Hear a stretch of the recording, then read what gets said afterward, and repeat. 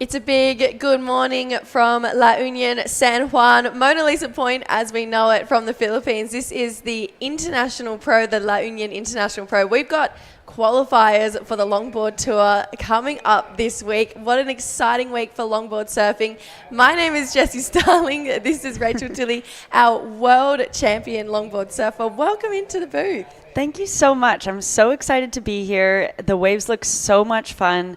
We're starting with the women this morning, and I think it's going to be a great week. I'm excited to see what this event brings. This is, like you just said, a world qualifier, and I think we're going to see some of the best here qualifying for those first and second spots to get onto the World Tour. Yeah, first of its kind. We've never had an event like this for the longboards, for really the shortboards even, to have one event where you can really qualify for that championship tour. Before we get into just how incredible this event is, though, you're in the Philippines, more specifically La Union. It's a really fun, upbeat, buzzing town. What are you making of it so far? Well, this is my first time to this country ever, and of course I have heard of it on the map a ton, having JR and a few of the other surfers start having really great international success has just put so much eyes, specifically here in La Union, and getting to know this wave from afar has made it a place that I really wanted to travel to. So it's just been so nice to finally be here. The country is so beautiful. The people have been so warm and welcoming. And I haven't had a chance to get in the water just yet, so I'm looking forward to getting a chance at that. Can confirm it's really fun. It looks super fun out there today. Right down on the beach right now, there is Camille Pillar with Will Hayden-Smith for the official call this morning. Thank you so much. Straight into another major event here in San Juan, La Union. We are starting with the women's. And today, how's it looking out there? Clean 2-foot conditions? Yeah, I've been here for about 2 weeks, and it's probably the best conditions I've seen since I've been here. 2 foot with some bigger sets occasionally and really clean, glassy. It's going to be a great day of surfing. I think we're going to run as many heats as we can, 20 heats. After the women's, who's on deck? Yeah, so we're going to do women's round 1 followed by men's round 1 and then women's round 2. 20 heats, but when the surf is this good, we want to make the most of it and run as much as we can. All right, looking forward to a full day of surfing. Back to live action. Awesome. Thank you so much, Camille. Thank you, Will. We are a go here this morning. I mean, when the waves turn up and it looks super fun, you can't really complain. And even just watching the free surfing this morning, the talent and just the level of competition that we have here for this event. Everyone has come from all over the world, 25 countries being represented here in the Philippines. It's going to be probably one of the biggest weeks for longboard surfing as far as this event goes. Yeah, and starting out with a really great heat as well, having one of our own Philippine surfers representing in heat number 1. Yeah, we're looking good for a start here. 25-minute heats this morning. We've got Ashley Lopez out there in the red, Kawa Harada in the blue, and Lola Bleakley in the white. We've actually got Lola's dad, Sam, here on deck as well to help us commentate. Right now, though, he's got a bit of dad duty going on because you'd be stressed to have your daughter first heat of the morning, first heat of the event. Yeah, that is a stressful place to be in. Having this first exchange, of course, no priority is established at first, so these surfers are trying to jockey for that inside position, and it doesn't look like anyone got to open up with that first wave. Yeah, we love a bit of just a competitive battle at the start of a heat. I feel like it's really where you get to see a lot of just personality and that competitive flair really start to come out. Lola, obviously, like we mentioned, Sam's daughter, incredibly talented surfer, and coming here, traveling with her dad. She's also going to another island in the Philippines after this to go and surf. But It's such a cool wave to come and longboard too. Obviously, we had the World Juniors here last week, and the shortboarding, it looked super fun out there, but the longboard is getting the best of it so far.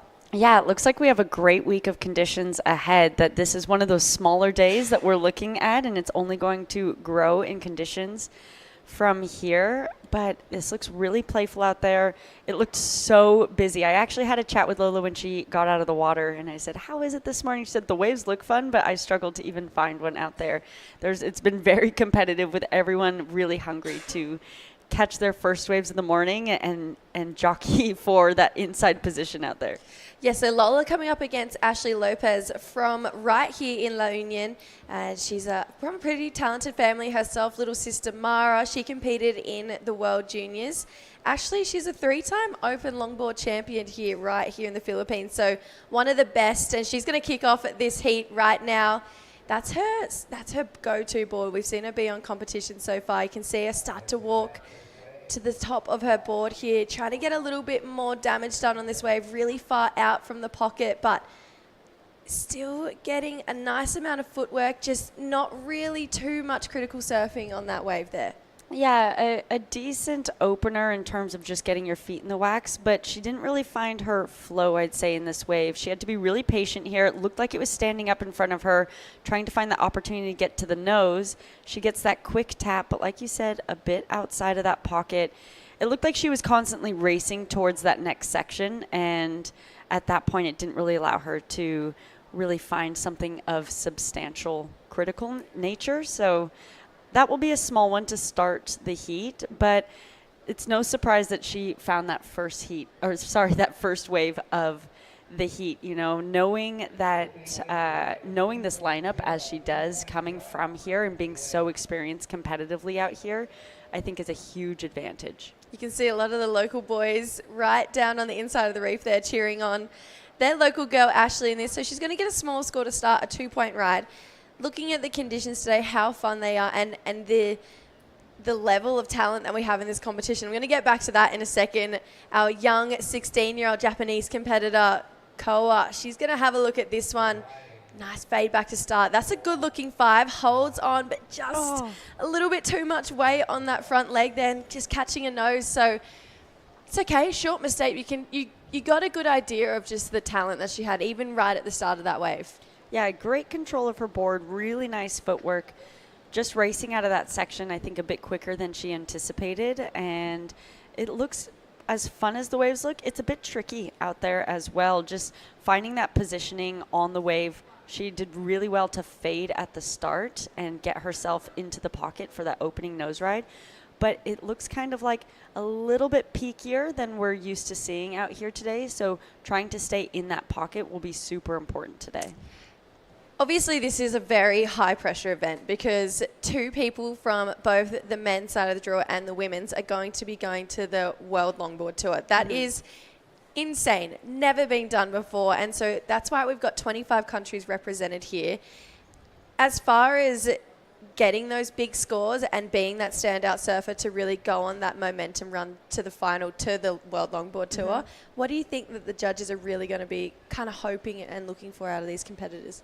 Yeah, I mean, looking at that judging criteria, footwork, nose rides in the critical portion of the wave, as long as total board control is really important. And not having anything, there's not one maneuver that is more important than another. It's putting together an entire wave, having great turns, having great nose rides, doing things in the most critical part of the wave is the most important. And so I think it's really anyone's game out there, looking at this field of women that we have coming up in round 1 and then those seeded towards round 2 as well. There is such talent in this heat. We're going to see another ride here from Koa. She's going to get a little bit of energy back to the power and then start to make her way to the nose. Quick 5. She's going to hold on through, a little bit of foam to deal with, but she's looking pretty strong. You can see she's kind of chasing another steep section there. Unfortunately, it just starts to die out through that inside of the reef. We've seen that all 2 weeks long that we've been here. But again, it's just one of those moments where it felt like Koa really starting to just build momentum and try and find some more opportunities out here. Yeah, taking another look from this drone angle. Love this opening turn, throwing those hands up, adding a bit of that flair, and timing this wave really nicely, getting that footwork. So that's more of that complete package that we were just talking about and what the judges are looking for.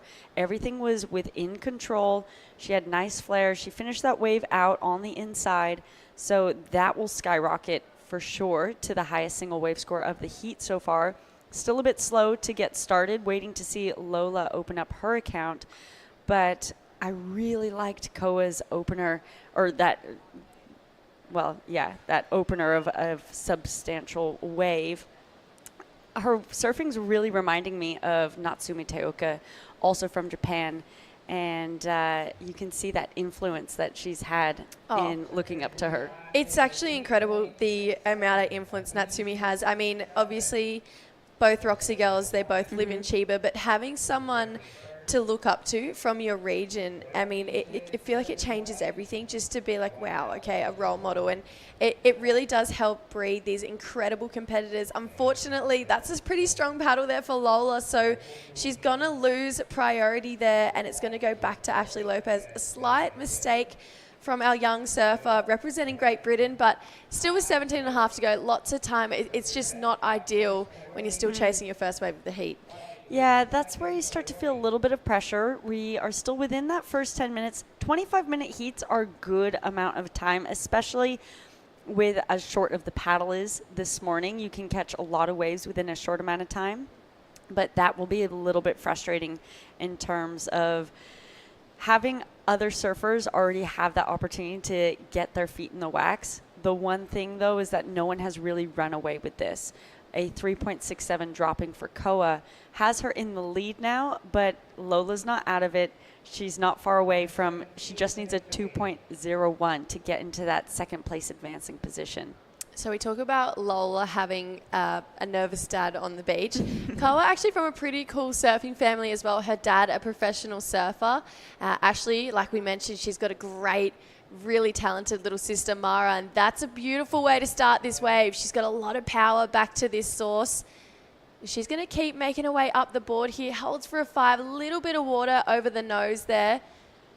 She keeps that energy moving through the inside. You can see just beautiful style as well. I love that back arm going up exactly where she needs it. That was nice footwork again for a quick 5 here, but maybe the judge is going to be a little bit critical of just still being a bit far out of the pocket here for Ashley.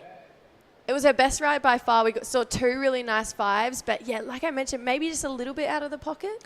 Yeah, on some of these nose rides a little bit, but a really, really well surfed wave. I loved that fade bottom turn that she had on her backhand here, and she's demonstrating she got to do everything. She has nice footwork. She got tail time, and she got some nose rides in. So a really nice complete package with control on every single maneuver.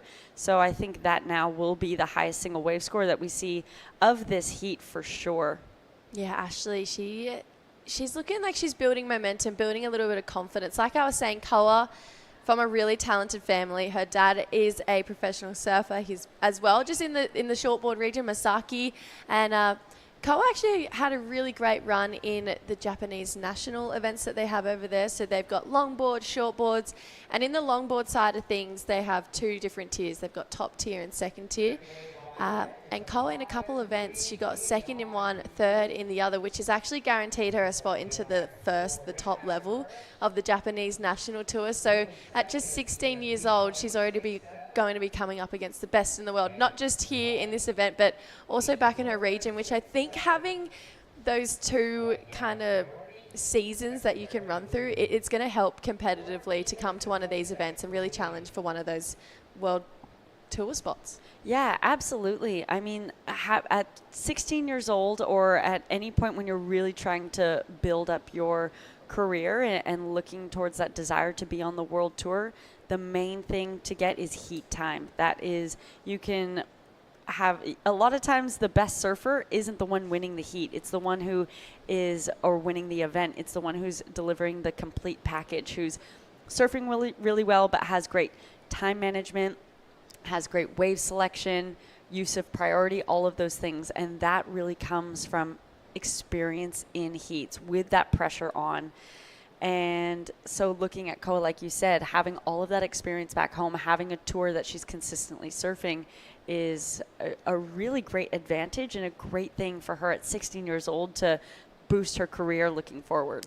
And as far as events go, obviously we've touched on it a little bit, but this being a massive one, and this is a massive win for longboarders. We'll get back to that. Lola, she's going to get her first wave underway here.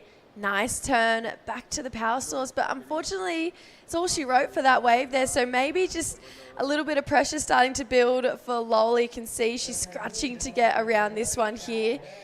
Maybe needs to have a little bit of separation right now between her and her competitors, and unfortunately just start catching waves. You know, it's just about time on your feet now, because it's not big scores she needs. Obviously, Ashley just looking in a pretty nice number of 5.33, but as far as second place goes, she needs a 3 and a 4.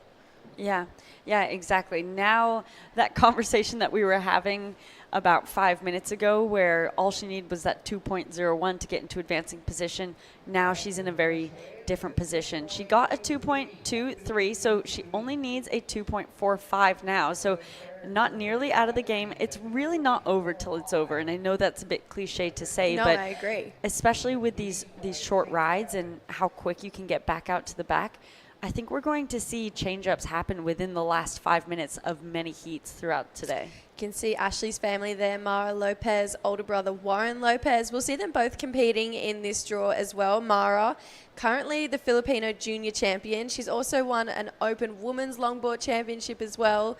And you can see Luke Landrigan and Jerry Deegan, just a bit of Filipino royalty on the screen right there this morning. But you can just see how much this community is getting behind their surfers. But like we were mentioning before, this event, just the scale of it and what it means for longboarders across the world, this is a massive leap, especially adding 2 more surfers to that longboard tour. Yeah, absolutely. This is something that has us as competitors on tour have been hoping to see our tour grow in this way. You know, essentially this is like, for fans of the shortboard tour, this is like a Challenger Series event. Yep. Normally our tour gets qualified onto through your regionals, and there's one qualifier from each region. So all of these surfers would be very familiar with, you know, Lola coming from that European region, Japan, and then the Oceania region being represented in here. But now this is an opportunity for those surfers who maybe haven't qualified through that region. They get another chance to now essentially, quote unquote, be on a Challenger Series type of event. But instead of a series, it's just one event at the moment. This is the first of its kind, like you said earlier, and we'd love to see it grow. But to have this event happen at a world-class wave like La Union is just a huge win for longboarders and the longboard tour. Yeah, making big moves, the longboard tour, and it's really cool to see, especially like you mentioned, we're making history here this week. It's the first of its kind, and I think it really starts to open up. For example, if you think about the men's regional side of the tour, especially the Asia side, JR Esquivel pretty much dominates that and has for a long time. So if he's fallen off tour and gone back to his region, he's pretty well dominated it to get back on tour. So it's going to start to really expand just that draw. And you think about some of those Filipino men's, Perry Ventura, Joe Marie, even JR's little brother June Esquivel, really, really talented surfers, all coming from this part of the world. So I feel like it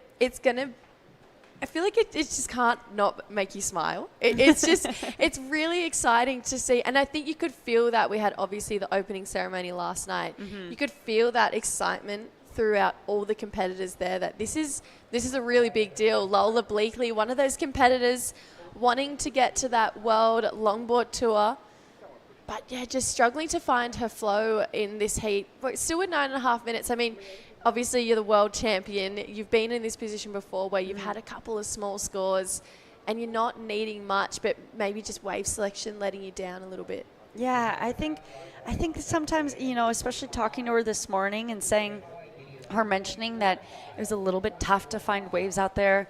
trying to not let that get in your head, but sometimes it still can, Oh, you know, yeah. when you feel a little bit lost out in the lineup. And fortunately, having someone like Ashley in your heat who is a local, looking to her going, okay, where is she positioning? Where is she lining up with? Can be helpful, but I think she's just kind of gotten out of rhythm. And now with the time pressure ticking down, she's an experienced competitor. She's competed on the world stage many times. And so I think we'll see her switch into gear, potentially an opportunity there. No, it's not going to be. Maybe one for Ashley. Yeah, Ashley, she's going to use priority here. Nice looking wave already. It's got good energy and pace. Straight to the nose here for Ashley. That's a long nose ride. And she manages to hold on there as well. There's a bit of water coming back towards her, but you can see we set it on that last wave. She was building momentum and confidence. And that's exactly what she did on that last wave. Yeah, really beautiful backside style. As we see a potential another opportunity. Yeah, we're going to see Koa have a look here. Bigger looking wave. These are those sets that Will was talking about with Camille earlier. Stuck behind a little bit of whitewash here for our young Japanese competitor. I love the fact that she was going those bigger waves. It's just really deep on the point there. When we see these low tides really start to roll through, you want to be sitting a little bit wider. We see that main first peak start to close out. But we've had this really awesome swell at the start of the World Juniors start to kind of finite the sand on the reef, which has made this really fun looking bank here, which we get to see on display from Ashley. Yeah, a really nice nose ride. Nice speed coming down out of it with control. That is a really nice addition to her scoreline that will definitely be going into her top two. This one slightly bigger than Ashley's, but then as you said, those bigger ones kind of closing out a little bit more. So not providing that opportunity for her to do anything of critical nature. And I think that's Ashley really showing her local knowledge, taking off on that first set, seeing that it's a little bit more of that medium one, running on the reef a little bit nicer, staying open. And you can see how far down the point she is. She lost her board there on the inside. Fortunately, not too long of a swim. I wonder if we're going to see a bit of a change up, Jessie. Maybe her staying down the point, or if she's going to move back up to the girls. Yeah, it's pretty interesting. So the reef, we're looking at the West Philippine Sea, and we really love north swells come through here. This time of year, we get a little bit of west, which means we get a couple of those taper off like we've seen maybe Koa and Lola have. But when those ones with a bit more north roll in, you get this really nice long wall. But at the end of last year, there was a big storm. We had a lot of sand fill in on these like finger kind of crevices in this reef. But this swell, the last couple of weeks, it's really start to just iron out that sand, and we're getting this beautiful point break back, which Koa is surfing beautifully here. Nice hang five. She's got great speed down the line. That's a beautiful turn. Wow. Stands on the tail there. Again, you'd never think she's 16 years old. She looks so strong on her equipment there, and that is exactly what she was chasing, because there's not a lot separating second from third right now. No, there's not. And that's a place where if you feel like you're defending your advancing spot, you can get nervous, and she had no nerves. She looked so poised on her board. Really loved the way that she read that wave. You can see Becky Liu. She's going to be coming up in that next heat. Sometimes I think, well, you could say this easily. I'll get back to this. Lola. This is the footwork we love to see from her. Really nice light steps up her board here. Great style. She's going to need to get back to the power source here. So she's just moving that weight, that energy forward. She's still using the entire length of her board, but you can see that was her best wave by far, but just maybe a little bit of frustration building in the body language. But this wave from Koa, this was beautiful. Yeah, this is her best wave in my opinion so far. A really nice second nose right there. Nice style, putting her hips out, showing that she is comfortable, adding in a beautiful rail turn, bringing it back around, and just coming through every maneuver with so much speed and cutting out with control. Getting a little bit out of the pocket there. That's where we see that nose bury a little bit, and then it was straight into a beautiful nose ride. Bigger looking set wave here for Ashley. She's have to hold her board. There's just so much water on the face. She's going to start to get a little bit more clean wall here. back to the power source. She's hoping for a steep inside section, but she's not going to get it. So she's going to hop out of there. We've got a big score, we assume, locking in for Koa, just with the ease of that wave and the power that we saw. We saw a lot of great footwork along the board. We've got nose ride, a really great carve. As far as, you know, someone like myself who's newer to the longboard world but really curious by it, I feel like it's really beautiful how longboarders surf the wave.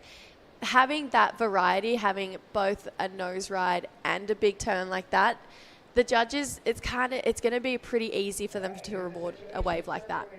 Yeah, absolutely. I mean, you can just see that control that she surfed that wave with. And Jessie, that skyrockets to her highest single wave score. Yeah, 5.93. So Koa now going it to the lead. It's 5.93 and a 3.67. Has her out in front. Ashley Lopez needs a 4.28. So there is literally nothing separating first and second right now.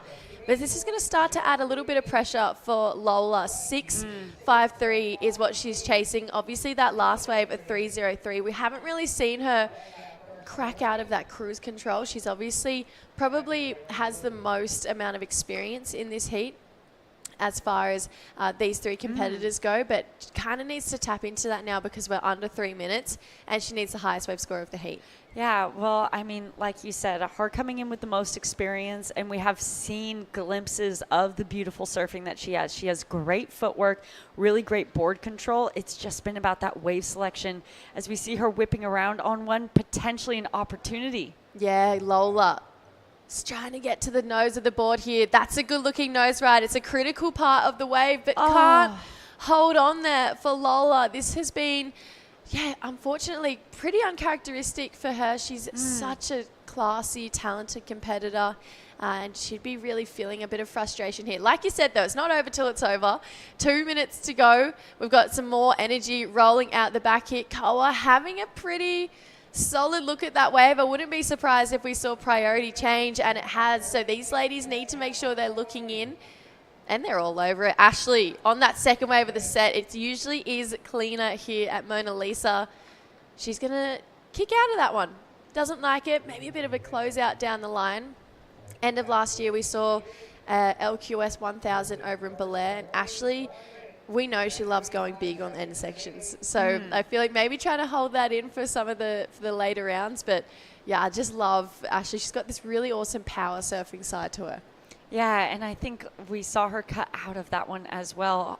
Looking at Lola paddling back out, maybe a strategic decision as well, so she could get back into that priority, and her now defending that second place position, wanting to have priority into that final minute over Lola gives her a bit of a nod, but they're signaling her farther up the point. She's not going to sit on Lola, so Lola might be scotch-free in an opportunity, sitting by herself down the point in this final minute. An 18-year-old, she is studying art in college right now, and she is an incredible artist, Jessie. I was seeing some of her artwork yesterday that she was showing me, and it is stunning. So getting a bit of time to travel with her dad here, taking some time off school, and they'll get to enjoy the Philippines a bit more after this event. I remember when True and I were competing and Dad would come to all of the events with us. Traveling with Dad was the best thing ever. Yeah. Just having a slice of home. I'm pretty lucky that True and I get to go to a lot of places together still, but I feel like for Lola, just having a slice of home wherever you go around the world, it changes a lot. So unfortunately, unless you can get away for the next 5 seconds, we are going to lose Lola Bleakley from the draw, but she's got Dad to hug when she gets to the beach. Interesting. Oh, yeah, we're going to see left and right, but that is going to be the results of opening round Heat 1. Koa taking the win, the young gun out of Japan, and the local lady Ashley Lopez rolling on through.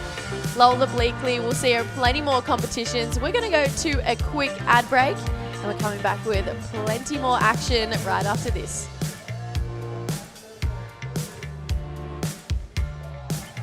The WSL La Union International Pro LQS 1000, presented by the Philippine Sports Commission, is proudly hosted by the province of La Union, the municipality of San Juan, and the Department of Tourism, Region 1.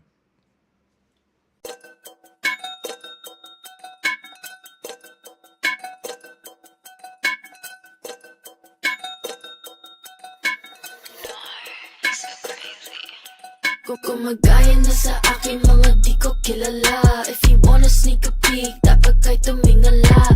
You know I put the work in, hindi to himala. I don't wanna cause a scene, so wag kang magpadala. They call me most high, I'm the prophet. Busy on the uprise, don't you try to stop it. See me at the front line, everybody watching. Do it all in one try, you look exhausted. You know I'm pretty, never modest. I don't ever wanna hide. I wanna be the bitch that no one ever asks to step aside. I always want attention, I'm always picking fights. If I don't get what I want, better hope that you'll survive. I got on my six, they tryna copy all my tricks now. Sticking to my that's why they think you need to sit down. I got the drip, I'ma get out. Don't think you understand, you're in my lane, you better get out.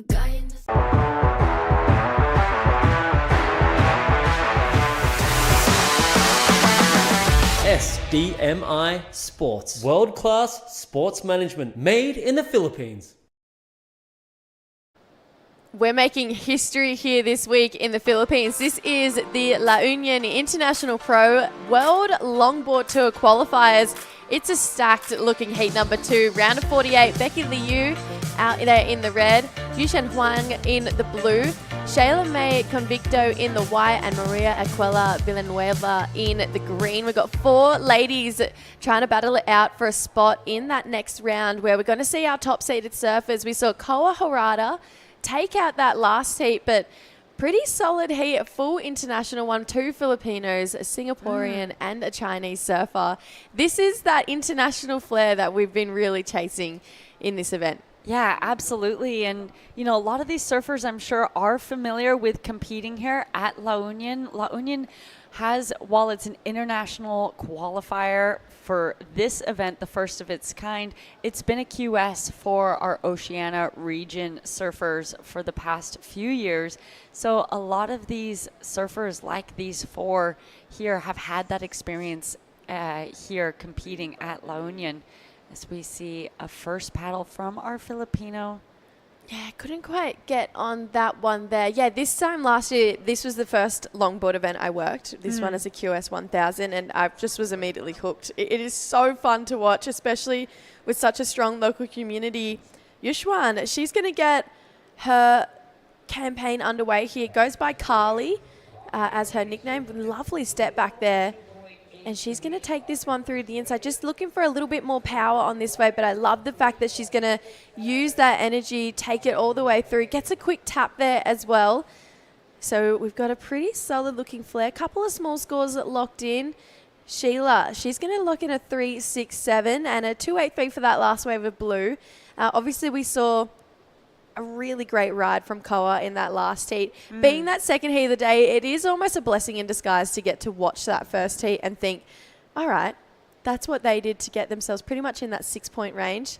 Let's use that to our advantage.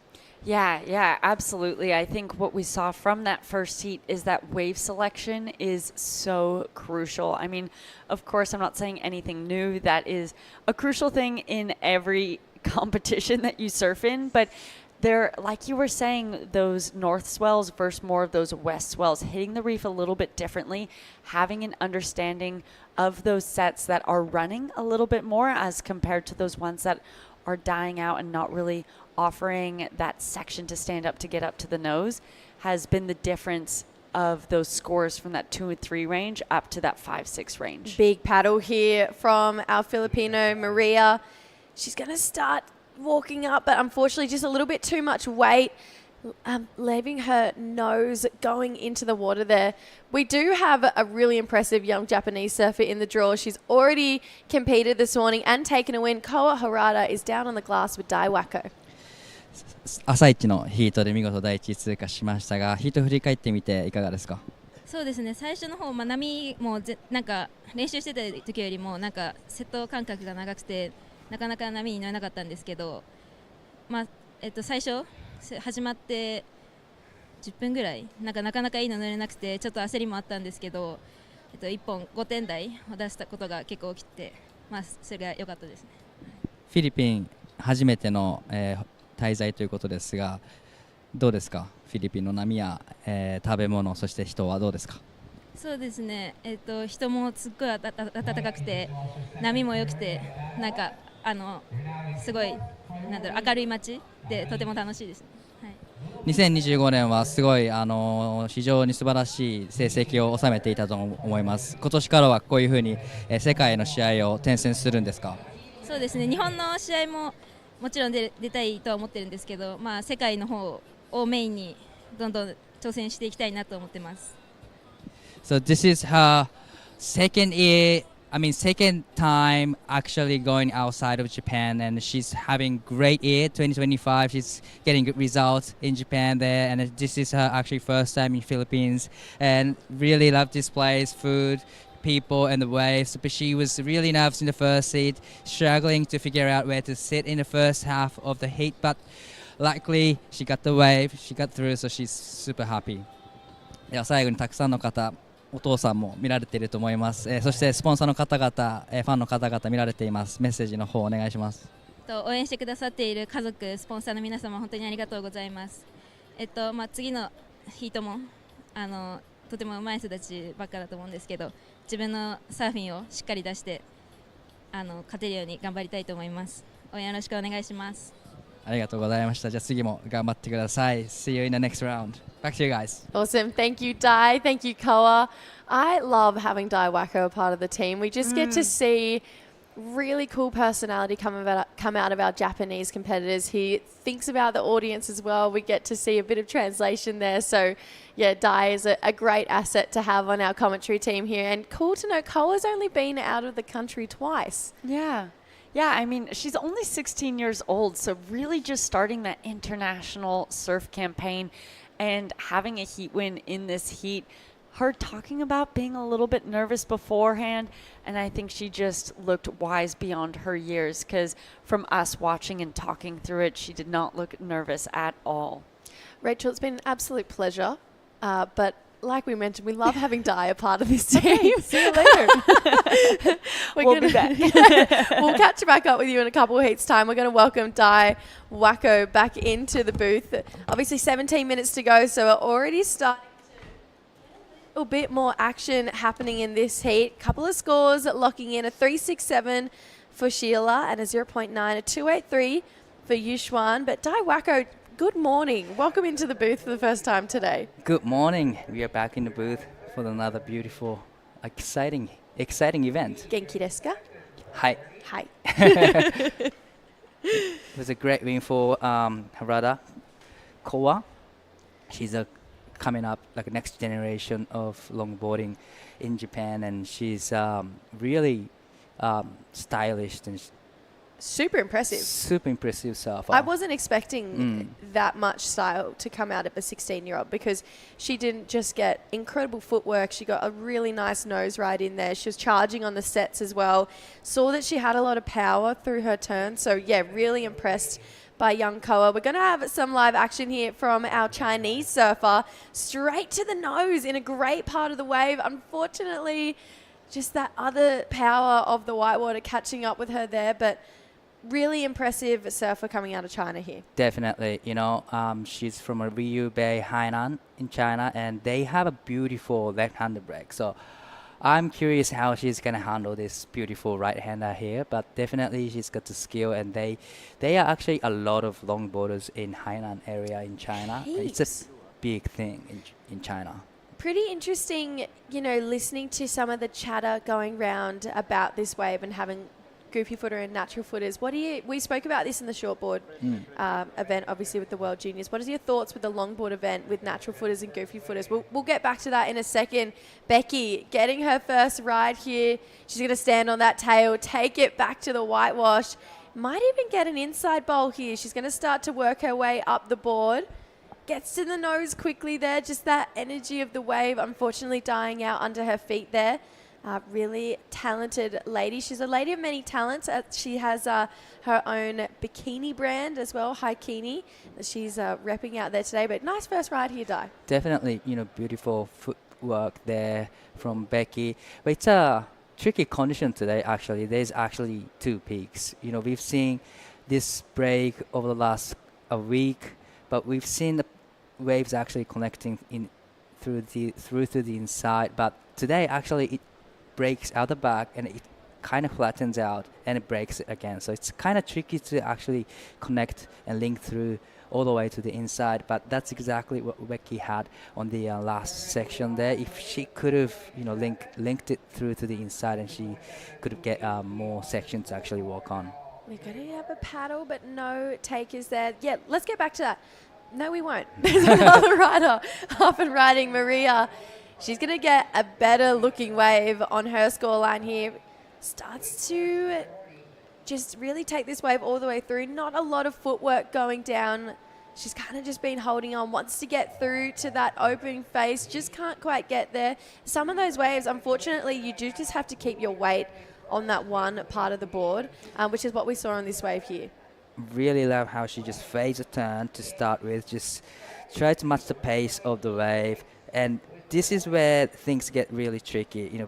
It's really peaky at the second peak there, so it's really hard to go to the nose and actually engage the rail, but this is a live action here. Yeah, goofy footer from China. Just another short ride there. She's currently holding in first place right now, 283 and a 27. So high score is going to Sheila. But yeah, like we were talking about, no, we won't. We're not going to get to this point here, Di, because we have so much live action going down here. These 4-woman heats keeping us busy. Wow, beautiful hang five for Sheila. This is world-class surfing. She's got another good-looking section to work with. She steps on the tail.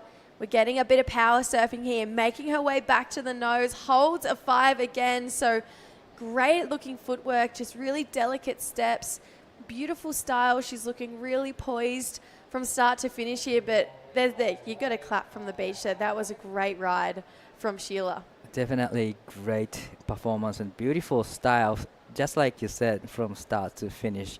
And definitely she's going to feel great about that ride there, because it was one of the ride that you actually can link through to the inside section, and she probably knows this place more than everybody here in this heat, so she just capitalized her knowledge here and she just did a great job there. Going to do it quickly while there's no waves coming. Right. Do you think it's harder to be a goofy footer out here?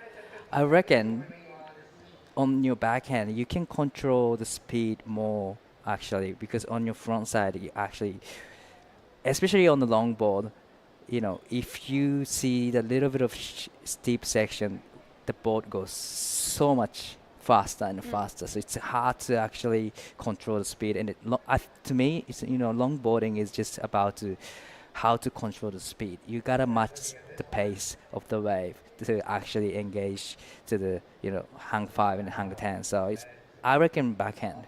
Backhand. Yeah. I love that. Becky showing us some natural footed surfing. 5 all ready to start this one off. Goes for a big end section turn. Unfortunately, just a bit of wobble in that wave, knocking her off of her feet, but getting a nice 5 to start that one off. But that last wave of Sheila, you're going to think maybe best wave of the day so far. That first 5 was exceptional. That was amazing, hang 5. And well-controlled surfing. Really love the hang 5. Tight in the pocket and holds it quite a long time there. A nice step back, really nicely moving up and down the board. Really well-controlled surfing and great read on the wave, and love that shot from the drone angle there. And it quickly steps back and just trying to find a section to go to the nose again. Face the turn a little bit and sets the rail and going to the nose right there. So beautiful, beautiful footwork. And as well, that first 5, that board started to lift. There was no water starting to roll over the nose there. She just looked really sharp and in control all the way through. This was Becky's 5 here, Di. Love that face turn to start with. Nice footwork. 5, great. And really, definitely she wanted to ride out of that section, but beautiful hang 5 there.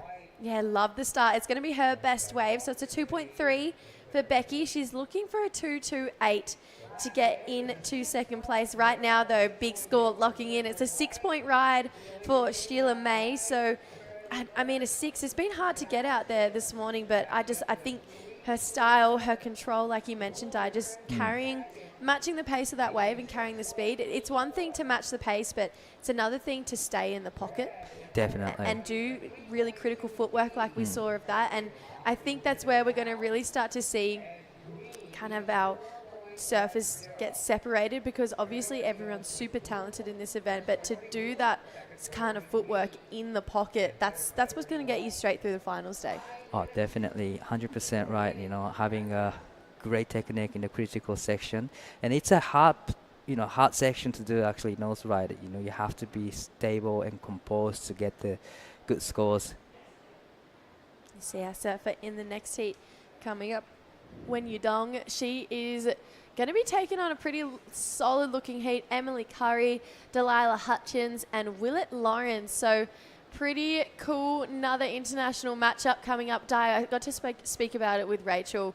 This is such an incredible week for longboard surfing. We're going to see two surfers from the men and the women's side of the draw go to the World Longboard Tour. This is a first of its kind and a big step in the right direction for longboarders. It's a great opportunity for all the longboarders. Looks like live actions. Oh, steep looking wave here for Sheila. She's going to try and find some open face. But yeah, that one unfortunately closing out down the line. And we've got more action here. Becky, she's up and riding again. Steps on that tail. Really nice rail work here. She's going to start to hopefully get a bit of footwork done. This one, it's not really offering her too much through the inside, but still lovely rail work for Becky. I think that was a great call from Becky, because those ones actually can break along the reef really nicely. Unfortunately, that wave didn't offer the steeper section, but I reckon you don't always have to go on the bigger waves here. You can actually get a good score on those smaller size waves, but definitely Becky knows what kind of wave she wants to get. So I reckon it was a kind of mistake, but good call. There we go. Nose ride straight back into action here for our Chinese surfer, Yushan, or Carly, she goes by. She's going to try and hope for that she gets that little bit inside bowl here. You can see just trying to carry a little bit of momentum through to the inside. Just can't quite take it all the way through there. We saw with the World Juniors that inside bowl was really offering some big scores, and I feel like we're going to see the same thing happen this week with the longboarders. Definitely. I think longboarding really suits the inside section there, but beautiful hang five there, and really love the face and just matching the pace of the wave, trying to get another section. But like you said, unfortunately, it was a great call for her, but unfortunately couldn't really ride out of that last section there.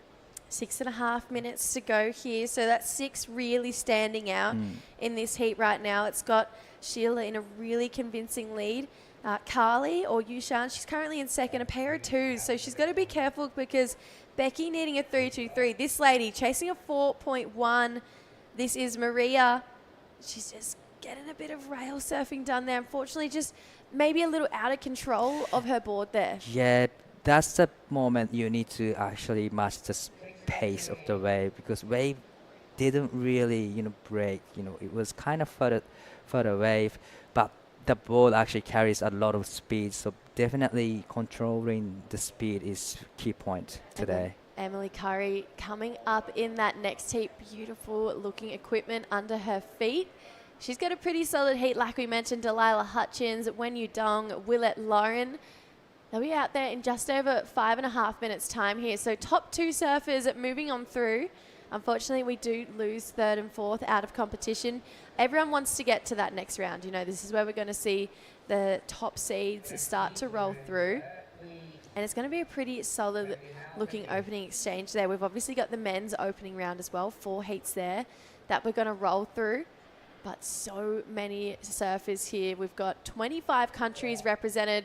5 minutes on the clock. This is Becky Liu trying to get herself into that top 2. Gets to the nose pretty quick. She's going to try and look for some more open face there. You can see she had great speed, but unfortunately just that wave not allowing for much more.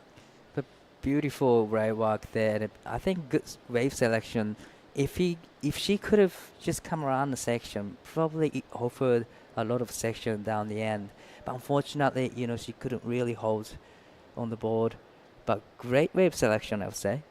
We got more action here. Carly having a look. Needs a 6.84. This wave lacking a bit of energy here, Di. So she needs to find one of those waves. If she wants to get a big score like that, it's got to be at least one of those mid-sized sets. And then she's got to pretty much use the entire length of her board, give us some flair, because if you think back to that wave for Sheila, she pretty much had everything on that wave. Definitely, you know, to get that 6.84, you definitely have to take off at the point and get something down at the back, and then link through to the inside and get the, you know, maybe nose ride or maybe turn in, and then that's how you get the 6-point ride here. 3 minutes 50 to go. So the ocean is taking a little bit of a breath in at this point in time. Interesting to see how deep Sheila is sitting. You know, we're seeing on these low tides, sometimes that first peak can really start to close out, but I feel like she really backs her ability. She knows this wave really well, and she carries her speed beautifully as well. So I feel like she's trying to challenge herself a little bit sitting deeper here. Yeah, that's right. You know, that's where we see all the junior surfers getting those really short wave, but looks like she's interested on that one. Yeah, she's found a wall in front of her here. So our current heat leader, Sheila, starts to walk up the nose, needs a little bit more. Right now, she's starting to make her way out of the pocket, but she's got another one to work with here. Straight to the nose, another great looking 5. You can see just a little bit out of control there, this wave. She needs to stay in the pocket here. Nice at finishing carve, almost loses it. So had a couple great moments on that wave, but when you think about just that overall control like we've been talking about, her last wave, that 6-point ride, still standing out. Definitely, you know, great wave selection. Just trying to get rid of the 3.67, so it's a great call for her. Face down, just like you said, a little bit of out of control there, but beautiful footwork to 5, steps back, another 5 there. A great wave, you know, control of the board, beautiful surfing, and right out of it.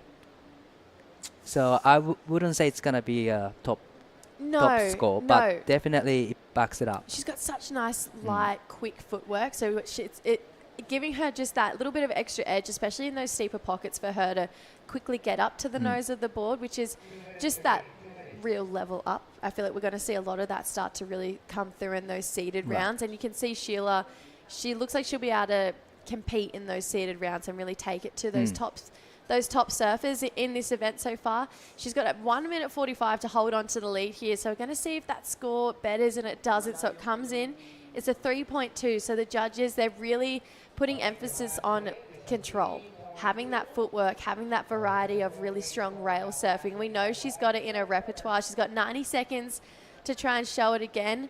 Right now, Yushan or Carly, she's chasing a 6.84 for the lead. Becky needs a 3.23, so that's not much.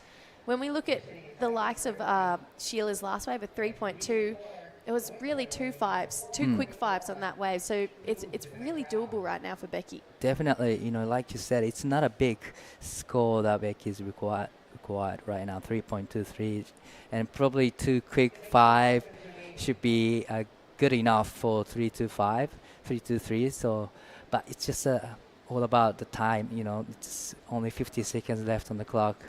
So hopefully there's going to be another wave. Yeah, paddle from our heat leader here. 45 seconds to go. She's already starting to make her way up the board here. This is nice. Back to the power source. Going to use this to her advantage. Has a bit of a weird wobble, but it's that quick footwork. We get the first 10 of the morning so far through to the inside here, and she's going to take this one through. A bit of a victory lap right now for Sheila, a Perso wave, as an Australian would call that one. But with 20 seconds on the clock, you can see Becky having a paddle, really trying to find a wave here. You can see she's a little bit wider down the point, trying to find herself a wave with that extra wall. So she's making all the right decisions. Just unfortunately, the clock winding down on Becky and Maria. So it's looking like it is going to be Sheila May, who had a really convincing win in that heat, that 6-point ride. Best wave of the morning so far. And Yushan Hang, or Carly from China, she's going to be moving on through as well. Solid looking heat number 3 coming up. These are the results for heat number 2. We've got an incredible commentator coming in next, Sam Bleakley, joining Di Wacko in the booth. Don't go anywhere. Plenty more action coming up.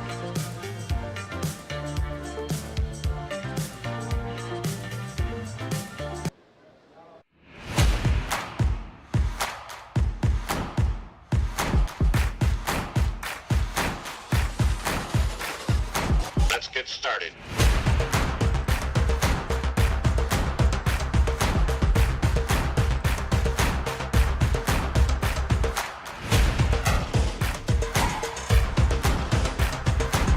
Let's go.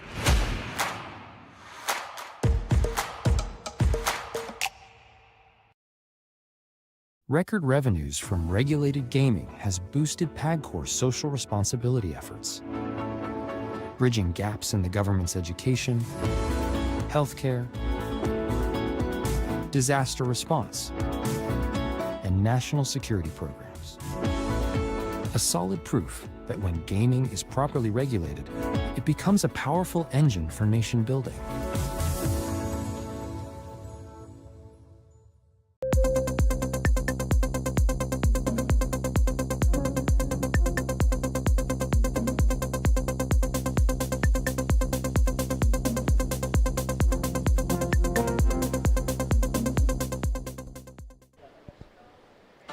Welcome back to the action for the La Union International Pro, the Women's World Longboard Tour Qualifier. We move into the heat number 3 of this opening round of 48. Round 1, as we can set the scene there, we've got Emily Curry from the UK, Delilah Hutchins based in Costa Rica, Wen Yu Dong from China, representing the great left-hand point breaker Ryuan Hainan, and local surfer Willette Lauren. I'm Sam Bleakley, joined in the booth by Dai Dai. You've had a great time at the juniors. A little celebration of La Union. Why is this such a special place to host this event? Definitely, it's a special place. You know, this was the second time they had a WSL World Junior Championships in a row. So definitely great moment for all the people from Philippines, and back into another great action here. Yeah, and this is a cool spot for longboarding. I mean, you would have seen the variety of waves that you had through the junior event, but you can really recognize that this is a real good canvas for bigger boards. You know, what do you think makes this special for longboarding here at Mona Lisa Point? I reckon it's a great, right-handed point break, just like you mentioned. It's not as horror as the other, point break, like snapper rocks and all of other points, but it has a different face. You can have further section out the back and really horror section in the inside, but this is the first wave of the heat. Live action, Emily Curry cross steps forward, back to the tail in red. She kicks out riding her Skin Dog surfboards. We got some big names competing here at this inaugural event, because this is between a World Longboard Tour event and a Longboard Qualifying Series event. It's giving an opportunity for the winner and the runner-up to gain a wildcard spot on the elite top 24 World Longboard Tour. So it's a really special occasion, and it's brought together big names like Emily, Ben Skinner, her shaper, and a lot of new surfers as well. And you could sense the excitement at the opening ceremony last night. Definitely, it's the first time WSL actually have this qualifier for the longboarding event, and it's a great opportunity for all the surfers, because it's a super narrow spot for each region. Only one spot get into the LT, but this was one of the replay from Surfing Blue, just racing down line, come around section, nice hang 5, and hold it quite long time. Really beautiful rail walk, engaging the rail beautifully, and it gets the last turn in. Unfortunately, goes down, but still beautiful combination. That was a nice start for Delilah, a 5.83. And with that, let's go down to the sand, because our very own Camille is with our last heat winner. Thank you so much, Sam. Yes, the first Filipina advancing to the next round. I am with Sheila May Convicto, representing Siargao Island. So, Sheila May, first round out of the way. You also locked in the highest score so far, a 6.0, and also locked in the first hang 10. So, tell us, how well do you know this wave? Actually, not really sure about it, because I only surf her like 2 times, and this is my 3rd time.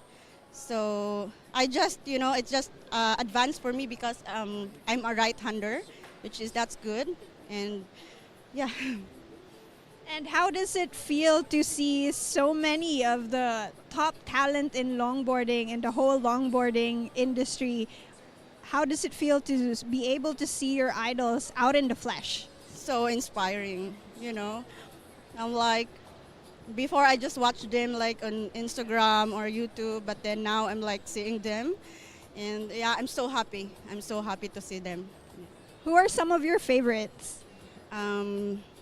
Rachel Tilly, yeah. Okay, shout out to Rachel over there. And okay, so do you want to say a special message to anyone watching you back home in Siargao or from anywhere in the world? Okay, Siargao. I want to shout out po sa mga nag-sponsor sa akin. Aloha Siargao, Sing Villa Siargao, and sa family ko po na nanonood, to my husband for supporting me, and especially to my best friend Jam. Okay, you must be very, very stoked, and congratulations. You have more surfing to do. Looking forward to seeing you more out there. Okay, back to the live action. Great stuff. Thanks, Camille. And representing Siargao, Sheila May. I mean, let's talk a little bit about the rivalry between the La Union surfer and the Siargao surfers, two of the top historical areas of the Philippines. Is there going to be a rivalry between those two areas, or is it all Team Philippines? I would say all Team Philippines. Yeah, you know, like there's it. a big support from all the crowds everywhere you go in the Philippines, but this is a live action here. Emily Curry holds that 5 long, smooth Wow. nose ride from Emily Curry. Walks out of that opening nose ride back to the tail. You could see how that double skin design with the wide point back just allows that nice pivot with the down carve. Second turn comes off the bottom, stands nice and smooth and tall, connecting through the inside section. Emily Curry into another 5, holding that 5, walking cleanly out of that third nose ride, and now looking for a little bit more of a reform as she kicks out cleanly, and Red is going to back up those opening 2 scores with something that could rival Delilah's opening wave of a 5.83. As we see up and riding right now in blue, Delilah, nice fade in, stands tall, high line. This wave just smooth, opens up, and she uses the cross-stepping really nicely, Di. You could just see the way she rode that wave functionally, getting that body weight to the very front of the board to keep everything trimming, back to the tail, lively on rail, looking really good. How do you think that compares to Emily's wave? Well, it's completely different approach, you know. Emily's wave had a lot more steeper section, but let's back to the replay of the last of blue. But just like you said, I love the face turn to start with, just matching the pace of the wave, and love the hang 5 there. And again, face to just set up the hang 5 there. Beautiful, you know, carve down to the parcels. And just, you know, time it really well, and it gets the finishing time there. So beautiful timing, well-controlled surfing. Yeah, she could have just grabbed that drone then as well. That was great to see. What you really noticed also from that nice close drone clip was the use of the hands, just keeping that composure. And that's the beautiful thing about surfing as an art form, the way the best surfers from Kelly Slater all the way through to the likes of Ben Skinner or Delilah that we just saw here will use everything through to their fingertips just as a form of balance to control the ride and the footwork and the turns. Definitely, and everyone in the seat, everyone from this competition makes it look super easy to just get on the rail and just set up just like this, you know, the European champion showcasing her skill set here. It's a steeper section to do the nose right there, well composed, well, you know, really relaxed style there, and it's all about controlling the surfboard in the longboard division, you know. Di, I know you're a red-hot shortboarder. I've seen clips of you shortboarding. Have you ever experienced that wonderful feeling of getting those toes curled over the tip of a longboard? I wouldn't say it's a perfect hang 5, but I actually have experienced the nose ride a little bit because I have on my longboard back home. So it's such a good feeling. And you know what's really important for the fans tuning in around the world is the fact to recognize if you do get all of those toes over the very tip, it just accentuates that feeling of control compared to when that foot's just a little bit back from the front of the nose. And actually, if you go like right in front of the nose, you can actually get the control of the surfboard really well. It looks really hard to do it, but you know, this lady just showing her ability and capability here. Beautiful hang 5 with a lot of speed, but well-controlled surfing. A couple of nice turns, throwing sprays there, and just setting up for the next section. And beautiful footwork there, straight into nose, hang 5, and steps back, and just waiting for the section to stand up again. Well-controlled surfing. I love how she just walks it with a with no effort in it. So beautiful surfing. Yeah, and it was nice. She nose rode through the section on that opening ride there. She got a 7 for this. Live action, as we can see Emily answering back with her 4th wave. The surfer in white, Wen Yu Dong from China, up and riding the goofy-footed, looking lively, good cross-stepping, footworking all the way through to a stretch 5 through the mid part of the ride there, and then nice control using that back heel into a nice roller coaster off the lip to the inside. So demonstrating that she's got a lot of variety in her repertoire, one of the new generation of Hainan surfers shining. She's already got a 4.33 for her first wave. That's her second ride. So as it stands, Emily's out in the lead with a 7, but she's carrying that 1.83. So our surfer in white is just chasing a small score as we get some tabulation now. Delilah Hutchins from Costa Rica, a 5.83 and a 4.83 puts her in first. But what do you think of this for our surfer from China? Definitely beautiful footwork there and well-controlled surfing, especially when she's locked in on the nose.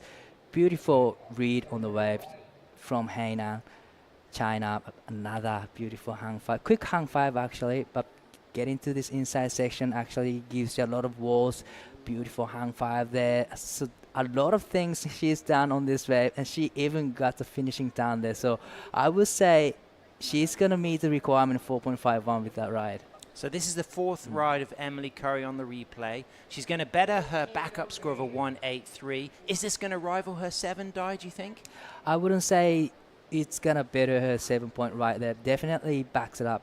You know, it's a short way, but still had a moment to go into the nose, and then had a control surfing, great turn. So definitely she's going to better her situation here. Waiting for scores to come in for white. Will it change the situation? She needs a 4.51 to move up into first. She's got a 5.27, so she moves up into second. Delilah Hutchins is out there in first for Costa Rica. In second now, Wen Yu Dong, as we can see some of the surfers coming up in our next heat. We got Nick Miller in red. We got Maya Glassanap, who's a fantastic reunion surfer based in Portugal where she's studying. And we've got 2 local surfers as well who are going to be representing Team Philippines. So 12 minutes remaining as it stands right now. Emily Curry now down into third, but we're still waiting for that last score to come through. She only needs a 2.6 to move up into second die. So I think that's pretty likely with that last ride. Definitely she's done the job on the last wave. You know, Emily will get 2.60. So now probably, you know, when you need another good score to go back into the second, well, there you go. Boom, comes in at a 4.57. So Emily Curry out in first position with a 7 and a 4.57. Delilah Hutchins representing Costa Rica. She's in second with a 5.83 and a 4.83. And sitting there now, still in the mix, in third for China, Wen Yu Dong. She just needs a 5.4. So what would be the strategy for our Hainan surfer? Bearing in mind, you've come off the back of working at that Ryuan event. You know the culture of surfing now in Hainan. You know the training that these surfers have been doing. Yeah, right.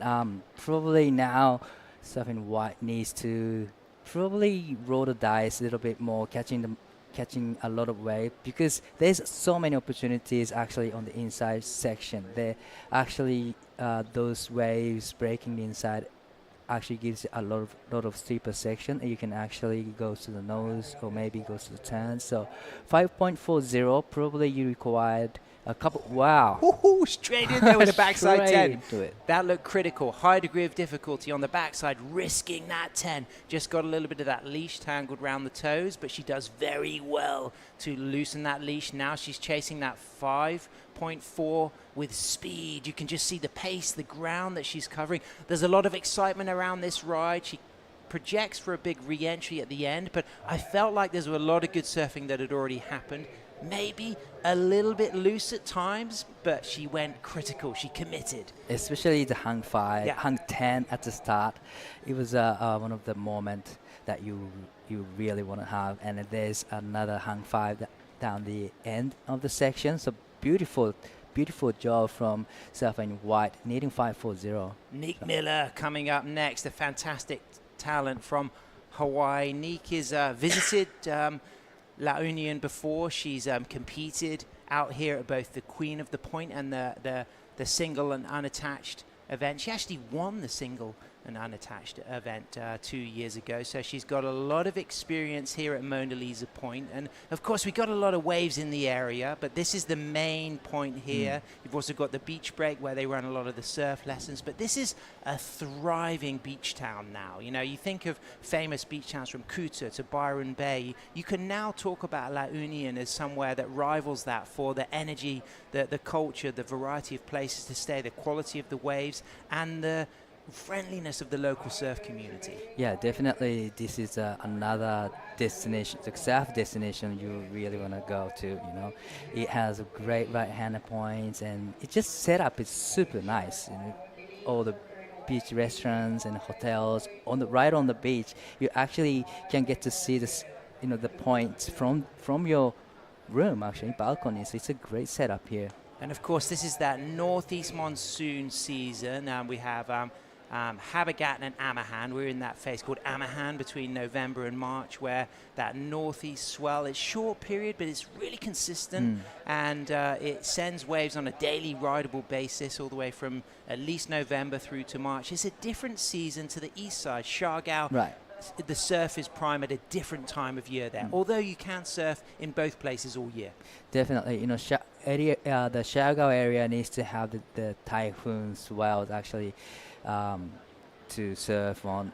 And actually, I this is my first time here in La Union. This is Maya. She is from Reunion, representing France, but she's currently based in Portugal, where she's studying. Really, really stylish longboarder. She's got great footwork, composure, and there's a whole new generation of women longboarders from around the world who really embody the grace of the nose riding, and they have been inspired by some of the competitors who are actually here, like Summer Romero, who's a 2008 world longboard champion. You know, she was part of that generation with the likes of Kalia Moniz and Cassia Medor and Carla Roland Zamora, who's also here, who really set the field ablaze to really emphasize the classic approach to longboarding, using the single fin, the soft rail, and the footwork to go in and out of nose rides, but also making sure that the rail work was a big part of the package.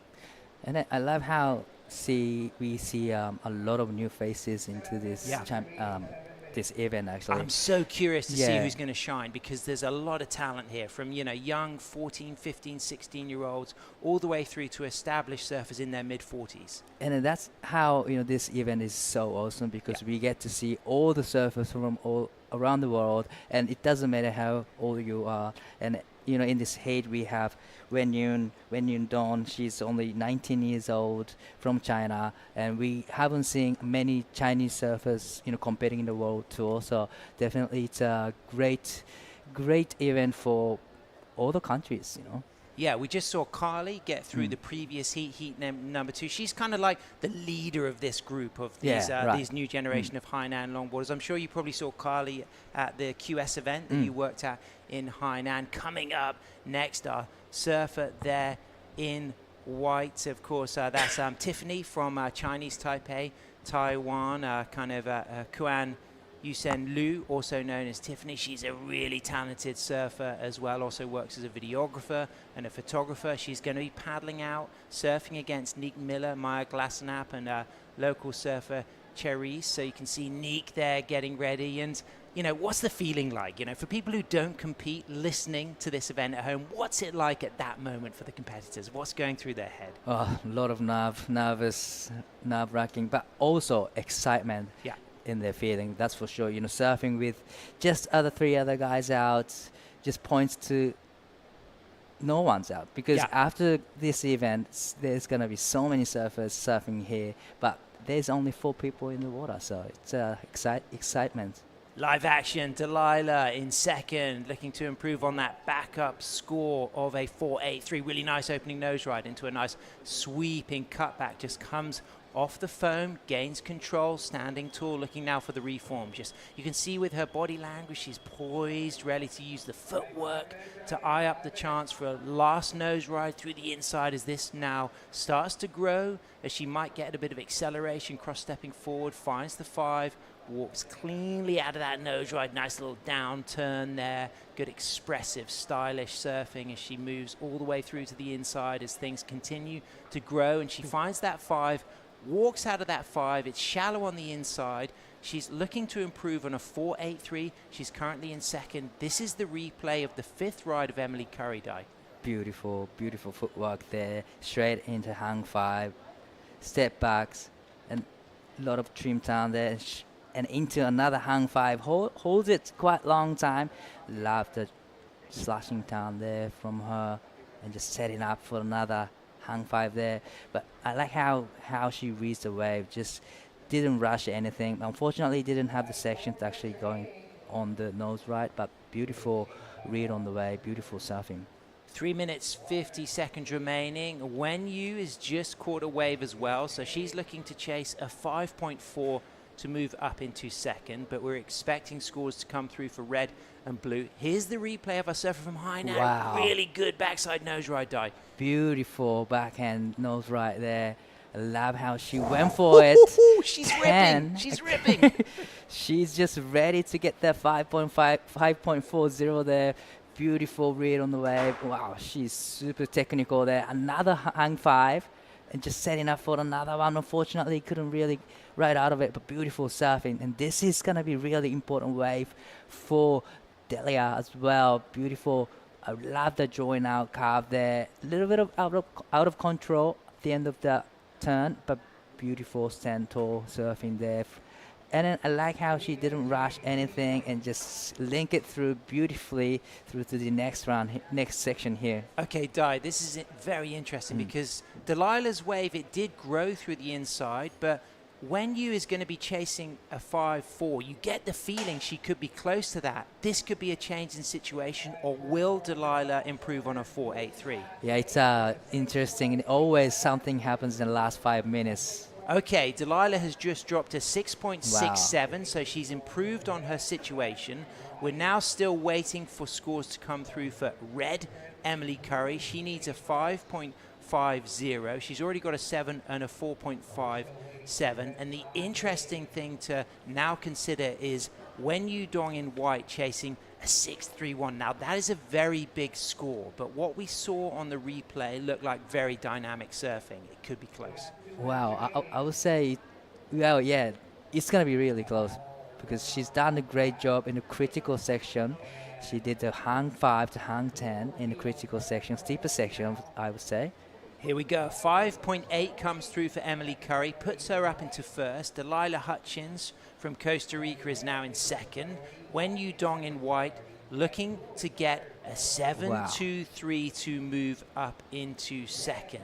Now, a 7.23 would be the biggest score of the heat. So far, that sits with Emily, her 7 for her third ride. I feel as if it's going to be a strong score, but a 7.23 is going to be hard. However, Wen Yu is absolutely impressed me 100%. 100%, that's, 100% she's a impressive surfer.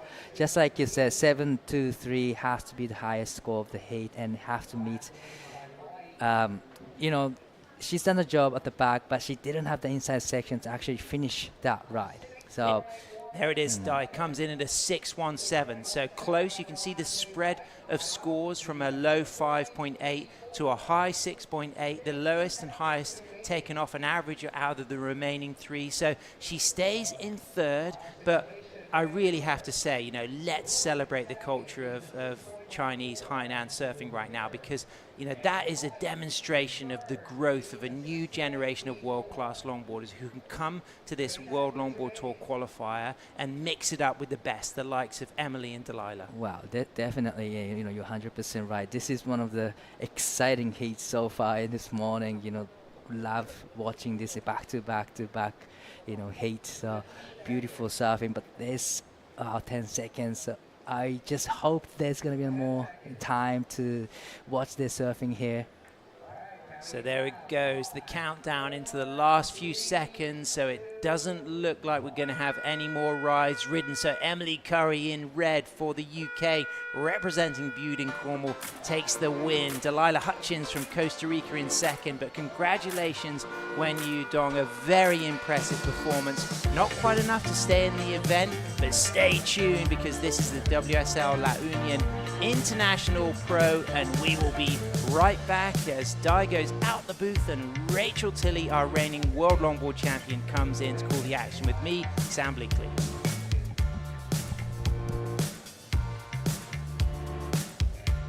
The WSL La Union International Pro LQS 1000, presented by the Philippine Sports Commission, is proudly hosted by the province of La Union, the municipality of San Juan, and the Department of Tourism, Region 1.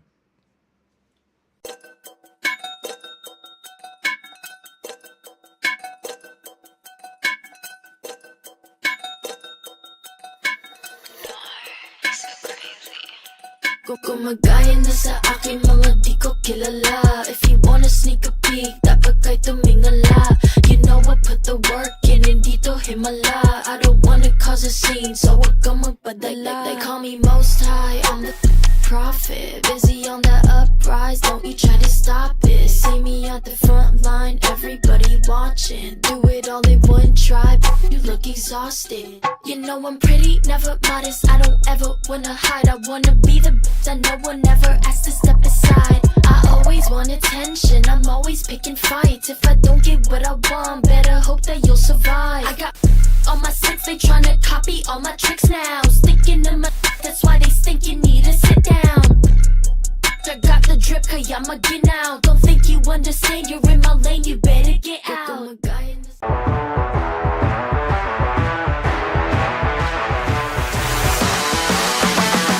SDMI Sports, world-class sports management made in the Philippines. Welcome back to the Point San Juan, La Union, the Philippines, for the La Union International Pro, a World Longboard Tour qualifier with 120 athletes from 25 countries. I'm Sam Bleakley, joined in the booth by our reigning WSL Women's World Longboard Champion, 3 times World Longboard Champion, Rachel Tilley from California. Rachel, great to see you as Neek Miller kicks things off. Rachel, this is a surfer who's got a lot of familiarity with surfing here at La Union. Yeah, having success here previously. Wow, just looking so stylish and comfortable as she's opening up her account here. We saw a score already dropped for Maya and a really nice opener for Nike.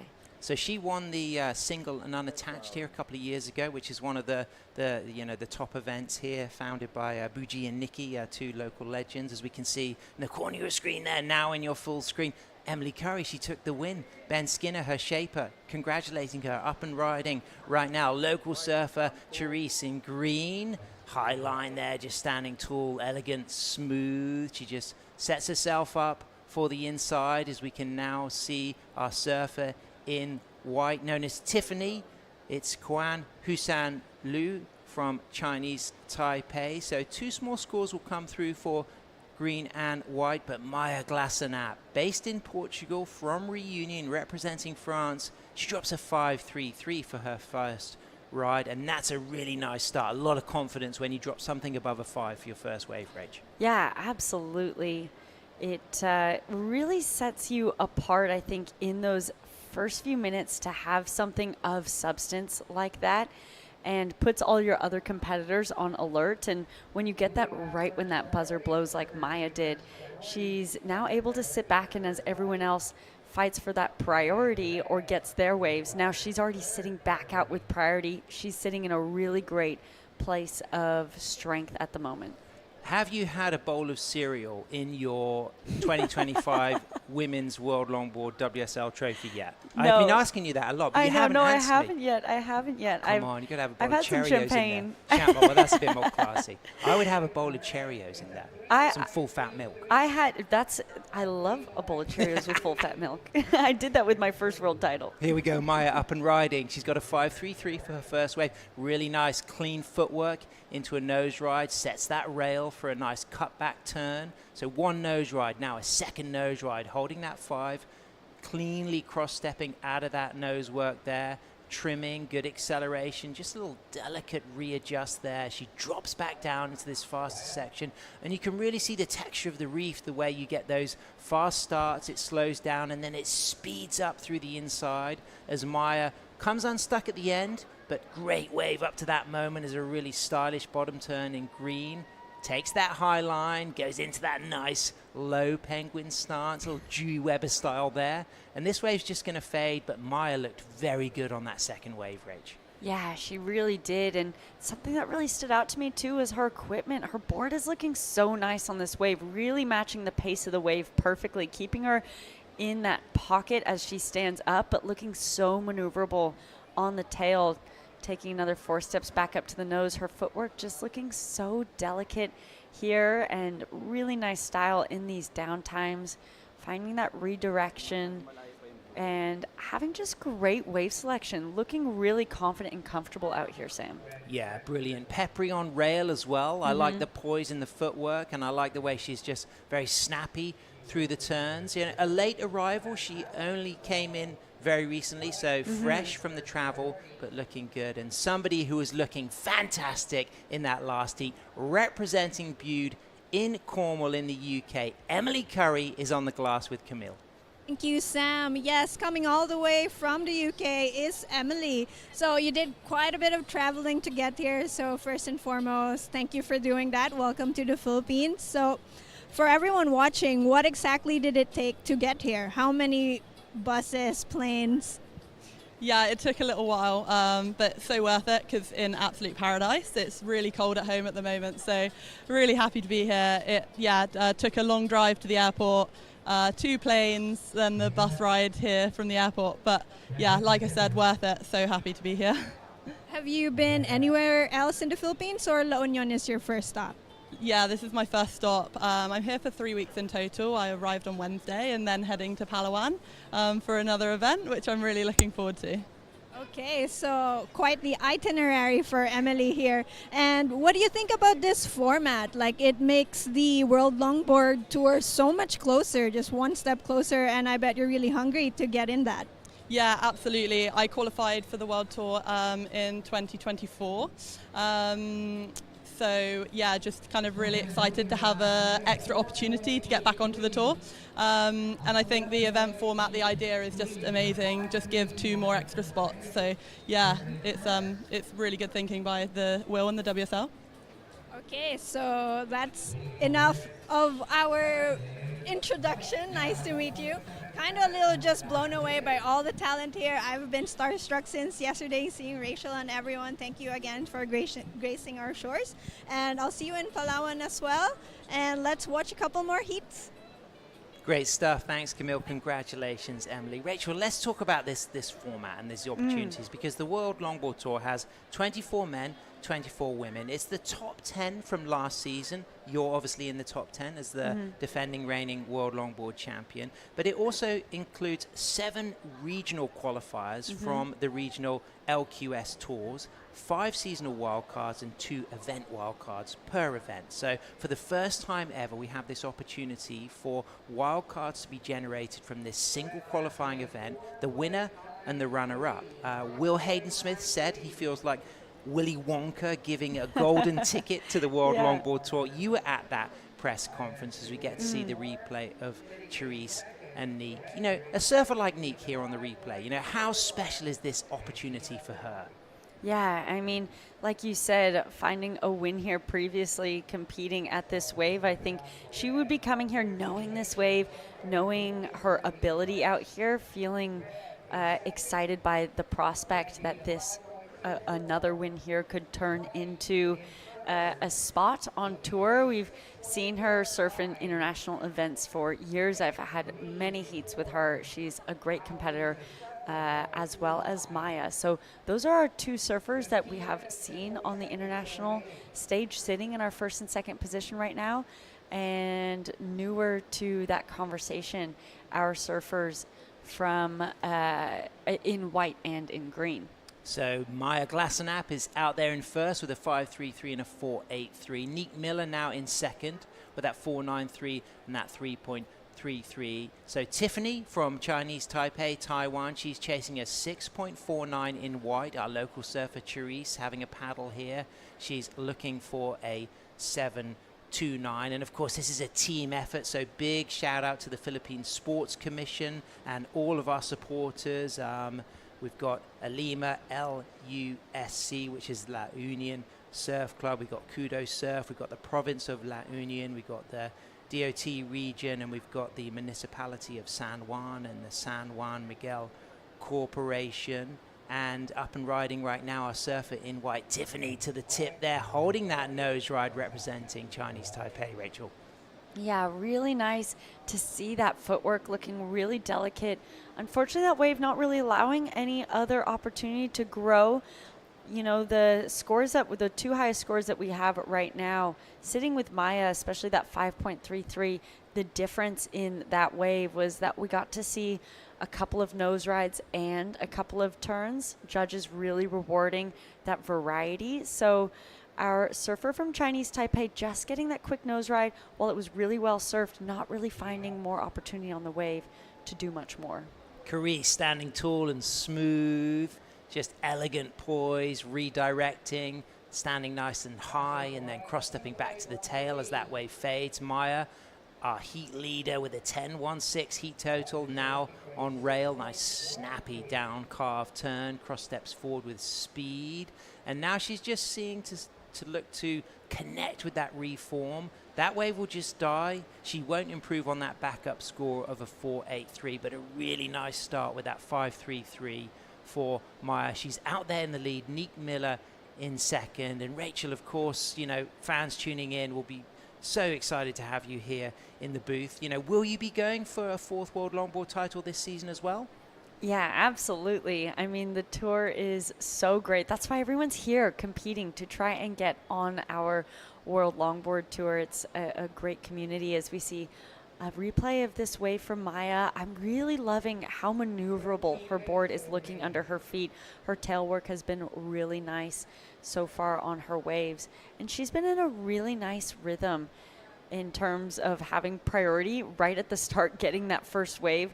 Everything has seemed in her to go her way in this heat so far as she's making her way back out to the top of that point. So Rachel, I'm bubbling with World Longboard Tour trophy questions. Okay, my next question, how different are the three trophies? You know, are they different size, weights? Are they made of different metals? Is one like pure silver, the other like a nickel? You know, what are they made of? What are they like? Okay, so yeah, my first one is pure silver, so it does actually tarnish, so it turns like kind of a brassy color, unless you like polish it. So it's like looking after your wedding ring. Yeah, exactly. So it does need a polish, I will say.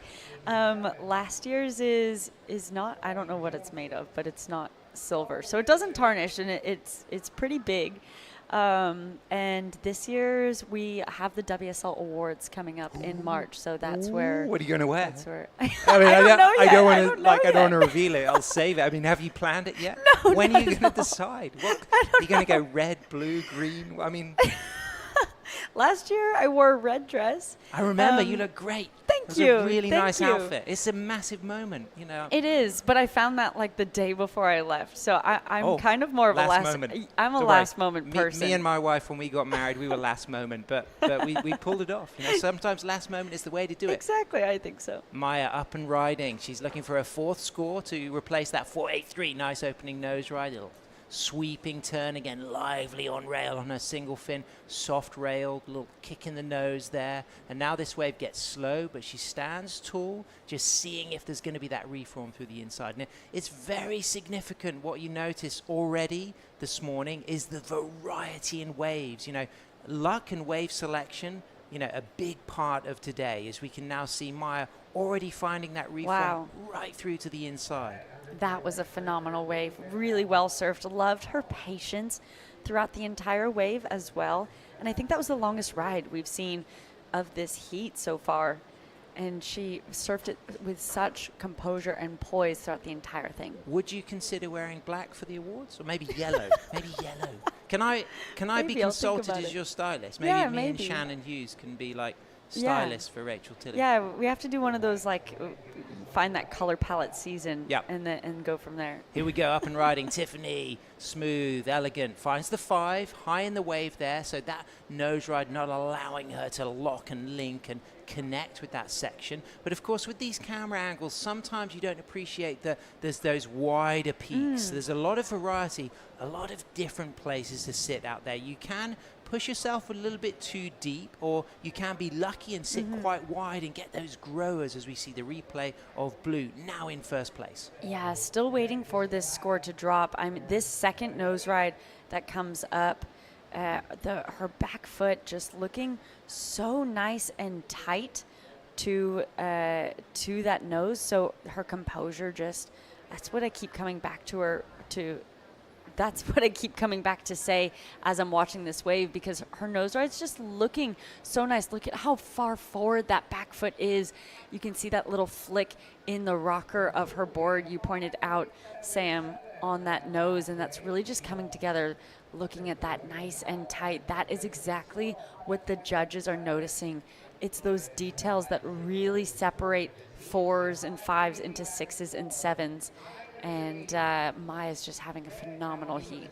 There's a replay of Kuan Hassan Liu. Tiffany from Chinese Taipei, based in Hengdong, likes to surf at Jinsun Harbor, and Jila Shui down there in the south, works as a freelance videographer and a video editor. She spent a couple of years in Byron Bay studying film, usually rides her new advanced board shaped by Neko Cabone from Sao Paulo, Brazil. Maya Glassenup herself, she's studying to be a veterinarian in Costa Caprica at the moment. And our surfer in blue coming up next, that's Indy Hoffman. And I've seen Aaron, and I love the Hoffman legacy that's linked to you, Rachel, because you often have a Hoffman fabric inlay in your board, including the board you won 2 world titles on recently. Yeah. 3 if you include the ISA one. No, that's true.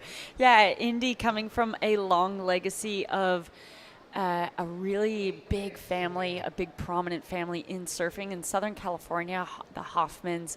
They're famous for Hoffman fabrics, and her dad, Aaron, always letting me come into the factory to pick fabric to inlay. And Indy also having boards shaped by Martin Shapes, my shaper as well. So knowing Indy almost her whole life, it's a pleasure to now see her as an adult competing here at an international level. Did you notice last season how many Joyce Hoffman references I did to you when you were because Yes, I did. if you watch, if you felt that, do you know the synergy I'm talking about? There's a certain soul arch bottom turn and a back arm up nose ride that you do that Joyce did. Well, thank you.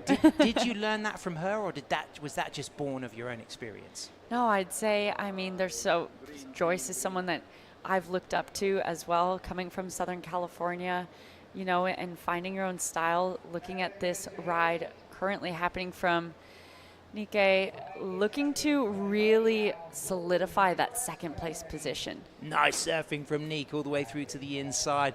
I like the way Nick demonstrates a lot of familiarity with this wave. Even the way she just roller coasted at the end there. She's got good pace with the footwork here. And one of Neek's great things, if you follow her at Neek_Miller on socials, you'll see that her trademark move is that hang 5, kick 5, where she kicks that back foot out. And she works hard to perfect that maneuver. And that's one of her kind of like really stylish video photo maneuvers that you'll see a lot on her Instagram. Yeah, she's a beautiful surfer to watch in all the content that she posts, and it's great to see her performing here. She's looking well composed, but it's our heat leader on another great wave, Sam. Wow. Locked in the pocket. Critical nose ride from Maya. Tight 5. Back up for a second nose ride. Doesn't find that second nose ride, but surfing the wave functionally. That foamy section didn't allow a nose ride. She goes back to the tail, just readjusts. Now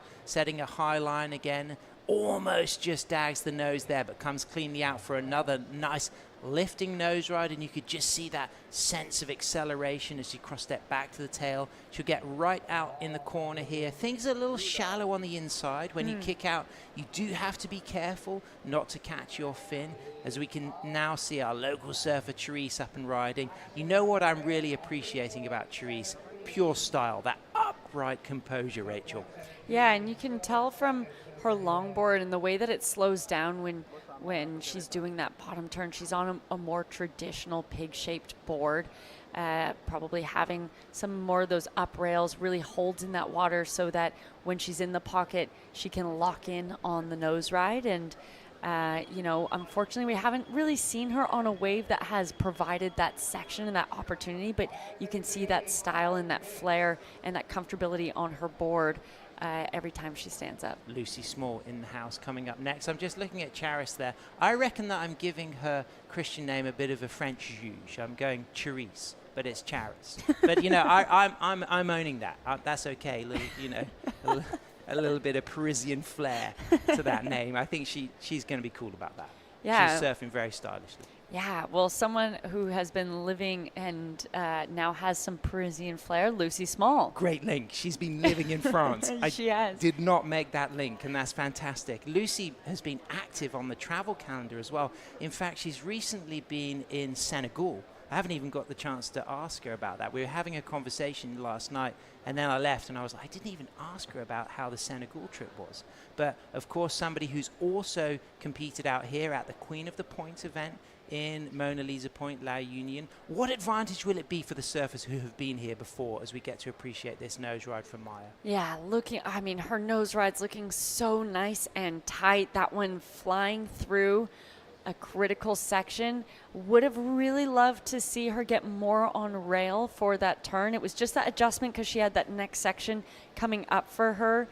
But that one still going into her top 2, a 5.77. I was talking to her about her trip over here, and I think she may have the record for the highest number of airport changes to get here from her trip from Lisbon. As we can now see a replay of Charis there up and riding, a 0.97 and a 1.2, her top scores. She's sitting there in 4th, chasing a 7.46 to move up into second position. Maya out there in 1st in blue. Nick Miller in 2nd. Tiffany in 3rd. She now needs a 6.53. What are the opportunities for Tiffany, Rachel? Yeah, she's sitting out there with priority, so unless the judges deem that as a paddle, I'm not sure. It looks like they did deem that as a paddle right as I said that, but it is Therese that is up and riding, not really able to. We're not finding her on those good ones. Wow. Nice nose ride from Neek. That got us excited, Rachel. She was perched, she was locked, she was in control. And I love the spray on this board. The stripes, black and white, as she walks back to the tail, accelerates, comes into a little high line. You'll now see as she eyes up the inside, recognizing that one would have been foamy and very shallow. So she kicks out. She's looking to improve on that backup score of a 3.73, so 4.93 was her strongest score. She got a 3.3 for her opening ride, but now a 3.73 she's looking to replace, as we can now see with 2 minutes remaining. Our heat leader Maya clean into a 5, gets the first hang 10 of this heat number 4, holds that 10. Great composure in and out of that 10. It got a wow from you, Rachel. Yeah, really nice, her nose rides, and she's just looking so comfortable on that board. I think the shape that she's riding just looks like it's marrying with this wave really nicely, matching the speed, speeding up when it needs to, giving her that nice maneuverability both from the tail and the nose, and supporting her on those nose rides. So here's the replay of green. Charis, she drops in 0.87 for this ride. Yeah, just a quick in and out one. You can see her just cruising out of that one. So you see a nice opening nose ride. Really love that bottom turn and that placement straight, high, tight in the wave, giving her a really nice critical nose ride. Nice bottom turn again. She's looking for that second opportunity to get up to the nose, and she cuts out, but the work that she needed to was done. As we see the replay of this one for Maya getting that hang 10. That was just so beautiful. She started this with the first wave of the heat, and it has been nonstop. Sam, this was her 6th ride of the heat. And let's talk about risk as well, Rachel, because, you know, to the uninitiated, you see a hang 10 and it looks easy, but there's a big element of risk of putting it all on the line to commit to all of that body weight over the front tip of the board. Yeah, absolutely. And that's why it's one of the highest scoring maneuvers and something that judges will really reward. And, you know, especially on the placement, you have to be in the pocket and have that support from the wave in order to even be doing a hang 10. You know, sometimes with nose rides, hang 5s, we can see surfers being a little bit farther out of the pocket. But wow, Sam, we're winding down this heat. What a great heat. What a great start. Rachel Tilley, an absolute honor to have you here calling the action. That was a fantastic performance. Congratulations, Maya and Nick, taking first and second. Tiffany eliminated, but great surfing. And Charis flying the flag in style for Team Philippines. Jessie Starling is going to be coming back in to host the action. We're going to have a short break, and stay with us because we've got a lot of red hot longboarding to continue through the day here at the La Union International Pro.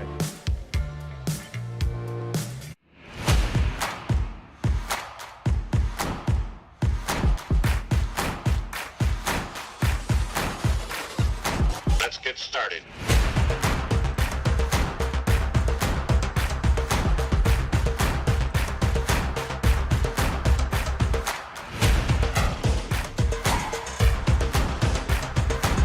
Let's go.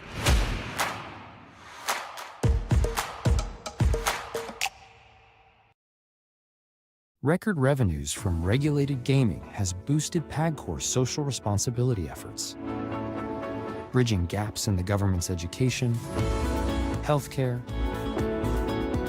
disaster response, and national security programs. A solid proof that when gaming is properly regulated, it becomes a powerful engine for nation building.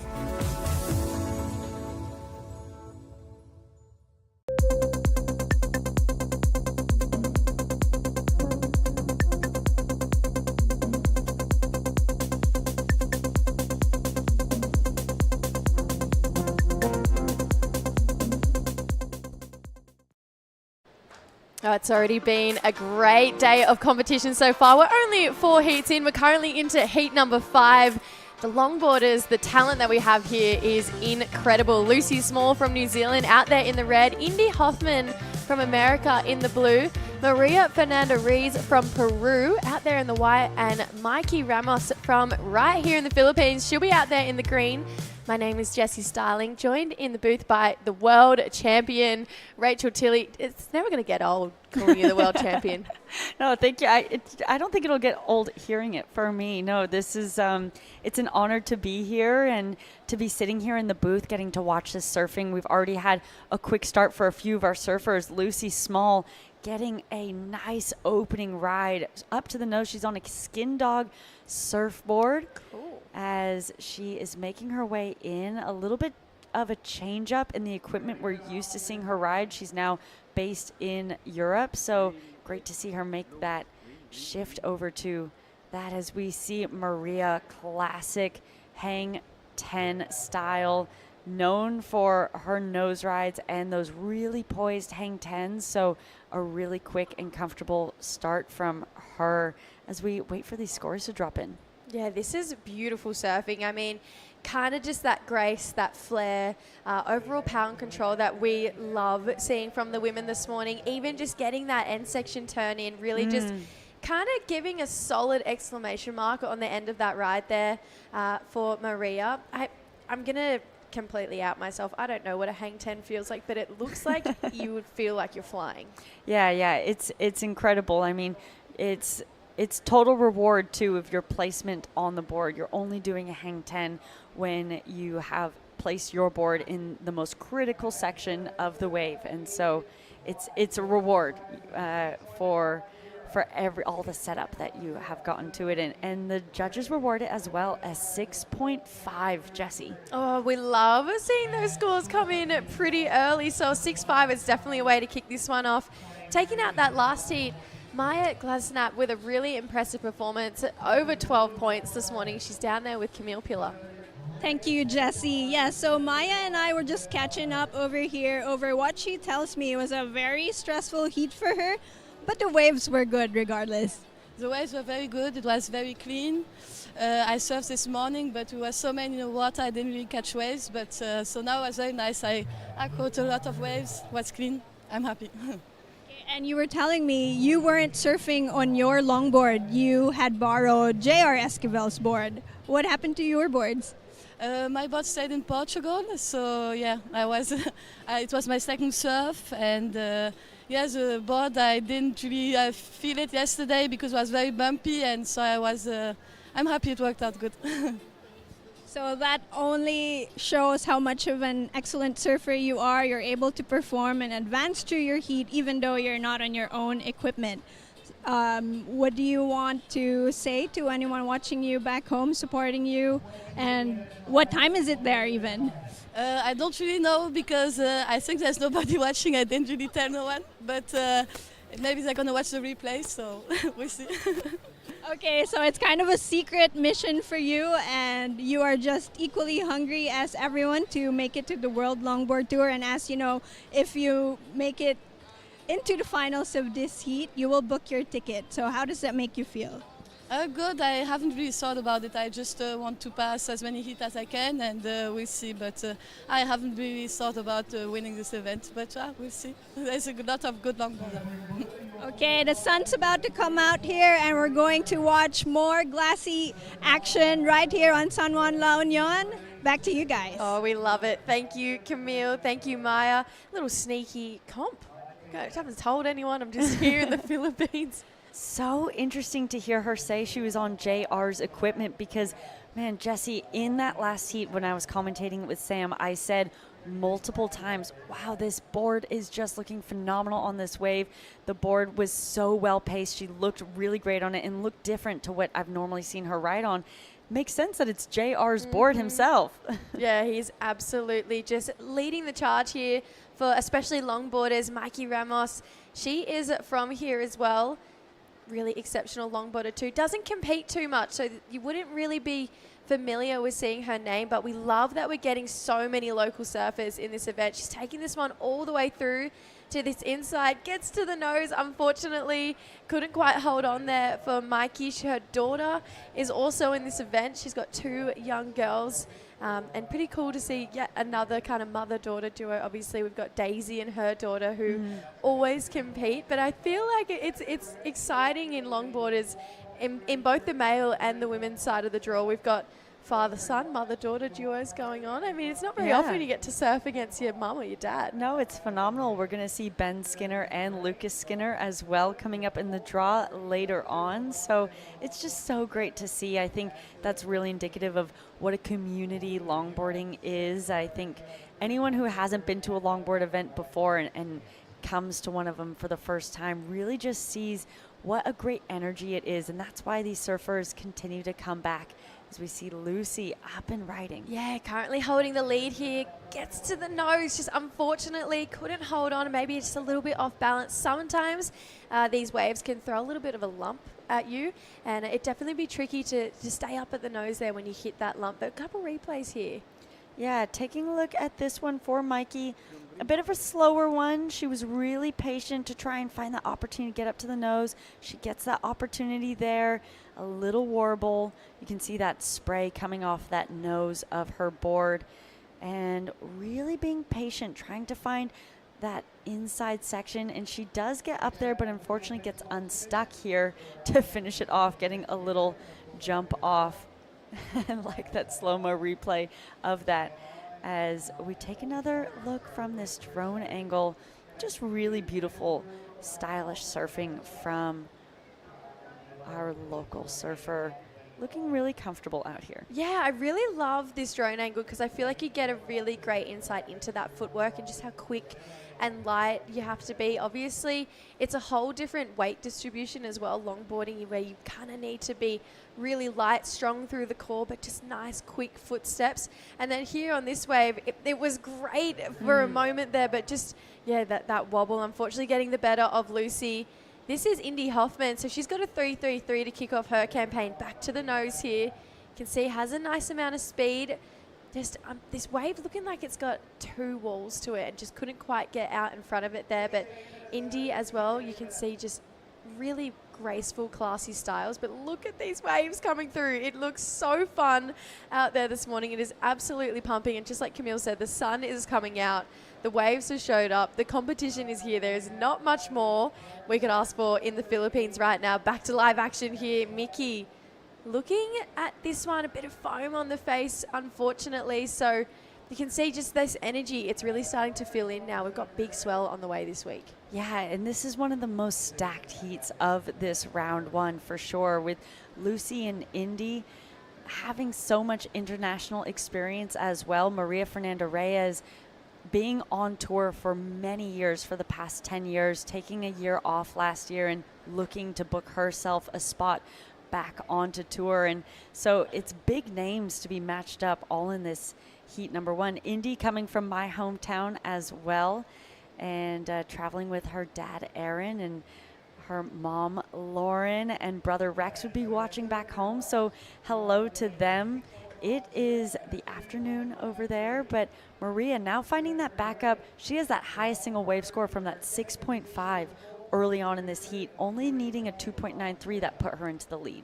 Maria with that CT class to her surfing as well. Do you is it exciting for you to get to watch these heats and be like, oh, I'd love to see her competitive style be back on the tour? Or are you kind of like, oh, she's looking good? Yeah, no, absolutely. I think I expect nothing less to see from Maria, to be putting on these big scores and to see her making her way towards that inside. But, other names like Lucy or Indy or even Mikey, who we haven't necessarily seen consistently on the World Tour, but have had spots and opportunities competing on events on the World Tour. It's great to see them have this opportunity in this very first of its kind World Qualifier event, because all of these women have that potential. And looking at the names in the draw from both the women's and the men's side, it's so competitive. So many names that have either been on tour or really deserve to be on tour that are fighting for just 2 spots.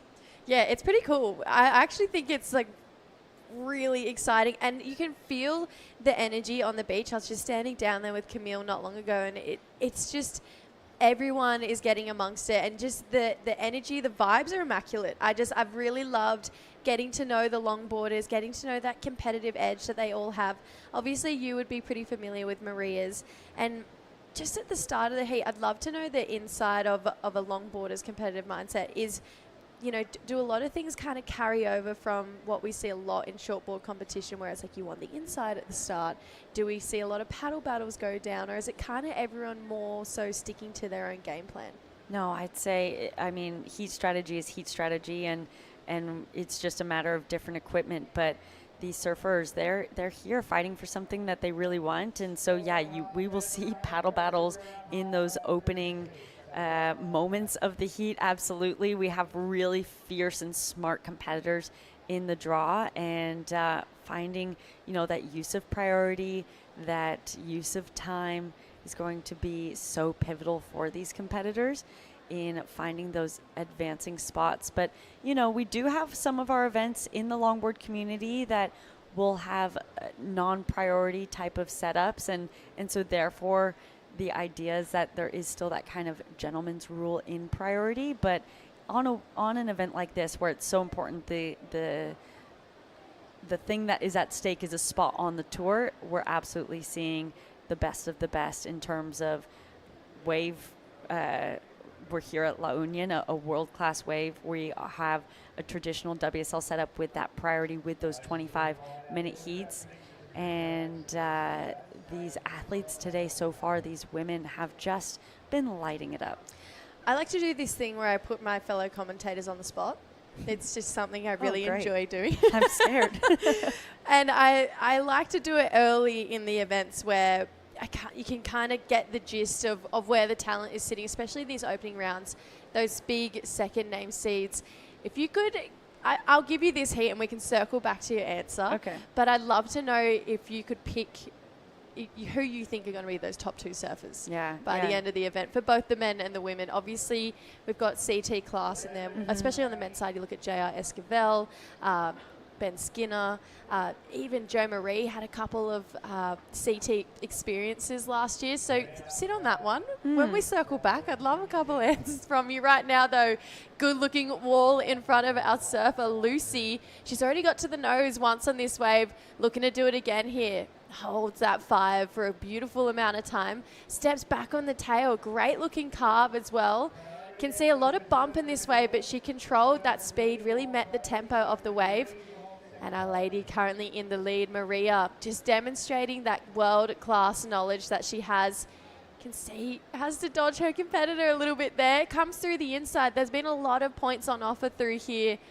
I feel like maybe a couple left on offer as well. I'd love to see some of our competitors really start to capitalize on those inside sections. Yeah, as we take a look at what happened on the outside for Maria, nice little cross-step cutback just after that opening nose ride, back up to the nose. That one looking a little bit tighter. So she was navigating a lot of foam on the face of that wave, but she navigated it really well. Just walking back and forth with so much poise. Nothing crazy critical taking place on this wave, but she's looking to replace a 2.93, and I think it's safe to say we will see this replace that. And that last one of Lucy, taking a look at this, wow, she did so much navigating from the upper third half of the board, and that was really nice to see. Seeing where she stood on that board racing through that section was so beautiful, looking really poised on this skin dog board, a little bit out of the pocket there, but that's because she's seeing that section race in front of her. So I'd actually say that was really well read and really well finished.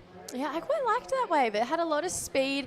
It kind of had a lot of uncertainty about that wave, just with the amount of sections that was shutting down. But I really felt like Lucy read that beautifully and met the speed and matched it. So we're going to have more action here from Indy.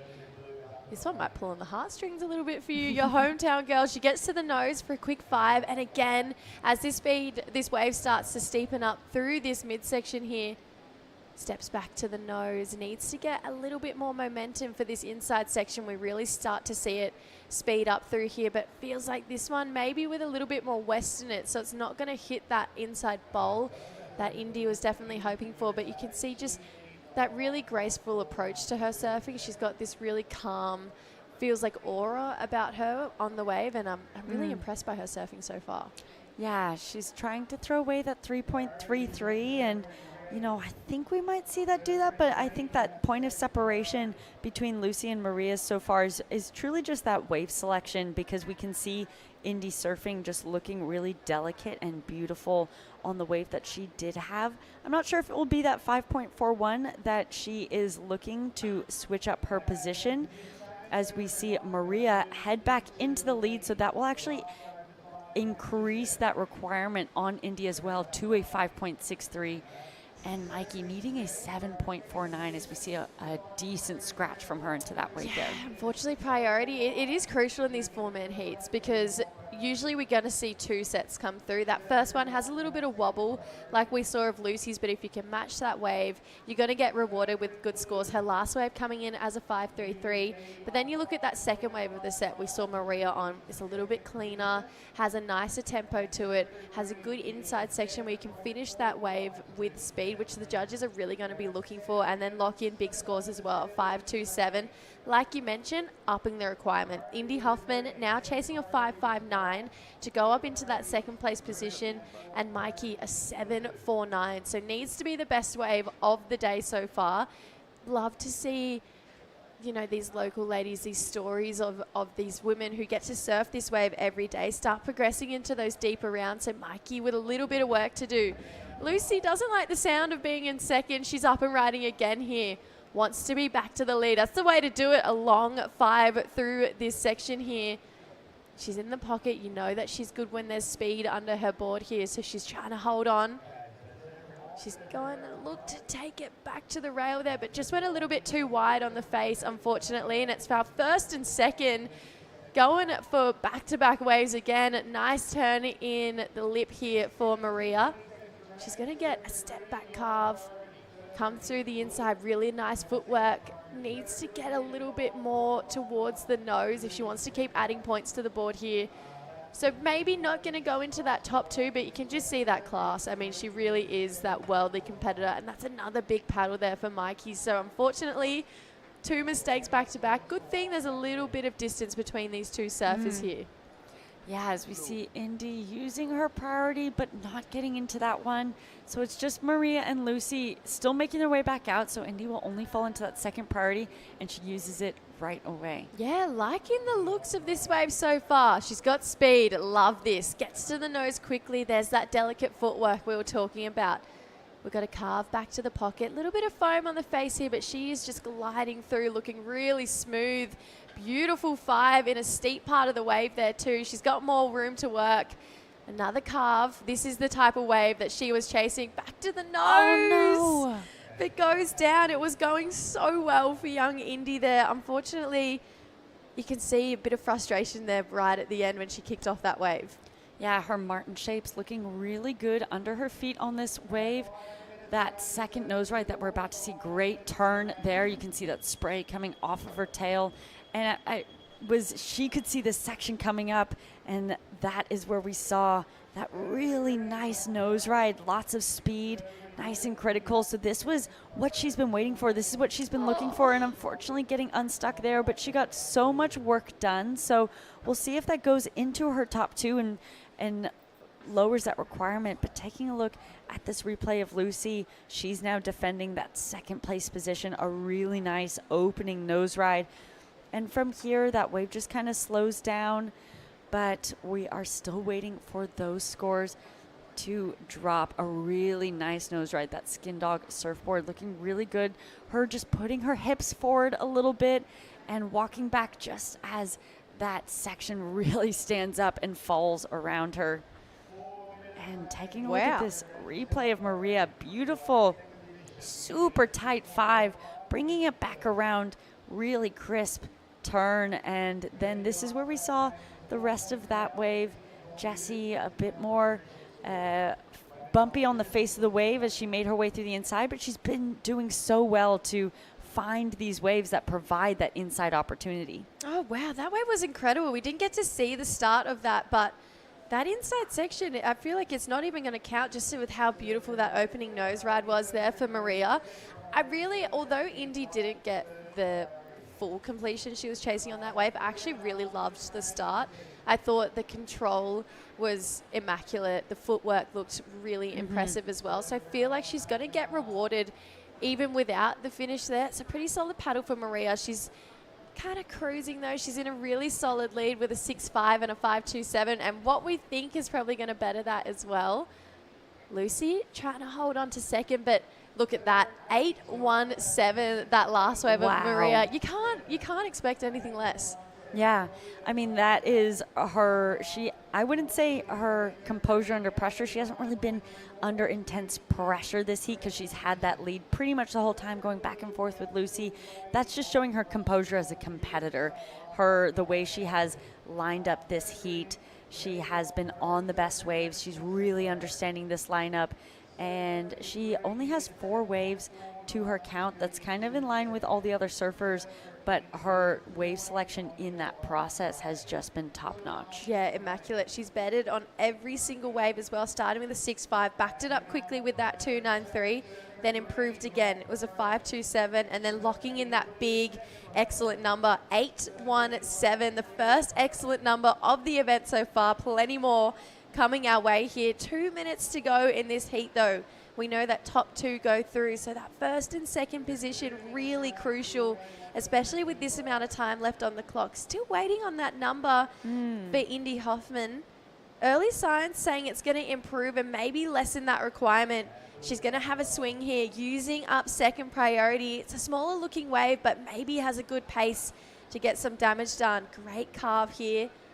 She's going to keep wanting to creep up. Sometimes these inside ones, though, they just don't have that criticalness that she's chasing. You can see trying to defend right now, Lucy.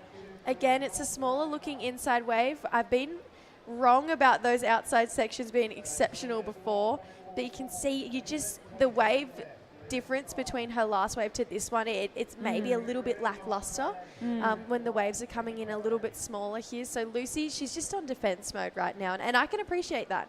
Yeah, so waiting for this score to drop. Indy does improve her situation with that one previous to this wave, a 5.23. So on this wave, she is looking for a 4.44 as we're in the final minute of this heat. Jessie, really nice outside nose ride, really nice turn. It will be really tight if that is going to be enough to be that requirement. She did well to lower that. I don't see this one improving Lucy's situation as well, as she already has a 5.33 and a 4.33 in her score line. But like you said, she's just going on defense mode, really trying to defend that second place as we see Indy up again. Yeah, 30 seconds on the clock. This is a last-minute ditch effort. Already a bit of damage done out the back here. When those shoulders drop, it's never a good sign. It's almost a moment of defeat here. We've got 15 seconds. She needs a 4.44, so 2 scores to lock in for young Indy. Like you mentioned, had a really nice opening nose ride, a great-looking carve as well. It just feels like just that inside section would have been the real strong point she needed to convince those judges that it's a 4.44. But, I mean, what a strong win there for Maria Fernando Reyes. Taking it out. Excellent surfing. We love to see it. Lucy Small, she's going to be moving on through.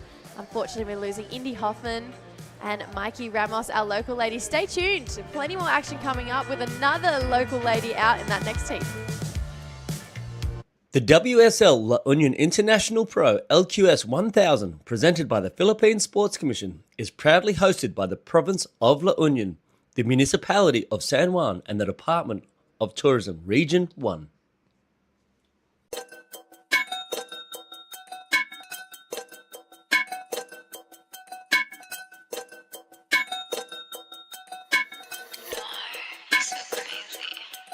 Gumagaya na sa aking mga di ko kilala. If you wanna sneak a peek, dapat kay tumingala.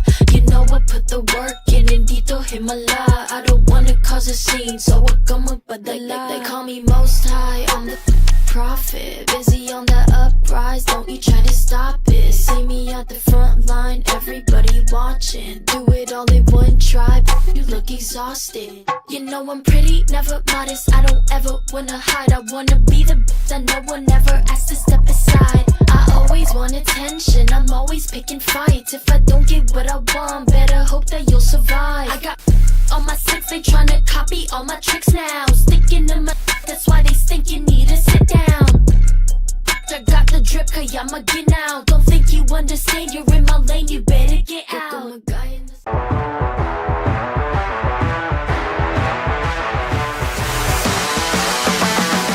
SDMI Sports. World-class sports management made in the Philippines. The world's best longboarders have come to La Union this week for the International Pro here. We're currently looking at the round 48, heat number 6. Dia Navasari out there in the red, representing Indonesia. Rory Reintez from Australia in the blue.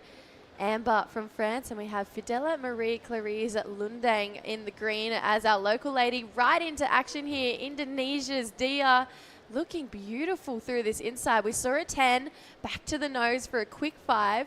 Step back carve. She's really showing her entire variety on this wave all the way through to this inside. That's exactly how you want to start a heat. My name is Jessie Starling, joined in the booth by one of my good friends, Dai Wacko. Solid looking matchup, this one. Definitely it's a solid looking matchup, especially Dia. You know, she's also well known as a good shortboarder, and she had a win last year's Korea event, so she's very confident and definitely trying to look for the wild card here, but definitely great matchup in this heat. Yeah, solid looking heat win in that last one from Maria. She had an excellent score of an 8.17, and you can see The community love it. She had a big smile on her face coming in, looking to get back to that championship tour.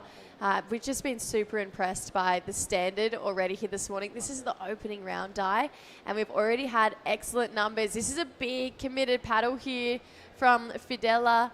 She's going to take this one and get straight to the nose. Unfortunately, buries it a little bit, so has to reset. She goes by the nickname Ching. In this part of the world, and it's pretty cool to see so many talented Filipino women competing in this event. So many of them, especially from La Union. It's a very good place for longboarding, but this is a replay of lots of white, nice crossing steps. But fortunately, it was just a quick in and out. But that wave, first wave from there, that was a beautiful surfing. Just face turns, try to set up for the nose right, quick hang five, and get back into the power source of the wave, and nice transitioning there, smooth footwork there to 5 to 10, and gets another quick 5. So beautiful surfing, a lot of things happening at the back, and linking through beautifully all the way to the inside. So it's a great way to start her campaign, this big event here. Nice hang 5, hang 10, I would say. Yeah, I'd give her a 10. And a quick hang 5 there. So, very composed and polished surfing. And this is the last wave from our local surfer. Unfortunately, couldn't really ride out of that section, but we'll see a lot more actions from her. I was taking a look at the judging criteria in my break before, and I was thinking today, just the level of the talent, it would make it really hard to be able to know exactly what you're chasing. Yes. Something that really stood out to me, effortless flow and timing, connecting the maneuvers seamlessly with smooth footwork, continuous speed and full control. We saw that demonstrated in the last heat, getting Maria an 817. She's currently with Camille. Cannot wait to hear how she's feeling. Sure. Yeah, try a little bit. Okay, and I am live here with Maria Fernanda Reyes, who locked in the first excellent score of the event, an 8.17. So my question for you is, how did you find that golden nugget of a wave? Bueno, Translate? I understand. Bueno, estoy feliz de poder ganar mi hit y tener un score súper bueno. Es una playa muy bonita, las olas están divertidas, the waves is so fun. Y la verdad que contenta, mi primera vez aquí y estoy junto con mi esposo y con mis mejores amigos. Okay, and is this your first time in the Philippines, or have you been anywhere around the country here before? No, it's my third time here. In Asia, no, but in Philippines it's first time. Y bueno, disculpen me voy a responder en español porque mi inglés no es bueno. Pero sí, es mi primera vez aquí y estoy contenta de toda la gente. La gente es súper buena, muy buenas vibras. The people is cool, is chill y nada. Thank you WSL for this contest. Philippines for organization. Nada, gracias. Amazing. You must be very stoked, and a lot of people watching you from Peru would like to hear from you. So any message, shout out, say hello to friends and family watching you back home. Hola a toda la gente de Perú que me está viendo, a todo el team de Longboard de Perú, muchísimas gracias, a todos mis auspiciadores que han hecho posible, al IPD por el programa y porque me permite estar aquí entrenando. Y nada, muchísimas gracias. Y para toda la gente de Filipinas, salamat pa. That's very good. Salamat po. Okay, so congratulations again, Maria, and I look forward to seeing you lock in more excellent scores in the upcoming rounds. Back to the heat. Awesome. Gracias and salamat to both of our competitors and Camille. Pretty cool to see so much international flair in this competition. We cannot wait to see what two surfers are going to the Longboard Tour, the championship tour. Unfortunately, our French competitor Amber just burying the nose a little bit again. Just her last two waves there, Di, you could feel maybe a little bit too much west in them. They're starting to hit that fatter, deeper wall. Yeah, today, like you said, probably the different direction of the swells. We see a lot of further section, and it's kind of tricky condition, especially on the longboarding, because you kind of need to have the steeper section to actually get the good scores, like you mentioned before, of the criteria for the judges. So it's hard, but there's still opportunities. Like in the last heat, she's got 8 and 6. So definitely there's a potential, but it's a wave selection is going to be another key factor in this heat too. Yeah, looking at some scores rolling in, nothing crazy. It's the 4-point ride. That's been that high mark for Dia right now. This lady currently in second. This is a better looking start to her wave here. Gets to the nose for a quick 5. Loving her style, just really poised all the way through. You can see she's starting to make her way back up the board. Again, this wave just hitting that inside deep water, having to really try and force that inside section there. So maybe just needs to reposition, sit a little bit further up the point. We've got some swell out the back here, a bit of energy. Wow, great step back carve. Unfortunately for Rory, just couldn't quite hold on there. So she's looking really powerful, just bearing a rail ever so slightly. But if she can pull off maneuvers like that and then add with some great looking nose riding, big scores could be definitely coming her way. Yeah, definitely. Especially on the bigger side of the waves, it's super hard to engage the rail and do the turns on the longboarding, and you need to have a precise footwork there to actually turn the board around. But definitely you're going to have a great point if you're on the bigger wave and better turns and nose rides combined together. So yeah, just like you said, we're going to see a few huge scores coming in, but this is going to be another great ride from Dia. Yeah, committed paddle here, gives us a carve to start off. Now we see her start to walk up the board. That's a nice 5, a little bit of water over the nose. She's going to keep coming back to the power source, just wanting to get up during this critical part of the wave, and she does that. So Dia looking for more. This inside bowl has nice opportunity on it. She's got a lot of speed, carrying it nicely, almost loses it. She's got another good looking 5 here for Dia. So right now wave selection has been on point for our Indonesian lady and getting some critical nose riding right when that wave started to steepen up. Our Aussie surfer Rory having a look here. We know she's got power. Gets to the nose quickly, but you can see that wave was steepening up super fast and couldn't quite get the weight on the back of the tail there. Really unfortunate for the surfer from Australia, Rory. It looked really good at the start, but just like you said, it just closed out really fast. But this wave, actually, it was one of the best. I really loved every turn, every decision she made on that wave. First 5, beautiful, and really enjoyed watching the second 5 actually here on a steeper section. He holds it quite longer than the first one and get back to the power source of the wave, get the high line, and a little bit out of control there, but still managed to come around the section and gets the one more turn in. So like you said, wave selection is on point. Great surfing from Dia. She already locked in 4 points, so she's gonna definitely improve her situation here. Yeah, you know what I love about her surfing is she really uses that back foot to drive, especially through her calves here. We've got our French lady Amber. She's currently in the lead. We're thinking she might need a little bit more to stay there. That's a great way to do it. Good 5. Comes back again and gets another moment on the nose here. She's loving just these inside bowls, but they're currently getting the best of her right now. But you can see each time she's up and riding on her feet, she's getting better. She's adding momentum.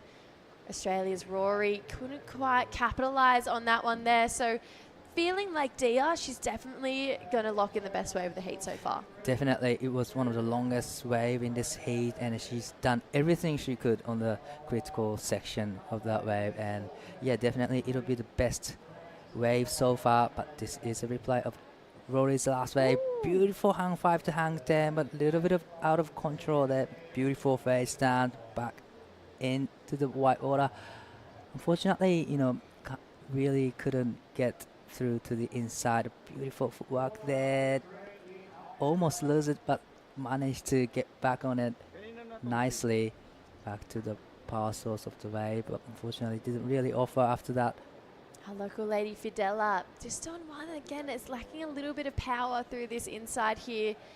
So wave selection, it's utmost important today, especially as well. And when you decide to go one of those bigger ones that has that pace through the inside, there's a bit of wobble that you have to navigate as well. Definitely. This is the moment you have the wobble moment there on the bigger size waves, and when at the time the wave actually hits the channel, and if she could link it through to the inside, probably it will give her a lot of opportunities, but unfortunately didn't really offer the steeper section. But there's still 11 minutes 40 seconds left on the clock, so and there's so many waves actually rolling through this morning. So many. The judges have their hands full, and we're looking at 4 women heats and 4 man heats today, so lots of surfing going down. When we think back to the last Asia LQS, it was over in Belair, we had heats with upwards of 30, 40 waves in a heat. True. It was crazy. There was absolutely non-stop surfing, which is trickling over here to La Union as well. We've got scores starting to fill in. Dia goes to the lead just like we thought she would. A 5.17, best of the heat so far. Just really gracious footwork and showing us that she's got a lot of power in her calves and her rail game as well. Rory goes to second, needing a 2.74 of that last one at Amber. You think it's going to go there, but there's not a lot separating second from third and fourth here. So big paddle right there from Fidela. Unfortunately, she's not going to get onto that one. She's got fourth priority, so it's easy just to kind of sniff around. But right now, if you're Rory and you're Amber, just finding a wave that can allow you to have full control start to finish with that bonus inside section, it's really going to allow you to creep away from your competitors in third and fourth. And then, there's only 10 minutes left on the clock, so it's the time when you really want to have wave into the 4-point range. And to do that, just like you said, you have to have the control and then just linking through to the inside. So that's the thing these two will need. But for Fidela, still not locked in a big score here, 1.77 and 0.97. So probably she's just trying to get as many waves as she can, and there's still opportunities inside. Even she has a fourth priority here, so it's not over yet. Dia is in front with 5 and 4, so that probably makes her feel really comfortable right now. But there's big doors open for second place. Oh, absolutely. We've got 9.5 minutes left in this one. 2 more heats of the women until we round out the first. You can see here a bit of energy from the beach. But yeah, like I mentioned, we've got 2 more heats, and then that's the opening round done. It's been really impressive, actually. I feel like they've gone above and beyond. And I've loved just getting to know this international flair from all of the competitors. If we look at the opening round of the men, some big names in there as well. We've got Australia's Archie Bemrose, Lucas Skinner, who we just saw in the World Juniors. He's going to be taking on this longboard event as well. Pretty interesting. His dad in it as well. Love the question of if he gets the spot, is he taking it? Yeah. Is he going to run? That's interesting call, huh? Lucas is now in the first round of the longboarding qualifier and tried to surf with his dad. That's amazing. Yeah, maybe he might have a bit of tactics going down between father and son. Lucas might try and run a couple blocks for him. You can see right now, Mayor Rob Roach, she'll be out there in the red in that next heat. Pretty solid one. Alana Johnson in the blue, Carla Zamora in the white, Ariane Antonio, she'll be out there in the green as well. I'm excited. I'm loving getting to know all of these international competitors. We've both had the privilege of commentating a couple of Asia LQSs, but getting to know the entire field, ooh, interesting there. Rory's going to be a little bit careful with that because that looked like it was potentially a bit of a blocking maneuver. Doesn't matter though, live action. This is a good looking wave here for Amber. Nice carve. Really just beautiful balance and flow here. She's got that really nice close feet style. Just going a little bit too far out on the pocket, so she's going to have to work really hard to find this steep section on the inside. Again, just this wave. You can see this one's actually better. Sorry, she's got to the nose through this steeper inside section. She's looking to go again. Really delicate footwork here for our French lady. I just feel like maybe a couple points gone begging through in that mid part. She just went a little bit too wide on the face there, and unfortunately goes down for Rory. It's kind of the battle for second between these two ladies here. Definitely, it's an important exchange here with the 7 minutes left, but beautiful surfing from surf and white Amber. Just like you said, probably she surfed really, I don't know, mistimed a little bit, but still there's a moment that she could go to the nose, and she did actually link it through to the inside. So that is a good call. And then, you know, I think it's going to be a good number, good keeper for Amber for the last wave. Yeah, definitely. She needs a 5.01 for the lead. Not seeing it going there, but she's definitely going to drop that 3.33. If we look at the lady, that's Alana Johnson in the blue, in white, Carla Zamora. So solid looking matchup for heat number 7. Out the back though, this is Fidela on a steeper looking wave. Has to hold on. Unfortunately, can't quite do that. So she needs some green face here, right? On cue, Rory finds hers, gets to the nose.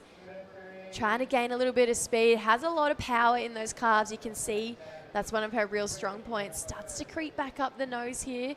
Can't quite get all the way, but that's all right. Steps back. Gives us a finishing floater, so I'd love to see the damage done out the back. But Rory, this is good signs. A completed ride from start to finish. Definitely, you know, she now needs 4.43, so definitely needs to have the big finish in the end. And that's exactly what she did. And great, you know, ride start to finish from Rory. So I'm curious what she's going to get for that last ride. Needing a small score, you know, 4.43. It is small, but you gotta have something at the back and in the end. And this is the last wave for Amber. A lot of speed, maintained control, nice drawing out calves there, nice rail work, beautiful work there. And this is a moment when we get to the further section. But she did actually did a great job to hold on to it, and then found this section here. Able to go to the nose, quick hang 5 there, and getting into another one. Probably not quite to the nose, but still beautiful read on the way. She had great moments, and like you mentioned, did really well to keep that momentum from the outside of the peak through the inside. It's not going to add points. Right. You know, the judges want to see you up in the nose on those critical parts of the wave. So this is all learning. Let's take a look at this one for Rory, because it's really about these two waves here. Gets to the nose, quick steps back, slap the face down there, just waiting for the section to stand up, actually setting up for another nose right there, but decided to go to the turn there. And it's going to be a question mark there if it's going to be completion or not. Ooh, good looking 5 here for Fidela. Goes back to the rail, has a good amount of speed coming through this inside section. She's not going to go to the nose. It's a little bit out of the pocket here, so she's kind of just trying to get this speed through the inside. Goes for a finishing turn there as well, so had really nice speed at the start of this wave. Maybe a couple opportunities lost through that inside there, just going a little bit too far out of the pocket. And as far as we've seen with scores today, feels like if you're going out of the pocket, the judges are probably going to cap you at around a 3.54 mark if you get something nice done out the back. Big committed paddle there from our heat leader, so wouldn't be surprised if we see a priority change, and we do. Seen that happen a couple times today, Di. Right, even on a longboard, but she had a moment here, able to go to the nose, quick 5, steps back, a nice face turn there, and she was going to go to the nose, but decided not to. And this is a moment, like you mentioned, a little bit of out of pocket, and probably she found the pocket here and it gets a little bit of floater there, but definitely, like you mentioned, you have to be in the critical section all the time to get the scores. And looks like this was a big number. This one locking in. Actually, sorry, this is a 2-point ride, but her wave previous to last a 5.6. Judges giving it the best wave of the heat so far, putting Dia in second. Now Rory up and riding, chasing a 6.1 here. Comes through to this inside section. There's points to be had through here. A little bit on the back foot there. losing her balance ever so slightly. You can see she just got really nice style and footwork, staying really composed with a bit of lump and foam through this inside here. Has some speed to work with now. Trying to find an end section. That wave not really allowing her to do it. We're seeing Dia as well. So it's starting to change up. Things are starting to heat up a little bit. The judges really loving that last wave from Amber. Let's take a look at these replays here, Di. Yeah, one of the smaller size waves. It's a good call, good wave selection there. Quick 5 to start with. She did a bit of damage at the back. That's a good thing. And trying to linking through to the inside section. There is the moment that she kind of lost the balance a little bit, but get back to it. She got another 5, really quick 5 there. So that one has to be 6-1-0 to go into the second. Wow. Best wave of the heat? I wouldn't say it's going to be the best wave of the heat, but nice face down there. But again, you know, when you meet this further section here, you need to have... It's hard, it's tricky to surf on the further section, you know. Yeah, it just feels like the judges are loving just that tight pocket surfing. Again, though, they did really like it when she got to maneuver that board through that fat park. Wow. Great looking 5 here from Dia, really showcasing her entire skill set. Really enjoy when she steps on that back foot there, Di, and uses the power just to keep adding points to the board. Wow. Quick 10 as well. Dia, I'm really loving the variety she's giving us. Even on a small size wave, she just capitalized all the sections. She gets the 5, she gets the turn, she gets the hang 10 as well. So beautiful combination of the maneuvers, a lot of variety in it. So it was a great surfing from Dia. This is important wave for our local surfer. Use of priority there, goes for a big turn. Unfortunately, Fidela going down. You'd have to think she's got a pretty nice score coming her way for a previous to last. That nice hang 5 to kick that one off. You can see just the energy on the beach here, Di. It is really, it's good vibes out there.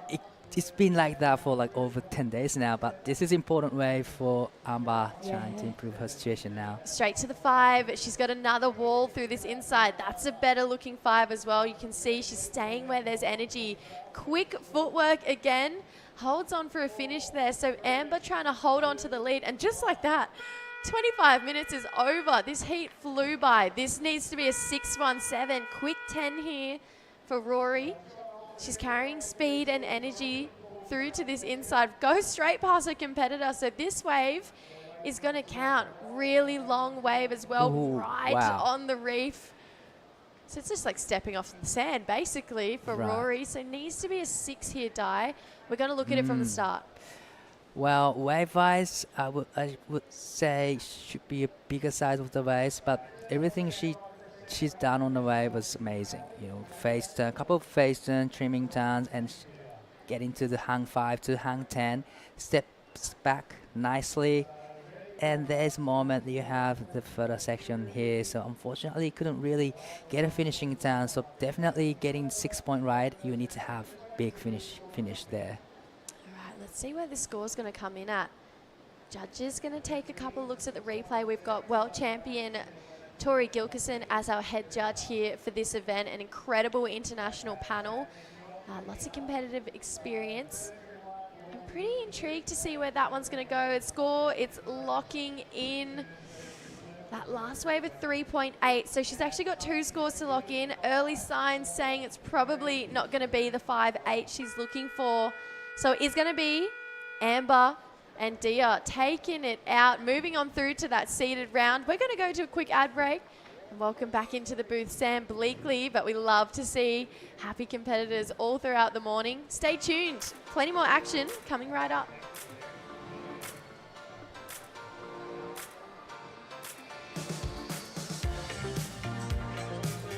The WSL La Union International Pro LQS 1000, presented by the Philippine Sports Commission, is proudly hosted by the province of La Union, the municipality of San Juan, and the Department of Tourism, Region 1.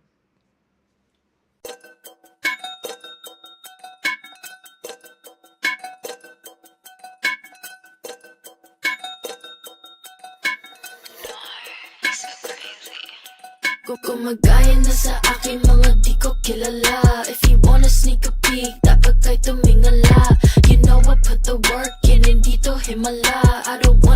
the scene. So what come but they call me most high. I'm the prophet, busy on the uprise. Don't you try to stop it. See me at the front line, everybody watching. Do it all in one try, you look exhausted. You know I'm pretty, never modest. I don't ever wanna hide. I wanna be the bitch that no one ever asked to step aside. I always want attention, I'm always picking fights. If I don't get what I want, better hope that you'll survive. I got on my six, they tryna copy all my tricks now. Sticking to my that's why they think you need to sit down. I got the drip, I'ma get out. Don't think you understand, you're in my lane, you better get out.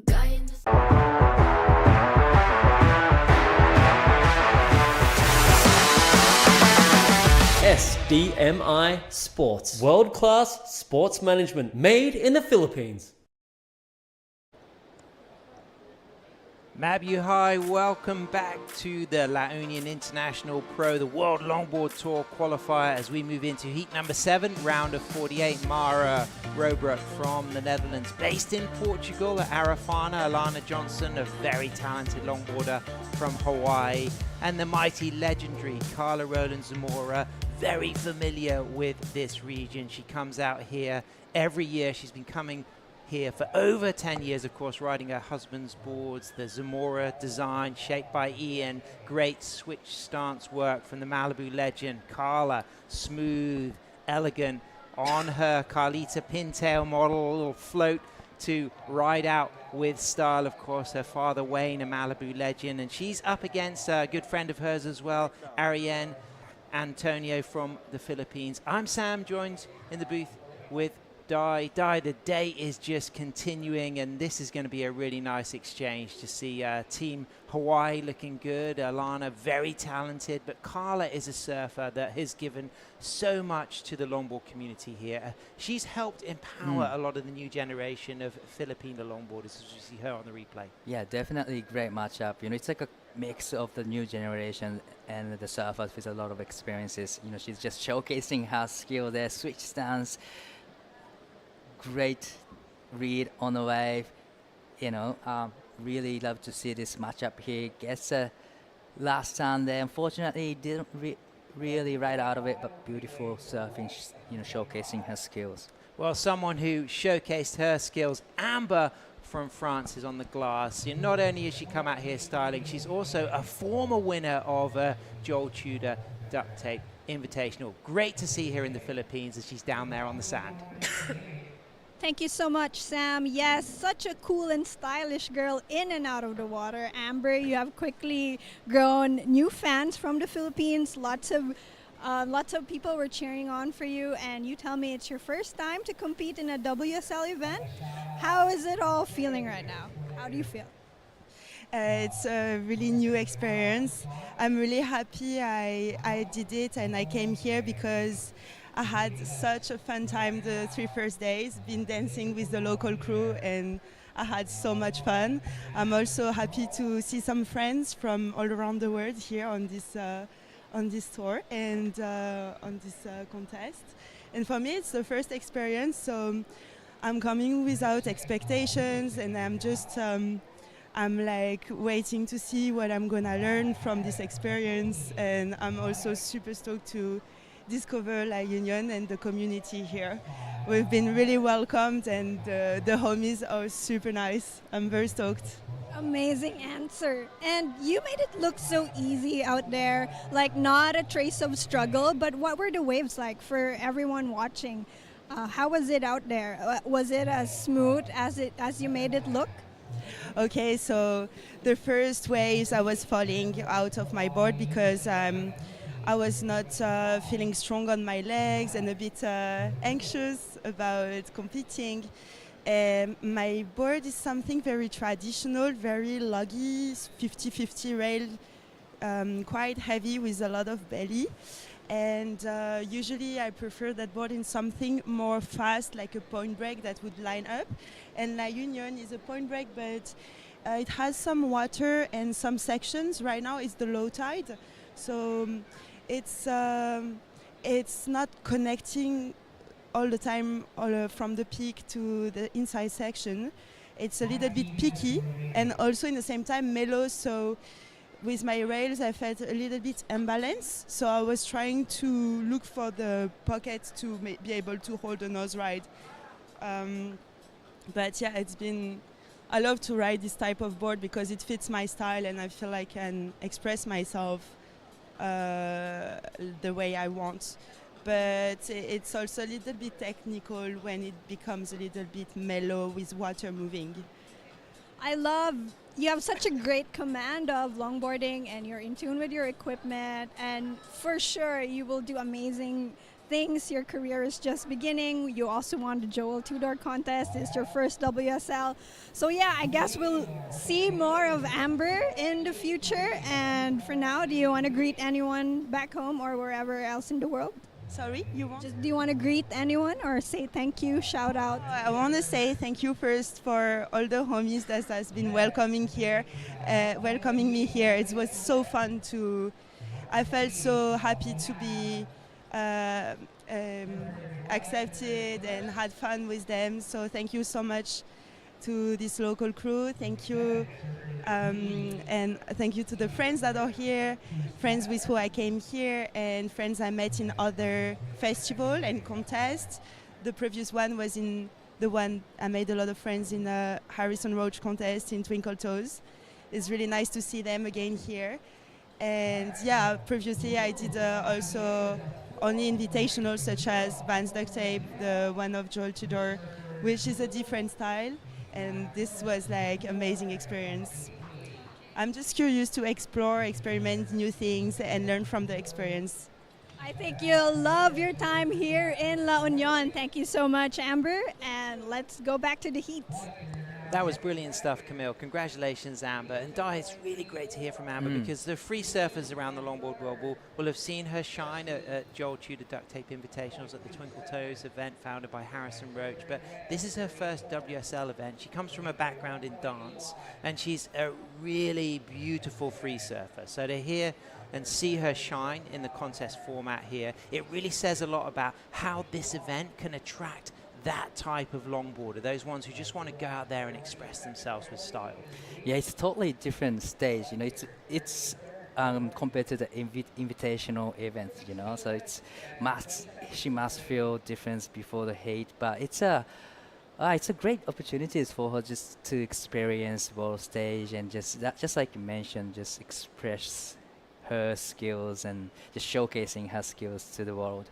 Talking of skills off camera, 3 times women's world longboard champion is actually just doing some knitting crochet, Rachel Tilley. So she's going to write a new book. It's called Sewing, Knitting and Mindfulness in the next few years, because she's discovered how these are the special types of things to do when you're working at an event.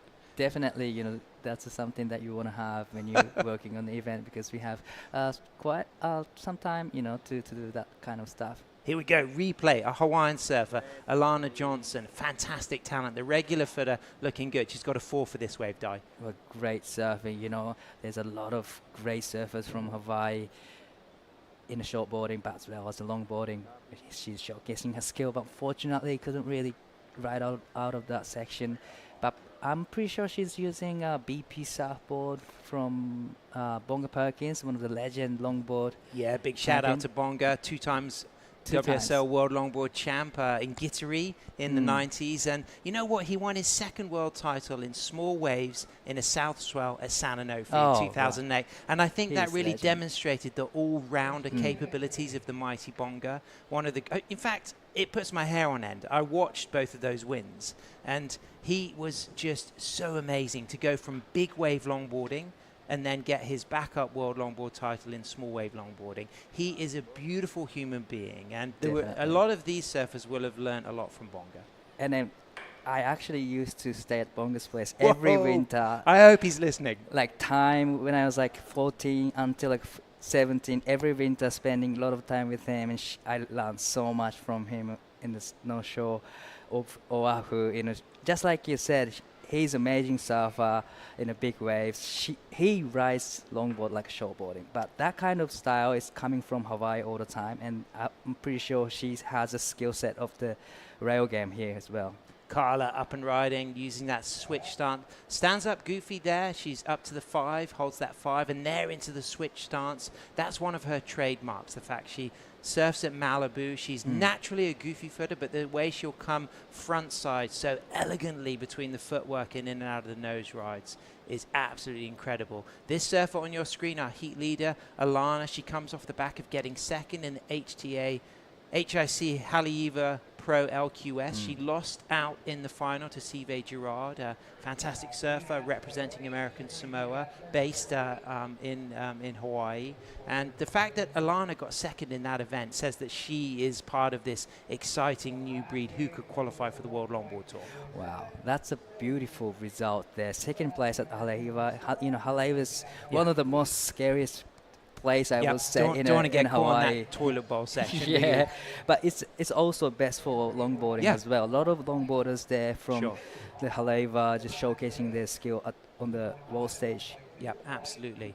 Of course, we got our surfer representing the Netherlands, Mara Robruck. She is in red. She's got a 1.3 and a 0.83, traveling with her brother Dower, who's a fantastic regular for himself, and also mum and dad and younger sister as well. So the full family, and you know, people tuning in, if you've not been here to La Union, you know, I've had the pleasure of coming here a number of years. You know, Di, the first time I came here was way back in 2001, and I've come a few times since, and it's been really special to see the opportunities for the local community through surf tourism here, and it is a great place to bring the family. And then it's probably must be there's a lot of development compared to the 2001, 2004. Yeah, but you know what was really special then was the first time getting to meet Brian Landrigan, Luke's father, you know, and Aki, the Japanese legend, who's one of the pioneers of surfing here, and some of the, you know, the first generation of La Union surfers, you know, and to see JR shining on the World Longboard Tour, and to know how much talent is represented. You know, after this event, you know, across both the men's and women's side, we've already got JR Esquivel as a qualifier from last year's top 10. So there could, if 2 Filipino men take first and second, there could be 3 men on the World Longboard Tour, and if 2 Filipino women take first and second, there could be across the board then, that's 5 Philippine surfers on the World Longboard Tour. That would be game-changing for sport in the Philippines. That's going to be a historical moment for the team Philippines, for Mara sure. up and riding on her Luffy board, you know, beautiful design that she's been using this season. She just kicks out of that one. Talk about wave selection, Di. What's the difference? You know, you've been here now for over a week. You've seen a lot of different swells. You know, between the deeper ones and the peakier ones, what do you think are the best scorers? I would say those ones, the bigger sets won't break nicely as the smaller ones, because I would prefer choose the smaller ones that actually hit the reef nicely and then just break along the reef super nicely. And then I would say those ones are the ones you want to catch in the heat. And those ones, like the set waves probably tends to break out the back and just not connecting through to the inside. Local crew, we've got Ashley Lopez on the left. We've got June Esquivel, of course, the brother of JR. And June, an incredibly talented surfer, and a lot of the core crew, and you know, this is their patch. What a dream come true when the world's best come to your patch. And in the press conference yesterday, when JR was asked a question, he said, "We've already won because the best longboarders in the world are here." Definitely, you know, it's great opportunities for all the surfers. Here we go, Carla up and riding, switches stance stylishly into that down carve. Had to just readjust her hat on takeoff there. She's got the hat. She's stoked. She's good. She's got more time. Just under 10 minutes remaining. Carla in second with a 2.5 and a 1.2. Alana out there in first with a 4 and a 107 dive. Wow, like transitioning from the back goofy footer to natural footer smoothly there. Unfortunately, you know, didn't ride out of it that section, but beautiful technique on the switching stance there. And great technique to catch the hat there. Yep, of course, Carla graduated from California State University, Channel Islands, with honors in communication. She's the founder of the Surf Institute since 2000, been teaching surfing. She's also worked a lot as a teacher, and she's the founder of Queen of the Point, and a fantastic platform to empower women longboarders. She runs an amazing event at Malibu, and she's ran an event out here in Mona Lisa Point. As we can see, Alana up and riding out of that first nose ride, walks cleanly out of that 5, back to the tail, just swoops that cut back, and now just stands tall, looking to connect through the footwork onto the inside as she just reads this wave really nicely dive. She's looking very composed. Definitely, she's looking really composed there. She knows what she's doing right now. But beautiful footwork there, and just amazing job for her, just linking through to the inside section that gets the connection with the wave. Mara up to the 5, just runs out of that opportunity for the nose ride, speeding through this section on her Luffy board. Of course, Luis Bento, Luffy, a legend of Portuguese longboarding and one of the pioneer longboard shapers in Europe. You know, he has a lot of team riders out here in the Philippines. Here's the replay of Hawaii Dai. I love the quick 5 to start with. Nice drawn out carve there, back into the parcels of the waves. And this is where we can see the wave can get really far here, but probably she's used to it, surfing at Waikiki and all the stuff. She stands so beautiful, composed, stylish surfing there. And once the wave steeps up, she just went for it. Just gets a quick 5 there, and nice step backs. Beautiful, well-controlled surfing from her. She's carrying a 4 as her top score. You think that's going to improve on that, as we can now see a replay of Mara? Beautiful footwork there. 5, holds it quite long time. Another section coming up to her, another quick 5, just racing down the line, trying to get around, but probably she will. This is where we can get the further section here. Another section, unfortunately couldn't get on the nose, but still beautiful surfing, generating so much speed. Actually, she gets another chance to go on the nose. So that was a long ride. It's a great surfing, That was a bit of Formula One, wasn't it? It was a quick wave. There was a lot of action, a lot of happening, a lot of gear changes. Right. She was working that clutch, as we can now see Carla up and riding, clean footwork forward, and then poise into a 5. Holds the 10, elegant out of that 10, cross steps back. And now she uses that opportunity for a down carve turn, still in the goofy stance, switches regular to face the wave into acceleration mode now, and then just cutting back, standing tall, a little gesture to the inside as she's keeping it cool all the way through as Carla Roland Zamora drops a score, and it could well be a significant ride for her. Well, she put on a great show, but this is an important wave for surfing green and quick in and out. So Ariane in green, she's got a 2.83. This is her second score, so she will add to that with something likely in the naught range. It comes in as a 0.73, so she's in third. Mara Robrook chasing a 2.4 to move up into second, but Carla will better her situation because she's almost certainly going to get her strongest score of her heat. She's got a 2.5 and a 1.2. Alana Johnson gets a 6.5 for her last score. So she's sitting strong with that 4 and that 6.5. And Carla now will probably stay in second, but Mara's going to be back in the mix when her score drops. Alana did a great job to get a 6.5. Getting in this 6-point range gives you a lot of confidence in the lineup, definitely. And then the last wave for Carla will be definitely, it feels like it's going to be your second best score in the seat, because she was showcasing her skill, and I love how she brings the joy into competition in the end. Absolutely, a 4.73 for Mara. She moves up into second. Live action in green. Ariane taking off on her third ride. She kicks out.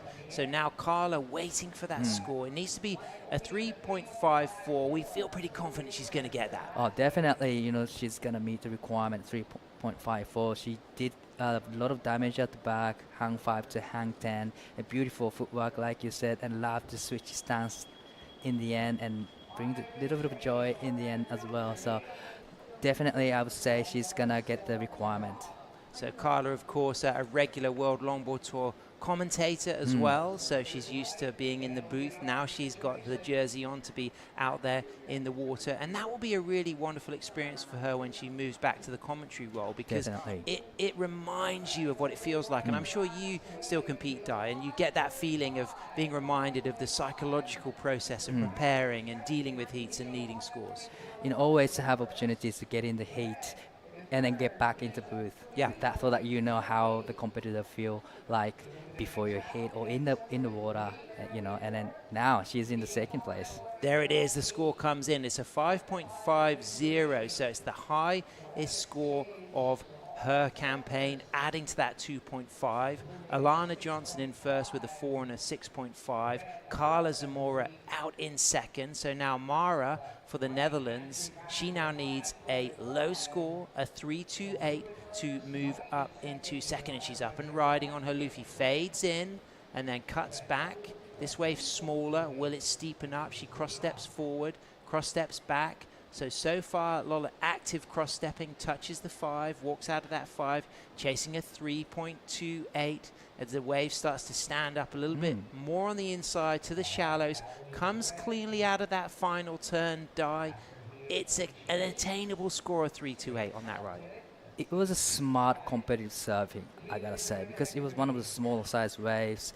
You wouldn't get that wave if you're looking for 6-point range, but she only needs 3.28 on that one, and she did a great job. Hang 5 and great turn there, and even she got the big turn there, so definitely she's done a great job competitive surfing.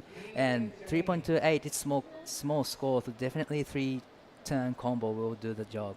So we'll wait to see what score she's going to get. She's carrying a 4.73 as her highest score. She's going to look to replace that 1.3. She's in third, needing a 3.28. 2 minutes, 50 seconds remaining. It's going to be really close. I feel as if she might be very close to that score. Yes, it was small, but she was very active. She put that board on rail. There was some critical work. She did find the nose ride. She wasn't able to nose ride through a longer section, but she surfed the wave that she had to its utmost. Definitely, she's done the job. She's done everything she could do on that wave, and like you say, it's gonna be really close.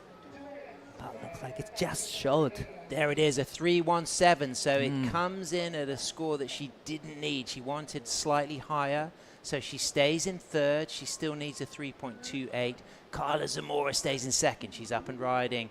Switch, not yet, on Goofy, which is her natural stance. Cross-stepping forward and there into the facing the wave, regular stance. Arms up as she just cuts back coolly, gets low, keeping it stylish, and then just goes back into Goofy switch there.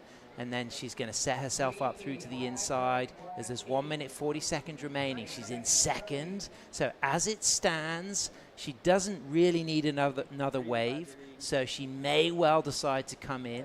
But Mara is chasing a 3.28. Up and riding, Ariane from the Philippines needs a 5.28. Cuts back, lifts those arms on the red board. Comes off the bottom, cross steps forward, takes a nosedive. So that's not going to be significant for green, but is the opportunity for Mara to get a wave. Yeah, now, Mara has fast priority out the back and 1 minute remaining. The time is just winding down here, but still, I can see the lineup coming through the lineup there, and a lot of energy in the ocean right now. Alana having a look. She's going to lose priority, so 50 seconds remaining. Mara now will be sitting out there in first priority. Is there going to be an opportunity for a score? There's a wave coming. Is it going to be peaky? Is it going to be long? She's chasing a 3.38. She's going to have to really set a nice line. She needs to keep composed. Cross steps forward. A 4 won't help. She holds that 5. Nose rides through that section. Walks out of that turn. Sweeps that turn. Lifts that board. And comes back into this next section with a bottom turn. She gets low, stands tall. She's looking for a score of a 3.38, and there's the touch again of the 5. She's looking good. I think she's going to get the score, Dai. Yeah, definitely. She adjusting from the last wave. Definitely, she now knows what to do to get 3.28. Needs to be on the nose quite longer time than previous waves. But beautiful surfing from Mara. And just 16, she's young, great experience for her. As we can see, Alana, she just put on a really composed performance with a 6.5 and a 4. As it stands, Carla Zamora in second, but we're waiting for Mara Robrook's last ride. She's based in Arafana, Portugal. She is from the Netherlands, representing that fantastic culture of Holland. And here's the replay. Is it going to be a 3.38? I would say yes, because it was a beautiful footwork into the nose ride. Holds it longer than previous way, so that's one of the things that you have to tick to get the scores. And after last turn there, so pretty much nose ride and a slashing turn in the end. So I would say still yes, 3.28. I guess another quick 5 there. So beautiful surfing. Wow, buzzer beater potential for the regular footer from the Netherlands, and it comes in at a 4.07, so it changes the situation, it eliminates Carla, and it puts Mara up into second. Alana takes the win, but Carla, of course, she's done so much to support surfing, particularly women's longboarding here in the Philippines, traveling out here with her Philippine-American husband, Ian Zamora, since 2010, as we can see Mara being congratulated by her family. That was a special moment, guys. Definitely a beautiful moment. Stay tuned. We'll be right back for the World Surf League La Union International Pro as Rachel Tilley comes to join me in the booth. The WSL La Union International Pro LQS 1000, presented by the Philippine Sports Commission, is proudly hosted by the province of La Union, the municipality of San Juan, and the Department of Tourism, Region 1.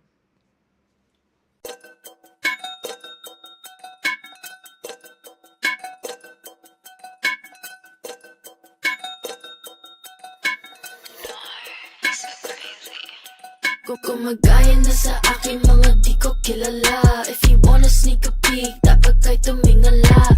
You know I put the work in, hindi to himala. I don't wanna cause a scene, so wag kang magpadala. They call me most high, I'm the prophet. Busy on the uprise, don't you try to stop it. See me at the front line, everybody watching. Do it all in one try, you look exhausted. You know I'm pretty, never modest. I don't ever wanna hide. I wanna be the that no one ever asked to step aside. I always want attention, I'm always picking fights. If I don't get what I want, better hope that you'll survive. I got on my six, they tryna copy all my tricks now. Sticking in my that's why they think you need to sit down.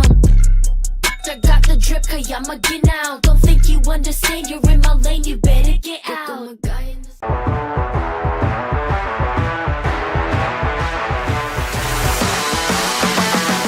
SDMI Sports, world-class sports management made in the Philippines.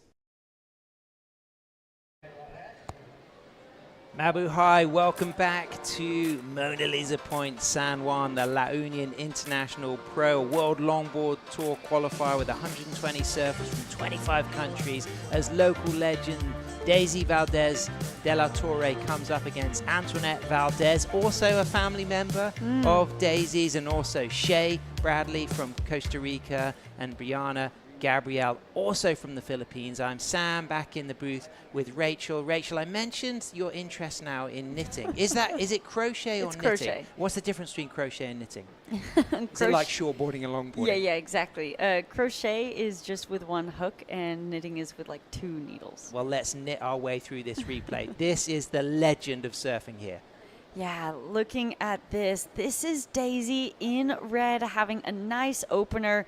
We have seen her compete on the world stage at multiple ISA events, Sam, and she is such a phenomenal surfer. So great to see her at her hometown now, competing and looking so strong. Love that hang 10, love all of her footwork, looking very poised and comfortable. This will drop in as a nice opener for her. And I think she's going to be one of those surfers that visitors can learn a lot from with regards to positioning, use of the sections. Here's our replay from Antoinette. Yeah, looking at this one, a racier wave did really nicely to read that section and just gets out of it for the end. Everyone getting a really nice busy start of this heat. That was Brianna in green, and now we see Shay on her backhand. Nice nose ride from Shay, representing Costa Rica. She's got a 9th at the Coastal Edge Steel Pier Classic, losing out to Chloe Coleman. Great footwork all the way through to the inside. Some lift on that final nose ride. That's a really nice bit of surfing for the goofy footer.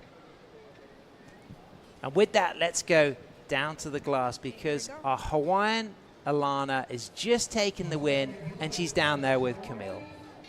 Thank you so much, Sam. Yes, I'm here with Alana Johnson, who looked totally in command of that heat. Congratulations to you. And talk to me more about your experience out there. Do the waves here kind of remind you of waves back home, or very, very different? What's it like? Hi, thank you. The waves do remind me of home, and I've just had so much fun surfing out here with all the girls, and just leading up to the contest, it's been so fun just sharing the lineup with all these amazing people. And yes, leading up to this event, you mentioned to me earlier that last year you spent half of the year just recovering from a shoulder injury. So what's it been like? I'm just super happy to be back competing again. So last year in January, I partially tore my labrum, so I had to get surgery in March. And I'm just super thankful for my physical therapist, Auntie Reina, for helping me just recover from the surgery and get back out there. So I'm just super happy to be back surfing again. What's your favorite Filipino food so far? Ooh, I love everything here. I think I like the chicken adobo the most, though. Yeah, I've been loving that. Yeah. Okay, so maybe there's time to grab some chicken adobo. You can rest right now, and we'll keep watching the heats. Thank you. Great stuff. Thanks, Camille. I think Alana needs to go for the balut challenge, which is one of the kind of street foods in the Philippines. It's a fertilized duck embryo, and it's a boiled egg, but it's delicious, and it's really good for your joints. So her recovery from her shoulder injury, I recommend a little bit of balut, and it's a lot nicer than it sounds. But the food was great at the opening banquet last night, Rachel, wasn't it? Yeah, Philippines really known for its great food here. It's such a pleasure to be here. I've had plenty of people actually tell me to try chicken abubo when I was coming here. So there's another tip there as we see Daisy on another one. So Daisy up and riding. She's got a 5.5 for her opening wave. Holds that 5 into that tight 5. Comes out in that nose ride with speed and control. She just loses it there. And you know what's really cool about this heat is, so Antoinette's dad is Daisy's brother. So Antoinette is Daisy's niece. Yes, okay. Yeah, it's cool. Family connections all the So way. great. Shay, a Mexi Log Fest regular. I like a lot of the clips I see when she's at the Mexi Log Fest. She's a really talented longboarder. She had a great start with that opening score, and she's got a backup score to come through very soon. Already appreciating the charisma, the style. As we can see, Ashley Lopez, this is the second in from the left side. Now, Ashley, took a second place in the opening heat, so strong start for one of the local surfers there. And of course, Ashley also connected through cousinship in the Daisy family as well. They're all cousins. Yeah, and you can see that there's so much support here, even for those community members that are not even related. Everyone's down here on the beach watching, and this community is such a longboard-centric one, such fans of the sport. It's been so fun to come and experience it. Here we go, Shay snapping back on that turn, standing tall, cross step forward there. This wave just losing its power through the inside, but she's keeping that trim alive. And you can just see now it starts to stand up and accelerate as she goes for the kick out. Now, Rachel, this reef is very flat. It's a pretty safe reef. You can walk over it. There are one or two urchins, but not many. But you can walk safely over the reef, and that's one of the beautiful elements of this spot, as we can see Daisy absolutely styling through that opening 5. Walks out of that 5. Back to a second 5, Daisy on fire, Rachel. Yeah, she really is. You can see her timing with this wave looks so good. Her equipment's looking really nice under her feet. And just as I say, that gets unstuck on the inside, but she got the hard work done on the outside. Looking at that board there, wow, as we see a quick save there from Antoinette. Well, her mum and dad, they'll be cheering her on, of course. Two legendary local surfers, Leah and Anthony there. They'll be so proud to see her surfing. She's looking strong, quick, into a 10 on the inside, just charging through this section with speed. Locks into another 5. Both the local surfers here trading blows, looking controlled as a third local surfer kicks out. And Daisy, she could really eye a big opportunity to take a win here. Her local knowledge, her pedigree through history as a multiple Philippines longboard champion, you know, she could well take the win, as we can see the replay from Costa Rica. Yeah, looking at this one, looking nice and loose on the tail. This was a smaller one that I think she turned around on this one on her way back out. So just trying to build up that score line. This one got her into an advancing position. She's now sitting in second. Still just a small score, but was enough as we take a look at this one from Daisy again. Like we said, just looking so in control out here. And really she's nice timing. really working with the speed of the wave nicely. Yeah, that's something that I'm really noticing with her equipment, and something that actually stood out to me in Maya Glassnapp's surfing as well earlier today. And then come to find out in her post-interview, she's actually borrowing JR's board for her heat. And something I kept saying in her heat was how these locals have such an advantage in reading and timing this wave with their surfing, their equipment. Looking at this one of Antoinette again, but the local Philippine surfers have looking at that hang 10, you can see that it's a cut above in terms of them reading this wave, and their equipment just really beautifully marrying up with the waves. Using these steepening sections, a real reminder to all of the other competitors that some of the more dynamic sections are just those ones slightly peeking up ahead of you, making sure that wider steepening wall is the place where you can lock in those 10s, I think is really key. And we've seen that already from the wave selection of Daisy and Antoinette. They've locked into, from the mid part of the wave, multiple hang 10 sections. Yeah. And I think that just comes to show their knowledge in that wave selection too, picking those waves out from out the back, those ones that are not just having great outside sections, but running through, and they're finding those hang 10 sections even onto the very inside.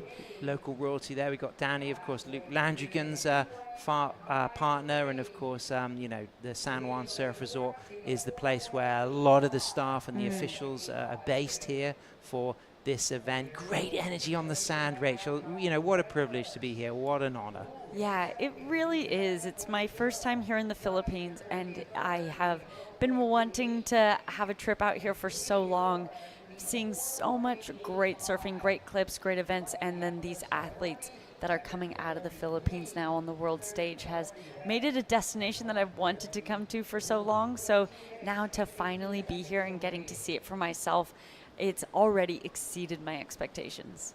Absolutely, and of course, so much wave potential. I mean, the two famous areas, La Union and Siargao. Siargao has that different season, kind of May, June, July, August, September, October. That is the kind of season on the east side there. This is a different season, the northeast monsoon from November through to March. And February is a really good month to visit La Union. It's a short period swell, but it's very consistent, and Mona Lisa Point is a great longboard wave. And just a little bit south, as you look down on the drone clip, there's another world-class longboard wave known as Carril, Jesus Point, because of the Jesus statue at the top of the point down by San Fernando there. And it's the Philippines' answer to Malibu. It is an absolutely incredible, long, open face sections with little steep walls to allow lift on the nose, and it has a big flat reef, and it's a real joy to surf if you get a bigger swell. Yeah, I'm looking forward to seeing that, because we do have swell on the forecast throughout this week.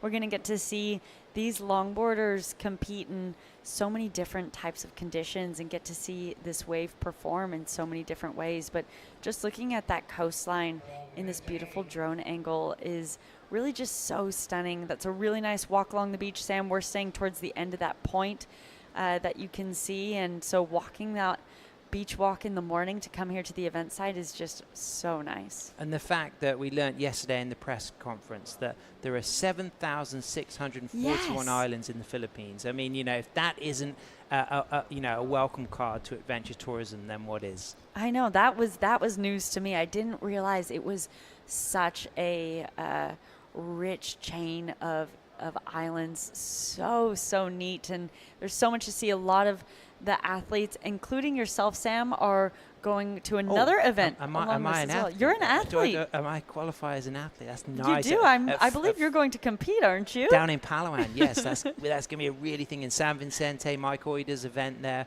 Really opening up new terrain. They're calling it the last frontier. And I went to Palawan with Luke Landrigan in 2006. So it would be beautiful to see it again. We didn't go to the area of San Vicente. We went to El Nido in the north and surfed a fantastic left river mouth called in Nagpan village.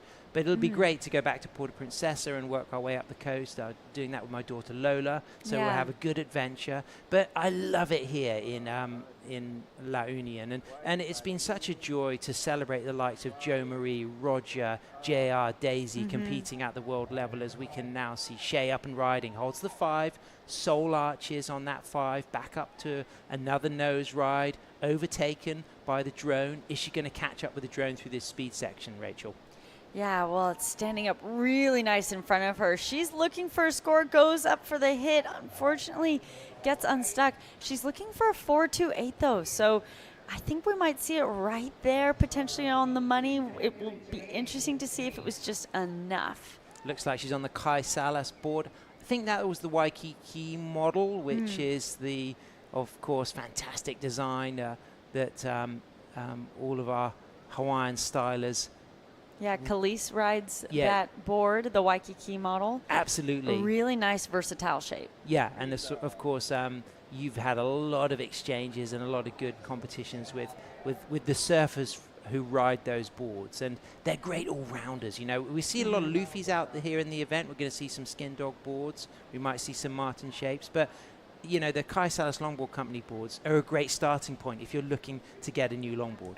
Yeah, absolutely. Kai, you know, having so much experience, being a world champion himself and an ISA gold medalist. But taking a look at this replay, this is our surfer Shay. She was looking for a 4.28. She gets it. This comes in as a 4.5, and it's because I think of this final nose right there. Really nice and critical, coming unstuck there, but it was enough to get the job done. Absolutely. Holds that 5. You know, really you could see those toes right over the tip. Of course, walks back cleanly. And then at this point, you know, the wave is only just on that kind of knee height, but see how it starts to stand and accelerate as she moves through that shallower section of the reef. Holds that 5, and now that wave is, you know, it's almost like a third larger on that shallower section as we get to see another angle. Yeah, beautiful drone angle. I love her upper body is really nice and quiet throughout all of these nose rides. I think, Sam, had we seen her be able to do a little bit more on the tail, that would have really helped up that score into that 5 range. I think she did a lot of great work on the nose. So take a look at this replay of our surfer in green on that Kai Salas Waikiki model, as we were saying. Sam, looking really nice and loose, a really nice versatile board. Love her foot placement as she's going from either side of the stringer, engaging that rail on those cutbacks and bottom turns. But she's looking for a score as well, a bit higher, a 5.07. So Daisy out there in first with a 6.5 and a 5.5. Shay now in second. She just needs a 7.50 to move up into first. As we can see, Wendell in the house, of course, team manager for Vans Philippines there. And we can see Danny, Luke Landrigan's partner and wife, of course. They're running the San Juan Surf Resort. We can see Alex, one of the local Philippine surfers who helps a lot with the single and unattached event, founded by Buji and Nikki, two kind of local legends of surfing here. Architects who've done a lot of fantastic work. They designed and founded the Vessel, which is where Lucy Small is staying, Emily Curry's staying. I believe Kira and Kim are staying up there, as we can see the replay from Daisy. Yeah, really nice opening nose ride, but unfortunately getting a little bit too far out of that pocket for that second one and just bearing that nose there and losing that speed. So she'll come unstuck. She's sitting in the lead. She has the 2 highest single wave scores of the heat so far, so she's feeling pretty comfortable. Here's Shay cross-stepping forward on the Kai Salas longboard, as we can see her then just climbing over that foam. She just a little readjust, kicks out. So Daisy in first on the Ian Zamora shapes. Shay chasing a 7.5 to move to first. But Antoinette, that's where we need to focus, because she's in third in blue. She's chasing a 3.0 to move up into second, Rach.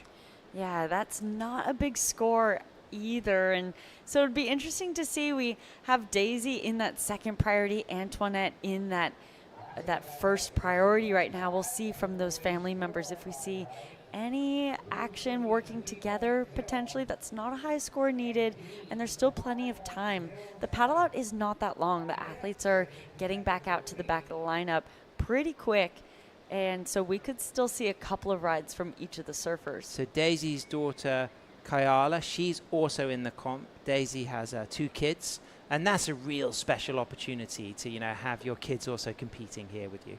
Yeah, that is so cool. I love that.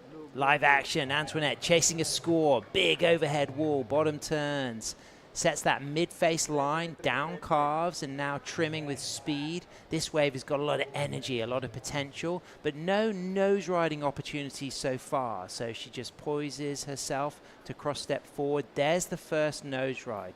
Touches the 5. It's a bumpy corner here, so that fast wall at the start was strong, but it didn't allow a nose ride. She drops a couple of touches of the 5 through the inside. Rachel, she's chasing a 3. It feels like a really attainable score on that one. Yeah, it does. Oh my goodness. Well, let's just hope that there's no infringement deemed on any of those 2 surfers. It looks as if Daisy was just checking that her head is okay. What do you think about that, Rach? Yeah, it's hard to tell. It definitely looked really close. So we'll see maybe another angle opportunity to watch that over again. You can see Daisy, a nice nose ride on the outside as we look back at Antoinette on the inside. So Daisy's wave on the outside providing a bit more of that opportunity out the back. Antoinette really only started to get busy getting those nose rides in towards the inside here. It's standing up nice. She's hoping to get a 3.0, and this is where we can see another angle of that Antoinette trying to get around Daisy, flying with speed, and it looks like leash has just crossed over a little bit, but I think she's okay. Fingers crossed you can she see is. her checking her head. I wonder if her board or Antoinette's board hit her head. But from a perspective of interference, Sam, I don't think it was necessarily an interference. It looked like Daisy was going down, and Antoinette just kind of came around, and unfortunately they got really close.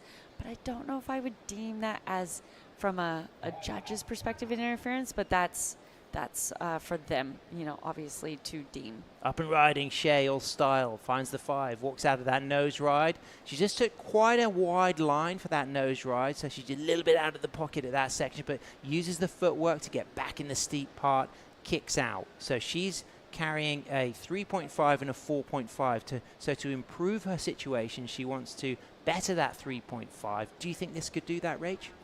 Yeah, let's take another look at this. I think, like you said, this opening nose ride a little bit out of the pocket. She does well to maintain that speed. This is, however, the fact that she kind of had to really spend time gliding back into the wave has me thinking that maybe it won't improve upon that 3.5. So waiting now for that score to come through for Antoinette. Now that is a real important moment because she's got a 2.77 and a 5. She needs a 3 to move up into second. There wasn't much on the outside. There was speed and there was size and a clean face. There were a few rail engagements, but it was a couple of touches of the nose through the inside. But for me, I feel like she's going to get the score she needs. Yeah, you know what? I think it'll be really close. Having a look at that replay, that downtime all throughout the beginning, you can see she had a lot of nice control of her board, but was really waiting for the wave to stand up to do something. But it was a nice, clean nose ride on the inside. Whether it was enough juice for the judges to think it was critical enough, I think. But it's not a big score at all. And what's interesting is that opening 3.5 of Shea, the judges have got an opportunity to really compare those 2 rides. And there was a very critical nose ride from Shea on that wave. She's up and riding now, looking to still improve on that backup 3.5. Real nice use of the rail, redirecting, coming back into the pocket, and elegantly using the bottom turn into the nose ride, as we can see Antoinette. So she will have 2 scoring waves that were waiting to tabulate. She cuts back. She's looking very focused. She's hungry. She really wants to make this happen, Rachel. Yeah, I really love her control in that upper third of the board. You could see her really leaning into those knees and driving along that rail line. Was a really beautiful way to navigate that section. So just down into the last minute. So I feel like Daisy's in a very strong situation. She's got that 5.5 and that 6.5. Here it is. It's a 3.2 for Antoinette's not last ride, but previous to that. So she's still got one more score to drop. Rachel, she's moved up into second. Massive moment for the local fans. Daisy first, Antoinette second. Shay now chasing a 3.71. Is there going to be an opportunity for Shay? We saw her riding a wave. Is she going to be out back in time? I don't know, but we're still waiting for that score for that last one. I could see that potentially being enough. I really liked her footwork and her use of the tail and nose ride on that. So I think it's going to be a really close one. We'll see where the judges go with it, as Daisy just locks in a 6.6, so she is so comfortable going into these final 10 seconds. Really nice smooth wall for Daisy. Cuts back with style, control. Multiple Philippines longboard champion. A great shortboarder as well from a fantastic multi-talented surf family. Finds the 5, the lifting 10, comes out with pizzazz and panache. The acceleration out of that 10 was exceptional, and that shows where those exciting mid-wave sections are for the 10s. You know, Daisy just demonstrated the money moment for those high-speed lifting 10s. Wow, that was phenomenal. I can't wait to see where the judges go with that. I could see them potentially choosing to go excellent with that ride as well. We've seen one excellent score drop so far, and that was for Maria Fernanda Reyes, heat winner of a few heats ago. Okay, Shay didn't get the score that she needed. They came in close in the 2s, and it wasn't enough, so she stays in 3rd. Daisy takes the win. Will she improve on her situation? We'll find out soon. Antoinette Valdez, congratulations. You stay in 2nd. Stay tuned, because we'll be right back after these messages for the World Surf League La Union International Pro, as we have Jessie Starling coming in to call the action with 3-time Women's World Longboard Champion Rachel Tilley. The WSL La Union International Pro LQS 1000, presented by the Philippine Sports Commission, is proudly hosted by the province of La Union, the municipality of San Juan, and the Department of Tourism, Region 1.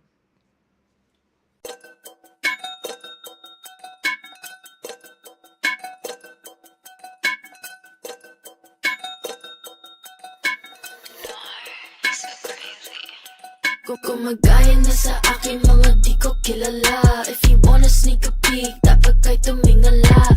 You know I put the work in, hindi to himala. I don't wanna cause a scene, so wag kang magpadala. They call me most high, I'm the prophet. Busy on the uprise, don't you try to stop it. See me at the front line, everybody watching. Do it all in one try, you look exhausted. You know I'm pretty, never modest. I don't ever wanna hide. I wanna be the that no one ever asked to step aside. I always want attention, I'm always picking fights. If I don't get what I want, better hope that you'll survive. I got on my six, they tryna copy all my tricks now. Sticking to my that's why they think you need to sit down.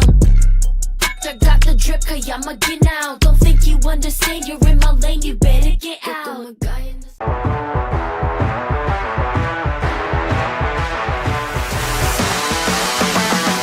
SDMI Sports, world-class sports management made in the Philippines. Wow, what an exciting finish to that last heat. What a way to round out the women. Guess what? We are rolling straight into the men. The opening round, round of 72, heat number 1.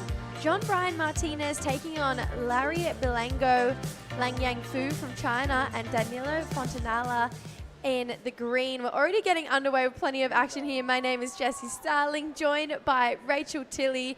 This is pumping out there. Yeah, the waves have been just getting better and better as that tide has been changing throughout the morning. We see a lot more energy in these waves now. To start the men off, we've seen 8 incredible women's heats to start out the event. As we take a look at this opening ride from Larry, he gets a nice good hit here. Not getting too much other work done out the back, as we see John Bryan taking off quick in and out. He gets right back up there. Beautiful fade bottom turn. Love that use of the upper body, looking so in control of his equipment here. Wow, really beautiful surfing. Love that downturn there. He's looking really exciting. And Jessie, there are 3 local Filipinos right out in this heat right now. And I think we're going to see some of the best reading of the waves in this heat so far and navigation of the lineup.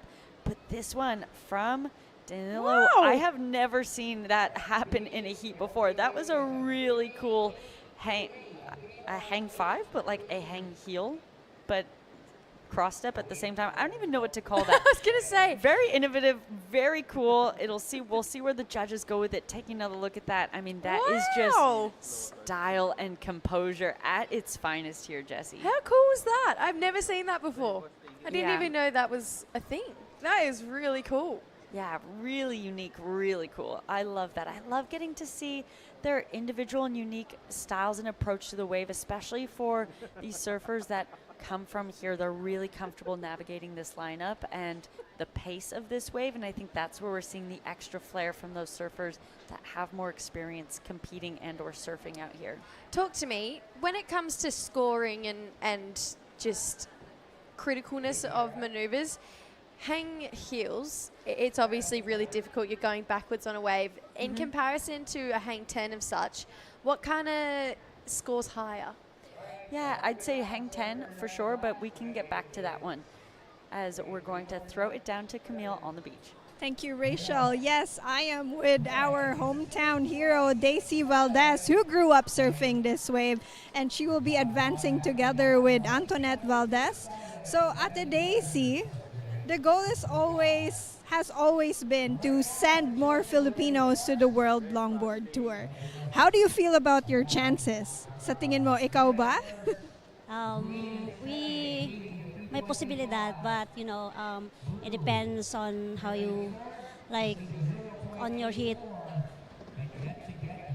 And how are the waves during your heat? So we see that the waves are picking up, medyo lumalaki as the tide is filling in. How was it? It was better condition now than a while ago with the until 6 heat. Heat 7 was kind of picking up, so it's really good, and it's really good to be held here in our hometown because we know where to sit. So this is the last heat of the opening round of the women's. Based on everyone who surfed this morning, who are the standouts for you? Standing out, Emily from UK. And from our Filipino side, aside from you, who do you think will also have a strong chance of making it to the final rounds?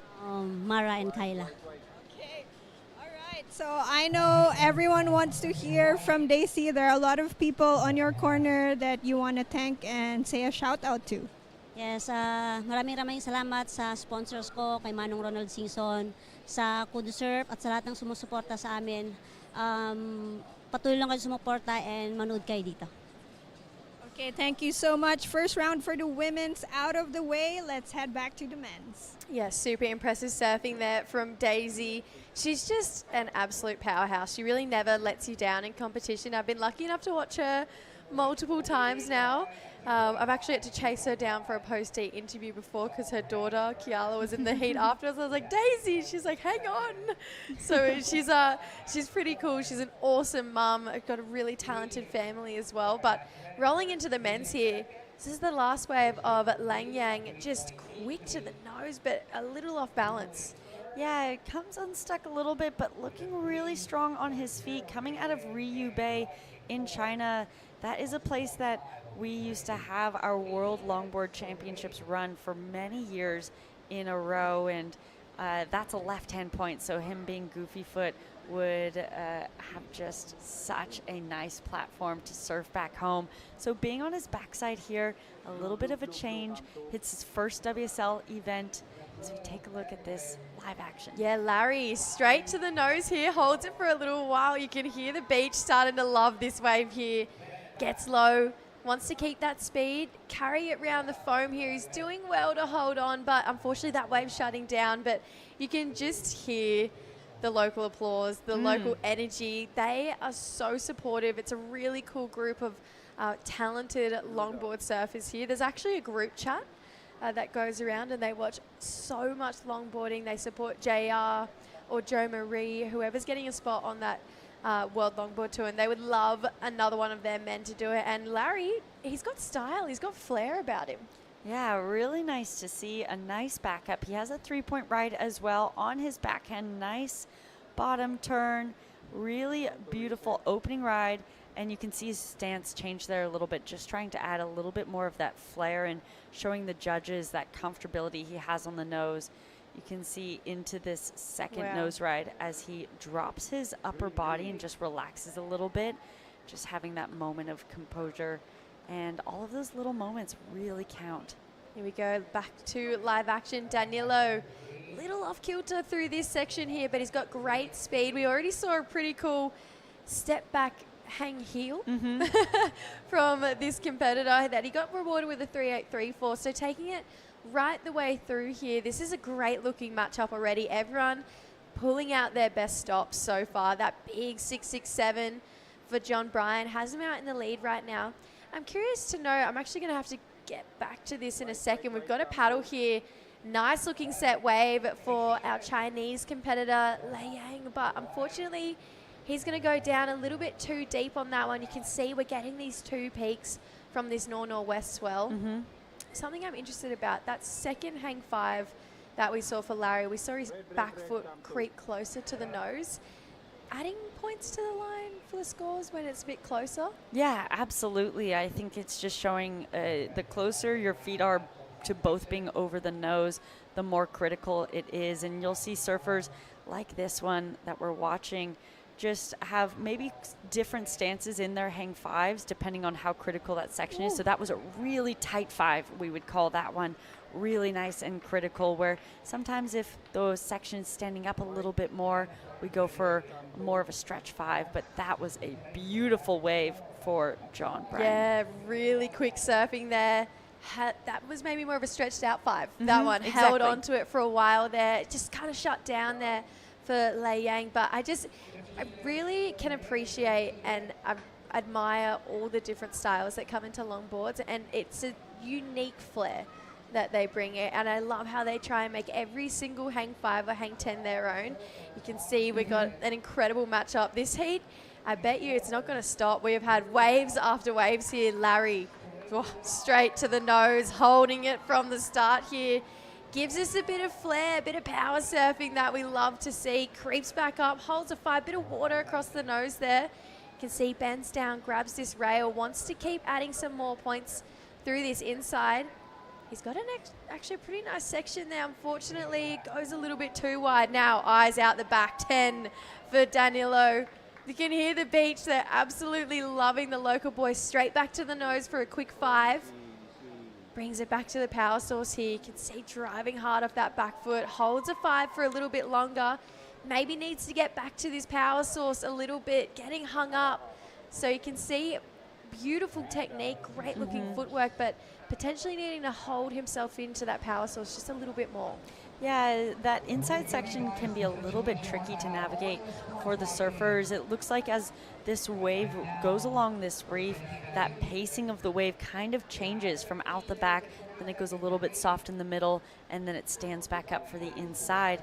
So we take another look at this replay for our Chinese surfer on his backhand. Really nice nose ride, nice and clean. Gets a nice readjustment, but unfortunately not able to add in anything extra to that. So that'll still go into his score line. It comes through as a 2.8, and this one was the standout of that exchange there. Really nice hood ornament style nose ride. Really calm and collected with that upper body, staying nice and high in that outside section. And this was a beautiful hang 10. Nice composure. Gets back onto the tail as well after these nose rides. So Jesse, that's really important. The judges want to see that variety. Nose rides are really an important point in order to get high scores, but so are those turns. There's not one that can be done without the other to get into that higher score range. Yeah, I love it. I really keep coming back to that 817 we saw of Maria earlier this morning. She just really did have that entire just platform, really. You could see she walked all the way up to the nose. She stood on the tail, gave us some really brilliant carves as well. Got another replay here for our Chinese competitor. Quick 10, into a nice long 5 here finding a wall with a little bit more pace to it here, Rachel. Yeah, that's really nice. And see that adjustment, that back foot going a little bit back as he reads that the wave was flattening out a little bit. But love that hang 10 there. Really strong in his legs to navigate that, keeping that weight on that back foot as he's trying to lift that inner rail back up onto the wave as he was diving down a bit. So I really love the surfing that we're seeing from him. I think what has been lacking or from his score line is finding those waves that have given that same opportunity that some of those surfers in our first and second position have gotten. Yeah, we got a couple scores to lock in. So the judges with their hands full this morning. Everyone is catching so many waves. You can see the beach, it's packed. Everyone wants a piece of the action. I just love the support that all of these longboard competitors and their fellow countrymen or just fans potentially, they're all supporting each other so much. You can see Wendell Evans down on the beach there. He's got a pretty solid community of really talented surfers that he gets to support here through Vans Philippines. JR being one of those surfers as well. And you can just feel it feeding through the generations. Obviously, really young, talented surfers coming from this part of the world. Yeah, it's been great to see just over these last few days, getting to know the community here. There's a huge fanship of longboarding, and everyone is just really excited by it, really excited to have so many international competitors here traveling to their hometown. I've never felt more welcomed to a place than I have in just the first few days here. So it's been great to see. We have 120 competitors here across the men and the women that will be competing this week, 4 spots on the World Tour. And everyone's really excited. Great surfing already happening on day 1. Yeah, who knows? There's potential for world champions in these draws, which is extremely exciting. Great looking footwork here. Really nice light. That's a beautiful 10 here for Danilo. A lot of speed. Can see using the strength of his legs to come through, attack that end section there. Unfortunately, just not getting that board right round in front of him, just going down with the rail there for Danilo. But you can see these guys really feeding off that energy on the beach, particularly Danilo. We're going to have another paddle here from Lan Yang. Let's see, he's always got really great pace to his surfing. 5 into a 10, into a long 5 here. He's going to give us that rail surfing that we're looking for. Wow. Another 5, beautiful style here. Brings it back to the pocket. He's going to keep working his way up, tight surfing here. He's finding those really nice steep sections and getting really critical in them. Comes through this inside. And that's all she wrote for the wave, but beautiful performance all round there for Lan Yang. Yeah, really nice traditional surfing. You can tell he's on a bit more of traditional equipment too. And just having some of those really beautiful nose rides. As we take a look at speaking of beautiful nose rides, this hang 10 that gets locked in for Danilo, and not really able to get on that tail to get that rail up enough for that final maneuver. But the money maker of this wave was that hang 10. Taking a look at this replay for Lan Yang, I'm really becoming a fan of his surfing throughout this. I just love his composure. He's really exciting to watch. Love how high he gets there to set up for that nose ride again, bringing it back around. And I love how his style, bending into his knees as low as he does, everything just looks so cool and composed. Really beautiful. I think that will go into his top tour. He's looking for a 5.74. Yeah, his previous to last wave betters. So he got a 3.93, so that 5.74. I mean, he got some really great work done here. Spent a lot of time at the top of the board, right on the nose for a 5. We got a 10 in there as well. We saw some nice rail surfing too, so he's definitely ticking those boxes for the judges right now. If we look at the last wave numbers for Danilo, he backed up best 2 waves, 5.83, 4.77, now 10 here for John Bryan. It felt like it was in a pretty cool part of the wave as well. Quickly worked his way back for this end section here. He's got a little bit more time to figure out what he wants to do, but that end section, just that wave, unfortunately not providing. But a lot of drama starting to happen out the back. We're seeing everyone get to the nose of the board straight off the bat here. Danilo, he's not mucking around. This is his 5th wave, sorry. There's a 5. Step back carve into the pocket. We need a little bit more pace on this wave to really keep adding to his scoreboard. So Danilo, again, great surfing. He's staying super busy, which we love to see. But again, just those set waves, I feel like they add that little bit more risk, which we've seen from Danilo already in this heat. Yeah, locking in those hang tens in those bigger critical sections has been rewarded for him so far, sitting in that second place advancing position. And here's our heat leader. Yeah, looking to drop a 4, 6, Wow. 7. Oh, you can see a big smile on his face there. He knew maybe that one just not quite the case, but he's kind of been really underground in the lead here. I feel like he had such a great start, and then it's kind of been the Danilo Lang Yang show for the last couple, maybe 10 minutes, but holding down a 667, that's kind of got to be the benchmark today if you want to be winning heats. Yeah, absolutely. I think that's a great point as a competitor when you're preparing for your heats, and I think that's something that I can get in my mind too of like, okay, just get at least above that 10-point heat total, and you should be feeling pretty comfortable as a benchmark that you're aiming for. And then of course every heat's different, and so being able to adapt to the conditions and the nature of the heat that you're in, as we see our heat leader going critical on that turn, but just gets a little bit out of control there. Love that step back, and there just skips out a little bit and unfortunately couldn't regain that control. Goes out. So we see another one from Danilo. He's staying so busy, isn't he? This inside section, we've seen it be a little bit tricky. Ooh, love this style. He's pulling out every trick in the book here in this heat. He really wants to be solidifying second. It feels like these guys just get to dance on waves, really. It's incredible to see. Nice looking 10 to kick this wave off. A bit of power down the line.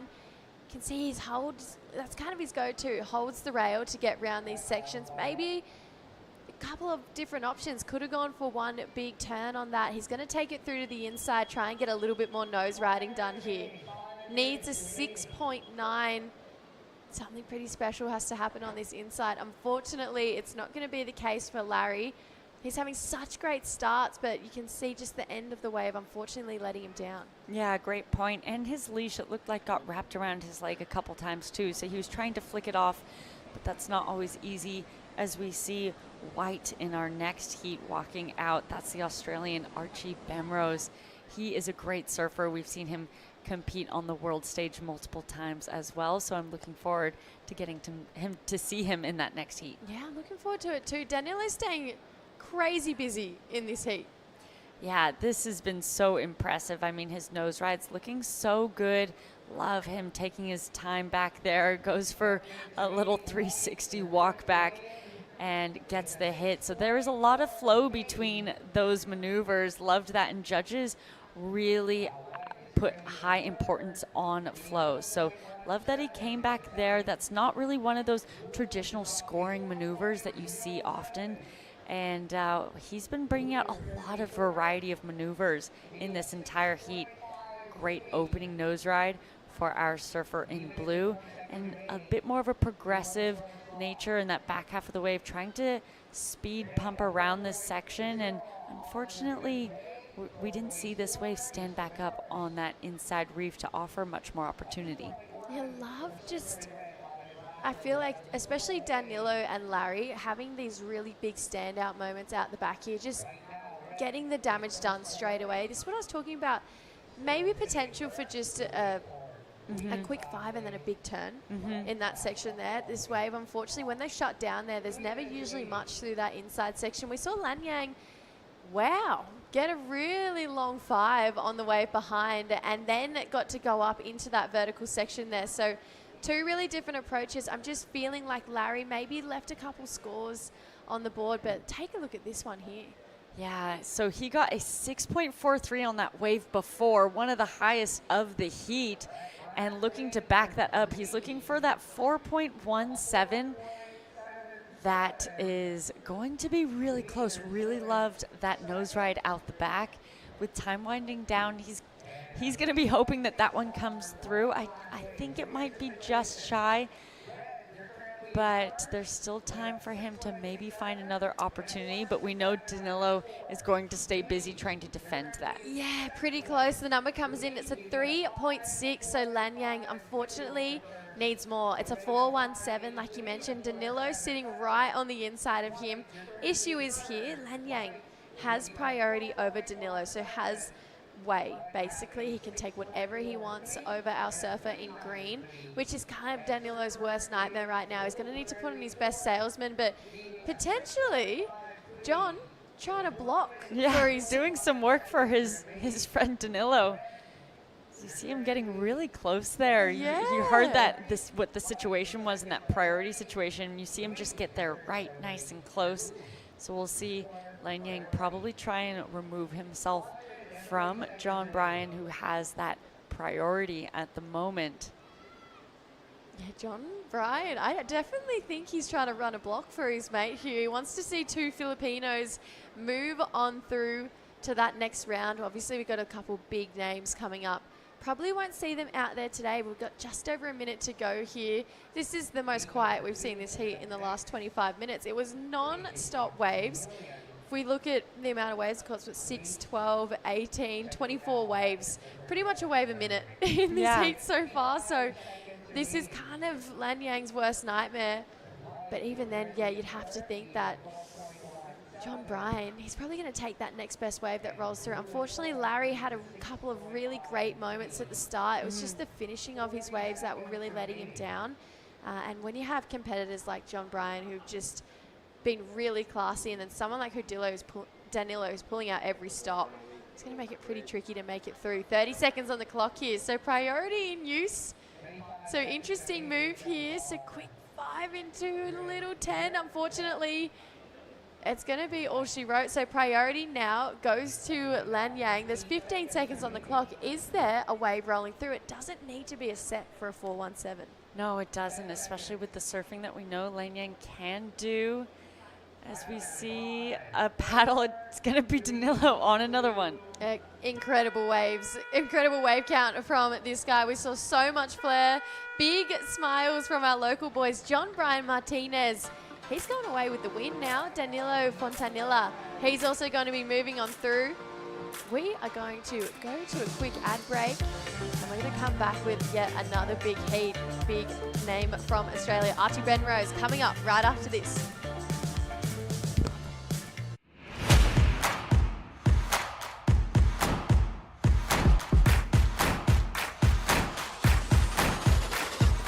Let's get started.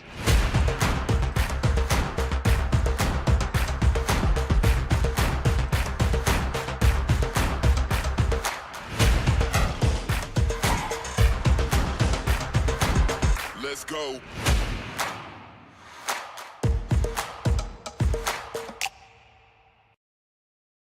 Record revenues from regulated gaming has boosted PAGCOR's social responsibility efforts, bridging gaps in the government's education, healthcare,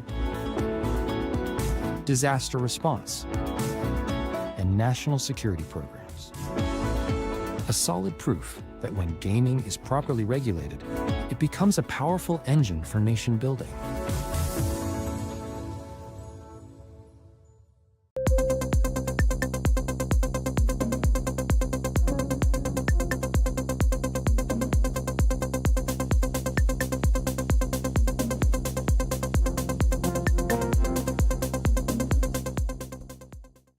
We've had hang 5s, hang 10s. We've even had a hang heel here this morning, and this is day number 1 of competition, the round of 72. Heat number 2 is out in the lineup. Maximilian Lex out there in the red, Jayru Zen Arubalbo in the blue, Archie Benrose from Australia in the white, and Justin Kurt Carbonell out there in the green. Right on cue. Justin up and riding here to the nose. It's for his 3rd time on this wave. Really quick footwork, great looking turn as well. You can see he's got some power in him. He's going to come through this inside, hoping for a couple more points on the board here. Gets to the nose for a quick 5 and a 10. So, wow, lightning fast footwork here for a first wave. My name is Jessie Starling. Di. Wow, Solid first wave. What a start his campaign here, and pretty sure he's one of the local from this area, so definitely he's got the advantage of knowing this wave better than anyone else here. Let's have a look at the back. This is Jayru. Just really cool style. Holds a 5 for quite a long time in a pretty critical part, but loses it with the turn there. Wow. These guys are going to be pushing the limits in this opening round. Think about those first 2 waves there, Dai. I feel like this is going to be all energy in this heat. Definitely, you know, all the team Filipinos, you know, showcasing their knowledge, skills in one of the highest level of longboarding surfing here, and especially in the last couple of heats, we're seeing a lot of surfers from the Philippines, and they're showcasing their skills so much. So much. This is part of the world. It's so talent-packed. We think about JR, who's really leading that. His little brother June has been incredibly talented as well. He'd love to join his big brother on the World Tour. And guess what? This week he has the chance to. If you place first or second in this event, it's the golden ticket straight to that CT. We're going to see Jayru, who's super impressive. We see him compete a lot on this Asia QS. Has a bit of bobble, but holds beautifully to a 10 and goes down again, Ty. Really unfortunate for him, but beautiful hang 5 to tight hang 10 there, and beautiful footwork. So he's just showcasing wave by wave how much he's capable of getting those nose ride comfortably. I'm really enjoying what we're seeing from Jayru and Justin so far in this heat.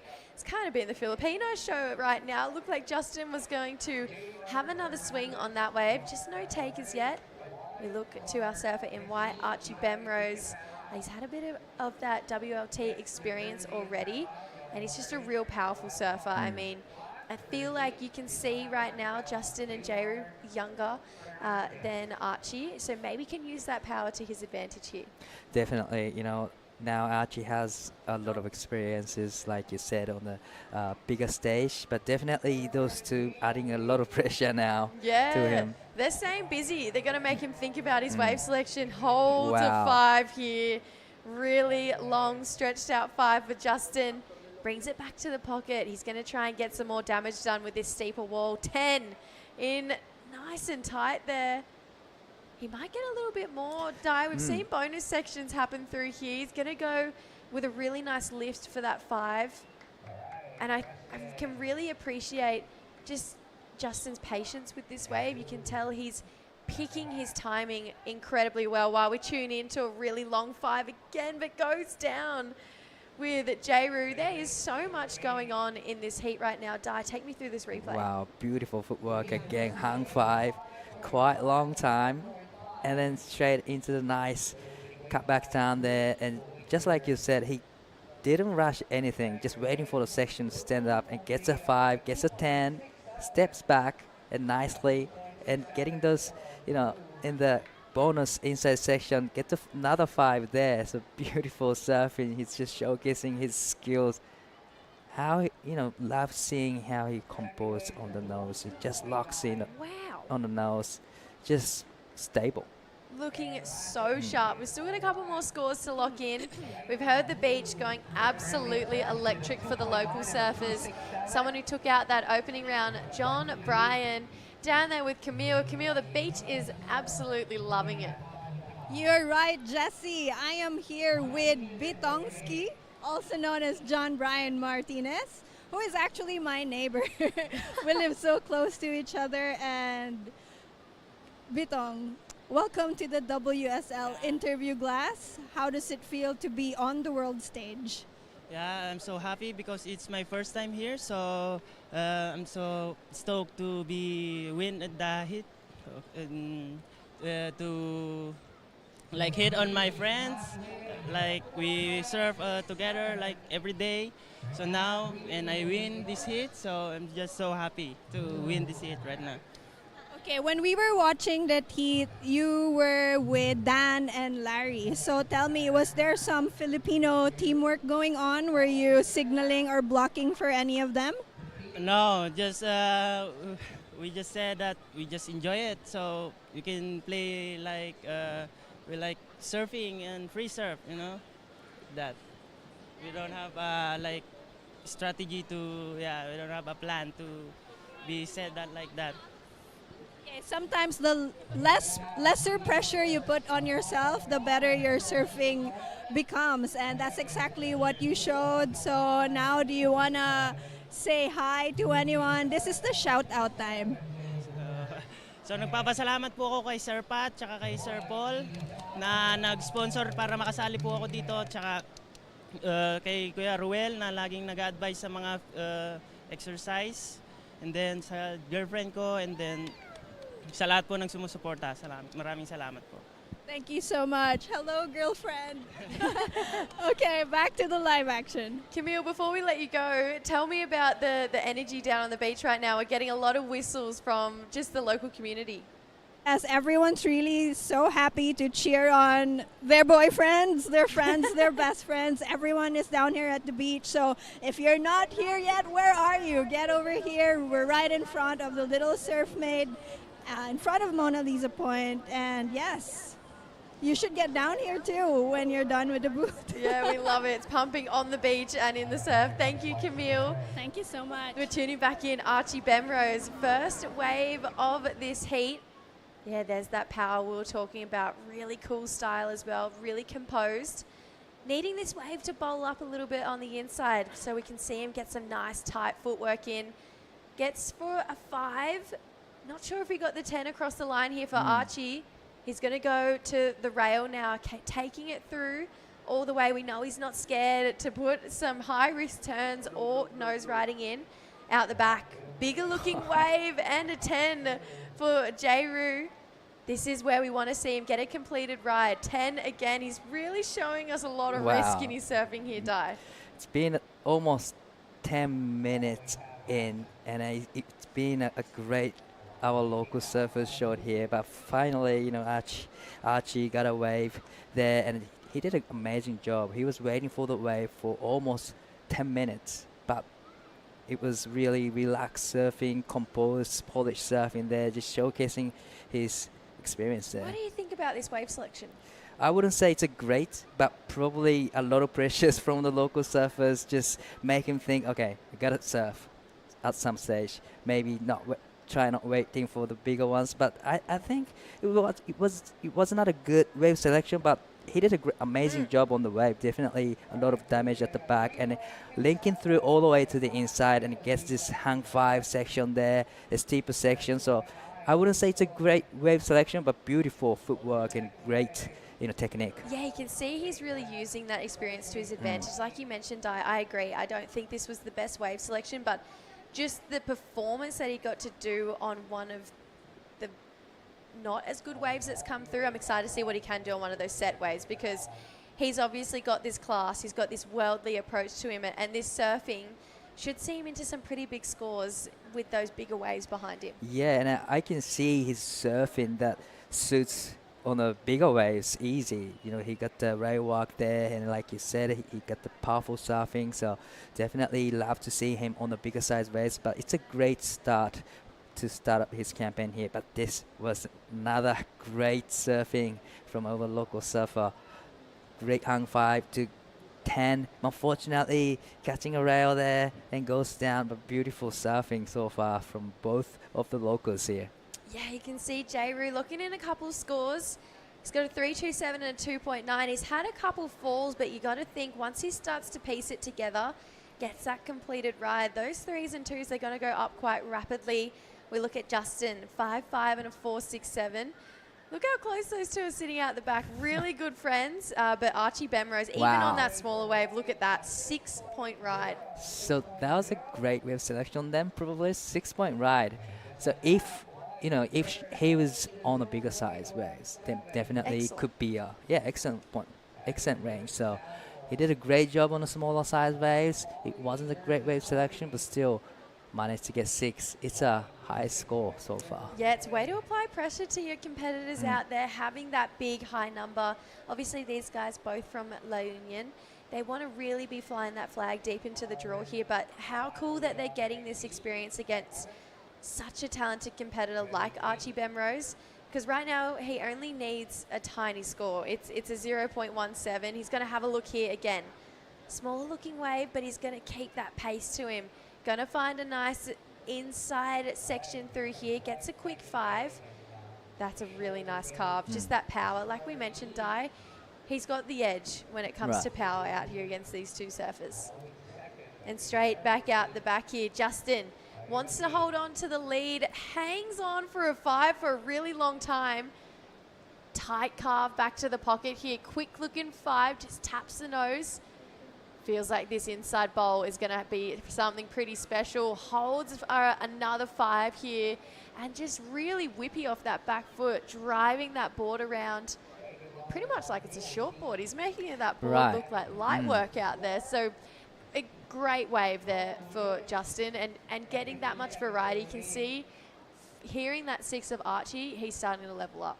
Right, that's 100% right. And then his wave selection is just spot on. You know, everything was on point, and that wave had a great wall to work on, and he did an amazing job to just to hang 5 in the critical section of the wave. And yeah, the wave selection is just amazing here from him. Straight into the nose, hang 5, holds it quite a long time, lap the face down, and setting up for another hang 5 there.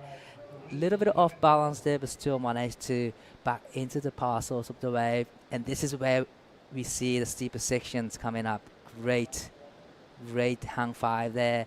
So beautiful surfing, and then try to get rid of the 4.67. So I gotta say it's gonna be close to get the better 4.67 there. But this wave on a small size wave for Archie, it was kind of unfortunate for him. He was on the way. I mean, he was trying to get the backup score here, just trying to get a couple points to add, but just wave didn't really offer. Really smooth style, just looking so composed, so relaxed. We're down to 11 minutes to go here, so scores starting to filter on through. Archie Bemrose does go to the lead. We're going to see another wave here from J. Rudai. Wow. Was one of the biggest size waves, had a steeper wall, get a turn. Whoa, so a lot of variation in this wave actually, and actually come around the section and linking through to the inside section here, and it's gonna wall up for him.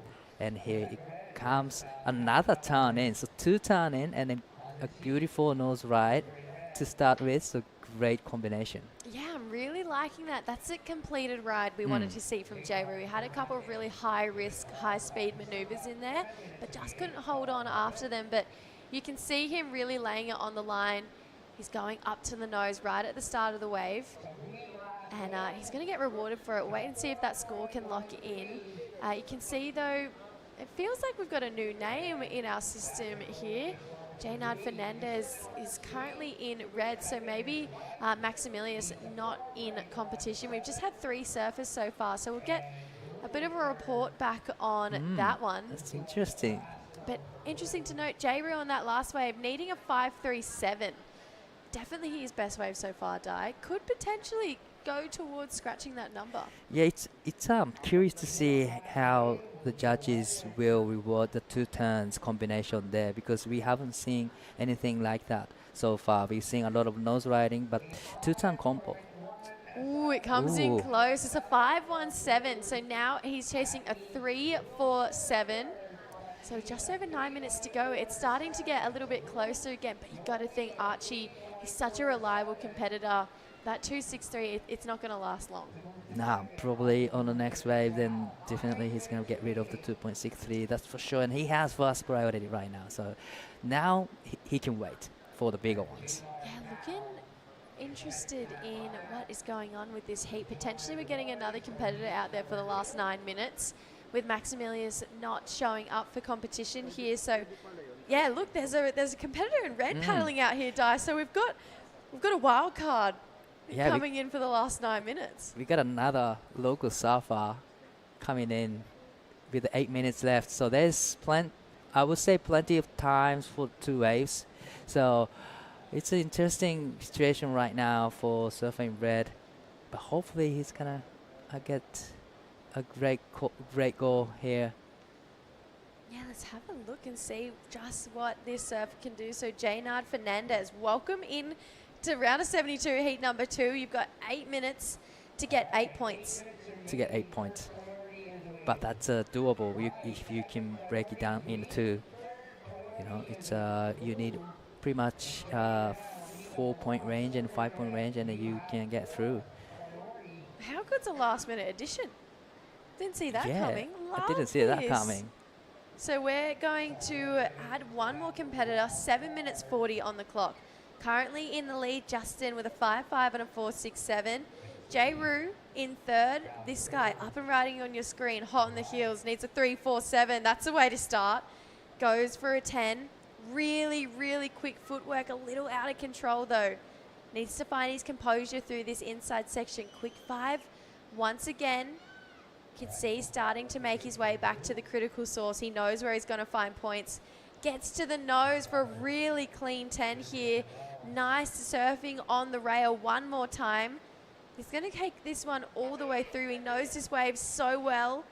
And he gets back to the nose again, Di. He has so much to give with his surfing here, all the way to the inside of the reef. So Jay Rue, he wants to be moving through this round. You can tell how badly. Definitely. You know, it was one of the longest wave we've seen in this heat. He just surfed from the point all the way to the inside, and he got a lot of sections that actually locked in on the nose right there. But this is a replay of the last of blue. Beautiful hang 5 to hang 10 to start with, and quick hang 5 to add up. Well, another quick 5, a little bit out of control there, but still managed to come back to the parcels. And then this is where wave did get really far up, but still he managed to find some section to go into the hang 5 and hang 10. Well, a lot of actions done already, and he only needs 3.47. I gotta say, he'll get the requirement now. Yeah, he's looking really sharp here. So feeling like he's starting to build. You can see there's not a lot to him. He's a younger kid. He's got a smaller frame, but he's just absolutely giving everything. This is the first that we're seeing right now of Jay Nard. He's going to put it on rail here. Step back carve into the pocket. Imagine that going, all right, you're in. Everyone's already got at least a 5 or a 6 on the board, and you've got 9 minutes to try and do the same. This is pressure here. Right, but he was on the way to get the 5 there. Beautiful hang 5 to hang 10. Wave just didn't really cooperate with him, but beautiful technique, and he's looking like he's got the really power in surfing. Looking to that next seat, this is Heriberto. He'll be coming up in the white, taking on Dax McPhillips, Tian Yang Wang, and Marvin Abat. Right now, Archie Benrose. He's currently in third, needing a 4.17 here. Beautiful carve, really, really driving through that one. Hoping for this wave to start to steepen up through the inside. He's going to wait that little bit longer here. Now starts to creep his way up the board. Quick tap for a 5. Interesting. That carve was beautiful there. It's going to have points. 4.17, that's he requires. And like you said, love the rail turn there. Just lays into the hillside rail. Beautiful, powerful surfing there. But I think to get 4-point range, you need to have a nice hang 5 and then probably turned. So I'm not too sure it's going to be a requirement. He might need another wave here because Jay Rue goes to the lead based on that last wave. It was a 5.2. He's backing it up right now with a 5.17. Justin needs a 4.87 to regain the lead. Scores starting to filter on through for Archie. Some say yes, some say no. It's going to average out as enough. It's a 4.57. Archie Benrose now goes to the lead. Jay Rue currently chasing a 5.38 to get back to first place. Beautiful step straight to the nose, but goes a little too far over there, Di. Wow, that was one of the critical nose right there, but a little bit too far forward for him. Unfortunately, goes down. He was on the way to get rid of the 5.17, but with the 3 minutes and 30 seconds, it's a great matchup here. You know, it's just super close, tight heat now, and I just still curious what's the surfing red gonna get for the next 3 minutes. I know, he needs a 7.87 right now. He's got a chance to go to the World Longboard Tour, but he's only had about 9 minutes to try and find himself there, or at least into the next round. 2.5 for his first wave. can see Jayru really chasing down that 5.38. Super high risk surfer. He's willing to lay it all on the line to try and get that result, even if he falls. Justin, a little bit more composed with his surfing, but still nice high risk turns. Priorities currently with our surfer in green. He's not going to go this one. So it is going to be our wild card, Jaynard, taking this wave. He needs to get a little bit of damage done here. Hang 5. Comes through this inside. Great use of speed. Beautiful carve. Lots of power behind him. Gets back to the nose for another 5. Carves again. He's going to get a bowl here to work with. Dye again on the nose, but can't quite hold on. Now, Justin, the fight back, needs a 4.87 here. Little bit hung up with his footwork. He's trying to hope for a little bit more through this inside. He knows this wave really well. Trying to get through, has to manage his weight to get back down the face here. That's a good looking 5.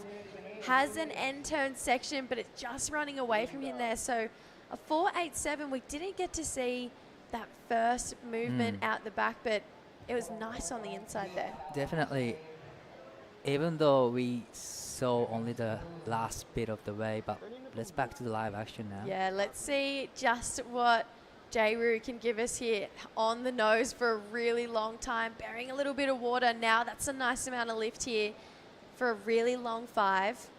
He's going to give us a little bit more on the rail and take this one back into this steep pocket. This is where he gets his damage done. Back to the nose for another quick 5 here. Goes down again. I do really love how he's just trying to lay it all on the line. But look at the scores between first and third right now. 10.57, 10.37, 10.17.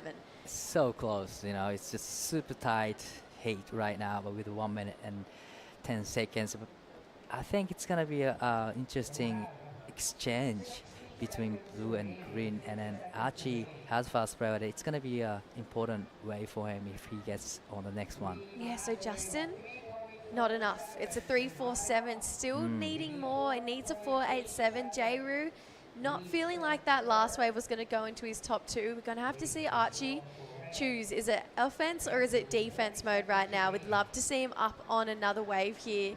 35 seconds to go. So this has been exciting so far. I've loved just the battle between first, second and third. Then at 9 minutes we had a wild card entry into the heat. It's all been happening here this morning. You know, a lot of things happened in this heat. First half of the heat just dominated by the local surfers, right? And then now Archie gets in the first place with the 10 seconds. Yeah, Archie just showing his class, his flair, and just, I guess, his experience as well. You know, he's had that taste of that world stage. He wants to be back there, and he's one step closer with a heat win in the opening round here. Going through with Jayru. So we're going to see another Filipino into that next round. Unfortunately, we lose Justin Carbonell and Gernard Fernandez. Don't go anywhere. Sam Bleakley coming into the booth to take you through heat number 3 with Dai Wacko. Stay tuned. The WSL La Union International Pro LQS 1000, presented by the Philippine Sports Commission, is proudly hosted by the province of La Union, the municipality of San Juan, and the Department of Tourism Region 1.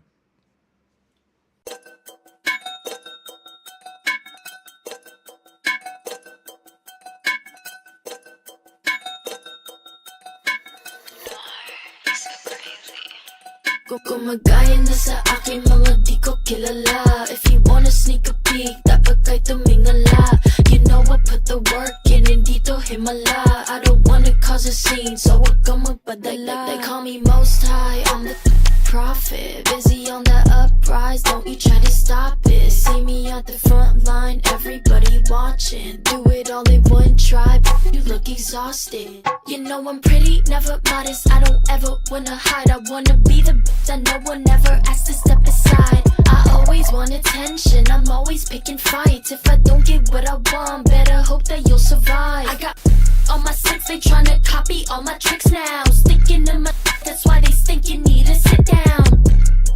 I got the drip, kaya maginaw. Don't think you understand, you're in my lane, you better get out.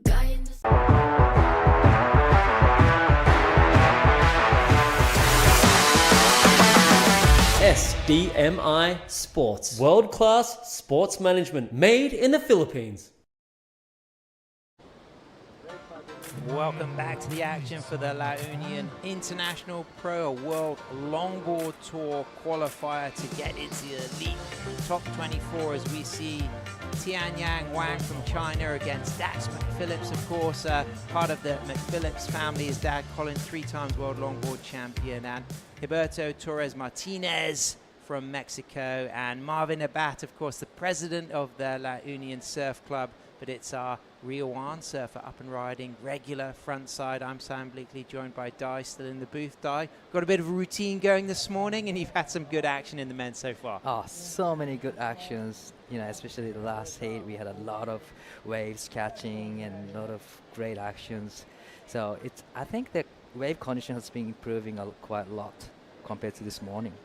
Is our Mexican surfer just coming through that little chandelier of foam there, opting to wear the hat, smooth, upright posture, walks back to the tail, sweeps that back. Good start for Mexico as well there. Beautiful surfing, a lot of turns, and just how he composed and stable on the longboard. It's amazing job, and just surfing all the way to the inside, and gets this finishing turn as well. So beautiful surfing to start his campaign here. On screen we have Chinese surfer just setting up for the nose, hang 5 to quick hang 10 and back to hang 5, quite a long time. Beautiful drop many turns, unfortunately he broke the rail there, but beautiful hang 10 to hang 5 combination there from Chinese surfer. Yeah, let's just look at the way he dags this rail. Walks out cleanly out of that nose ride, but he just caught that edge and takes that fall. But let's go down to the glass, because our Aussie, Archie Bemrose, he's taken the win, he's still in the mix, and he's on the glass with Camille. Thank you so much, Sam and Di. Yes, I am with the last heat winner, Archie Bemrose from Australia. Pretty sad for 2 of our Filipinos who are not advancing, but you're pretty stoked. You've had your taste of the World Longboard Tour before, and here's your chance to do it all over again. So tell me, how was that heat against 3 local boys? Yeah, that was cool. That was good fun to have the local kids in the heat. They were ripping. And yeah, it's kind of a slow heat, but fun. It was good. And what did you think of the waves that were on offer during the last 25 minutes? Yeah, I reckon this place is so unreal. Like, one of the best log waves I've been to. It's epic. Yeah, it's so fun. It's such a sick spot. Have you surfed anywhere that's almost like it? Like, tell us, like, compare based on everywhere else you've surfed in the world. I'd probably say my home break, like Snapper Rocks Rainbow, is pretty similar to it. Yeah, right hand point thing, yeah. And your equipment, how are you doing? What is your weapon of choice in these waves? I've got a McTavish battler that we kind of tweaked, like put a bit of edge in the tail just to fit that kind of spice to the criteria that's in it. And yeah, just trying out things, flat rocker, yeah, traditional boards. Speaking of trying out things, what other things have you tried since you got here? Any Filipino food throw in the mix? I have. There's a crazy coffee place down there that's unreal, and the pizza joint above it, so good. Okay, so I don't know what time it is back home where you're from, but would you like to greet them, say a few words, friends and family back home? Yeah, thanks everyone for watching and supporting. It's been epic. Miss your Poppy, Mum, Dad, Micah. I can surf Cabra again. You. Okay, thank you so much, and looking forward to seeing more of your surfing. Good style, Archie. Dad Elliot owns Core Industries, making surfboard blank foam in Australia, and his uncle Matt was Jack Robertson's coach for the 2024 Olympics. So pedigree in the Bemrose family. That's cool. It's a big family, big surfing family, but he seems really chill guy though. He's just having fun here, but look at this. Great stuff, of course. The president of LUSC, the La Union Surf Club. Nice 10 from Marvin. He's waiting for his first score. This is going to be a really good start. Definitely, and a beautiful rail walk there as well as a beautiful nose right there. Hang on to it quite long time, surfing all the way to the inside. You know, he's one of the guy who knows the best here. He has got the best local knowledge. The beautiful footwork there. Nose ride, hang 5, holds on to it quite long time there. and to the hang 10. So beautiful transitioning from there.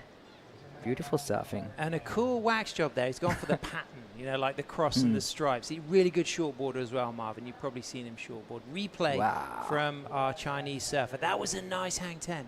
Nice 10 into a nice, rail turn there. So beautiful combination of nose riding and a rail walk there. But there's also another bonus section through the inside area. Gets the turn in and right out of it. So great surfing. Here's our Mexican surfer, Gilberto Torres Martinez. He's got a 3.33 for his first wave, so this is his second score. He's got a lot of pressure though, because Tian Yang Wang is up there in the lead with a 4.5 and a 2.83, and we're expecting our Chinese surfer to better his backup score. Marvin Abat has just dropped a 5.33, so that's the strongest score of the heat so far. This is heat number 3 of the men's opening round of 72. There will be one more heat in this round, and this is just these 4 heats are determining the surfers that move into that round of 64 as we get to see our Mexican on the replay die.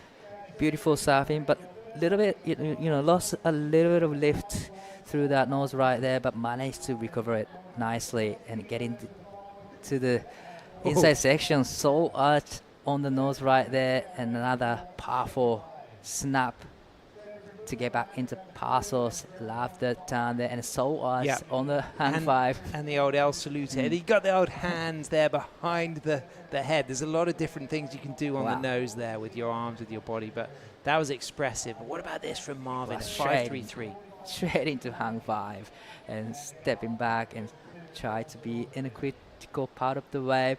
Hopefully he's gonna linking through to the inside, and he did there.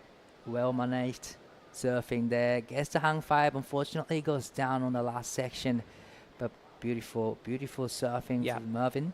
2.63. So that was his second wave. So it wasn't that opening 5.33 we had with that really nice 10, but he's got his backup wave. Now he can really be patient and improve on his situation. So Marvin now coming into the lineup as a 4th priority, knowing he's carrying the strongest score of the heat, that 5.33, which has now just been bettered by that 5.67 by Tian Yang Wang. So what do you think Marvin's strategy will be as he moves into the lineup now, Dai? Definitely sit and wait strategy will be working really well for his situation right now. Having a 4th place, he can actually free surf pretty much with the 4th priority, but I would say sit and wait is the strategy to go. And when you were working at the World Junior Championships, did you see any benefits of people getting scores on the wide swinging waves, or were most of the significant scores coming from deep on the point? I think it happens in the both way. Sometimes when you have like Mervyn having a 4th priority and getting into sitting on those further down the inside section and get those ones that actually breaking along the reef nicely, gives you a lot of walls to actually hit. So definitely there's a potential in the inside area, but as well as at the back. So both way would happen.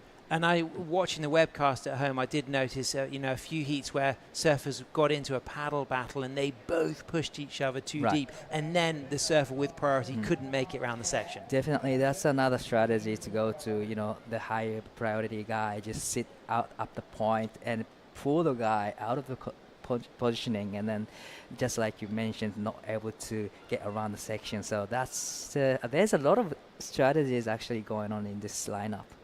So Dax McPhillips, of course, his dad, Colin. Big shout out to Colin, who's currently in El Salvador running a retreat with Kevin Scavana.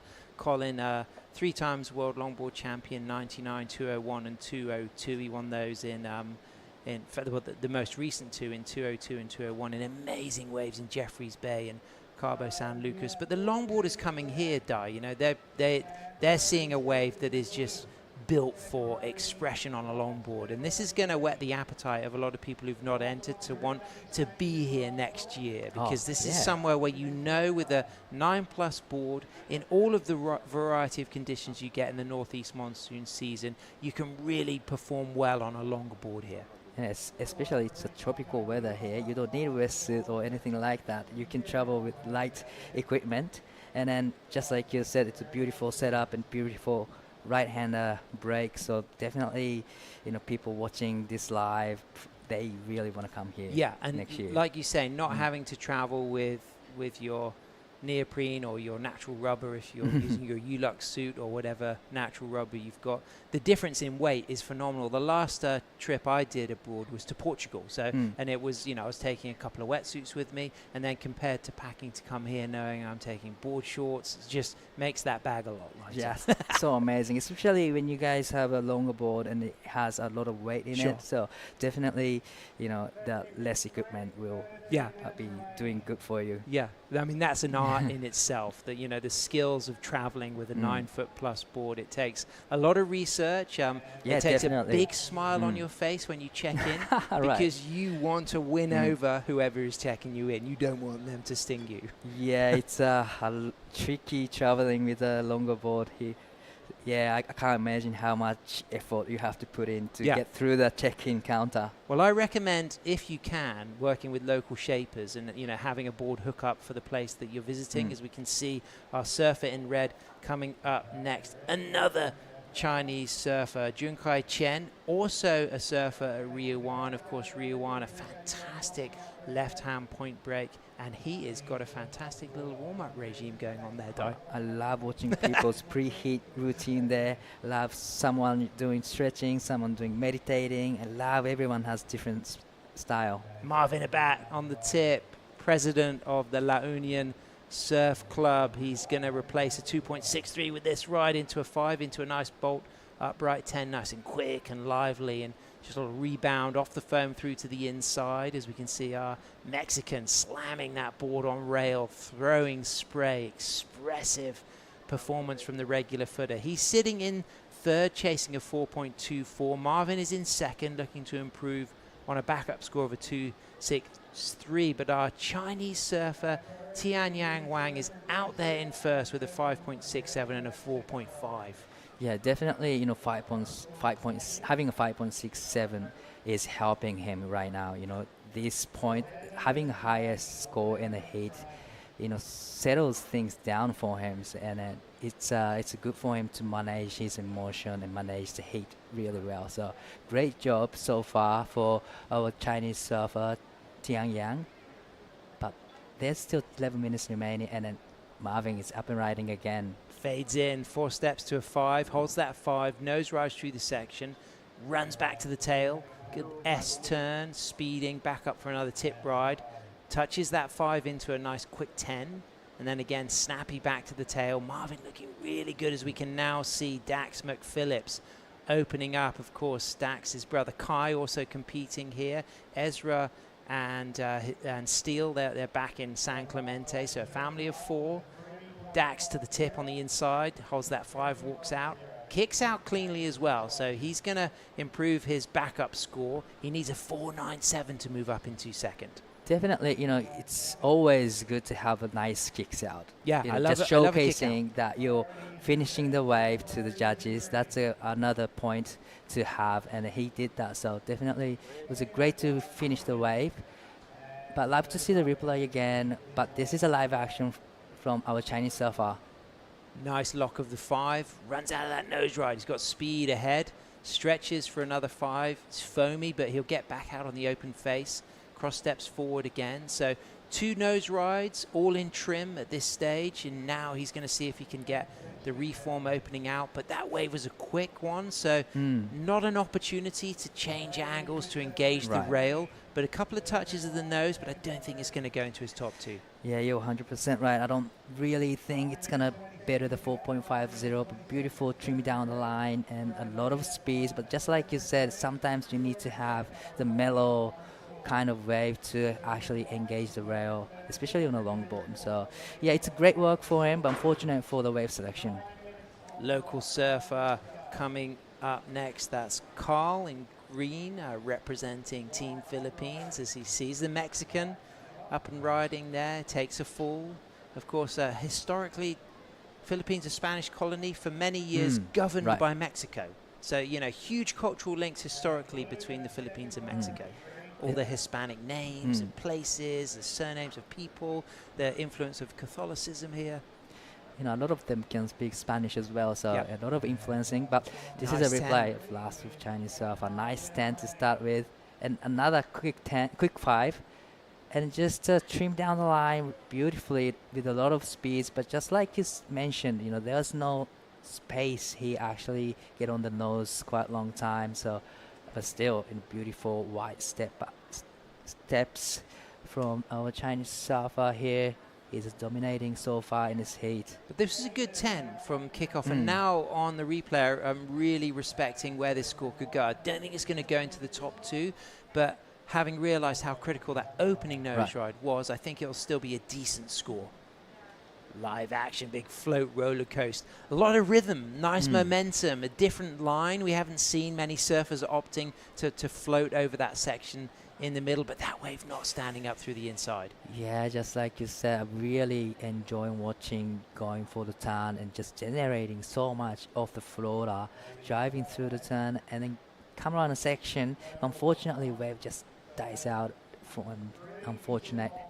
But great surfing, great technique on the rail game. So a little catch up on scores. Dax McPhillips drops a 3.53 for his last ride, a 3 for his first. This is the replay of our Mexican chasing a 6. Love the turn though, but I don't really see that's gonna go to the 6-point range here. Probably needed to have 1 or 2 more critical nose ride or turn to get the 6-point range there. But it's beautiful, quick hang 5 into a driving floater turn there. It's a great technique. Yeah, nice rhythm, good speed, good flow. Lost his hat, so whether that's kind of going to wash up with the tide or that's kind of being presented as a gift to Mother Nature. It's not often you see Mother Nature wearing a surf cap out back as well. Really. It could be a new one for the quiver. So you see kind of some, it's Eduardo Bache coming up. That guy died. He's a year older than me, and I'm pretty old. So due respect to Bache for still flying the flag, a legend, representing Brazil, but his wife and him have been based in Bidar for many years. They have a fantastic surfing family, runs a really good surf school down there in southwest France, and he's still at the top of his game, and I'd love to know what he's listening to. What do you reckon it is, Dai? Bit of hip-hop, bit of soul, bit of jazz? I think it's a jazz, Bit how of jazz. he swing his body is more like chill kind of swinging, so I would say jazz. We're going to have to ask him later. Maybe if he takes the win, we can, Camille could maybe drop that question. What tunes were you listening to before? It's interesting to see a lot of people have different pre-heat routine, and one of the thing is just listening to the music, but there's different type of music, so it's interesting to know people, what kind of music they listen to. Well, Marvin sitting in second. He's got a 5.33 and a 4.4. Tian Yang Wang out there in first. A great position to be in. He's got that 5.67 and that 4.5. But the Mexican surfer is right there in the mix. But a 6, that's a big score to get. I mean, what's a 6 going to look like in the last 5 minutes as far as wave shape goes? Yeah, it's a pretty big number in this heat. Has to be one of the highest score in this heat. Has to be on the bigger size waves and critical nose right at the back, and then gotta link through to the inside and gets a great finish. And that's what you require to get 6-point range. That's for sure. So, but having fourth priority right now, it's I don't see there's gonna be an opportunity to get it on the bigger size waves. So probably it's a good idea to just get on those inside waves. Tian Yang with priority gets that 5, gets that 10. He had third priority over our Mexican's fourth priority. Nice footwork, controlling that 5 into a second. Quick touch of that 10. Really nice and lively. The regular footer now just stroking that wave as he gets lower, flexes a bit taller, now gets lower again. Just trying to kind of use that kind of stroking of the foam technique to get through to the inside. But a couple of very dynamic nose rides. One of the smaller waves, but significant tip time, as we can see. Our Mexican Heriberto Torres Martinez got a 5th in the Saquarema Surf Festival in Brazil back in 2024. He's chasing a 6, Dai. Right, so he was on one of the smaller size waves. He got the section to actually go up the nose, hung 5, and now he's surfing all the way to the inside. A little bit of 360 in the end, but again, I gotta say, it has to be the bigger size waves to get the 6-point range. A 4-1-3 is the last score of Tianyang Wang, but we're still waiting one more score. Smaller wave, good footwork, nice couple of committed hang tens. He's sitting out there in first. Marvin Abat, president of the La Union Surf Club LUSC, of course, a big supporter of the event here, which is bringing everyone from the Philippine Sports Commission nationwide all the way through to the local surf club. But look at these 2 tens from our Ryu Bay surfer, really dynamic and great footwork. Great, beautiful footwork from our Chinese surfer. But, you know, he had a first priority, so I was kind of surprised he went on the smaller size waves here. It did have actual steeper section, but he's already locked in a 5, 6, 7, 4, 5. So I don't know if I wouldn't say it's a mistake, but maybe he could have won the bigger size wave. Sure. Yeah, he was sitting in third priority, but he took the wave off the Mexican, still chasing a score, waiting for Heriberto's wave to come through. Needs a 6.0. What do you think, Dai? I don't think it's going to be a 6.0 for him on this wave. Comes in. Yeah, you're right, Dai. Comes in 3.73. So just lacked a little bit of that opportunity to go above the 5. But this is the replay of Dax McPhillips. He needs a 6.2. Beautiful turn there and just right back into the path source of the wave. It was a quick wave, short wave, and didn't have the steeper section. So again, I don't think it's going to be a 6.20 that he requires. Probably needs to get on the bigger size. But with the 2 minutes remaining in this heat, time is just winding down so quick. Wow, an opportunity for Marvin to stay in the mix. He's in second, but good thing for Marvin now, he's in first priority. So what do you think we'll see with his positioning here in the last minute 30?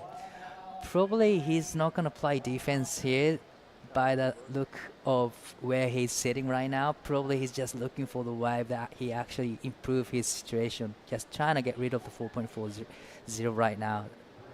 Well, he's come a little bit wider, which says a lot about the local knowledge, recognizing the disadvantage of being too deep and getting in that section where you can't come around it. Marvin's got first priority over Blue Dax, and you would imagine priority will now change. So Marvin goes down to fourth priority. Dax now in first priority, so the deepest surfer on white closest to the screen here. He is in third priority, but it looks like he's going for this little wave die. Yeah, he's going for this one of the smaller size waves, but he needs to do something special. Nice floats the section, come around. Needs to have something special in the end. So there was a cross step takeoff turn into the floater, small wave. It's not going to be the 6 he needs, down into the last 20 seconds.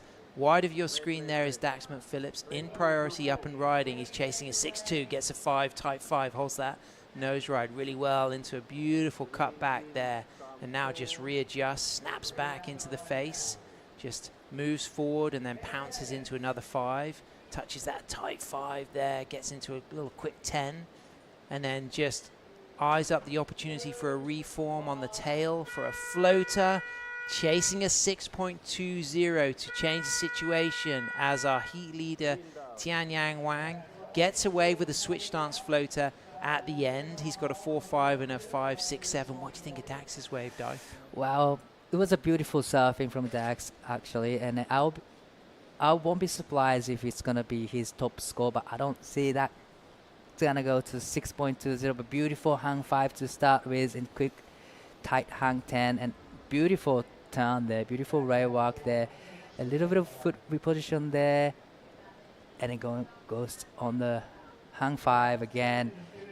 I would say it's going to be his top score, but I'm not too sure if it's going to be a requirement of 6.2.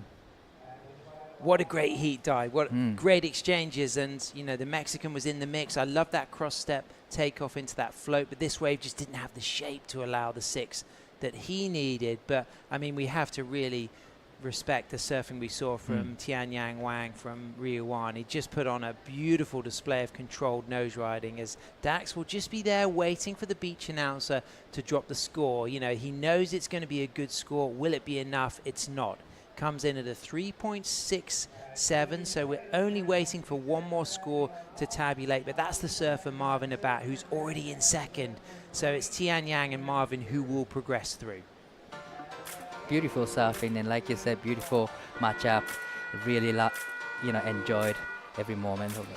Great stuff, Dai. Coming up next, we've got Junkai Chen, Lucas Skinner, Eduardo Badger, and Carl Vincent Tieno. We've got Rachel Tilley coming into the booth to call the action with me. Stay tuned for the La Union International Pro. The WSL La Union International Pro LQS 1000, presented by the Philippine Sports Commission, is proudly hosted by the province of La Union, the municipality of San Juan, and the Department of Tourism, Region 1.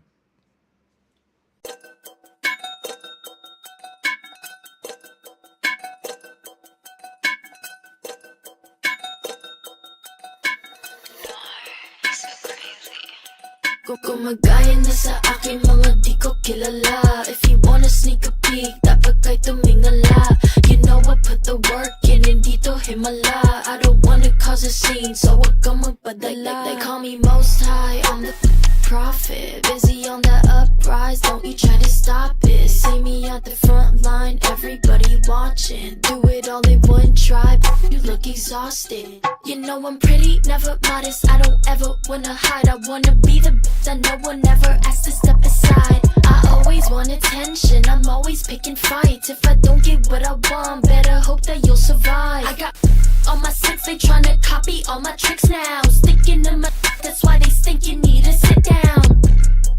I got the drip, kaya mag-get now. Don't think you understand, you're in my lane, you better get out.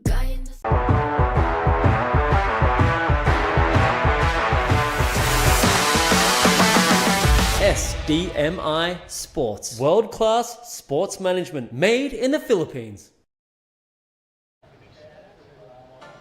Welcome back to the beautiful San Juan. Of course, it's La Union for the International Pro World Longboard Tour Qualifier. Junkai Chen, Lucas Skinner, Eduardo Badger, Carl Vincent Tieno coming up in the fourth heat of this opening round of 72 of the men's. Live action, our Chinese surfer Junkai Chen up and riding the regular footer, looking smooth, clean, buttery footwork, in and out of an opening nose ride. He kicks out, a little bit of hustle for sets out back. We got Lucas Skinner out there, of course, has just had a great result at the Pro Juniors. And we've also got our local surfer, Carl Vincent Tiano, as up and riding right now. It's Lucas Skinner, of course, a fantastic shortboarder, but let me tell you, this surfer is incredible on the longboard as he's riding the Thunderbolt version of the 9.4 dynamic double scoop designed by his dad Ben Skinner, in and out of some critical fives, some tight 10s, speeding through this section on the single fin, driving low off the bottom turn. Incredible wave selection for Lucas. Great start. It's going to be some good scores to exchange, and somebody who's just put on a really great representation for the new generation of Hainan surfers from Rio 1. Chinese surfer Tian Yang Wan took the win, and he's down there on the glass with Camille. Thank you, Sam. Yes, I am here with Sky. Yes. Yeah, that is the easier name to say. Congratulations. That was a good heat. And I understand you've been surfing since you were 12 years old. Yeah, I'm 12 years old. Yeah. And you are part of the Hainan surf team. Yeah. So what do you like about competing? Yeah, I really like competition, yeah. So really have excited, yeah. So this is my first join WSL competition, yeah. So really, emotion is very excited. Yeah, I'm so really happy I can win. So first hit, I can win, yeah. And it must have been tough to be surfing against some of the best longboarders in the world. So how did that last heat go? Tell me about your experience in that last heat.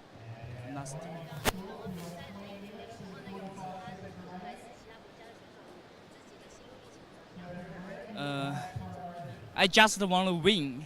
I just want to win. I don't care who are you. I just want to win. Because, yeah. Enjoy competition, so fun.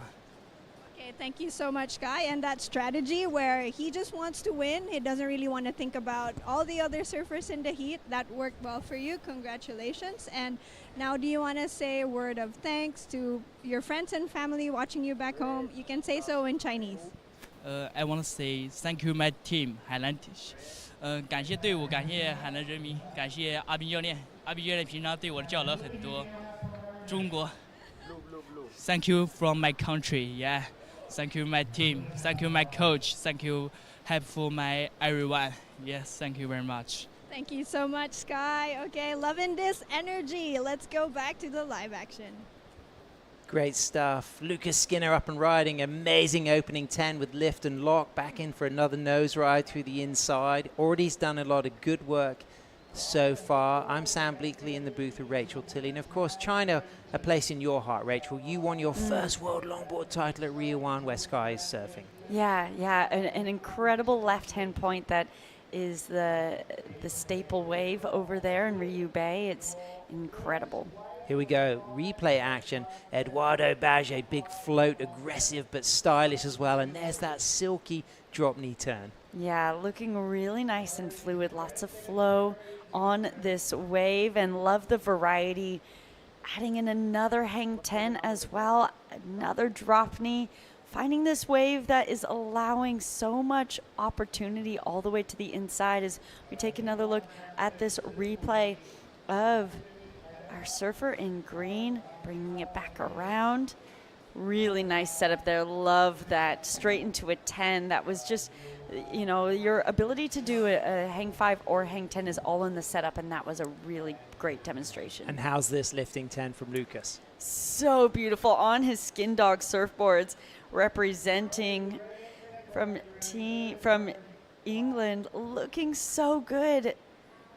Just turned 18 as well. Just turned 18. Yep, Happy 2 days birthday, ago. Lucas. He was just here competing in the World Junior Championships. He is an incredible shortboarder, dominant on that stage. We expect to see a lot from him there, and it's so great to see him jumping on the longboard and surfing so well. Already has a 5.17, still one to lock in there.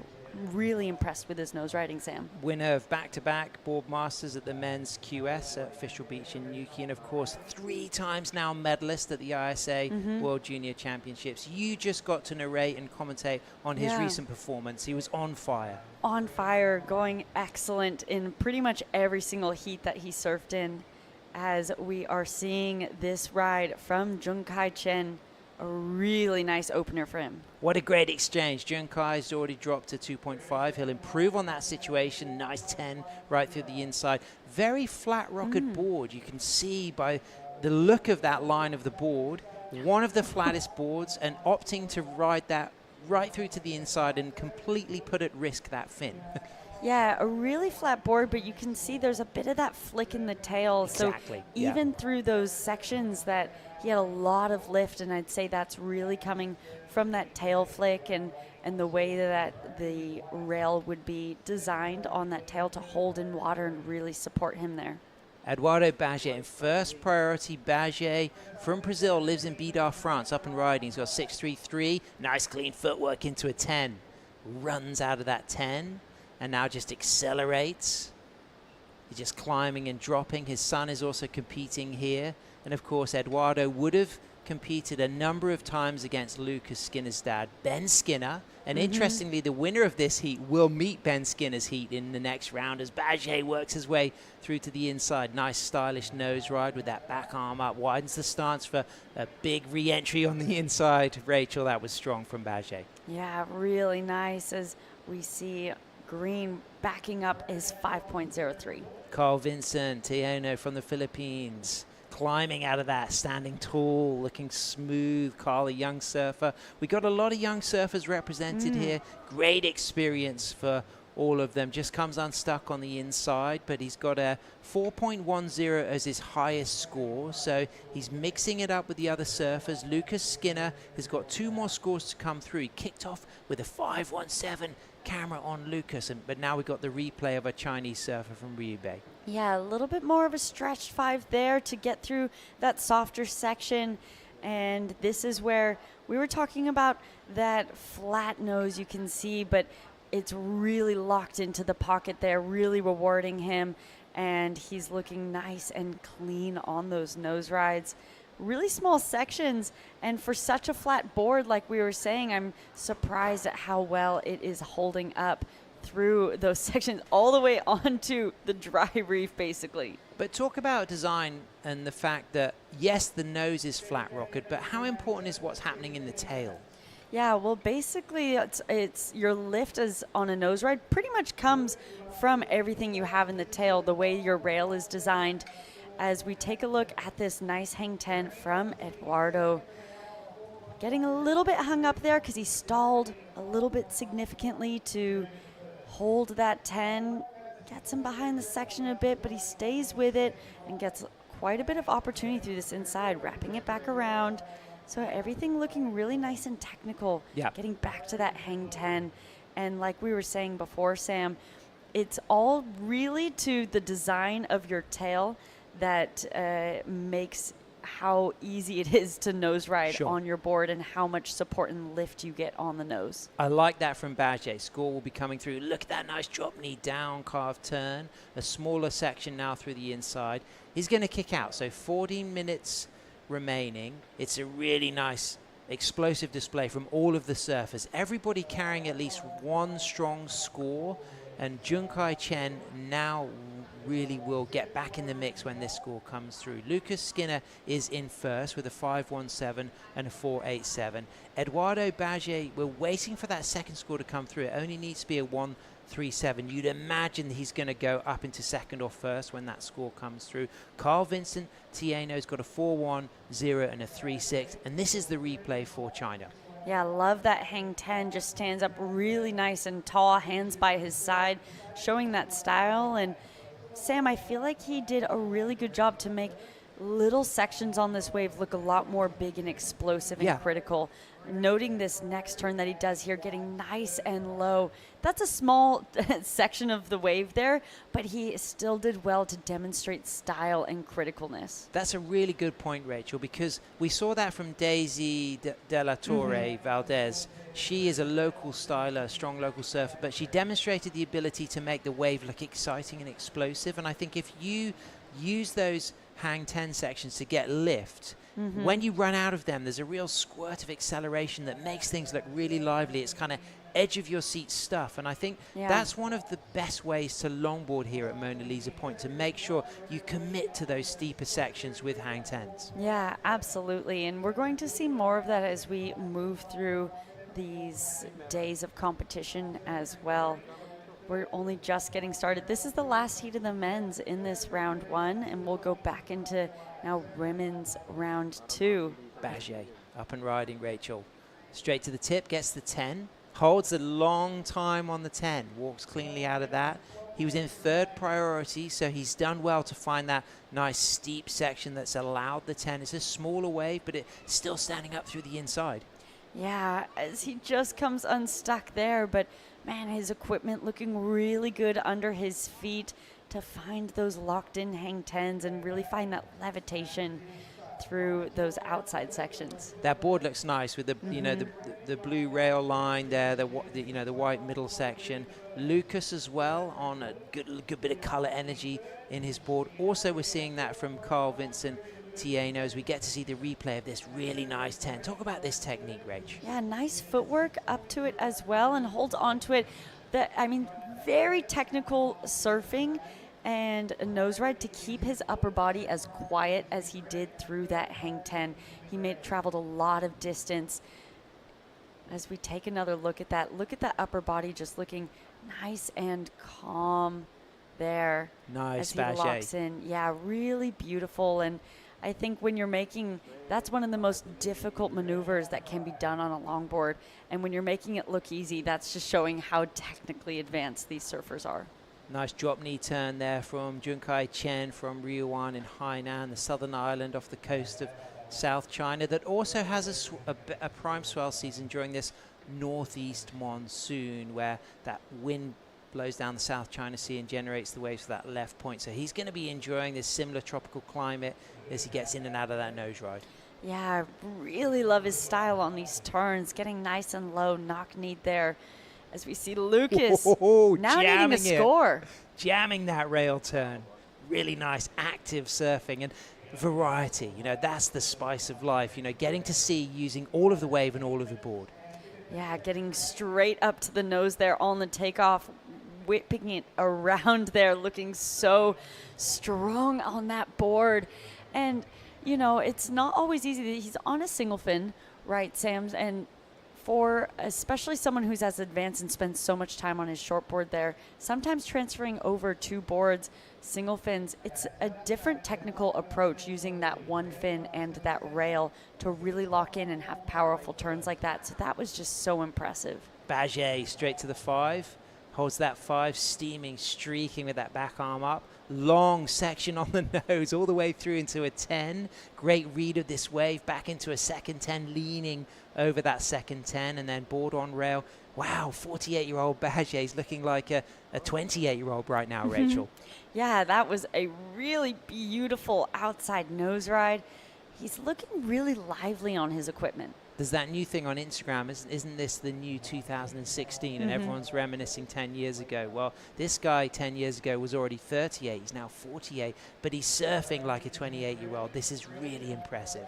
Yeah, looking at this outside nose ride. So starts in the critical section, then goes wide. You can see that back foot go back, and that's because he saw that section that he was racing to in front and was able to manage to stay on the nose the whole time. I love this battle between Bagé and Skinner. This is great because, like I said, Lucas's dad, Ben, has come up against Bagé many a time in cutthroat European and world level events. Bagé himself has been a top 5 World Longboard Tour surfer. He's recently come off the back of second place at a European Tour event, so he's still at the top of his game, and he's looking really smooth and fast, silky and controlled, but he's also got that aggressive approach, hasn't he? Yeah, absolutely. Staying really busy in this heat as well. I mean, opening up with the high single wave score that we've seen so far, that's 6.33. Will be interesting to see where the judges go with this. You know, I know that opening nose ride was really long. Half of it, though, was out of the pocket, and then he backed that up with that hang 10. Lucas, that was a beautiful side flow. I used to call those as a kid floato takeoffs. me and my good friend Tristan Jenkin, who I learned to surf with, we used to do these sideways takeoffs in the foam, and we were fans of Martin Potter. We were all about doing like Martin Potter style floaters. We just go way back. Yeah. I'm like your dad's generation here. But we would do these sideways takeoffs, call them floato takeoffs, and that was a good example of one from Lucas Skinner. Really nice and in control too. Yeah. But it led to a kick out. Didn't have much more scoring potential. So a little review, Rachel. What's the situation? You know, who's the contenders here? Gosh, still plenty of time. 7 minutes, 20 seconds remaining. We've seen a lot of change-ups happen within those final 5 minutes of heats today. So still plenty to happen, and I wouldn't say anyone's out of it. Lucas only needing a 4.93 to get back into advancing position. At the moment, it is our Chinese surfer, Jun Kai, in that second place. So we see a paddle from Lucas. Whoa, he's going to have to go hard to find this one. Unable to get into that, but there's still 6 minutes 50 seconds remaining, and Bagé's now getting a wave. That'll leave some space for Lucas. Straight to the 5, little soul arch, back arm up, and comes out of that nose ride, but it looks like he lost control, so maybe not still on that wave, and he's paddling out. As we can see a nice down carve from Carl Vincent Tieno, who's in 4th chasing a 6. That was really nice from Carl, Rachel. Yeah, and really he's just trying to improve upon a 4.1 to lower that requirement of a 6 as well. This is definitely, I think, going to do that, Sam. This has been looking so nice. Loved that outside carve that he got. And this wave just keeps on offering. You know what's happening to me right now, Rachel? I remember years ago when you and I called the ISA World Longboard Champs in El Salvador, and then the next year you went and won it. And it was like a warm-up. If this becomes a World Longboard Tour event, this is a great opportunity for you to really see the wave and really appreciate the scoring potential. Yeah, absolutely. Getting to watch waves like that. Oh my gosh. So Sam, we did not see that on that last And the speed wave. in that down carve, Rachel, as well. Out of that nice nose ride with control, but there's a lot of good stuff already happened. You feel like this could already be a 5 up to that point of the ride. Yeah, absolutely. So we see Junkai trying to defend that second place. Lucas up and riding. Lucas styling, little down carve off the top, off the bottom into a 5, into a 10. Acceleration on tail, big roller coaster float, and drives out of that and now sets himself up through to the inside. Stalls it, goes high, and can he get that control? Almost. But we saw a lot of good surfing as well up to then. So white, red, and blue and green all in the mix for the win, I say. Yeah, absolutely. I mean, Eduardo's done well to really hold on to this heat throughout. He's been staying really busy. Will Lucas get to his board in time? You got it, son. He's got it. Good work. I like the way he threw it over the top there. Obviously, no leash. This is the 9-4 double scoop dynamic. This is in the Thunderbolt technology, which is a great technology to travel with. Very strong. What do you think of this? Wow, really nice outside nose ride. Great hang 10, whips it around. Nice spray coming off that, indicating how much power he's putting into that turn. Another hang 10 there, gets a hit. I mean, Sam, he stayed busy from each maneuver. So much flow between this. I think this is an important score for him. I think it puts him right back in the mix up into the top 2 as we get to see the replay of the 5, the 10, the hold. And this is so special because what we're seeing is one of the most exciting young shortboarders in the world, demonstrating to the world that he's an elite level longboarder. He's an all-rounder.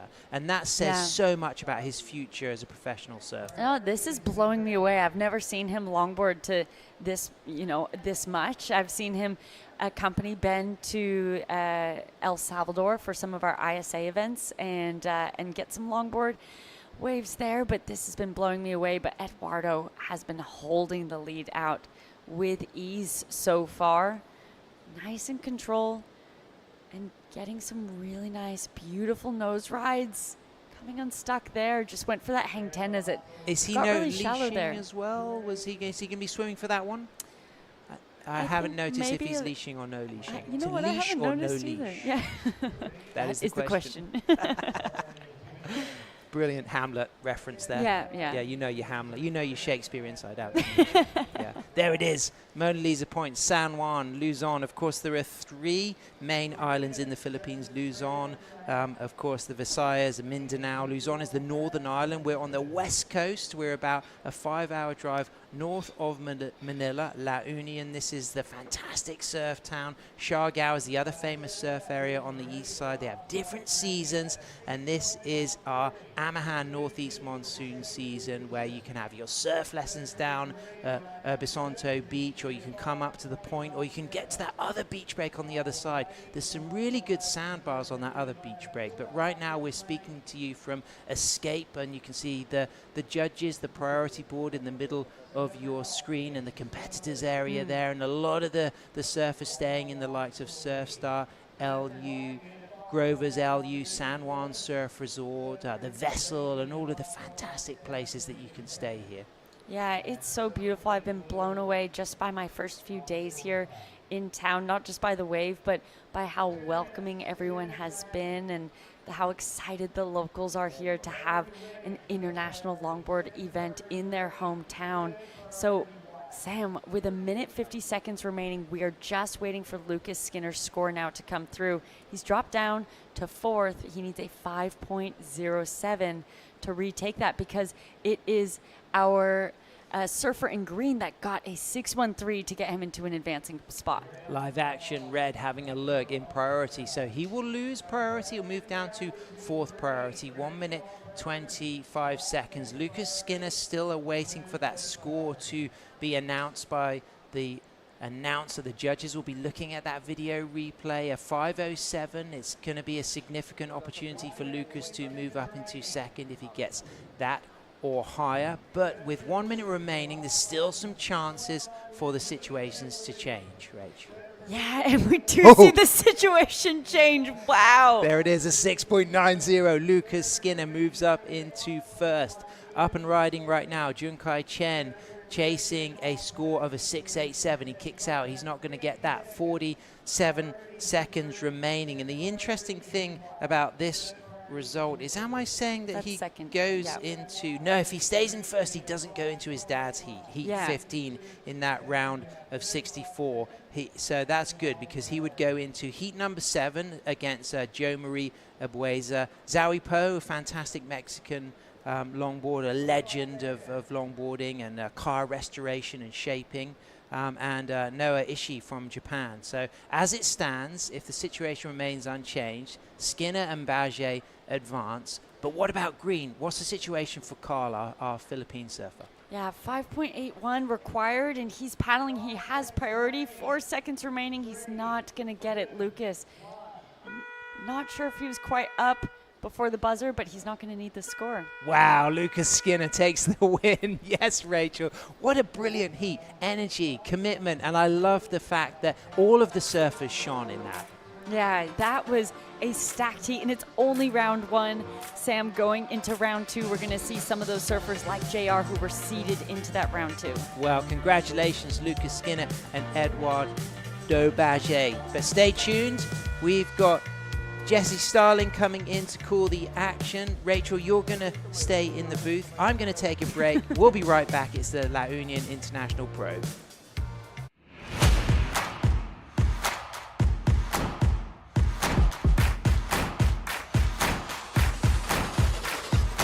Let's get started.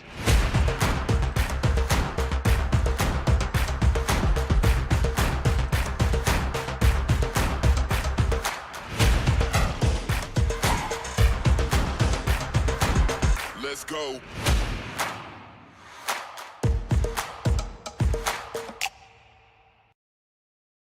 Record revenues from regulated gaming has boosted PAGCOR's social responsibility efforts, bridging gaps in the government's education, healthcare, disaster response, and national security programs. A solid proof that when gaming is properly regulated, it becomes a powerful engine for nation building.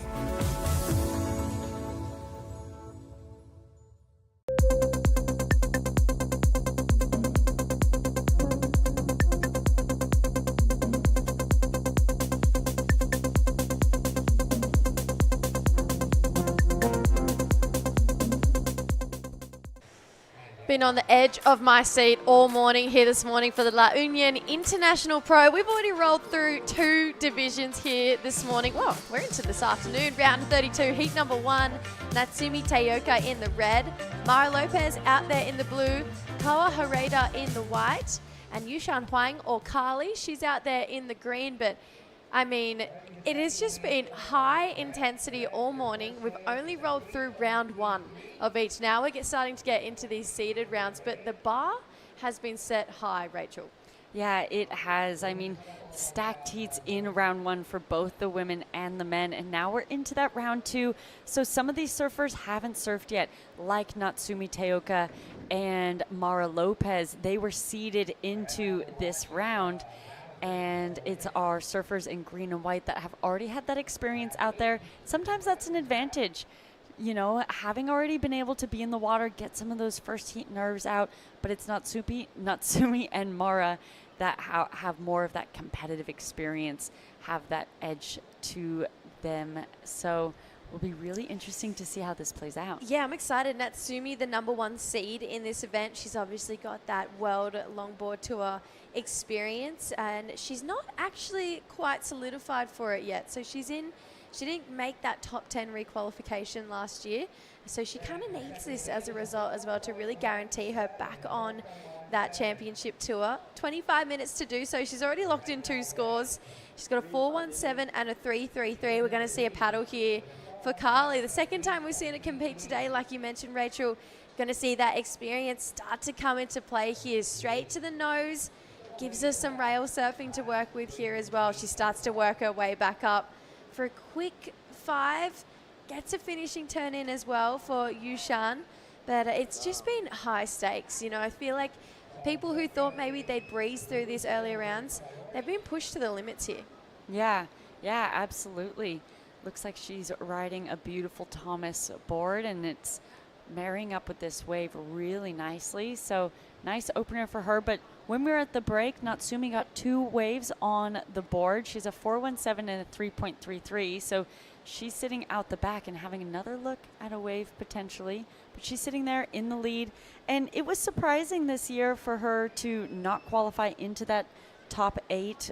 She's someone who has been vying for world titles pretty much every single year. So I expect we'll see great things out of her in this heat throughout this event. Yeah, slower start to this wave. That's a nice stretched out 5. She holds onto it for a while. This is a nice looking bowl here.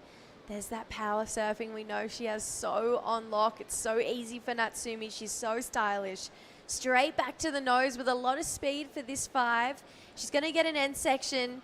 And of course, she finishes it off. Unfortunately, maybe not quite holding on for the completion there, but Natsumi, she's been in all of the longboard events that I've commentated, and she's won every single one of them. Yeah, that goes to show her consistency. She's a fierce competitor. We've shared ISA finals together. She's multiple ISA medalist. And like I said, vying for world titles usually every year. That's a new board under her feet. I haven't seen that one, and it's looking really good. Something about Natsumi is she rarely ever falls. Even when maybe there's a bobble in the wave, she's really good at recovering and staying strong in her legs. Yeah, Natsumi, I've been really impressed. She's kind of just been my introduction into longboarding, and I've become a really big fan quite quickly. Lucas Skinner, he's got his introduction really into longboarding here.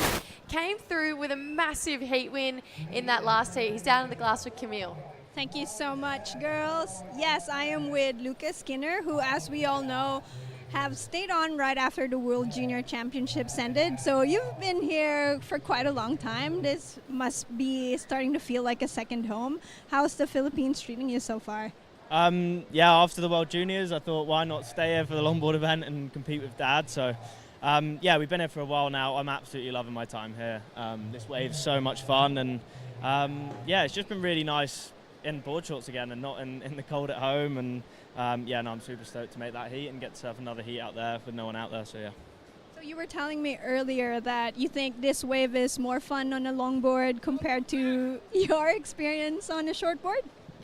Yeah, I think just surfing a heat out there on a longboard makes it so much fun. You get to maybe catch a few more waves. It's a bit more hot, but yeah, no, first proper longboard event and stoked to take a heat win. So yeah, I'm really happy. Okay, yes, we are it's scorching hot down here. We'll keep it short. So yes, watch out, Dad. He's coming for you. And yeah, any shout outs? Yeah, just Mum and Levin and Lila and Lucy back at home and getting on surfboards, running the double scoop out there, felt real good. And yeah, stoked on to the next one. Okay, thank you, Lucas. Thank you. Back to you. Yeah, staying quite humble there. I love it. He's so fast on a shortboard. That he's so impressive. He was definitely one of the biggest names in the World Juniors. Had such a really exciting heat up against Lennox Smith. Unfortunately went down into the round of 16. But how cool to be able to compete against the world's best juniors in the shortboard division. I was going to say condition. I was like, hello. That's not the word I'm looking for, is it? And then come here and go international, world's best in the longboarders. I love the cross-pollination. We're starting to see it really filter through. The likes of Danny Widianto as well on that men's side of the draw. He started off on the QS for the shortboard, so now he's really pushing it for a WLT position. Right now, though, this is our other Japanese competitor, Koa. We saw her take out a heat this morning. This is only her second time out of the country here, 16 years old. Really delicate footwork, looking nice and patient when it comes to finding these steeper sections. Now she's got one. She's on the nose for a quick 5. Comes down through this inside again. Another lightning fast footwork. Unfortunately, comes off the back there, but we spoke about this in an early round heat. Natsumi, got to be a really big role model for her. Yeah, absolutely. I'm seeing so much inspiration in Koa's surfing as well from Natsumi. So, of course, then she gets seated straight into Natsumi's heat. I think this will be a great demonstration of how beautiful both of their surfing is and how similar Koa, I think, probably looking up to Natsumi on that world stage and being inspired from her. As we see that, an interesting paddle battle there. Yeah, there was a priority change there. I think Mara was lucky that she had a quick look at the priority board there. Just a quick in and out for Carly. Is there a time that you can remember coming up against one of your idols and being pretty nervous kind of in Koa's shoes right now. Yeah, absolutely. My very first heat on the World Tour was against Kelia Moniz, and she was the current world champion at the time, and I had posters of her still hanging up on my walls at home, and I was like so starstruck. I thought, am I supposed to be competing against her or asking for her autograph to hang up on my wall? Safe to say I did not win that heat. Oh, it's so cool when you get to serve against your idols, just like Natsumi here, so world class, straight back to the nose, 2 beautiful 5s, and she's just got this elegance and poise about her that I've really grown to fall in love with. Mara, one of the most talented juniors in the Philippines, not just at shortboarding that we got to see last week, but longboarding too. She's currently the Open Women's Longboard Champion and the Junior Women's Longboard Champion, so she's absolutely dominated over here. So for her to get to compete against internationals, this would be the first of its kind for someone like Mara. Again, Natsumi, an idol for her to come up against. We obviously saw Ashley, her sister, compete earlier this morning, but Natsumi here, this is exactly what we expect from her. Yeah, a phenomenal opening nose ride, going straight into this one as well. So much speed, staying nice and high. This board is looking phenomenal under her feet. I'm interested to see what she has changed there, because wow, that nose ride was beautiful. Staying up towards that upper third of the wave, just making it look so critical and fast and in control. Wow, that is really stunning surfing, Jessie, demonstrated by Natsumi. Yeah, you can see Carly trying to get her share of the action too. That slow-mo, especially that close-up slow-mo, it really gave you the demonstration of what you were talking about. Even if there's bubble in the wave, she doesn't really feel like she's falling ever. She seems like quite like a fairy. Like she always looks like she's flying through the air. I really adore watching her surf.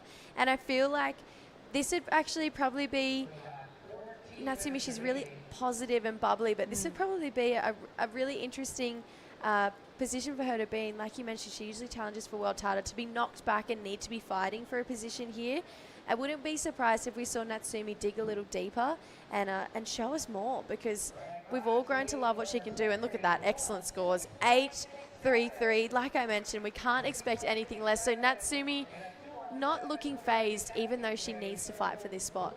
Yeah. Well, looking in these early heats, I mean, she'd feel comfortable out here. She's had success here in the Philippines multiple times, and so she would be really feeding off of that confidence of her earlier performances here over the past few years. And it's just it's so beautiful to watch and great to see her at her best, and I think that's what we're seeing right now. I'm really intrigued by, for me, learning about longboard equipment. It's a really new world for me to discover. And you talk about Natsumi's board. If you're going out there today, like, what's the type of equipment you'd want to find yourself on? Yeah, I think as we take a look at this one, this board just really supporting her so well on the nose, and a rare fall from her. But I think what we're seeing is a lot of square tails from our athletes here. This here is kind of a bit of a slower shape, and you can tell that it's really keeping her in the pocket there on that Thomas longboard. That one's a little bit more created for a board like Noosa that has a lot of speed and power and is really bowly, pockety type of waves. A little bit of a flatter wave here, has opportunity to stand up, so needs to still be able to hold rail in those taller sections, but glide through those softer sections. And those waves that maybe have a little bit more opportunity to fly through those slower sections are what's really standing out and bringing their own speed. As we just see her flying there, so beautiful and coming unstuck. Koa looking like she came from deep here. She was sitting really far up the point. We're going to catch up with what went down out the back. She's going to pull off through this inside here, but again, demonstrating some nice rail work when we caught up with her there. So Koa staying nice and relaxed, even though she's got her idol Natsumi out there. 11.5 minutes to go. So the square tail as opposed to a round tail, is it going to keep you nice and tight in that pocket when you want to do that little bit of nose riding? Yeah, a little bit. It just elongates that rail line a little bit more. It can be a little bit faster on a wave as opposed to holding on to more water and extending that rail line. So I think that's where I've been seeing the surfers that are opting for that equipment. I haven't spent any time out there yet, so I'm not speaking from experience, and more so just talking to what seems like it's been working out there, and for those surfers that have been standing out today so far. Just boards that are built for a little bit more speed. I think those surfers that have those boards that look fast under their feet have really been standing out and wowing us here in the booth and wowing the judges. Yeah, I'm loving actually seeing just the big variety of equipment. Thinking back to this morning, Maya, she was on JR's board. Yeah. And I actually think it's kind of a blessing in disguise that her boards didn't rock up, because you're on essentially the best at this waves board. Yeah, and that board looked phenomenal under her feet. I think that's something that we were talking about. I was like, wow, this board's just looking so good. It's so good. And come to find out that was only her second session actually on the board, but the board doing a lot of work for her in terms of managing speed throughout the wave. I think that's what I'm seeing in Natsumi's board as well, just looking really crisp and maneuverable. Yes, yeah, you can see Mara, not enough energy going onto the nose of that board. There's a little bit hung up for Mara Lopez. She's going to want to hit a bit of a reset button here. She's currently in second. That's 6.67, holding her there nicely. Carly looking for a 4.68 on this wave. She goes straight to the nose at the start. There's that rail surfing that we know the judges want to see here. Lots of power through her calves. Needs this inside section to work with her. She wants to add a little bit more points to the board. Going back to the nose, just like that. It's a quick walk back. Unfortunately, not quick enough. That nose just catching there. So it's really starting to bowl up. Big looking wave out the back. Beautiful 5 to start off for Koa. She's going to take this one back. I love her style where she really throws her arms up through the calf. She's making her way back up to the nose of the board, trying to keep this energy rolling through. Unfortunately, that wave breaking up on her a little bit. Natsumi with a really commanding lead here. A little bit of bubble, but she holds on to that first 5 straight into a beautiful looking carve. She's going to get out of there. Not happy with the start. She wants a little bit more. And you can tell just from the 8.33, she'd get the taste of what excellent feels like and know exactly how to achieve that again. Also, maybe she just wanted to kick out in front of Koa. A little bit of competitive strategy happening in there. Yeah, absolutely. So we see Mara Lopez sitting out there with priority, and we'll take a look at this replay. Our surfer from China on her backhand on that Thomas surfboard. Looking really nice, looking so maneuverable on the tail there. Great drop knee, adding in that variety. Being a little bit patient, waiting to see this wave, having like 4 or 5 faces to it. So she's navigating a lot there and does well too. Unfortunately, getting unstuck there. Koa trying to find her way back into that advancing position. Great outside nose ride. These conditions have doubled in size since, I'd say, Koa's first heat this morning. She was in that heat number 1. And I'm really loving seeing her on a bit more juice, the way she's handling those nose rides off the takeoff. So unfortunately, that one not going to be enough. It's a 3.87. She's looking for a 4.45. A couple of our competitors starting to get ready for that heat number 2. We've got Christy Gilmore. She'll be taking on Taryn King, who is going to be in the blue. Sheila May, I mean, she was really impressive this morning. And then Ashley Lopez. So we got back-to-back heats for the Lopez family. A bit of a heart rate elevated for those two. You can see really nice sportsmanship, friendship between the two. A big smile there as well for Taryn. So, yeah, the 2 South Africans, they've actually traveled here together and they're staying together. So it's always a bit unlucky, I feel like, when you match up with your travel buddy in the first heat. It's always the way. But it ends up, that's what I was just going to say. Alice Lemon comes and stays with me when we have the U.S. Open competing, or we travel and stay together a lot for heats, and we get matched up all the time. And that just tends to be the way. Always. I had one of my best friends from back home, Charlie Hurst. We traveled everywhere together on the QS, and no matter where we went, first round together. No matter where we went. It was just because we had really similar seeds, and so that we would just always end up in the same heat, like everywhere around the world. We'll just be like, oh, well, see you in the first round. Yeah. But it was good. I think it's fun. You know, it's cool to be able to compete with your friends as well, and you have these memories. You hear about world champions and yourself be able to talk about heats with your mates. So Natsumi, I'm sure you've got a couple of stories with her yourself. She's going to take this one back to the power source here after a really nice 5 to start this one off. Felt like maybe stepping off her leg rope there, hoping there's a bit more energy and juice for her through this inside. Really light taps on their board. She wants to get back up to the nose. Unfortunately, it's just the wave letting her down here. There's no energy or power to it. Left through this inside. She's already set a really commanding lead, so trying to challenge herself to better that 5.33. Mara looking like she got a wave as well. Koa up and riding. It's always back-to-back waves with these ladies out there. There's energy. It's allowing for plenty of opportunities for all of our surfers. Koa taking that one through to the inside here. Straight past Natsumi. So a long wave for Koa. Can't wait to catch up with what she got done on that one. So just past this 5 minutes to go. It feels like even though Mara with that 6.67, it's still really close right now between second, third and fourth, but you'd have to think Natsumi running away with this one. Yeah, I mean, Natsumi going excellent with that 8.33 earlier, looking to back up that 5.33, but the requirements are really quite high in order to take out that leading position. So like you said, it's really that battle for second at the moment.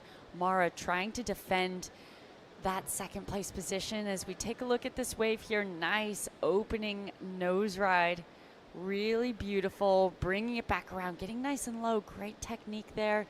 And getting unstuck, unfortunately. So she probably needed to do a little bit more there, but she's just trying to replace a 2.17. So I could see that doing exactly that, because that was really nice work done before that fall.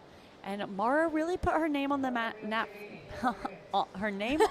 for me at the ISAs this year. She made it through a ton of heats and just had a really great and outstanding performance her first time on the world stage. So she's had a chance already to surf against some of the likes of Natsumi and myself, and she had a really great composure the whole time as it looked like nothing phased her. So it's looking like nothing's phasing her as she's sitting in second right now, trying to defend that against two surfers that have also been looking so great, Koa and Yushan. Yeah, let's have a look and see what this next 3-minute 20 holds for these women. 2 scores to lock in. Koa looking for a 4.45. Mara looking to better a 2.17. She's got another opportunity to do so here. Straight to the nose, out the back. Another 5. She holds on to that one a little bit longer. Unfortunately, you can tell this wave, just with the swell and the tide coming in, when that tide washes back out off the reef, it does really start to create this little bit of wobble, which has actually caused a bit of havoc for a lot of our competitors today. Especially, you know, we talk about Natsumi and how convincing she is with not falling off. It's even got the better of her. So it's one of those things where you got to be putting high risk turns in, but navigating that wobble, especially coming through that mid section, it's got a lot of our competitors, I'd say nearly all of them at some point in their heats. So I feel like potentially having that extra rep out there from this morning, it's a bit of a bonus right now. Yeah, absolutely. And having 25-minute heats, there's been a lot of time for our athletes to catch a lot of waves. I mean, looking at Yushan's wave count, she's had 9 waves to her count throughout these last 25 minutes. Yeah, wow. There's actually been so many waves caught in this heat. We've got 2 minutes to go. Scores starting to filter in. So Koa, her last wave is her best, a 4.97, meaning requirement, it's actually gone up a little bit. It's a 5.24 now because last of Mara, it betters her situation. A 3.53. You can see Big Brother Warren on the beach with a little bit of a stressful stance. Hands are on the hip. Deep breaths, Warren, deep breaths. He's got pretty much 50 minutes of panic here because Mara's up right now. We've got another 90 seconds till this heat's over. And then we're going to see Ashley out there up against, like you mentioned, those two South Africans who want to go first and second, staying together, really good friends, and Sheila May, who was really convincing out there this morning. Natsumi here, wanting to add to her lead, a lot of speed, great power surfing. That rail looking really sharp under her feet, step back carve, just to keep kind of showcasing her long list of repertoire maneuvers. Holds on to that 5 for quite a while there. Again, this inside section, she needs it to stand up here. It's going to do so. Quick 5 again for Natsumi. But you can tell just, unfortunately, not getting one of those ones with that extra little bit of north that runs all the way down. Koa, she's giving herself one last roll of the dice here.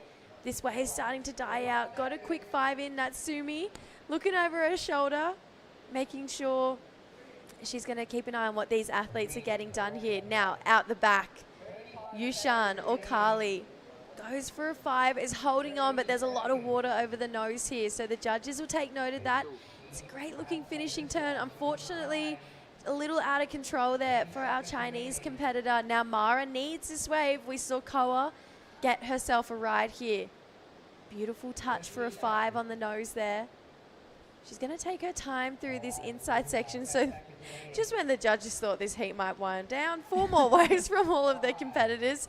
But it really does start to feel like, unless Koa got something pretty special done out the back, it feels like Natsumi definitely moving on through. And Mara potentially going to hang on for second here. Probably get a couple replays to break down of these last 4 waves. But what a way to start off round 2. I mean, this is where we're seeing these top-seeded surfers, and our opening round surfers challenging them here. Yeah, taking a look at this replay for Carly, almost coming unstuck there. She did well to really navigate her weight on that front and back foot so that she didn't bury that nose. But I don't think that will be enough. She needs a 6.04 to go into the lead. So I think that is going to be all we see from her from this event. So really looking now between Mara and Koa vying for this second place position. Mara, a really nice wave. She's trying to better that 3.53. Didn't have a lot of, she surfed it really well. Didn't offer anything overly exciting. I could see it maybe tipping a little bit more, but we will see, let the judges see what that looks like, because we didn't see what Koa's looked like either, so we don't know if Mara actually needs to better that situation either. Yeah, well, scores in. She's not going to better. That last wave, a 3.47, so Natsumi, her score's locked in. Mara, so are hers. We're waiting on some last numbers. I agree with you. I don't see Yushan's going into her top 2, so it feels like, unfortunately, we are going to lose her out of the draw. It all really comes down to this last wave of Koa.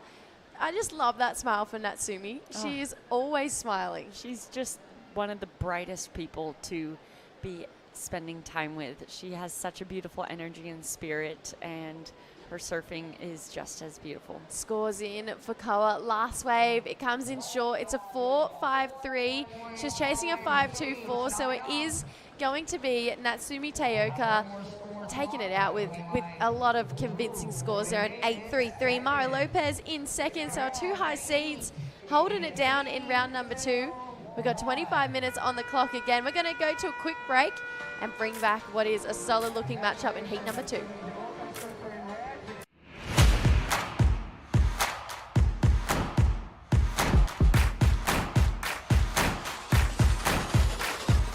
Let's get started.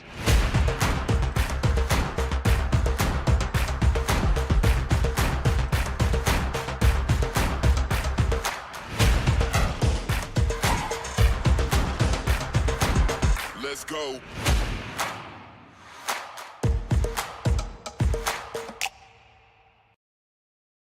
Record revenues from regulated gaming has boosted PAGCOR's social responsibility efforts, bridging gaps in the government's education, healthcare, disaster response, and national security programs. A solid proof that when gaming is properly regulated, it becomes a powerful engine for nation building.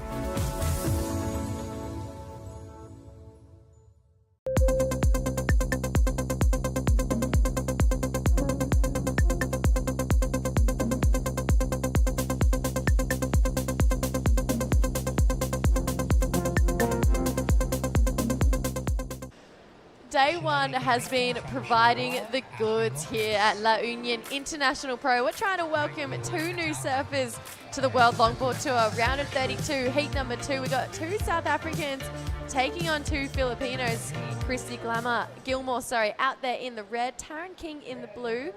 Ashley Lopez in the green, and Sheila May Convicto in the white. I am Jessie Starling. I was about to say, I am Di Wacko. Joined in the booth by Jessie Starling. Pretty cool matchup between these 2 countries. 2 Filipinos, 2 South Africans, 2 locals, 2 internationals. Let's see it go down between these 2. Let's see it. It's a first wave of the heat is from the surfer from South Africa, Chrissy, up and riding. A nice face turn. Surfing all the way to the inside. This is where you can get a bonus section, but the tide is pushing in. So definitely there's a wave that actually gives you the bonus section, and there's a wave that actually fades out. So yeah, wave selection is going to be really key in this heat. Yeah, pretty crucial. We saw Taryn, she got her campaign underway here. This was the best of the opening exchange, Di. Great hang 5 there. Really huge lift under the nose area, and great turn, and surfing all the way to the inside again. So 2 good waves from our South African surfers. Oh no, actually we have surfing green up and riding. Yeah, Ashley Lopez, she got her campaign underway as well. It's just a small score, a 0.9, and I was really impressed by this lady. She got her campaign underway with what looks like the biggest looking set out of the exchange, but maybe just running off on her here a little too quickly, Di.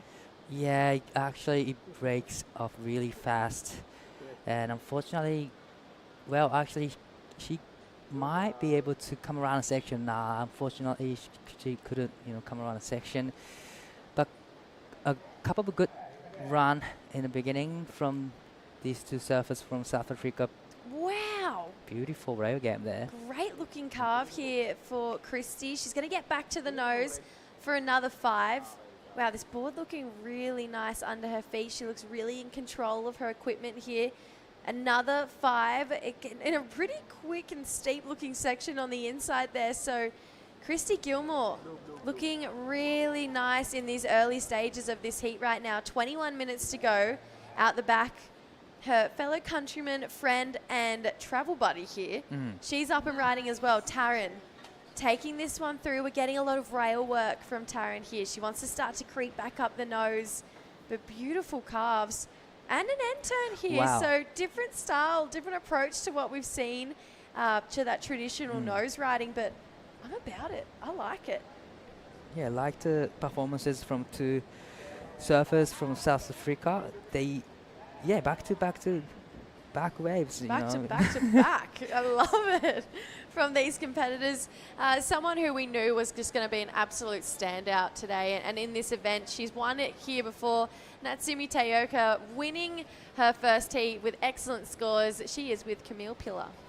Locking in an 8.33, the highest single wave score of the day. Of course, it's no other than you, Natsumi. You have been coming back to La Union year after year after year.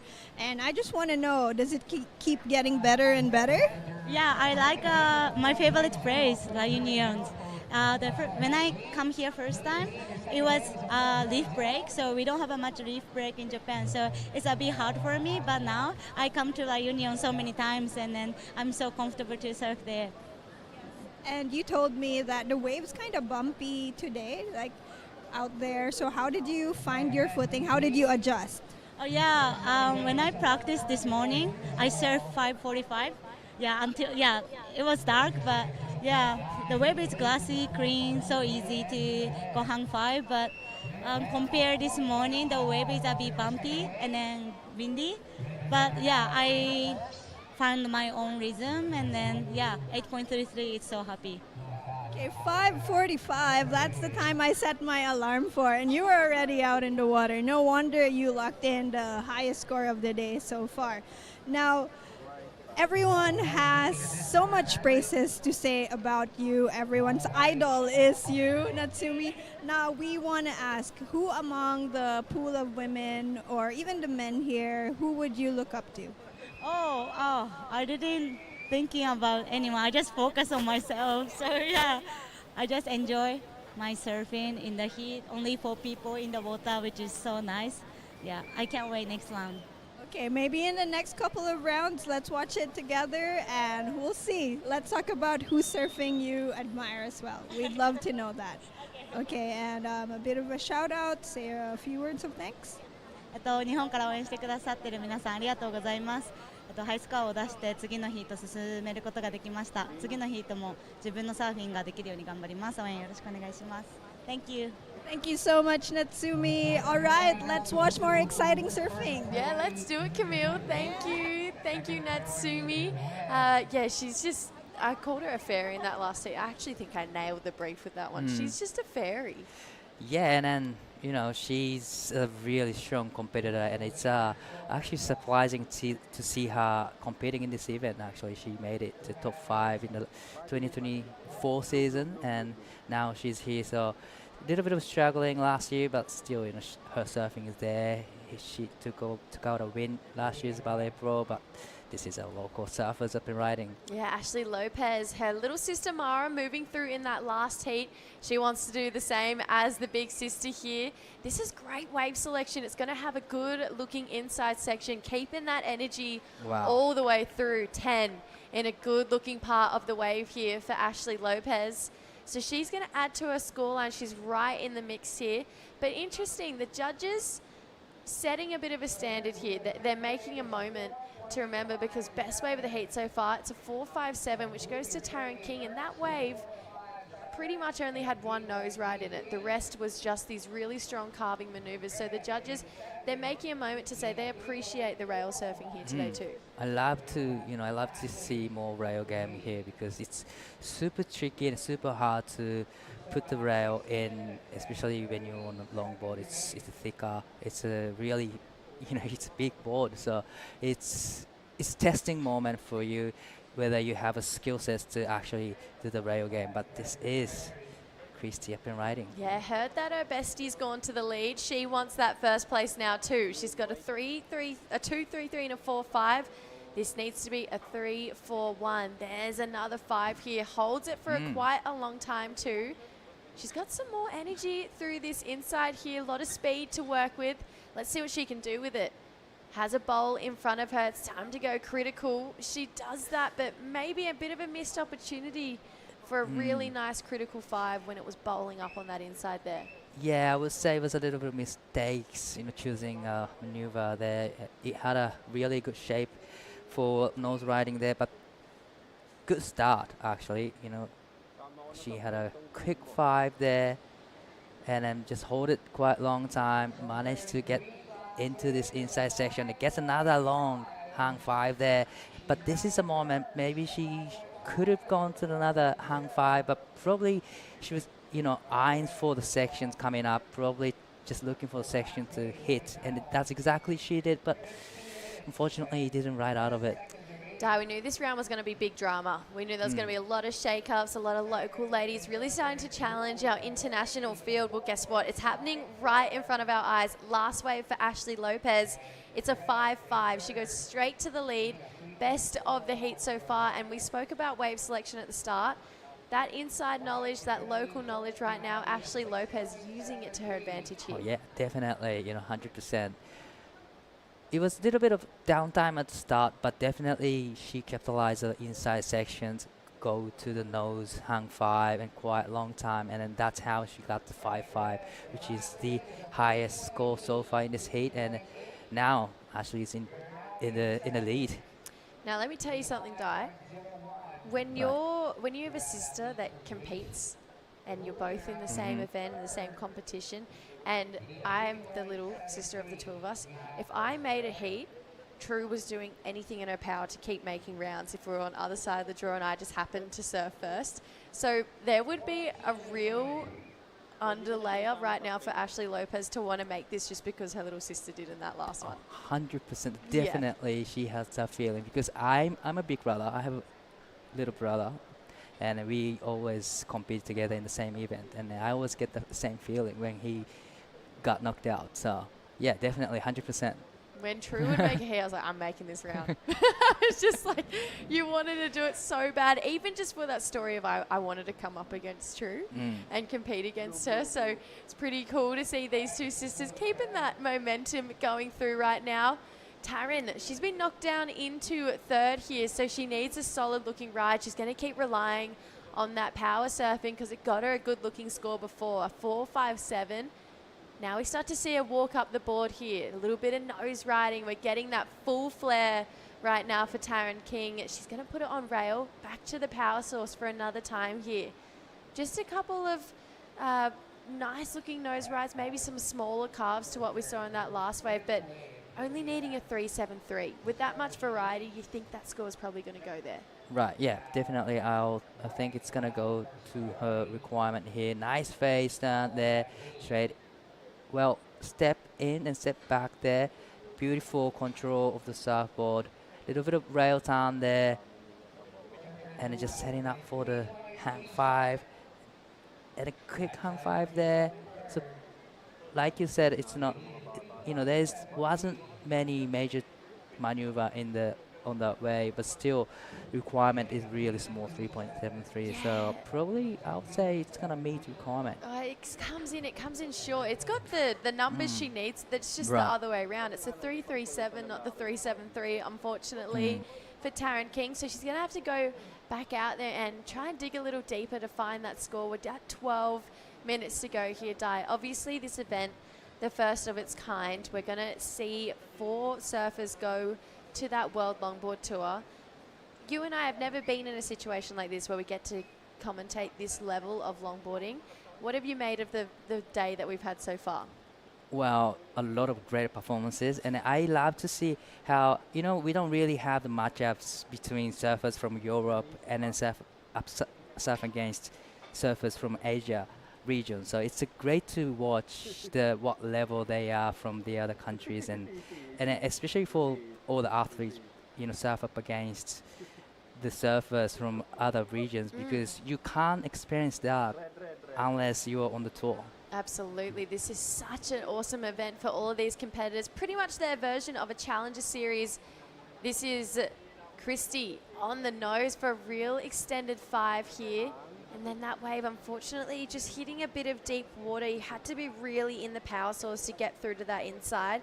We saw a lot of points on offer there all week last week, but the trick was you needed to be with the power source, and it's carrying on even with that different of equipment. It's carrying on with the longboards. You need to be sitting right in that cuppy part of the wave to carry that speed through and get those scores you're looking for. Bit of white water to deal with. She's going to say a quick hello to her roomie there, and she's going to get back out. So it's unfortunate these two currently battling for second. Yeah, but like you had a conversation with, me and you had always have this conversation. It's always like this. Always. You're in the heat with your travel buddies. Always. Always like this. Even, when True and I were doing Grom comps growing up, every second year we were in the same division. And every second year we would verse each other. Like, every single time. It was always, the Starling sisters in a heat together. Like, it was just... Everyone else is just having fun to watch, but... It was a guarantee that we were going to come up against each other. Sheila, she's been quite quiet here. This is a way to start firing up the judges. That was a really gracious 5. You saw a lot of lift through the nose. Again, unfortunately, just these ladies having a slight issue with wave selection, especially through this inside section. But just the class of that 5 opening up, if she can get that done at least twice on a wave, she's right back in this heat, Di. Right, I really liked that nose ride from her because it was more of a clean face, and it had a steep section. So like you said, it had a more lift under her nose. So definitely clean face, hang 5 will be rewarded. But like you said, probably needs to have 2 or 1 more of those nose right there. But beautiful surfing from her, being really quite heat for her, but still this nose right there, it's composed, relaxed, and stable. So she checked every boxes for the nose ride, definitely. But again, the wave didn't really cooperate with her, didn't give her much of opportunities through the inside section. But beautiful footwork there. little bit of soul arch on the hang 5. Yeah, really enjoyed this. Sheila, she's probably been one of the standouts for me so far, thinking back to her early round heat, just with that really long ride where we saw another 5 that she had where she got a lot of lift on the nose there too. So Sheila needing to just swing a couple more times here. She's caught the least amount of waves out of all of her competitors, and with only 8 minutes 20 to go, she's going to need to start to really ramp up here. Definitely she needs to regroup and then, getting those 3-point range to start with. But looks like she's going to get a healthy number for the last wave. Yeah, the judges liking it. They love that lift under the nose. When it's clean, there's no water splashing across it. It comes in. It's the best wave of the heat so far. Well, but I can understand why she got the 5.5 because, like you said, it had a lot of lift on the nose, and then it had a clean face. Even though one single hang 5, it can't be rewarded. 5.53 for the last of Sheila, so now needing a 2.77. This could spell trouble right now for our two South African surfers. A 2.77 is barely anything. If you look at the scores, separating second from third, we're thinking it's about 0.4. It's so close. You add that 0.4, she only really needs an early range 3, and then she's going into second. And there's still 7 minutes remaining. Oh, wait. No, she's got 2.77. She's going to second. I've just had an absolute blinder there. Don't worry about it. But 2.77 is still super small score for her. She just got the best score of the heat. And then 2.77 is probably nothing for her. And probably she's going to get on those smaller ones. She's going to have a swing here. 2.77, the requirement, like we mentioned. Still needs a little bit of damage done. So she hasn't got too much. Has a nice smooth carve through this inside. It feels like there might be a bit of energy here. So she's going to start to work her way up the board. Gets there for a quick 5. Needs another one. She's there for a 10. Beautiful. This is what she needs, but goes down, unfortunately, there for Sheila. Wow, that was super unfortunate for her. There was not really major maneuver at the back. Wave dies out, but she managed to, surf all the way to the inside, and she was able to find this inside section, steeper section here, hang 5, and that hang 5 to hang 10 was beautiful, but unfortunately catching the rail as she went down. Beautiful surfing again, quick hang 5 from our surfer in the lead, Ashley. Another hang 5 on the further section, managed to come around the section. Unfortunately, didn't ride out of it, but beautiful footwork again. That was really hard to watch for Sheila. Definitely unfortunate. She's got really just great eye on those steeper sections and knowing exactly when to push that little bit more to walk up the board. 2.77. I don't know if there was enough damage out the back to maybe go there. I wouldn't be surprised if it did. But right now, Christy trying to hold down second place here. Needs something pretty special to keep Sheila May off her tail here. We're getting a lot of rail work again. Unfortunately, she's just going to catch that outside one, so she's going to go down. Inside rail, sorry. So 5 minutes to go here. Judges might just give it to her, We're going to see. Yeah, judges are taking good time to think about the last of the white, 3 judges say yes. It's going to go there. 2.93, last wave of Sheila. So now our two Filipino ladies out in the lead. Christy, this wave needs to be a 3.97 die. It was a great wave selection, I would say. Great hang 5 to start with. She had a lot of great momentum through all the turns here. Loved the second turn, using a rail really well. Another turn here, but unfortunately catching a rail there. So I'm not too sure if it's going to be a 3.97. Pretty much she needs 4 here. So to get into the 4-point range. Yeah, it's going to be her second best wave. Thinking back to her 3.8, she has some really nice nose riding done on that one. So maybe we'll go there, maybe not. But then again, the judges did set a precedent that they were rewarding really nice rail surfing when you think back to Taryn's wave. So it could potentially creep up there for Christy. Ashley Lopez, her last wave, is not looking to go into her top 2. You can see right now Nervous times on the beach. Warren Lopez there, he's checking the scores religiously, having a look. A lot of the Filipinos, of course, they're going to support the local Filipinos. Oh, yeah. They want to see more Of course. of that flag on the World Longboard Tour. But now, it's just one step away from that because the time is winding, 3 minutes and 30 seconds. Still waiting for the last of Christie's wave. Yes. And curious what she's going to get with that one, but looks like it's going to be really, really close. It's going to be so close. Needs a 3.97 first judge, locks in a 3.8. Let's see what her best mate and travel buddy can do here. Stuck behind on this one for Taryn. So it's back to the drawing board. We've got 3 minutes to go. So waiting to see if this wave is going to roll on through for Christy Gilmore. And we got another paddle here. Sheila May knows this 2.93. It needs to be out of the picture. It's too close right now between all of our competitors. No damage done on this wave so far. She's got really beautiful patience. We spoke about her timing. Goes for a 5. Almost loses her balance here. She comes through the inside. She's back on the nose of the board. It's not going to be a ride out again. So really close scores right now between all of our surfers. Still no intel other than that one for Christy here, but Di, it was the right decision to try and find more points here, but just couldn't execute, unfortunately. Definitely, great call, great wave selection there because she only needs to bet a 3.97 here. A little bit of balance there, but like you said, she managed really well to just hold on to it, but unfortunately didn't ride out of it. It was a great call, but unfortunately it was kind of a mistake, but this is important wave for her. Unfortunately, it goes down. So Taryn needing a 3.9, Christy a 3.97. Christy's last wave, like you mentioned, a 3.7. So just not getting there. We're splitting hairs here. There is absolutely nothing between second and third right now. Ashley probably needs another wave as well. Yeah, definitely. And I'm curious what Ashley is going to do with first priority. Now she's got first priority. So, is she going to play defense or she's going to try to get rid of the 4.00 with 90 seconds?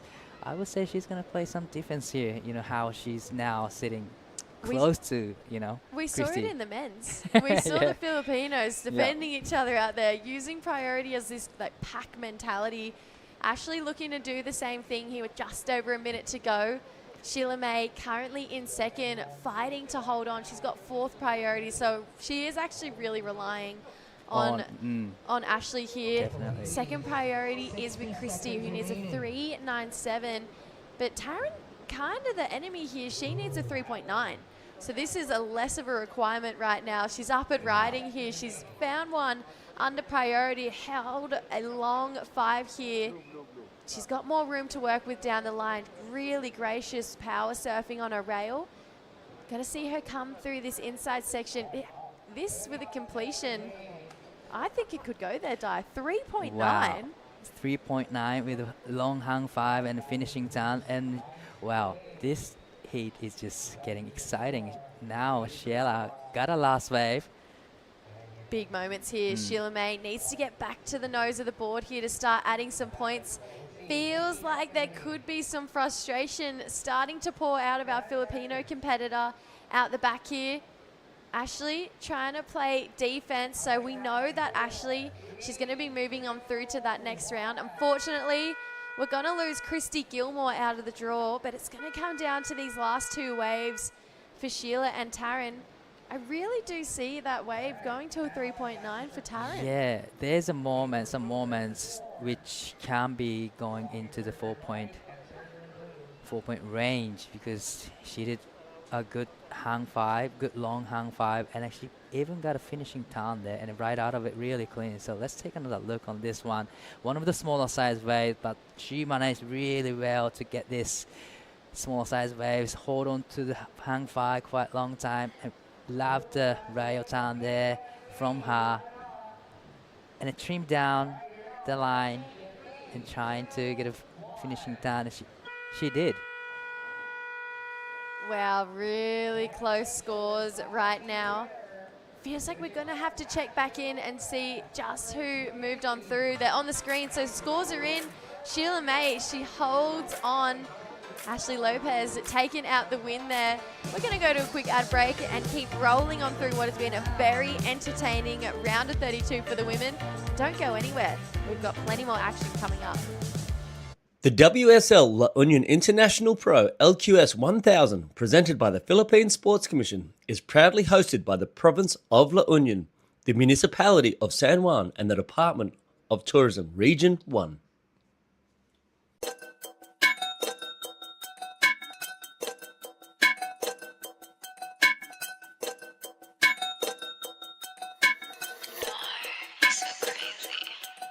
Gumagaya na sa aking mga di ko kilala. If you wanna sneak a peek, dapat kay tumingala. You know I put the work in, hindi to himala. I don't wanna cause a scene, so wag kang magpadala. They call me most high, I'm the prophet. Busy on the uprise, don't you try to stop it. See me at the front line, everybody watching. Do it all in one try, you look exhausted. You know I'm pretty, never modest. I don't ever wanna hide. I wanna be the that no one ever asked to step aside. I always want attention, I'm always picking fights. If I don't get what I want, better hope that you'll survive. I got on my six, they tryna copy all my tricks now. Sticking in my that's why they think you need to sit down. I got the drip, kaya mag-get out. Don't think you understand, you're in my lane, you better get out.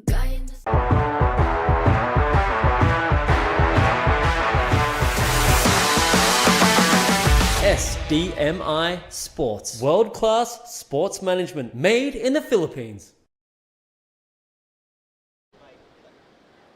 Welcome back to the action. It's heat number 3 of the round of 32, the second round for the women's at the La Union International Pro. I'm Sam Bleakley, joined in the booth by Kai Wacko. Kai, we got Ginger, Emma, Emily, Nick. We got Italy, Australia, we've got USA, Hawaii, and we got the UK represented. This is a really fantastic exchange. A lot of great surfers, but right now on your screen, you're seeing Emma Perrier, who's got an incredible drop knee turn. One of the best drop knee turns in women's longboarding today, in my opinion.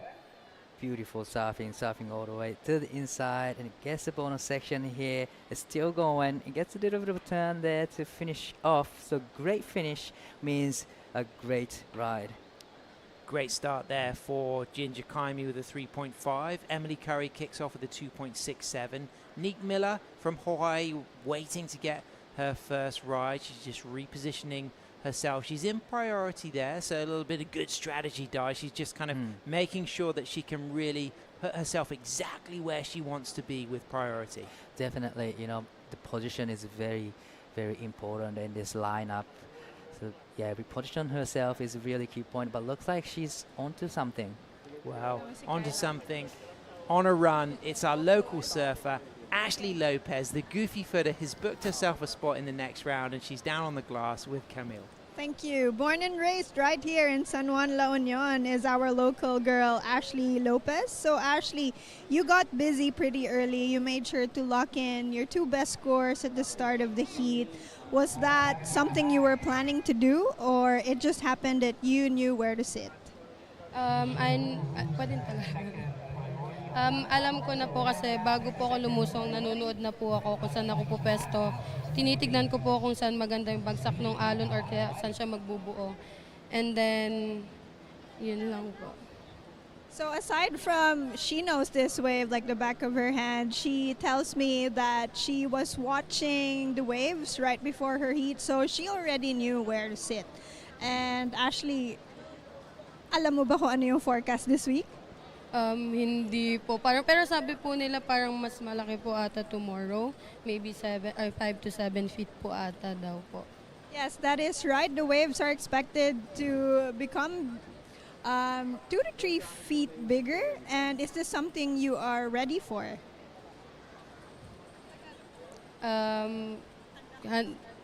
Kaya lang naman po. Nasanay na din po ako sa malalaking alon, lalo dito po sa point at araw-araw po ako naglalaro dito.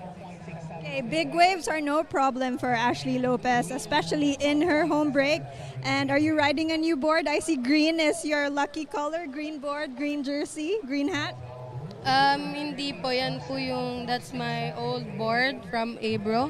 And yan po yung my lucky board from Kuya Anjo. Thank you din po. And then yes, lucky color ko po ang green and favorite color ko din po. All right, thank you for sharing that. I'm also wearing green for you. Okay, so alam ko marami kang gustong batiin. This is the shout out portion. Nagpapasalamat po ako sa lahat ng sumusuporta sa akin. Gayuma, El Union, Surfstar, and Sunburn po. Groovers po, and then sa boyfriend ko, kay Papa, lalo na po sa kanya, and sa mga kapatid po. And kay Kuya JR, very thankful po ako sa kanya. Tinuturuan niyo po kami. And sa friends ko din po, maraming salamat din po. Thank you, Ashley. I'm sure Kuya Nano is very proud of you. Your family's very proud of you. And let's continue watching this heat. Back to live action. Well, green's a lucky colour. It fills me with pride, though, to see Ashley shining. In 2016, I came and did an episode of a travel show I made called Brilliant Corners, and Ashley was 9, and I did an interview with her because she was the standout young female Grom longboarder at the time, and to have then seen her career unfold since then really fills me with pride. And she's a real talent, and then now she's a trailblazer who's inspiring a new generation of younger women as well. So it's really special to see this growing movement of female longboarders from La Union. Wow, it's a great opportunity for you as well to just see how she's developing her surfing skills, and she's now on the top stage. And she's got power as well, and that's what I really appreciate in her approach. It's powerful, it's smooth, as we can now see Emma up and riding. Fades in from behind the section, really nice set-up turn, and then comes back on the tail. Big, powerful cutback into a nice critical 10 as Nick Miller out back, and green is up on the tip. A nice soul arch out of that cutback from Emma. Looking really good moving through to the inside as that wave starts to die from Tweed Heads. Emma Perrier there, her partner Billy also competing here at the event as Nick Miller comes sliding and slicing through this inside section, Di. Wow, she has a beautiful style of surfing on the longboard, but this is a live action from Ginger. Ginger Kaimi into a 5, into a 10. She came here a couple of years ago and did the Queen of the Point events, also done a long LQS event here at La Union, so she's got experience surfing at this spot as she's riding her Skin Dog surfboards this time. You'll see her sometimes on her Michael Takayama. This time she's on the new dynamic Swallowtail Skin Dog surfboards double scoop, and that was a nice finish as well, Di. Beautiful finish, big turn to finish always means, great ride. But let's take another look on the replays. This one from Emma, beautiful rail game there, just setting up for the nose ride, hang 5 to hang 10, back to hang 5, beautiful rail work to finish up. Well, actually she's gonna surfing all the way to the inside, another drop knee style turn there, and at the back we see Nick up and riding, beautiful hang 5, and this is where wave can get really far up, but managed really well and into the critical section, quick hang 5, and come around the section. I love how she stands tall on the board. Another hang 5, and from here, just wave just gave her a lot of opportunities here. So beautiful technique, but really enjoy watching her performance here. 5 to 10, beautiful quick pivot turn to get back into the parcels of the wave, and actually this wave doubles up. She managed to come around a section and finish up with the big turn, so it's gonna be a great number for her. Yeah, great work from Ginger Kaimi representing Italy. She's actually based in Fuerteventura, traveling here with her dad Franco. She's the reigning European junior longboard champion, and she is dropping that second score. As we can see now, Emma up and riding, representing Evans Head, comes out of that nose ride down carve, sweeps it, and then drives off the bottom turn, cross steps forward, back to the tail, and then just cross steps again into another 5, rolls that 5, really quick, clean footwork out of that nose ride on the inside into a floater and a kick out. So Emma's looking lively, a 4.67, a 4.13, and that's a really nice start for her. As we can see on the left of your screen at Grover's LU, Ben Skinner in the middle there. You can see Lola, who's the partner of Lucas. You can see that's Delilah Hutchins is going to be she's already surfed. Skin Dog pointing at the camera. We've got Dorian Torres in the background. We've got Lucas Skinner staying there as well. My daughter Lola Bleakley, she's staying there. Really great place to stay. They'll be cheering on Emily Curry. She's up and riding. Emily's kicked off with a 267. Nice opening maneuvers in and out of the nose ride. Back on rail, and now she just came wide of that section, so that wave runs away from her. There was a little bit more scoring potential in that, so there'll be a sense of frustration, but a lot of time left. Definitely, you know, it was a little bit of mistake from her. You know, like you said, this wave looked like it's gonna offer a lot more, you know, sections through the inside section there, but a little bit of mistakes there. Still 14 minutes left on the clock. There's plenty of time to just regroup and get another one, but now she knows what kind of wave she should get, so that's a good thing. Ginger rides for Chariots of the Sun wetsuits, but no need for the neoprene or the natural rubber out here. It's all about your bikinis, your board shorts, your rash vests. It's the best feeling to surf in the, you know, boardies. Here we go. Emily Curry on the inside. Good wave selection here, just out of priority, finding a scorer. Out of a 5, back onto the tail. Clean, controlled footwork into a nice second nose ride. You could really see the way that board was just fitting in the pocket. So that was a really great bit of competition strategy there. She didn't link that last wave, but she found that to offer some scoring potential, and she's going to get a pretty significant backup score, I think. Oh, definitely, yes. She did an amazing job on that wave, but this is going to be a really interesting wave for Ginger. Live action Ginger Kaimi.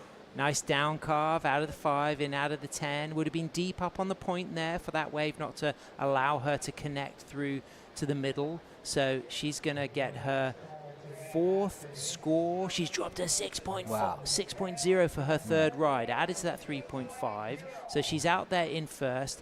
Emma Perrier is in 2nd with a 4.67 and a 4.13. 12 minutes 45 seconds remaining. Still waiting for that score from Emily Curry. Nick Miller is in 3rd with a 2.77 and a 4.33. So all of the surfers sitting with a good backup score, but it's Ginger with that significant 6, who's really got a bit of an advantage moving into the last 12 minutes. Definitely, you know, having a 6 points, but let's back to this action, but beautiful ride from Emily. Nice hang 5, well controlled and a well matched speed with the wave, and really love the second attempt on the nose. More controlled. Great work there. So like you said, it's shorter wave, but still well controlled surfing, and then great performances from Emily. So this is going to be a good score, I think, because she's already got a 2.83 and a 2.67 for those opening rides. I think this is going to be her strongest score. She needs a 5.97 to move up into 2nd, but look at the lock and the cleanness of the footwork out of these nose rides, Di. It was super clean, it's smooth transitioning and great footwork. So I would say it's going to be close to the requirement, but this was a short away from her quick hang 5 to down carve to finish off. So she needs to get rid of 3.50, which I think she can do that with that wave. Absolutely. So 11 minutes, 20 seconds remaining. Scores coming through for Ginger Kaimi and Emily Curry. So Ginger Kaimi's dropped her score and it comes in at a 2.67. It doesn't go into the top 2. Emily's now needing a 5.97 to move up into 2nd. Emma's currently in 2nd in blue with those scores in the 4 range, and Nick Miller needs to back up that 2.77, but she's carrying a 4.33, so she only needs a score in the mid 4 range to move up into 2nd before we drop that score from Emily Curry.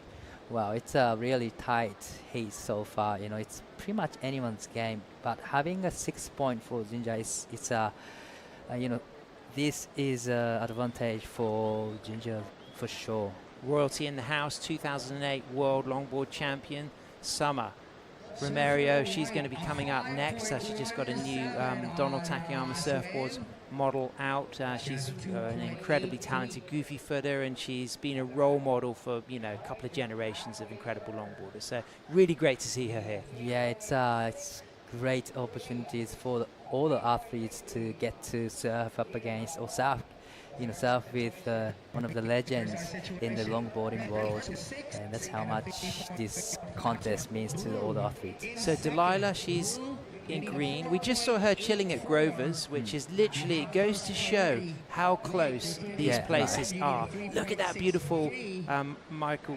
Takayama surfboards there. Summer's new model that you can order. You can get fantastic pulled-in tail, square tail, wide point in the middle. Looks like a beautifully balanced classic longboard that Summer's going to shine on.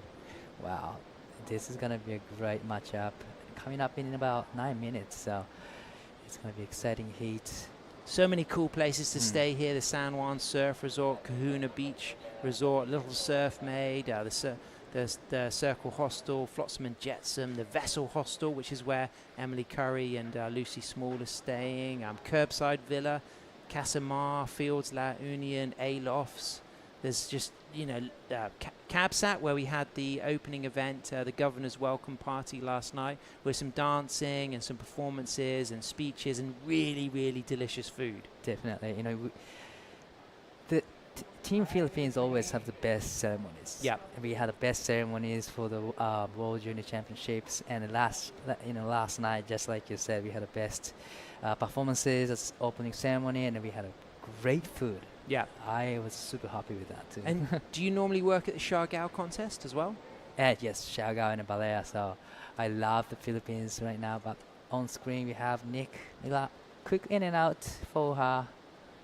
I don't think it's gonna meet 4.48. Okay, scores have come through. A 5.17 dive for Emily's last ride. So very good score. Out of priority. She's right back in the mix. It doesn't put her up into first or second, but now she's only chasing a 3.67 live action. She's in first priority. Emily Curry from Bude in Cornwall, former European longboard champion, cross steps forward. She was on the World Longboard Tour the season before last, so she earned that spot through the regional qualifying series. She's back on the tip, holds that 5, lifts on that nose ride, and now she accelerates, cuts back, and she's going to drop down into this section as it speeds up once more, stretches into a hold of a 5, a lot of speed, still some scoring potential right through the end part here as she stands tall. Very graceful, but good speed and control, and a really nice down carve. So I think this is really going to put her back in the mix up into first or second. Wow, I love how she drives through the turn off, her back foot. So that means she got some rail game skill set there, and as well as nose ride. So that last ride is gonna put her into a good position right now. She only needs 3.63 to go into the second right now, but she pretty much ticked every boxes to get the requirement here. And great wave selection here. Nice read on the wave. Didn't rush anything. Great rail game there. Carve down for the first and setting up for the hang 5 there. Nice hang 5. And then another trim turn to get back into the parcels. And here, generating so much speed into the hang 5. So beautiful combination and a lot of variety in it. So yeah, variety, a good point. And using all of the board, all of the wave, that's a big element in the potential to go up into the higher scoring range. So we're waiting for that to come through as we get to appreciate the slow-mo locked in that 5. You can see how that front toe is just curled, those toes over the tip, and then that board just releasing that water. And what's really unique about the double scoop design that Ben Skinner's made, Di, is that there's actually a double concave on the deck of the board in the last third on the top side to help create lift, inspired by the spoiler of an F1 car, the idea of downforce, trying to create that drag and that lift in the nose. So it's a really innovative design that Ben Skinner's created in that model.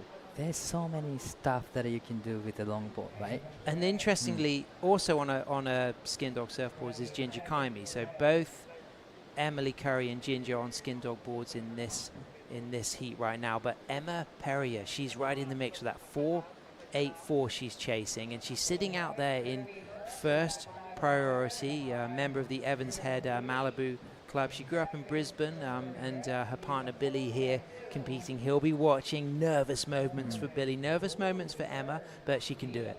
Definitely, coming from Evans Head. Yeah, that's another beautiful right-hand break point. So definitely she's just used to this kind of right-hander break.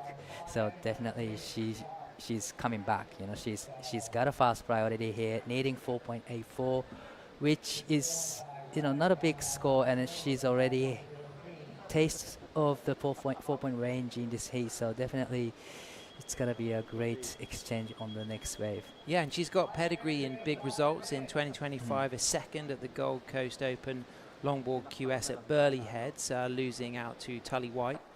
So you know, results like that demonstrate that she can go very far in this event, and there is an opportunity. She fades in, beautiful setup from behind the peak into the 5, and then walks out of that opening nose ride, and then cuts back, sweeps that. She's got a score of a 4.84 that she's chasing to move up into second.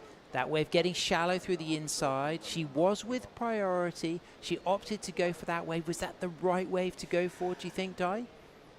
Well, right now she needs 4.84, which is not that huge. So probably I would say it was a good call. Yep. On a smaller size wave, because it has steeper section and there's a moment that she can go on the nose for quite a long time, and she gets a finish as well. So I think it was a right call, but I'm still, I'm not sure if it's going to be a 4.84. So a little set coming through, so a bit of jockey for positioning. We can see Nick Miller in green. She's got first priority. Emily Curry got second priority, so Nick is going to have this wave. Emily might be in position for the wave behind. Nick up and riding, chasing a 5.18. Cross steps forward. No nose ride section on that opening wall. She's just now got to navigate this bounce and look to find the steeper section ahead as she cross steps into a 5, walks out of that nose ride, and then stands tall and elegant. And she's got some lines ahead again for a second nose ride, and now things start to get lively. She's already got 2 decent touches of the 5, some rail work. The wave didn't stand up as much as you probably would have hoped when she saw that set come on the horizon, but it looks like Emily Curry has also got a backup wave as well. Wow, there's so much going on now. So important waves probably for all the surfers here with the 3 minutes to go. So it's still anyone's game right now. Even, Emily has Ginger has 6-point ride. Now she's in second, but she's got first priority and trying to get rid of 3.50. So it's still anyone's game, with the 2 minutes and 40 seconds. But this is a really important wave for Nick Miller here. And unfortunately, she didn't have the nose ride at the back, just like you mentioned. But she did a moment that she could go on the nose ride there. Yep. And great touch. And actually, there's going to be another nose ride down the inside section here. Beautiful footwork, transitioning really smoothly there. So wow, it's an interesting exchange. Yeah, so she's chasing a good score of 5.18 as we get to see now Emily Curry's wave into the tip time. Nice cross stepping. This looks strong. Wow, beautiful hang 5 to beautiful down carve there. So it's mix of nose riding and rail work. So far, it's been a great performance from her, and all the way to the inside section. And a lot of speed. And Dai, if you were just going to compare on instinct, Green's ride with White's ride, Nick and Emily, who do you think got the better of that exchange? I gotta say, Emily's wave had a more of a variety in the surfing and well-controlled surfing. Here's a replay of Ginger Kaimi. A little bit of downtime to start. Kicks out. It's a quick in and out from her. So still trying to get rid of 3.50. I love that fade in turn from Emma, the way she really sets herself behind the peak and then drives into the pocket with that really nice, stylish approach. She's still chasing a score. That's not going to be a significant score. 1 minute remaining. Priority is with Ginger Kaimi. Waiting for scores for Emily Curry, which could improve her situation. Emma Perrier won't drop a significant score. Emily's wave comes in at a 4.57. Ginger Kaimi up and riding. She's got a nice high line here. Cross steps forward. Finds a 5. Holds that 5. And then down, grabbing that rail. Judge is not a massive fan of when you actually hold that rail through the sections, but goes for the float at the end. So it doesn't feel like that is going to be a super significant score, but her backup to replace is the 3.5. It was a good nose ride, but right now, if there's no more opportunities for blue and green to get a ride, then the situations won't change, and it'll be white and red moving through. Beautiful stuff. It's a exciting heat, actually. It's a back-to-back exchange all the way, from the start to finish. great performances. Here we go, moving into the last 10 seconds. Emma Wow. Perrier chasing a score of a 4.84. We can see Emily looking to catch that wave. Is Emma up in time? I'm not quite sure if that's in time. Di, what do you think? I don't think it's before the tone. I think after the tone. So that's gonna be a score. So Emily Curry takes the win for the UK. Ginger Kaimi in second. Fantastic result for Team Britain and Team Italy. Stay tuned. Coming up next, we've got Japan, USA, France, Costa Rica for the continuation of day one of the La Union International Pro here at the beautiful Mona Lisa Point. The WSL La Union International Pro LQS 1000, presented by the Philippine Sports Commission, is proudly hosted by the province of La Union, the municipality of San Juan, and the Department of Tourism, Region 1.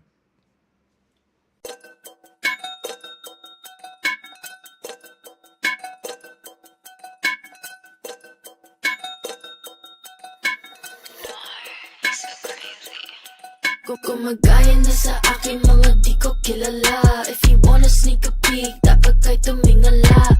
You know I put the work in, hindi to himala. I don't wanna cause a scene, so wag kang magpadala. They call me most high, I'm the prophet. Busy on the uprise, don't you try to stop it. See me at the front line, everybody watching. Do it all in one try, you look exhausted. You know I'm pretty, never modest. I don't ever wanna hide. I wanna be the bitch that no one ever asked to step aside. I always want attention, I'm always picking fights. If I don't get what I want, better hope that you'll survive. I got on my six, they tryna copy all my tricks now. Sticking to my that's why they think you need to sit down. I got the drip, Kayama, get out. Don't think you understand, you're in my lane, you better get out.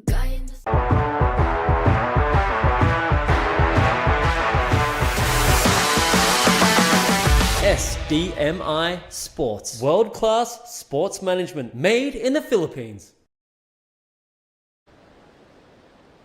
Welcome back to the action out there in the water. We've got 2004 Women's World Longboard Champion Summer Romero from USA, surfing against Kaede Nui from Japan, Maya Glasenap from Reunion, France, who's based in Portugal, and Delilah Hutchins, originally from the USA, but has learned to surf and grown up in Costa Rica. She's based in Nasara and originally from North Carolina. She is on a roll and she's a fantastic surfer, so she's going to be putting up some pressure on Kaede, Summer and Maya, and I'm Sam Bleakley back in the booth with Rachel Tilley, and you got the joy of looking at this replay from Maya Glasenap, Rachel.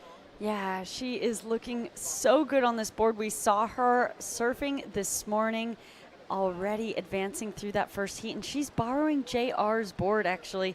Her board's not making it from Portugal to here, but fortunately she was looking really strong, and then we see an opener for Summer Romero on her backhand.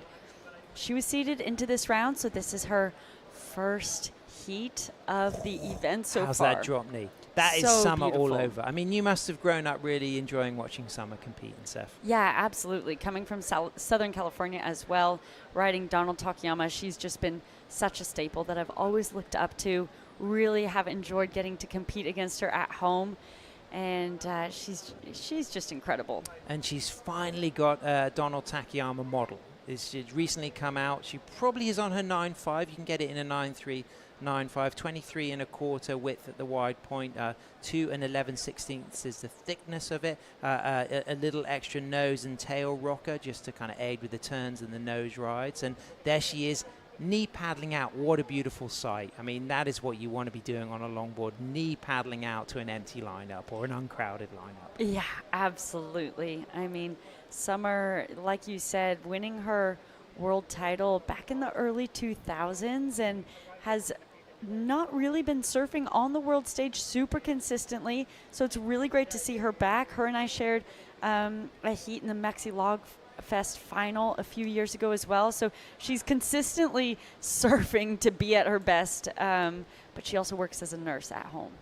Nice fade in then from Maya on the Luffy board that she's borrowing from JR, but she'll be familiar with Luffy. She rides Luffy's in Portugal where she's based, where she's studying to be a veterinarian, as she just walks in and out of those opening nose rides, clean, smooth control. She has a very upright style, but great posture, flex in the knees and the ankles, and that wave's accelerating, and you can just see now we're moving into the afternoon light, getting that sparkle factor through the inside, Rach. Yeah, it's so beautiful. That sun has really come out as well, the little cloud cover burning off from this morning, and it is just looking so picturesque out there. We've had some great heats.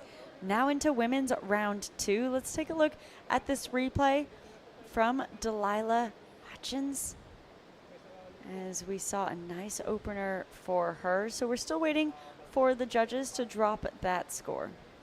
Okay, live action, and then over to the replay for Delilah. Stretches out for that nose ride there, so she's going to get that first score on the board. It should be no stranger to this climate living in Costa Rica. Yeah, absolutely. Sometimes that's a bit of an adjustment if you've been surfing in a wetsuit back home, or and I'm sure you are surfing in really thick wetsuits back home, Sam. Take some time to get used to taking that rubber off, and so she's looking very comfortable. And this wave standing up through the inside, live action, little cross step stool. Stands tall off the bottom, cross steps forward, stretches for a touch of the 5. And look at that shoulder height through the inside. So it goes to show that you can find waves here that really grow as they move down the reef here at Mona Lisa Point. Yeah, having really nice wave selection. I'm curious as to how long her board is, because it looks like the way she has her steps at the moment, all of her nose rides so far have just been a little bit stretched out.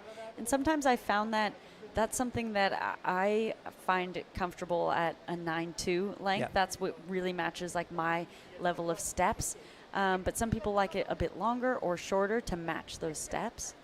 So we see a replay of Summer's wave. And this is, if I'm lucky, we're going to see the drop knee as well. Are we going to see that, or was that the opening wave? I think that was the opening wave, but I think we could see it here too, because Summer she's notorious for that. She's so stylish. Here's the replay of Delilah. Yeah, really nice opening nose ride there, having a lot of speed coming around this section. She sees that section standing up, building in front of her, doing really well to stay patient. Love that cross step cut back. She tries to just get back up there, a little bit stretched out, not quite over there, but she did some nice work on the outside, so that'll have her sitting in the second position right below Kaede, who we haven't seen her waves yet, but enough to have her sitting in first. Well, somebody who's really going to be smiling is our 2023 European Longboard Champion, Emily Curry. She's down there on the glass with Camille. Okay, winning her second heat of the day is Emily Curry. Congratulations. So, Emily, talk us through what's the difference from the waves this morning to the ones that you just surfed? It was a little bit slower this afternoon, a little bit bumpy. The wind's slightly on it now. This morning was very glassy, but it's still a nice right-hander, so there's loads of opportunity still. And we see you riding a skin dog board, so how did that come about? You know Ben, or did you have that shaped for you? Yeah, I've known Ben since I was about 14. He was a role model of mine, and then I started competing in the UK, and he was, became an even bigger role model on the international scene. And when I was 20, he asked if I wanted to ride his boards, so I was stoked about that, and I've been riding them now for 9 years.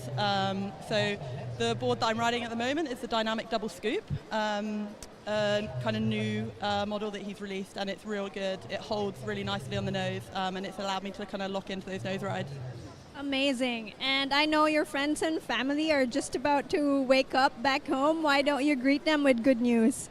Yeah, hi everyone. I know my family stayed up really late last night and are up early again this morning to watch both my heats. So hi Mum, Dad, Dave, and my brother Mike in Australia. And yeah, everybody else. I know my girlfriend will be waking up soon, so hi. Guess what, Emily? You've made it to the quarterfinals. Congratulations. See you in the next heat. Back to the live action. Well, I think this deserves a shout out to the always glamorous mum, Susie Curry. She is an absolute gem, isn't she? She's always styling, and she'll be so pleased to see her daughter Emily take the win there. This is a massive result, Rachel. I mean, this is the round of 32. She's really made great progress to come out of this round in a very stacked event. Yeah, seriously.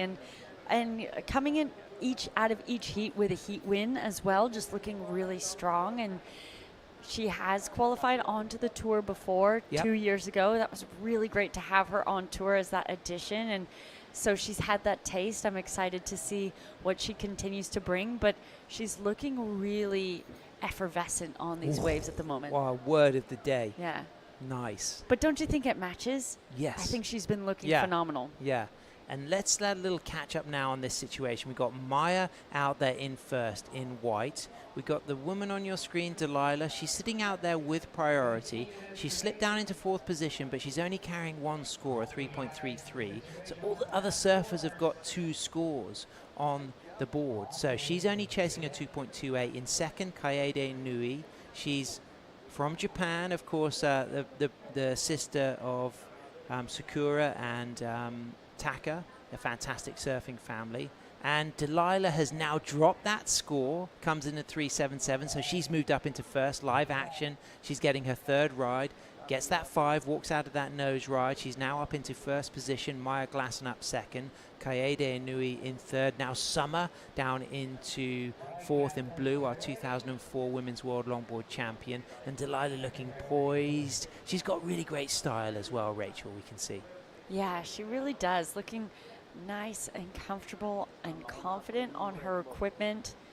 A smaller wave, but she has just a really nice, smooth and calm style, Sam.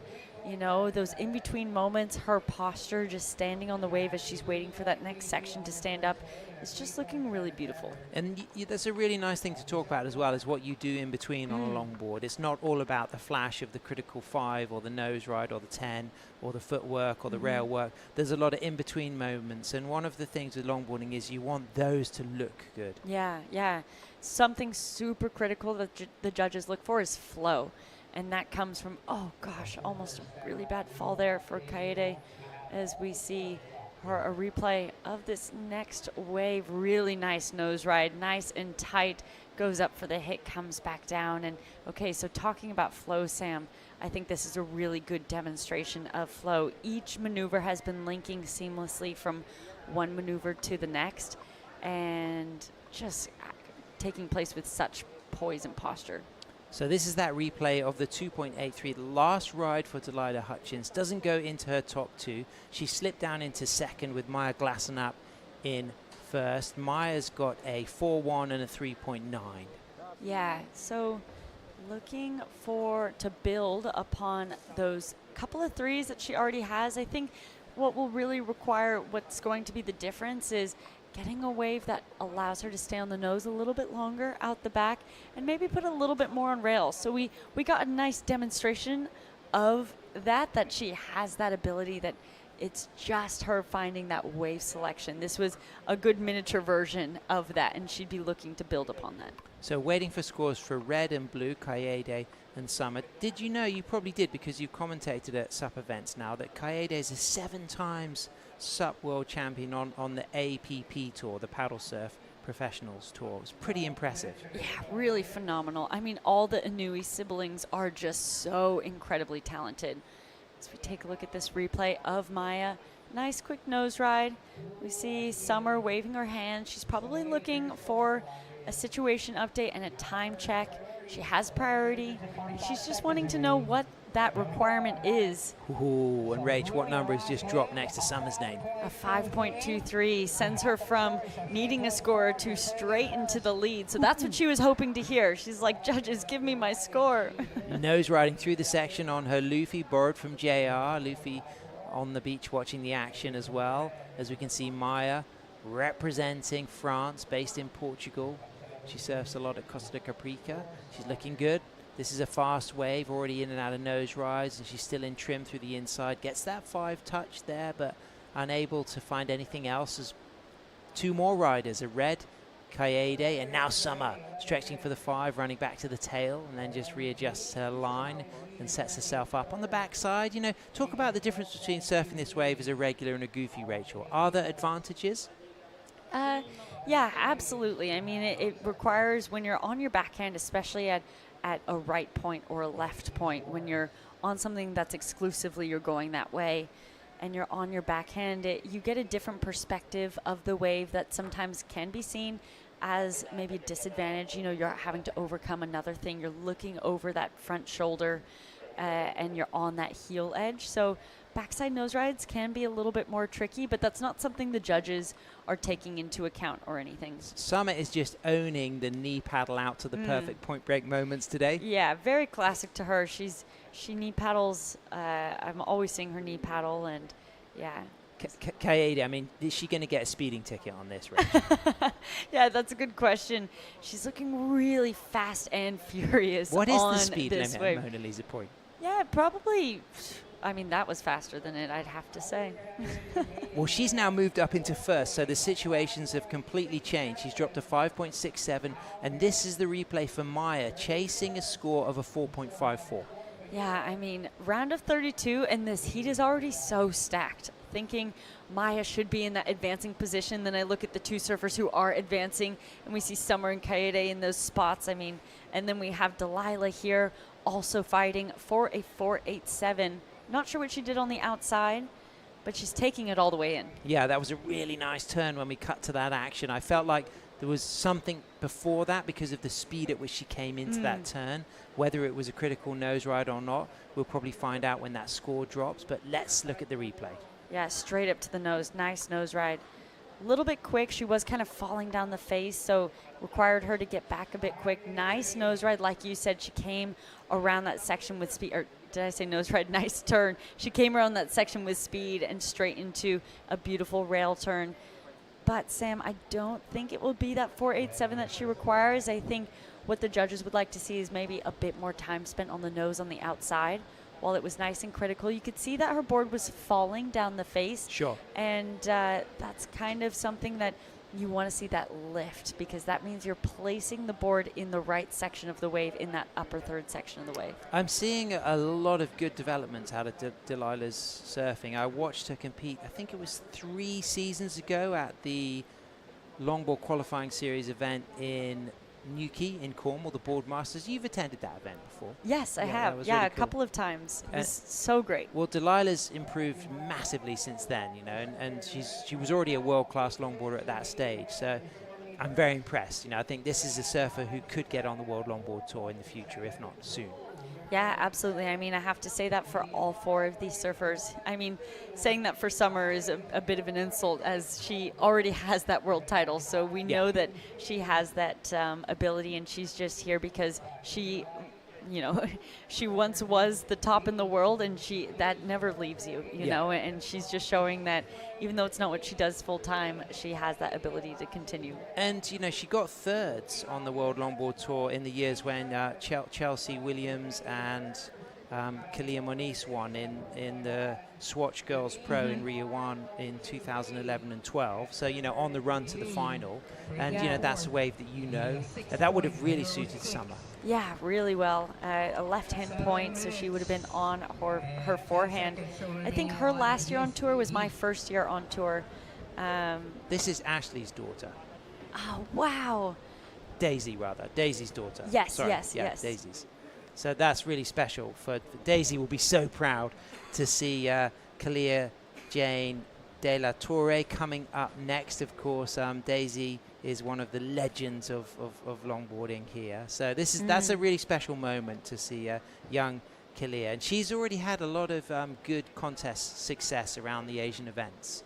Yeah, and you know, the Asian tour, the Oceania region, has such a really great, robust tour for these surfers all coming together. Planning on moving over? I don't know. I mean, I'm feeling right at home here. You're a woman of the world. You've spent a lot of time in Australia. Of course, you're Californian. Is you know, for the future, is California home, or do you see yourself living in a number of places? That's a good question. I mean, California always has a feeling of home, and I think it will always essentially be home, but we'll see. I'm open to. Well, there's some history between you and this fantastic surfer. She beat you in the US Championships last season, if I'm right. There we go. And Malia's coming up next. She's with her partner Gavin. He's also competing. And of course, she's American Filipina. She knows this territory. She knows this culture. She's based in California. As a regular footer, her style of surfing could shine here at Mona Lisa Point. Yeah, absolutely. I've really watched her surfing develop over the last few years. Started surfing against her when she was quite young, and watching her turn into a phenomenal surfer. Nice turns from Delilah. She's got a nice routine, hasn't she? The use of that nice rail engaged turn, as you can see Summer just looking like she's going to be breaking the speeding ticket. She just streaks across on her Donald Takayama surfboards model. But that wave, it had speed, it had some power, but it just didn't have that form through the middle section. Yeah, something Jesse and I were talking about earlier, Sam, is the surfers that are choosing those boards that kind of lend itself to a bit more speed. They're really standing out on the broadcast to us, and I think standing out to the judges too. Natsumi Taoka is someone that comes to mind. Kaede and Summer have both looked like that too. Kind of on slightly wider boards, like you said.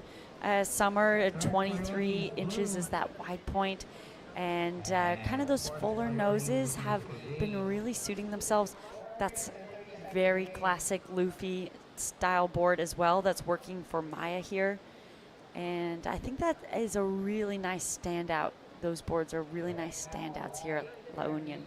Well, if you're just tuning in, pleasure to have your company. Thanks for your time. This is the La Union International Pro, a World Longboard Tour qualifier that's brought together over 120 athletes from 25 different countries, as far afield as China, the UK, Peru, France, and of course a great representation of the local Filipina and Filipino surfers. Of course, Filipina for the females, Filipino for the males. And this is crunch time, Rachel, because we're in the women's round of 32, and there's massive names. You know, we got some big people coming up. We've got the likes of Maria Fernanda Reyes. She's going to be surfing next. We've got Caitlin Mickelson. She's going to be coming up in heat number 6. We've got Ophelia Akuen coming up. We've got Cash Hoover. We've got some really exciting people who longboard fans are going to enjoy getting a chance to watch. Yeah, absolutely. And we've seen the likes of Cash, of Daisy, of Ophelia, of Caitlin, Kira. I'm just looking at the list. Maria Fernanda Reyes. They've all been on tour.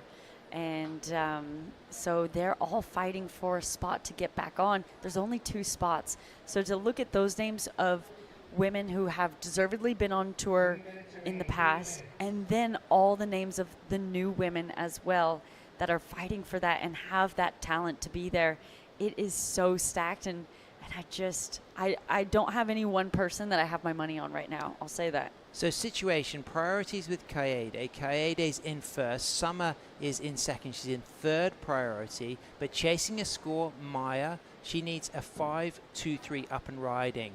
Takes off. That wave's foamy, so she's going to have to paddle back out. She'll be now in fourth priority. Now, what would her strategy be now paddling out in fourth priority?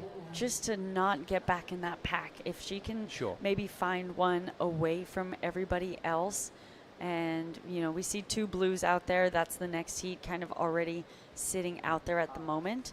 But Maya's hoping maybe for a wide one to come through. And maybe these will be them. We'll see if she has an opportunity while paddling back out. Well, it looks as if in third priority, Delilah Hutchins up and riding, sets a high line, cross steps, holds that 5, soul arches it, back to the middle of the board, that trim spot in the middle where the board moves fastest. She gets that roller coaster floater. She's going to stay with this. She needs to see if there's going to be a reform, but a 606, that's a big score to get, Rachel. Yeah, it is. I'm not sure, or I don't think it will be the score for that one. A really well surfed wave, a beautiful nose ride. I really liked her setup to that. That bottom turn straight into that high line. You can see her adjusting for that to keep that nose ride riding a bit longer. Really nice turn. She has really great tail work. Well, if you were putting together a longboard video, you would want Maya and Delilah in your segment, wouldn't you? I mean, they're 2 great surfers. It looks as if they're both going to get eliminated, but they are the kind of stylish longboarders that you want to see. And there's that trademark drop knee turn from Summer. Yeah, so trademarked, like you said. She's such a beautiful surfer, really classic on her Donald Takayamas, staying true to the surfing that she took her to win a world title over just about 20 years ago. and seeing her still just perform at such a high level is such an inspiration. Yeah, it is, absolutely. And we can see just a little late takeoff there for Maya. She is chasing a score, but this wave doesn't look like it has a massive amount of numbers on it. She's probably not going to give it everything, knowing that there's not really a 5 in this, but you never know as she stands up through the inside. There's a 5, gets some lift on that nose ride. Is this in the 5 terrain, do you think, Rachel? Well, we're still watching it through the inside, but Sam, I have to say no, I don't think so, just because of that lack of maneuvers out the back. You know, she kind of had that late takeoff on it and then had to be really patient, really well surfed. But I think the surfing that Kaede and Summer did was enough to keep them in that first and second position. And Kaede may improve on a situation and replace her backup 5, 6, 7. So she's going to take the win. Summer is going to be in second, and Maya and Delilah will be eliminated, but they've demonstrated some really brilliant surfing so far. They can be proud of their performances, Rachel. Yeah, absolutely. So impressed by both those surfers. Great to see them here at Mona Lisa competing. Well, stay with us. We've got a great heat coming up. Malia, we got Kalia, we got Maria, and we got Dea. We got USA, Philippines, Peru, and Indonesia. And we got Jessie Starling coming back in to anchor the action. And Rachel Tilley, 3 times world longboard champion, will still be on the booth as well. So stay with us and we'll be right back. The WSL La Union International Pro LQS 1000, presented by the Philippine Sports Commission, is proudly hosted by the province of La Union, the municipality of San Juan, and the Department of Tourism, Region 1.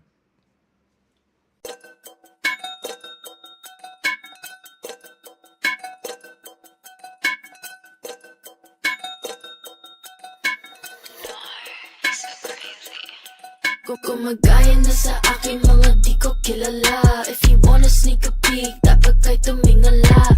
You know I put the work in, hindi to himala. I don't wanna cause a scene, so wag kang magpadala. They call me most high, I'm the prophet. Busy on the uprise, don't you try to stop it. See me at the front line, everybody watching. Do it all in one try, you look exhausted. You know I'm pretty, never modest. I don't ever wanna hide. I wanna be the that no one ever asked to step aside. I always want attention, I'm always picking fights. If I don't get what I want, better hope that you'll survive. I got on my six, they tryna copy all my tricks now. Sticking in my that's why they think you need to sit down.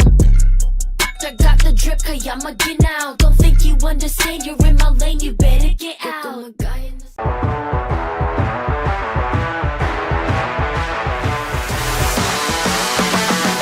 SDMI Sports, world-class sports management made in the Philippines. The talent has gone above and beyond here at the La Union International Pro. We're into the round of 32, heat number 5.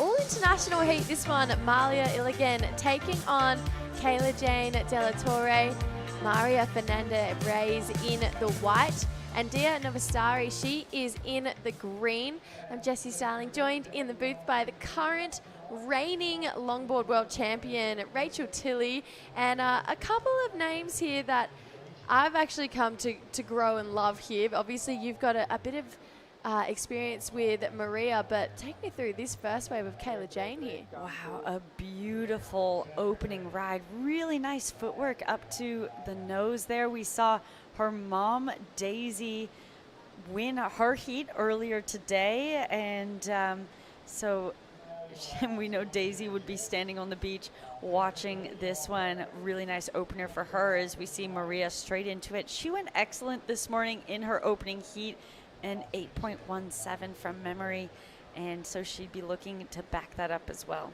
Yeah, beautiful ride here. I love that little step back we saw from her earlier in this wave. This is just the variety that we've grown to love. I mean, Maria, she set the standard for herself and she's lifting to it again here. So one of our Peruvian surfers in the draw, super talented, just has this innate ability to really keep you on your toes. You're not sure what you're going to get with her surfing here. And then this was the first of our Indonesian surfer, Dia. Yeah, on her backhand, going straight into kind of a slower section, but she did well to stay patient, realign, and wow, what a beautiful hang 10 comes out of it, staying in that upper third of the board as she navigates that section, coming down off of it, a little bit of an elevator drop there. That was so beautiful, so technical. Yeah, Dio's super impressive. She had an early round heat this morning. She ended up getting second in that, but I was really impressive just with her overall performance. Kaide Inui, she's become this real standout name, especially in the Asia series, and she's looking to get herself a spot onto the World Longboard Tour. She's one step closer with a heat win in that last one. She's down on the glass with Dai Wako. 世界ツアーへ向けて一歩前進しました。6.83 という高得点を出しての1位通過でしたが、ヒート振り返ってみてまずはどうですか？波がすごく小さくてガタガタしていて乗りづらかったんですけど、1本いいの乗れたのですごい良かったです。この場所には何度か来たことがあると思いますし、今大会に向けて、前乗りをしてサーフィンしているのを見ましたが、調子の方はどうですか？調子の方はそんなに良くも悪くもなくて、とりあえず大きい波練習したいなって思ってます。明日からサイズ上がるみたいなんで大きな波練習できそうですね。嬉しいです。今回はやはりいつもの家族で、ここまで来たんですか？はい。家族とのこの過ごし方、どんな感じで過ごしてますか？そうですね。いつも通りサーフィンしてご飯食べて寝ます。Alright, she's traveling to here with her family, just like usual. They are traveling together, family, and then a little bit nervous in the heat, but it was a little bit bumpy and small. But she's so happy to get one good wave, which is a 6.83, I believe, which is highest score in the heat, and she's super stoked, and she's just waiting for the waves just picked up, and potentially tomorrow it's gonna be bigger than today, so she will be looking for the session, but she's happy now. たくさんの方日本から応援してくれています。メッセージの方お願いします。はい。皆さん応援ありがとうございます。この大会でワンツーなったら出場権を取れるので、妹と2人で出場権を取れるように頑張りたいと思います。引き続き応援の方よろしくお願いいたします。次も頑張ってください。See you next round. Bye bye. Back to you guys. Thanks so much, Dai. Thank you, Kaide. Yeah, it's pretty cool to see just how much pressure and how much everyone wants for this event. I mean, even Kaide, she's a pretty well-rounded competitor now. She's had a lot of experience, but knowing just the stakes of a spot onto the World Longboard Tour, it's going to force everyone to have to rise above that little bit of head noise that we all know that they're going to have. This is the first wave here of Malia, our top seed in this heat.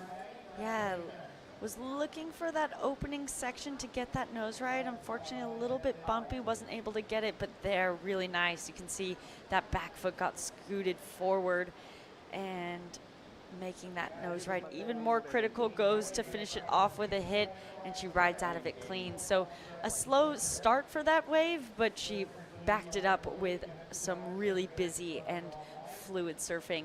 As we look at the second ride for our local Philippine surfer, and a bigger wave, but with this afternoon it's been a little bit bumpier, a little bit harder to find those open clean sections, to find that footwork, to find the nose rides out the back.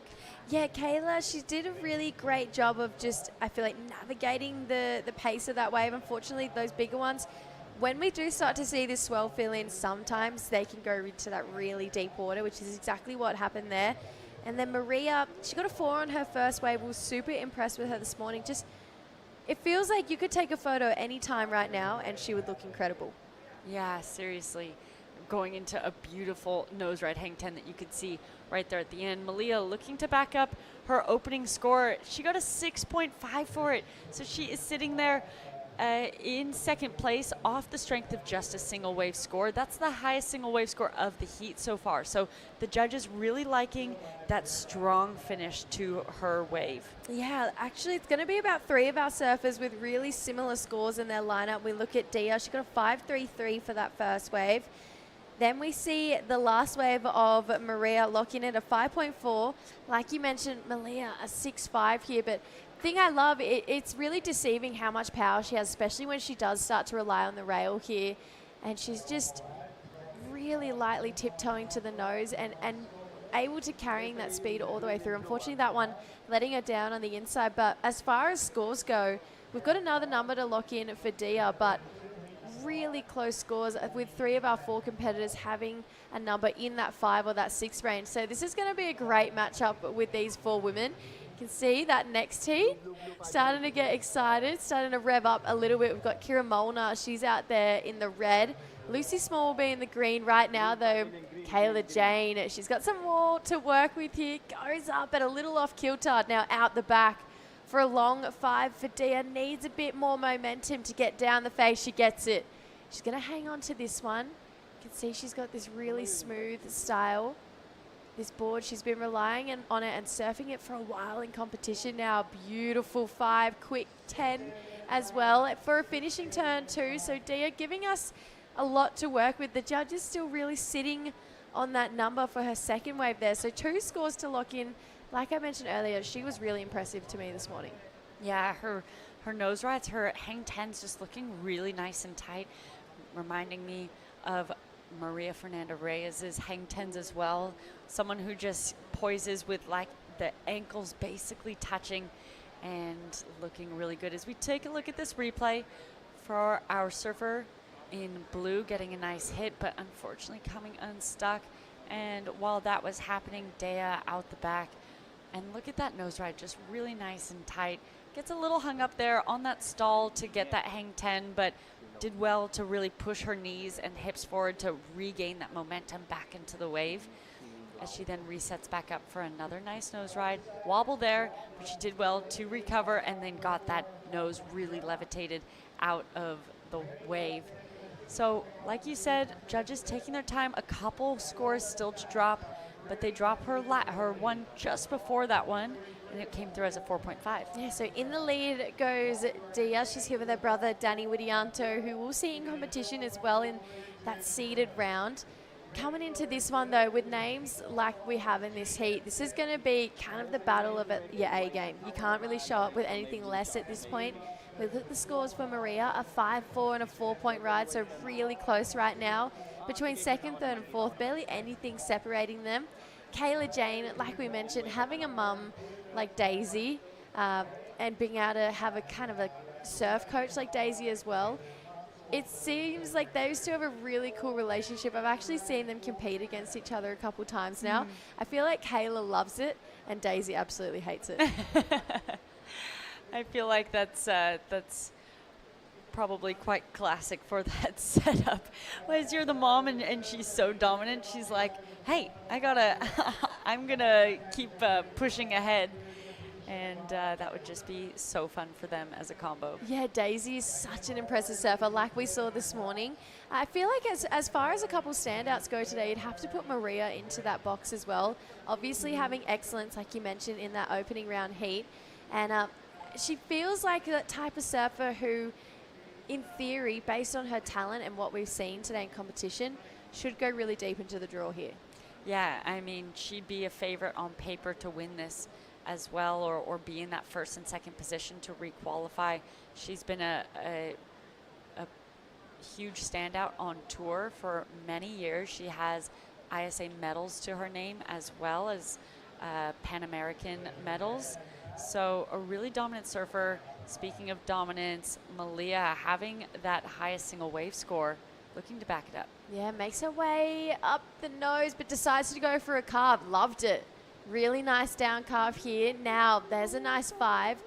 This wave has a bit of pace to it. I just love to see these boards slightly in a more critical spot because it feels like everyone's competing in this 5 and 6 range, which is great. But to really start to break out and guarantee your spot in the next round, you got to start to get nice and tight in the pocket here. Good looking finishing turn for Malia. But if we're going to be super critical, just felt a little down the line. Yeah, and that's something that the judges are really looking for, is that diversity in the maneuvers that you're choosing.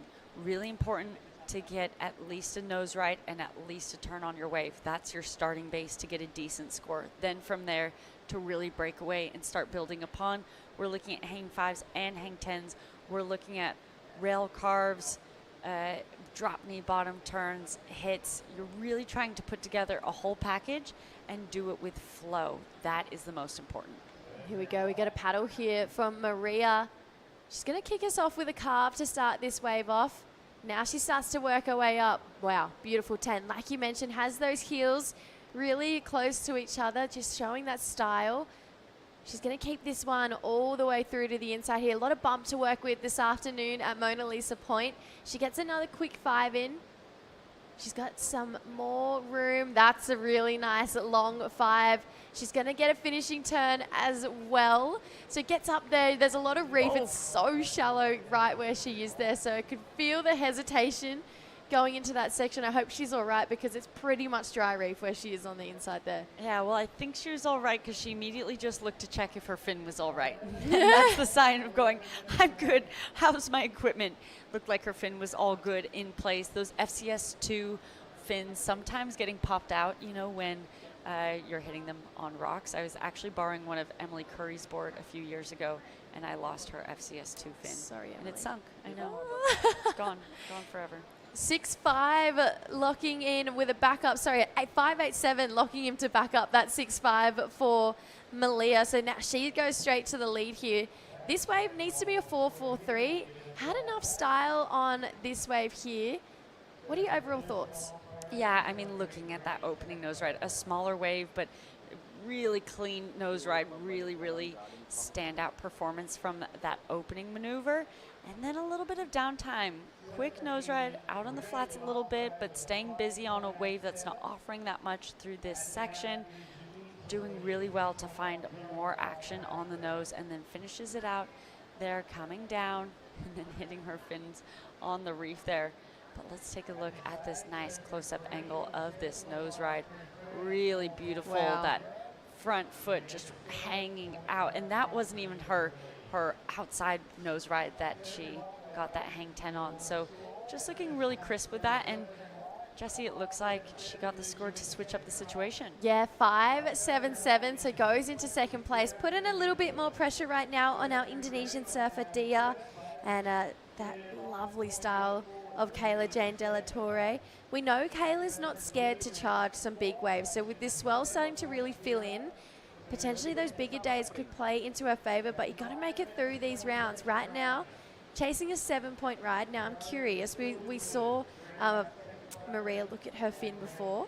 Are you the type of competitor who just has their fin that you go to? Yeah. And that's, you stick with that no matter where you are in the world? You know what's funny? I've actually ridden the same fin in my board since 2019. Like, really? Like this, the same one, not even just like the same model. I got that fin remade into a few of them, but it didn't. Those new ones had too much flex, so I've just gone back to the same one. And like the exact same fin. Like the actual, that just one fin travels all around the world with me. So yeah, I think to answer your question, I am the type of person. But I also have usually one board that I compete on that is pretty good at being variety in a lot of different waves. Yeah, I really like the look of this board actually for Kayla as well. She had a really cool wax pattern on it too. She I did. saw. Kind of looked like flowery, didn't it? Yeah, I was like, if I had a longboard, I would do the exact same thing. I know, why am I not doing that? Yeah, can we add this? Let's add this. 2026. That's an in for this year. 2026 in. Bad wax jobs are out. Yeah, absolutely. I loved it. A little bit of design for Kayla. Just a quick ride as well. So she's going to be chasing a little bit more. As far as other competitors go on that World Longboard Tour, do you see a lot of people kind of switching up the fin attire with their boards?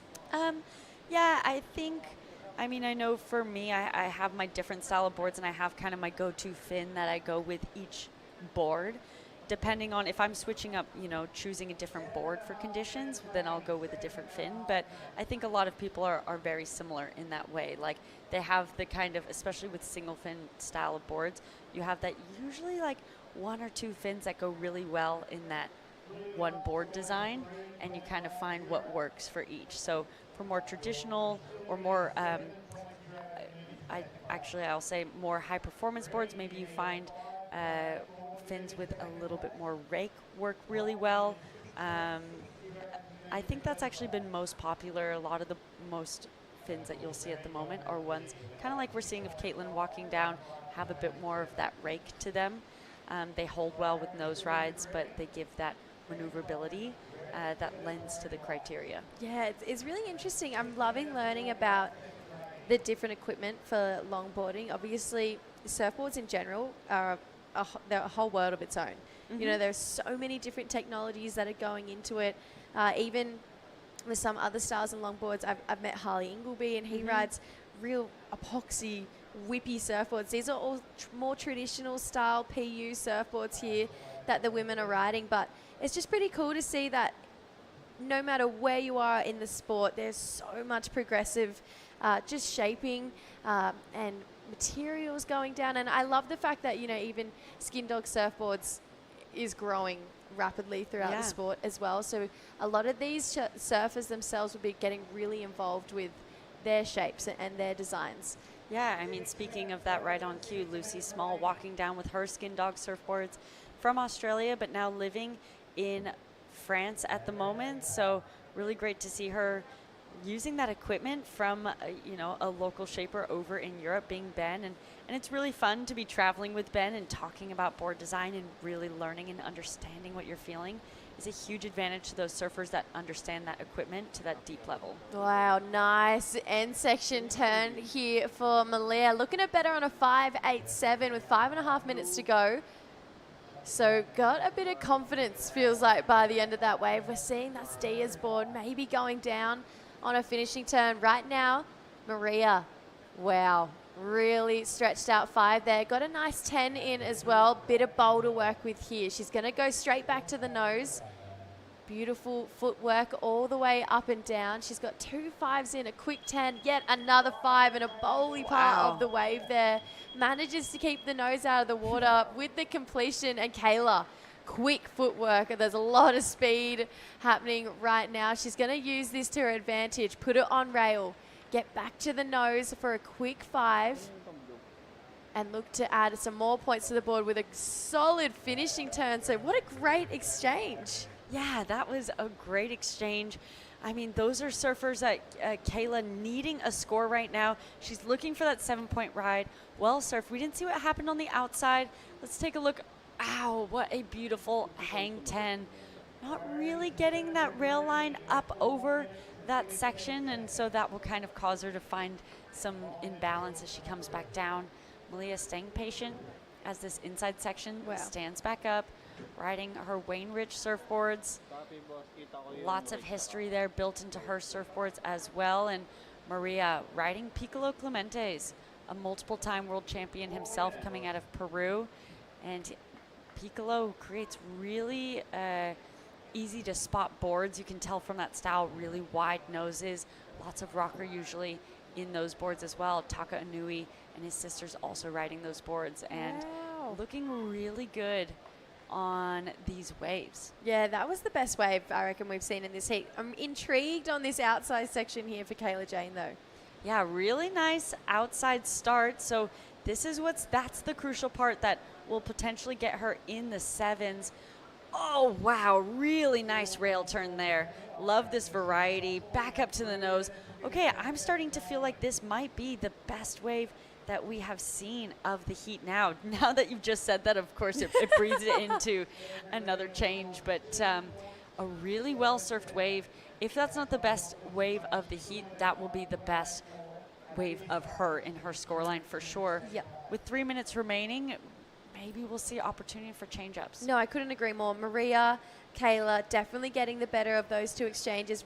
3 minutes to go. If there was a time to do it, it's now. Obviously, 7 points is what Kayla is needing. So she had to have that overall performance, that really convincing ride from start to finish. And yeah, definitely tick that box. So Daisy maybe taking a little breath in on the beach right now. But Maria, again, carrying that flair all the way through from that opening round this morning. Just, I use the word flair a lot because I feel like it's a way to separate yourself from the rest of the field. There's this obviously gracefulness that's carried all the way through in longboarding, but having that element of surprise, which you definitely have with Maria, I feel like it gives you something to look forward to, especially when she gets on her feet. So her score locks in. It's a 6-point ride.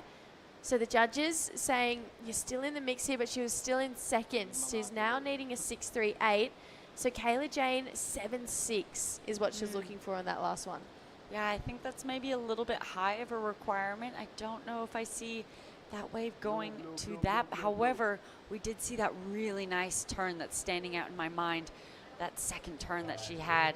Let's see if she can build upon it here. Yeah, straight to the nose here for Kayla. A bit of white water to work with here. So needs to get low, stick with it, but it's going to run off down the point here. So still with 90 seconds to go, she can get back out.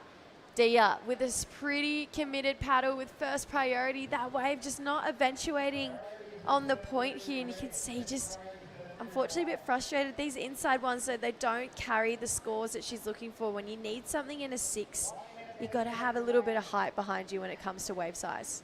Yeah, absolutely. As we see an opportunity. Okay, wow, big scores locking in for Kayla. It's a 7-point Oh ride. my gosh. She needs a 4.77. Now we're seeing a beautiful 10 into a great looking snap here for Malia. Coming through the inside track here, but she's definitely making it through this heat. Well, actually, let's not say that, Jessie. Right now, she's looking good to make it through this heat. Gave us a step back carve, so Variety taking this one all the way through. This wave is tiny by the time she gets to the inside here. 30 seconds to go. Kayla Jane De La Torre needs a 4.77 after getting the highest wave score of the heat. It was a 7-point ride. 25 seconds to go. There's still a chance. And she's going to have a look here. Needs a 4.77. It's a strong paddle. Got to have some solid time on the nose here.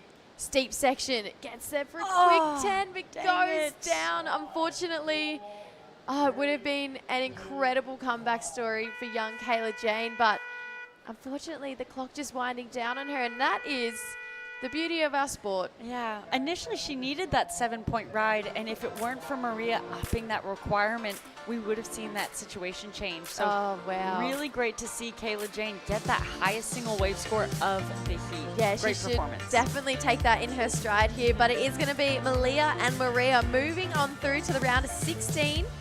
Stay tuned. The WSL La Union International Pro will be right back as we welcome Dai Wacko into the booth.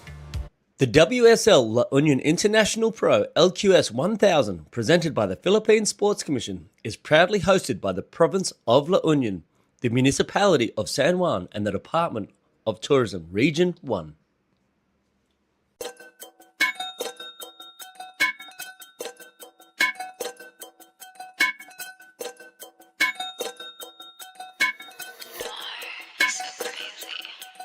Gumagaya na sa aking mga di ko kilala. If you wanna sneak a peek, dapat kay tumingala. You know I put the work in, hindi to himala. I don't wanna cause a scene, so wag kang magpadala. They call me most high, I'm the prophet. Busy on the uprise, don't you try to stop it. See me at the front line, everybody watching. Do it all in one try, you look exhausted. You know I'm pretty, never modest. I don't ever wanna hide. I wanna be the that no one ever asked to step aside. I always want attention, I'm always picking fights. If I don't get what I want, better hope that you'll survive. I got on my six, they tryna copy all my tricks now. Sticking in my that's why they think you need to sit down. I got the drip, kaya maginaw. Don't think you understand, you're in my lane, you better get out.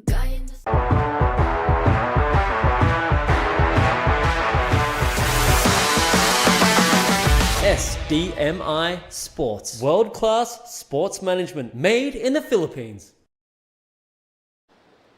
Couple of big names competing in the round of 32, heat number 6 of the La Union International Pro. This is the World Longboard Tour qualifiers, and you're looking at Amber Victory Demstoy on your screen right now.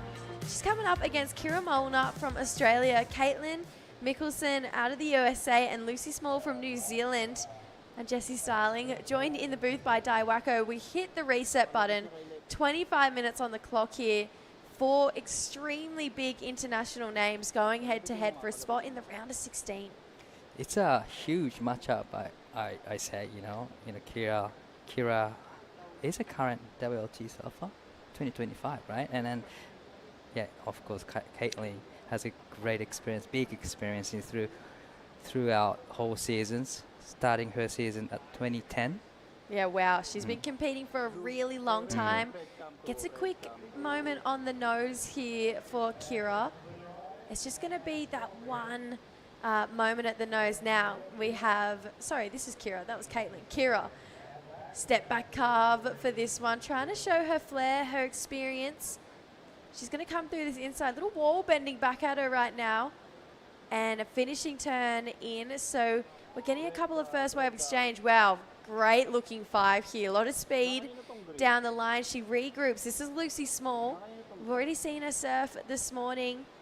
And that's going to be her first completed ride. But yeah, like we mentioned, Di, we expect this heat to have fireworks in it. Oh yeah, definitely. You know, the condition has been changed, but still they are capable of getting those big points. Definitely, these guys are big, huge experienced surfers throughout whole season. So definitely we'll be seeing a lot of good actions.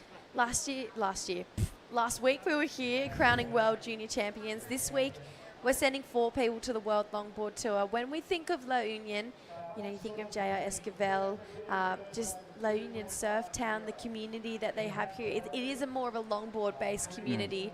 And this week we get to show that on display. And just by these drone angle shots, this point break, it really has been delivering for us all week. Oh, definitely. For the last, I would say 10 days, just displays providing every day a lot of opportunities for the shortboarders as well, you know, not only for longboarding, but also for the shortboarders. But this wave just suits a longboarding here. You know, from this morning, we're seeing a lot of great surfing, great nose riding as well. So definitely, I want to take longboarder out now. Oh, absolutely. It looks so fun out there. It looks so fun all day. Tomorrow we're expecting a bit of an increase in swell as well. So we're going to have, it's saying 2 meters of swell. That's about 6 foot. Yeah, that's big. You know, It's that's solid. huge. So we're gonna be seeing some solid waves with a solid surface on it. So definitely, it's gonna be great. Another day of action tomorrow. Yeah, but after this heat, we've got 2 more heats to run for the day, and then we've wrapped up a solid day 1 of competition. Tomorrow morning, it's still looking fun, but by the afternoon, that's when we see that swell really start to filter in. 2 of these ladies, they'll see themselves into the round of 16, maybe competing tomorrow. Right now, Amber, she got the best of that opening exchange being a 4.17. Kira Molnar with that 3.67. Caitlin a 2.5. And Lucy Small, her first wave still to lock in. Pretty interesting, Lucy, on those Skin Dog surfboards. Having her shaper here, locking in a 5.33. Having a shaper on ground with you, it's such a game changer. Because definitely. You think about that championship tour on the shortboard side of things. They all go everywhere. They follow the tour around the world. It helps to know what board you should be riding and what conditions. And that carries through in every single part of our sport. And to be here trying to qualify for the World Longboard Tour, having Ben with you, it's kind of a superpower. Oh yeah, definitely. You know, having a great board on your feet and having a shaper is just gives you a extra fire in your surfing, and then it possibly put you into the next level of the surfing. So it's great to have one in your corner. Well, we look at the talent that we had in that last heat. It was really stacked, and we saw some big scores go down. It was super close between first, second, and third, but Malia, she came out on top, and she's down on the glass right now with Camille Pillar. Thank you, Jessie and Di. And what a stacked heat. That could have been a final, actually. You, Maria, Dea, and of course, Kyla Jane De La Torres. So shake off the nerves. You got through, girl. Tell me what was going on through your head. You know, I've been trying to stay calm throughout this whole event. Being back in the Philippines is so heartwarming to me because my parents are from here. They haven't been back home in a while, but it's nice to learn about my culture. But yeah, I was super nervous. My heat was super, super stacked. Everyone was surfing so amazing, and I was just hoping I'd be able to catch a few waves that lined up and, connect a few things together. Everyone was ripping so hard, and honestly, I didn't know who was in my heat for a while, and I showed up, and I was like, oh my gosh, this is a stacked heat. So I was just trying to catch the waves that I could and enjoy the lineup with a bunch of talented women, and Kyla is so young, and she's surfing so amazing. So I'm looking forward to watching her have a bright future ahead of her. That's very sweet of you. And actually, that was one of my questions lined up for this interview because I know she must feel gutted not to be able to advance to the next round. And you having years of experience competing also when you were younger, like what words of encouragement would you like to say to Kyla? You know, I still do take losses like so to heart. And so just for her, I'd say to stick with it and really, you know, have fun with it and don't get so like down on yourself because there's always another event. And honestly, that's something I'm trying to like take and learn because I'm still young, you know, and I'm still trying to take that and learn from that experience. So just take the whole experience and have fun with it and just keep growing. You always have more opportunities. Amazing. And would you know which part of the Philippines your parents are from? I have family in Quezon City and Manila, and then my mom's side of the family lives in Tarlac, so only a few hours away. Okay, so all in Luzon, where we are as well. And yeah, I am forever going to be thankful to surfing. It was your ticket to go back home to the Philippines. Yes. Anyone you want to say a shout out to back in California?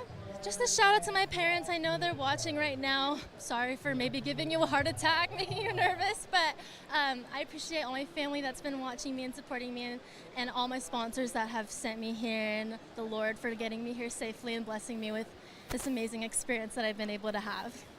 So Mama and Papa Ilagan, maraming salamat. Kami na po bahala dito kay Malia.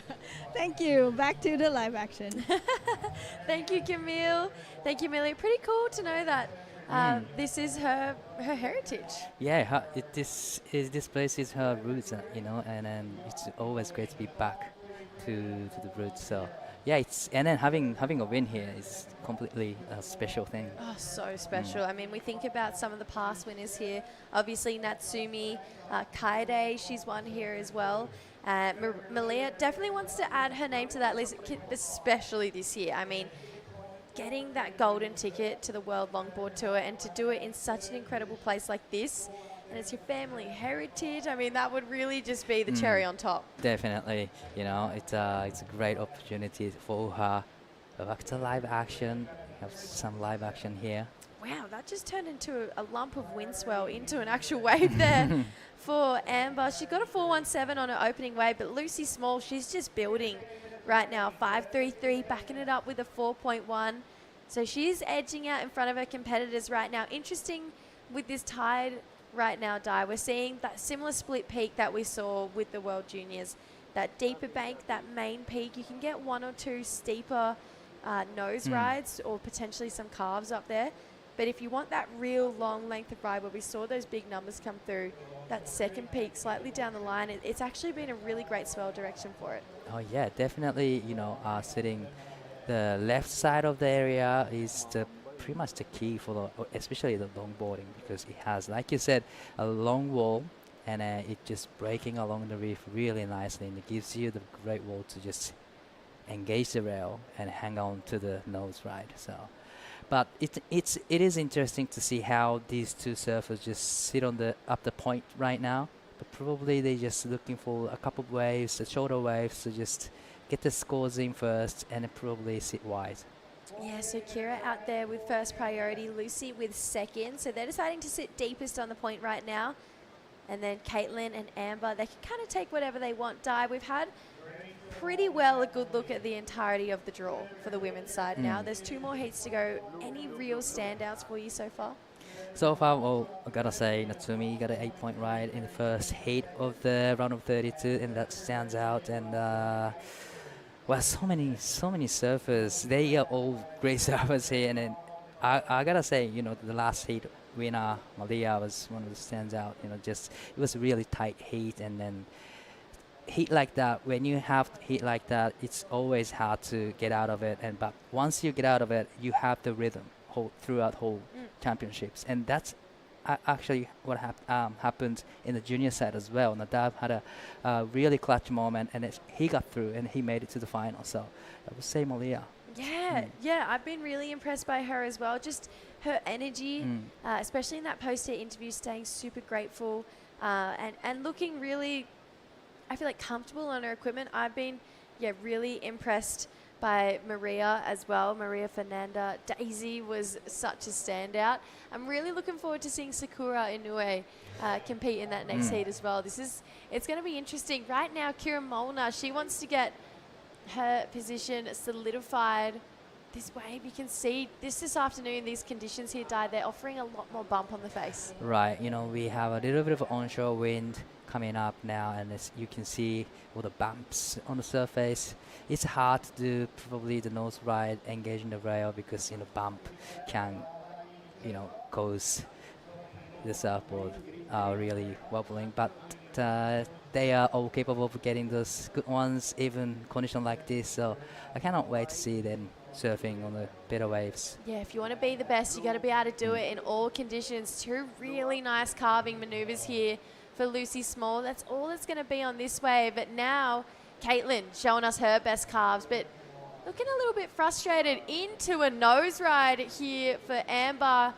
Holds a 5 for a pretty long time out the back. Wants to add some more points on the inside here. She's got momentum to take this board all the way through. Starts to walk up. Really graceful style. Small steps here. You can see she steps back into that one. It's going to really be a battle of wave selection. And we've said it all day, but especially now when these conditions are starting to get a little bit more tricky. And then, paddle battles going on right now, but it's really important to get to first priority here, and the priority strategy will be a key factor in a condition like this, because we don't really see many potential waves coming through right now as the tides push in. It's kind of hard to find the right ones right now. You can see the Inoue family on screen. Sakura coming up in that next heat. Of course, we saw Kaide already move on through. We'll see Taka compete in that seeded round, but such a cool family. Oh, yeah, such a cool family. Taka Mama as well. They traveling always together and just supporting each other. And then, it's great to see them progressing those three have experience surfing on WLT, the world level. So it's great to see them surfing in this competition. I just love that energy that they bring, that they've just this really awesome family unit. We see that a lot with these Filipino families as well. Antoinette Valdez, she'll be coming up next as well. That's our lady in green on your screen. It's a pretty good heat, that one. Alana Johnson, Ophelia Akuan as well will be out there in the red. So, yeah, two more really big heats coming up. We've got a bit of nose riding going on right now for Caitlin. We've seen frustration start to build, so we want to see her let that go, really start to unleash with her surfing here. Giving us a little bit more variety with a step back carve from Caitlin. She's going to start to kind of have to kick out of this one. You can see just these conditions, they're actually probably in the last 20 minutes got a lot trickier. Definitely, it's I mentioned before, but it's hard to identify which one is the best one that actually gives you a lot of opportunity throughout the whole inside section. Yeah, and interesting this heat not having a local lady out there to kind of base yourself off in the lineup. Ooh, a little off kilter here for Kira, and this wave, it's not going to carry her through to that inside. So it feels like, other than Lucy, our competitors in blue, white, and red kind of just need to hit a bit of a pause button. It just needs to reset, find those waves that have that little bit more north in it. They come with a bit more square on, and then you can take them all the way down. It'd be hard though, because it's been pumping all day. Yeah. Sitting there watching all the heats, having these conditions just roll all the way through. But right now, if you want to do it, we said it before, if you want to be on that World Longboard Tour, you got to be prepared to surf in all kinds of conditions. Think about one of the stops, Huntington Beach. It's a really hard wave to surf. Definitely, you just like you said, you have to be ready for all kind of condition, big, small, bumpy condition, any kind of condition you have to surf. Especially even on the WLT tour, like you said, you gotta surf at Huntington Beach, which is a beach break, and then you gotta surf big Bells Beach with a big wall. And so, yeah, like you said, you gotta be ready for everything. Abu Dhabi wave pool. Yeah. They really do have a mixture of everything. Right. So, and then you can come here and have this pretty much Challenger Series format for these guys, and it is really a second chance for some who maybe can't quite beat that top surfer in the region. This is going to be their opportunity to try and get themselves onto that WLT. Right now, though, 7 minutes 45. No one really running away with it. Lucy obviously being the standout competitor, but we know we're going to start to expect it and see a little bit more from Kira and Caitlin being those top seeds. This is a big paddle from Lucy with priority here. Down the line, though, Caitlin just using her power there. Really strong surfer coming out of the USA. She's going to put it on rail again here. You can see she's sitting a little bit further down the point. Gets a nice 5 there. A little bit of water over the nose. Feels like frustration starting to build, but it's one of those moments where maybe it's going to start to swing into something magical. Right, but still, that last wave, Caitlin, it was a great performance from her, needing a 5.33, which is pretty decent score to me. Condition like this, you gotta have something special at the back and something big finish to get the requirement. But she done a couple of good turns and a nose ride, but a little bit short, 3.40. So she's kind of stuck in the 3-point range right now. So definitely she kind of want to wait up the point. Let's take another look on this one. Beautiful face turn into quick 5 there. Camarana section. I love the rail walk there from her. And I guess another turn here. So probably she needed to have one more nose ride, the longer nose ride there to get the 5-point range. But yeah, probably wave selection. That's going to be a really crucial thing to think about. You can just see that nose getting buried in a lot of water when she got that 5 through the inside there for Caitlin. Obviously, like we mentioned, she's been competing since 2010. She would have been in this position before, needing to crawl back. A 5.2, it's got to be something pretty special. A 4.93 is the requirement for Kira. She's going to have a crack on this one. Makes her way to the nose for a nice quick 5. Needs to hold for a little bit longer to get herself up into that 4-point range. It's a really small inside wave here, Di. It's so simple. It really has just been the battle of wave selection. I know we're harping on it a lot, but the talent that these ladies possess, all of them in this heat, it's just going to be, unfortunately, the breakdown of being on the best waves. And that's as simple as it's going to get. Yeah, it's simple and it's really hard. It's tricky part of the competition, to be able to get the best waves in a heat. Just like you said, these ladies have a skill set to get those 5-point range and 6-point range easy, but you have to get on those waves that actually allows them to have, the great wall. Yeah, so we're just past this 5-minute mark. This would be a really frustrating, I feel like, position to be in if you're Caitlin or Kira. 20 minutes, you haven't broken out of that 3-point range, and you can see they're trying so hard to be able to do that as well.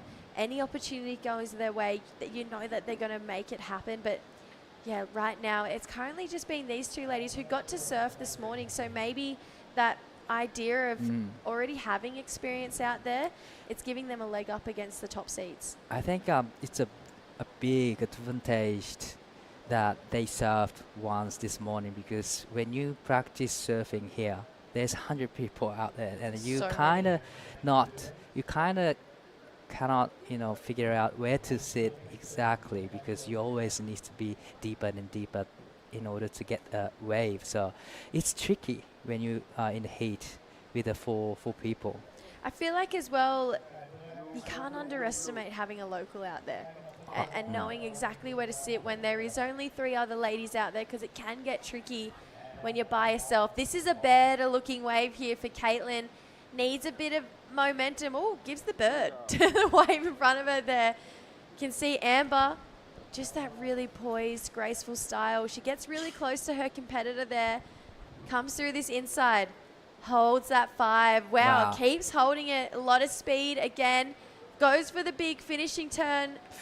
Can't quite hold it for the completion, but having that lengthy 5, that's going to edge her away even further from her competitors right now. Definitely, if she made that last turn, it could go on to a really good big number, but she's already locked in 4.43, and that nose ride, it was quite a long time, so I would say definitely she's close to get rid of the 4.17. Yeah, she's really starting to push away at this point. Lucy, she stayed quiet, only had 3 waves in this heat, got her first scores on her first 2 waves. Right now, Caitlin, she's starting to see in a little bit. Can see a bit of frustration start to build. Let's see her use it to the advantage. That's a nice 5. A lot of speed on this one. Better looking wall ahead of her calves. Keeps making her way up to the board for this inside section here. So that's a well-surfed wave.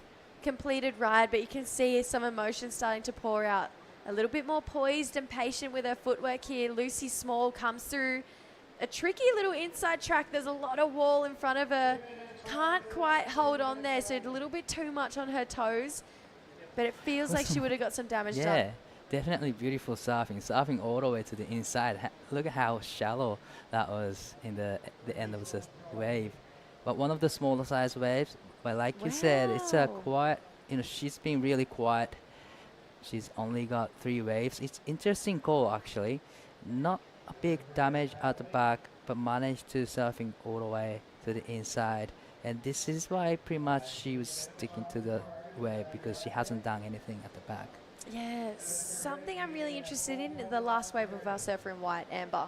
Feels like, actually, looks like we're probably going to be wrong, but I was thinking that wave was going to keep pushing her further out. She needed to better a 4.17. It doesn't. It's a 3.17. So it leaves our surfers in blue and red still chasing the same scores, a 5.2 for Caitlin.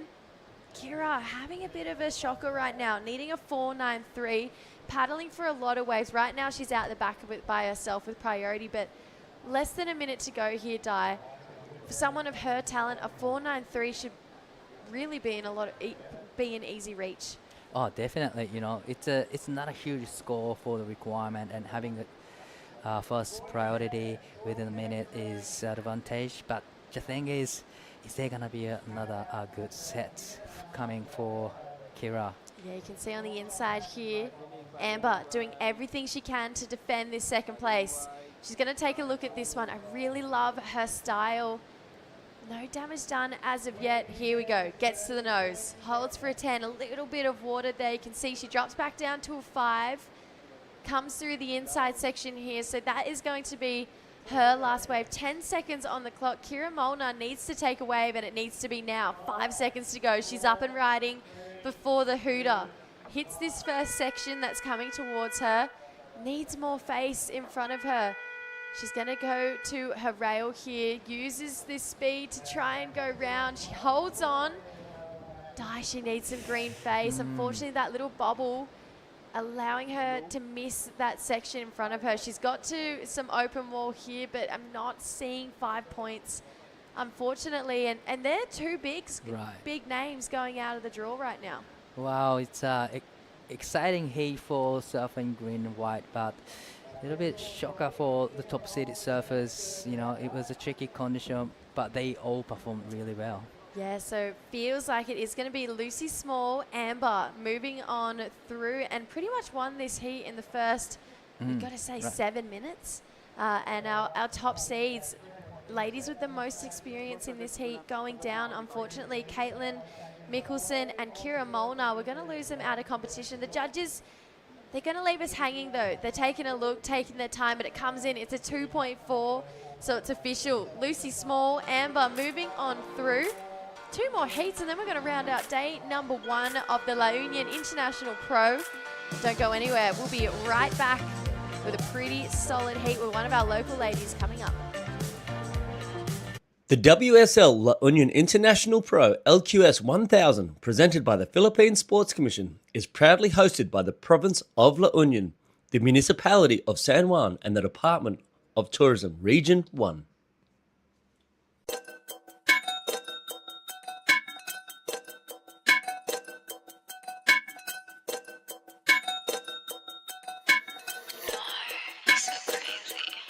Gumagayan na sa aking mga di ko kilala. If you wanna sneak a peek, dapat kay tumingala.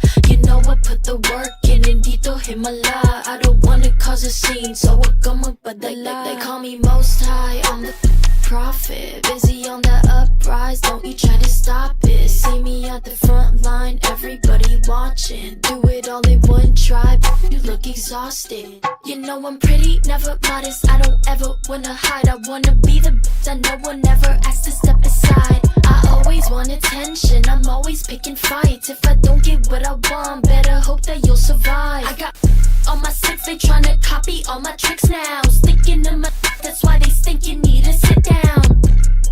I got the drip, kaya maginaw. Don't think you understand, you're in my lane, you better get out.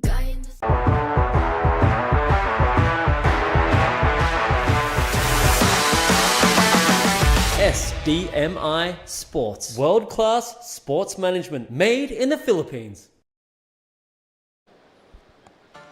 Welcome back. There's just 2 more heats to go of this round of 32 in the women's for the opening day of the La Union International Pro. It's heat number 7, Afili Akuen against Sakura Inui, Alana Johnson-Poy and Antoinette Valdez from the home patch here at Mona Lisa Point in the Philippines. I'm Sam Bleakley, joined in the booth by Di.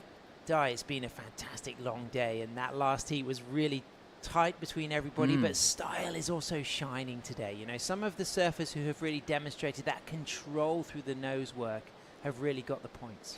Yeah, it was a great matchup in the last heat. You know, top city surfer, hard to say goodbye to the championships, but it's a great matchup, you know. Here we go on the replay. This is Ophélie Akuen from Reunion Island representing France. She's got a 3.33 for her opening wave, and we're getting the replay now of Alana Johnson. Just a 1.5 for this one, Di. Just a probably quick in and out. Yes, it's and then the replay of the last of Blue Sakura Inui. Nice hang 5 to another hang 5 there. One of the bigger size waves. Trimmed down the line, a lot of speed. Nice face turn to just stay in the pocket right there. A little bit, you know, shut down on her, but still managed to get on the nose ride again. Little bit off balance, but still managed to kick off nicely there. Speeding through that section. Yeah, and it's like nice now as we move into the afternoon. We've got a lot of sparkle. It's hot out there, actually. It is super hot. It was a nice and cool this morning. It's nice to have a morning walk on the beach, but yeah, it's super hot right now. It's currently 2:30 local time. But this is a replay of lots of white, beautiful footwork, very composed and stable. Love the fade time there, stay in the pocket, just waiting for the wave to actually do the job, and hopefully she's gonna get another 5, and that's where she gets 5 to 10. It's a beautiful surfing all the way to the inside. And she talked in her last post-heat interview how she's come off the back of a pretty significant shoulder injury. As we can just see that exchange, I'm hoping that wasn't deemed an interference, because, you know, at the moment the numbers next to the surface, I can see that Antoinette was in second priority and Alana was in first priority. So I think that went in Alana's favor. It'd be no problem. She did an amazing job, utilized her first higher priority over another surfer, but definitely great surfing. And just like you said, she was recovering from the injury. So with that, let's go down to the glass, because Lucy Small is very happy. She's taken the win and she's with Camille. Thank you so much, Sam and Di. Yes, I'm just having a quick chit-chat with Lucy. It's been a long day for both of us, but especially for you. You just advanced twice today, so what's in your headspace?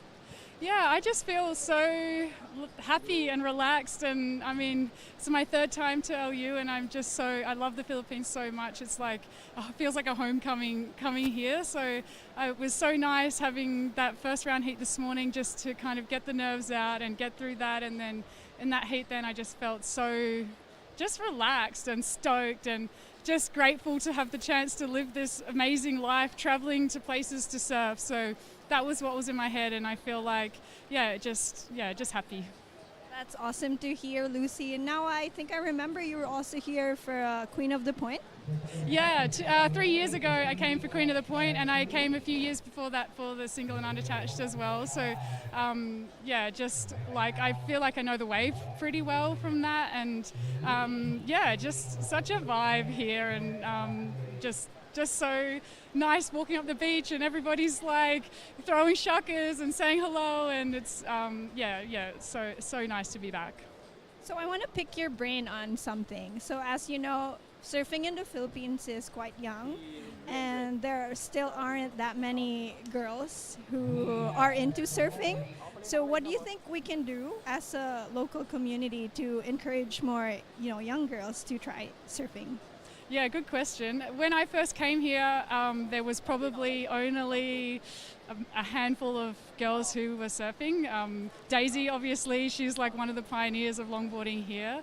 And then coming back again, and now like seeing the growth of the talent and the young ones coming through is just amazing. So I feel like the support that's being provided already is clearly showing. But I think it's, just giving young girls the chance to get out there, supporting them in the lineup,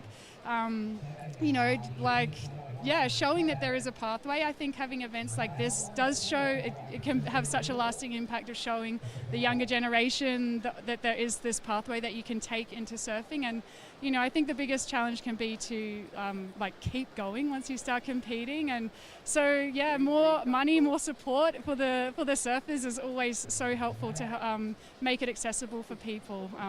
But yeah, I feel like it's so cool to see this huge growth that's happened in the 9 years since I first came here. So yeah, it's awesome. Thank you so much, Lucy. And I think we'll have more to talk about off screen, off cam. Really nice meeting you on the glass of all places.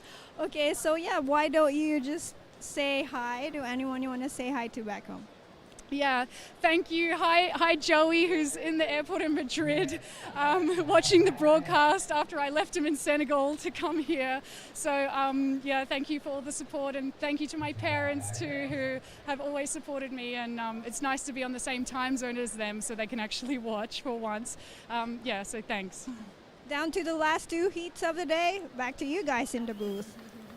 Great stuff, and of course Lucy will be a role model for a lot of these new women getting into surfing here. She's made great films recently with Maddie Meddings about surfing in Ghana and surfing in Ecuador, and I'm sure we've got a lot more to look forward to from Lucy's career. Well, yeah, it was a well-spoken interview there, and a lot of information, like important information for the local community as well. So definitely a great interview from both of them. Okay, a little recap. We got Sakura Inui out there in first. She's got a 5 and a 3.6. She's in blue. Ophili Akuen is in red, and she's now in second with a 3.57 and a 3.33. Alana Johnson, though, is waiting for a score, and she needs a 3.17. I think that might change the situation. This is the replay of Sakura's last ride. Beautiful surfing and beautiful wave selection, actually. It has a clean, steeper wall to start with. She did an amazing job on the nose and just surfing all the way to the inside.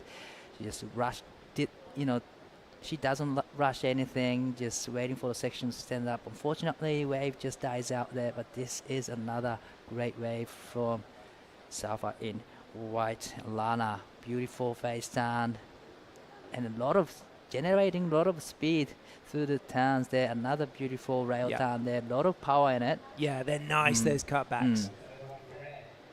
Here we go, live action. Ophili in second, waiting for that score for Alana. Sakura out there in first.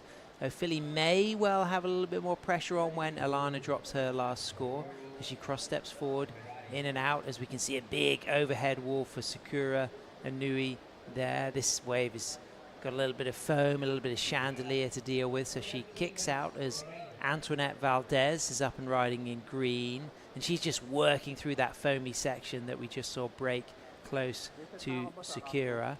And she's now got this wave steepening up through the inside. She might get some clean face here to get back on the tip. She's stalling.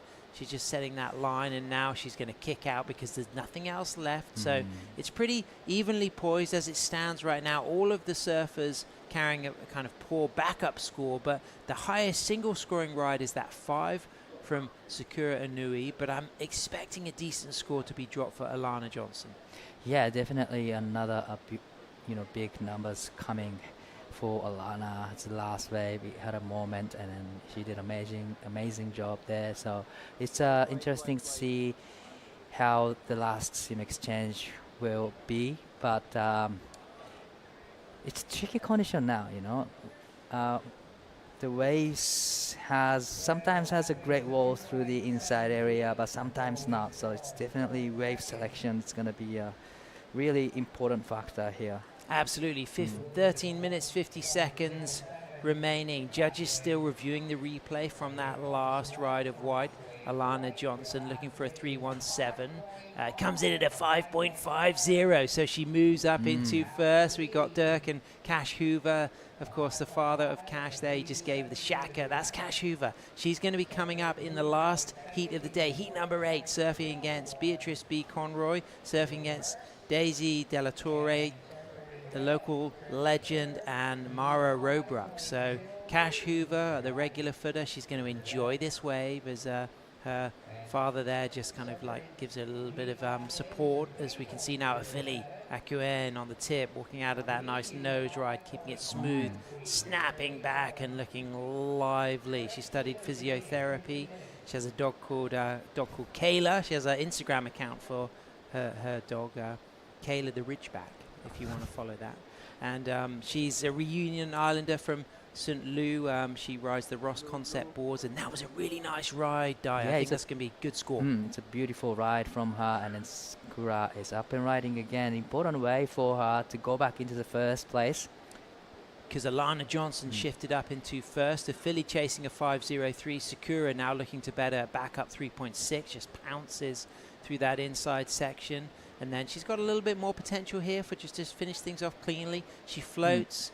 Not a clean finish, but I felt like there was, some good work throughout the majority of that ride. But now she needs a 4.24. She may well not get down on that wave. It may not change the situation, but a filly chasing a 5.03. Now, my memory of that ride from a filly was that it was controlled, it was composed, it was lively. There was one particularly really good rail turn in the middle of it. Yeah, 100% right. And I think the Ophelia will get the better of the last exchange in between red and white. And like you said, she had a better control surfing throughout that wave. But this is another important wave for her. Yeah, as our heat leader, Alana Johnson, 4 steps up to a 5, holds that 5, back up for a 10, walks cleanly out of that 10, and then now that sweeping trademark turn that we've really started to appreciate today as she climbs into a floater. And you can just see already there's a sense of speed and control throughout her surfing as Ufili Akuen is on a nice overhead section, a big finishing re-entry turn, and that was exciting and lively. That was exciting. It was, I would say, one of the big turns so far today, but this is another important wave for Antoniette. Up and riding. This wave just dying out a little bit, but she might get the chance of a reform here if she stays poised, stays controlled. There it is, starting to stand up. She might find a nose ride wall ahead, and she's cross-stepping forward and gets that 5, locks into a 10, quickly runs out of that 10, and now she's coming through to the shallow inside section. So we're expecting big scores to be dropped for Ophelia and maybe Alana. I think Ophelia's wave, that end moment for her, may well be one of the more significant scores of her heat today. Wow, so many waves we've seen in the last minute. B. Conroy just keeping in the shade there. She's going to be coming up in that last heat. So that's going to be an exciting exchange. We've got Australia represented, USA, we've got the Philippines, and we've got Mara Robruck from the Netherlands, Lucy Small behind there, talking to Kira Marnar, Kira's mum Kim, there next to Kira. So of course Kira eliminated. Not easy, is it, when you go out early and you put a lot of energy into coming here. Yeah. But a great place now to support your friends and have great dawn patrols and evening sessions either side of the comp. Definitely, it's sad to say goodbye in an earlier round, but definitely it's a great place to just hang out on the beach in the morning, and like you said, evening time after the competition. And it's always good to say hi to everyone around the world. So it's a sad moment, but it's another exciting. And I always say to the kids getting into contests is, when you do enter an event, just stay around if you're eliminated. Be inspired. Learn from the people you're looking up to, you know, kind of carry that energy. And it may well be someone you know that you can co-chair at the beach for the win. Right. Definitely. Alana Johnson up and riding. She's in first with a 5.5 and a 3.73. So she's not going to improve on that 3.73, but we are waiting 2 significant scores to be tabulated for Alana, and she probably will solidify her position to move back into first or stay in second, as Philly Akuen is just looking really velvet smooth in and out of the footwork on her Ross concept board here. There's good control, there's speed, there's poise, there's pocket work, nice rail work as well. She finds another 5 on the inside. Yeah, she has every skill set actually, you know, well controlled surfing, nice rail work there. So if she can put everything in together on the one wave, then she'll definitely get the excellent range score. But yeah, interesting to see how the last few waves will be for Philly. You know, she's top seed itself, definitely wanted to make it through to the next round. So scores all coming through. We're just waiting 1 significant score for Red, a Philly. I think it's going to replace her 3.57 and improve her situation. As it stands, she's in third, looking for a 4.34. She may well get that. Alana Johnson's in first. Sakura Inui is in second. We can see on the left side, Cash Hoover coming up in the next heat. Our surfer there in the white is Daisy De La Torre. She is a local multiple Philippines longboard champion. She was a real standout in the opening round of 48, getting a kind of, you know, near excellent range score on her last ride, demonstrating to everyone the kind of pocket sections to maximize, as we see a 6.5 drop for Ophili Akuen. She moves into first. Alana Johnson is now in second, and Alana Johnson needs a 6.01 to move up into first. Sakura Inui now in third, chasing a 5.53. So she opens with a nose ride. She's now squatted low, just grabbing that rail as this wave now stands tall again. She gets a stretch 5 through the inside and then leans back on the back foot, cross steps to the tail, and then a little down carve turn, bottom turn into the sparkly afternoon light right through to the inside, as you can really see all those flying diamonds over the corner as she kicks out. So it's you know, it's a ballpark score. She needs a 5.53. It's a big score to get, but she might be close with that one, Dai. It was one of the bigger size waves, but definitely this is another important wave for Philly. Nice locked 5 there, Dai. Really clean. She's just building. What I've really liked about Philly, she's been busy. She's been super active all heat. Yeah, 100% right. You know, she's just creating her own rhythm with the ocean. You know, she hasn't stopped getting waves, and that's working really well for her beautiful footwork. Hang 5, little bit of water covered, but nice recovery there, and just face turn to the parcels, but kicks out there. So maybe she didn't like the look of it, but she's in the lead right now with a 6.5 and 5.0. That is a pretty good score to have right now. And I'm curious about Sakura's last wave, if it's going to be the top 2 score, but looks like it's not. So it comes in at a 3.90. I felt like it needed to be more dynamic on that opening section, and the fact that she was caught behind the foam and had to grab that rail, you know, the judges often see that as a lack of control, having to really, you know, steady yourself through balance when you're holding that rail, even though it's a stylistic thing that a lot of free surf longboarders might do. Right. In the competition format, you know, the judges really want to appreciate you moving through the critical steep sections with great control, and you know, going low and grabbing the rail is not always seen as that, but there were other elements of that ride that I felt kept it in the lower range. But she's still got time, 5 minutes 15 seconds, so she needs a 5.53, as we can see. Cash Hoover and B Conroy, and you really get to appreciate this is a safe reef to walk across. You know, you can walk out. There's a number of paddle out zones. Best bit of advice is watch where the locals paddle out. Right, definitely. Another important wave for Antoniere. Needing 7.10, that is a huge score, so definitely needs to have one of the best wave in the heat. Unfortunately, the wave didn't really cooperate with her right now, but still, there's 4 minutes remaining. There's enough time for one more wave for her. probably now, it's time to just get back out there and sit and wait for the right ones. Yeah, and there's also been some good wide waves that Philly's Yeah. been busy on that have got her significant scores. Philly's next wave would be her 9th wave, so she's been very active, and I think she had a start with a couple of threes, and I reckon she started to appreciate that I don't want to give up here. I want to give myself a chance. She dug deep and she got some of her good scores on slightly wider breaking waves, but that 5 and that 6-5 have put her up into first. Alana Johnson in second. This is the replay of Antoinette Valdez. Nice quick hang 5 there, and love the right walk. Get back into the parcels, and just she was hoping to this wave would just stand up for her, but unfortunately in a wave just dies out throughout the inside section. But beautiful section to the nose right there. Beautiful start actually, and yeah, I was kind of hoping to see her getting into this inside section.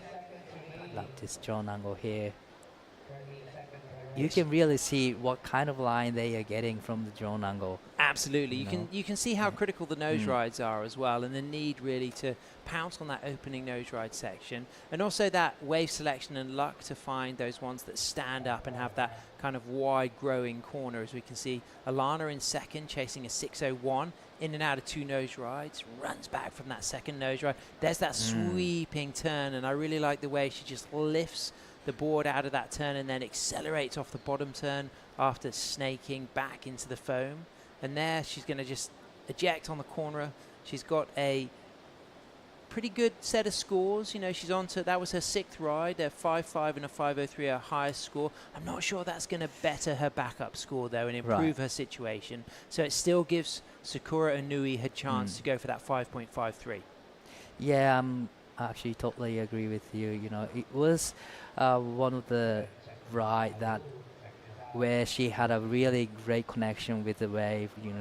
She had a really good flow, but definitely probably she needed to have one more big turn or maybe nose ride to get to 5.07. So yeah, I also think that it's not gonna better her situation here. Inui family will be kind of holding tight, but Sakura, of course, she's got a lot of experience, not only as a longboarder, 2-time SUP World Junior Champion, 6 times Vice Champion in the APP Tour of the SUP surfing scene, and many of those have come to her sister, who's taken the win 7 times. So, no stranger to being under pressure in the dying stages of a heat. She's got priority, but there's only a minute 40 left, Kai. Yeah, it's just about, the time is winding really quickly in this heat. Not much time left on the clock, but just like you said, Sakura has a lot of experiences in the competitive world, I would say, and then she's still young, but definitely she's capable of getting out of this kind of condition here. But it's just if there's going to be a wave or not, so that's a problem here for Sakura. Yeah. So Dai, one of the standouts for me has been Alana Johnson. She's somebody I've noticed. She's won the Supergirl Pro, second at the Haleiwa Pro LQS to Sive Girard, but she's really impressed me today. She's been lively, dynamic, and she's up and riding right now into the 5s, into the 10s. But we've said earlier she's a Haleiwa surfer, and small Haleiwa doesn't look too different to these types of conditions here at Mona Lisa Point when you get the wind on it. Yes, definitely it has a similar taste with the Haleiwa. Here we go, Sakura chasing a score. She needs a 5.63. She kicks out. 25 seconds remaining. A filly so clean in the footwork up to the nose. Walks out of that nose ride, walks back to the tail, stools, climbs and drops, gets another high line. She's also been fantastic. I've seen a filly surfing for a number of years, so I'm familiar with watching her. Alana, this is the first time I've got to see her in live competition, but a filly's always been a standout. And I really love how she came back in the heat. She had a struggle moment in the first half of the heat, but she created her own rhythm with the ocean, and now she's back in the first place here. There it is, still waiting for a couple of scores. It looks like a filly has dropped her score. It doesn't go into her top 2. Sakura is chasing a 5.63. It was a pretty small wave. I don't think it's going to be in the mix. Alana Johnson is chasing a score of a 6.01 to better her situation. So we're still waiting for now a score for red and white. Sakura comes in at a low score of a 1.4, so the situation remains the same. Ophelia Akuen takes the win.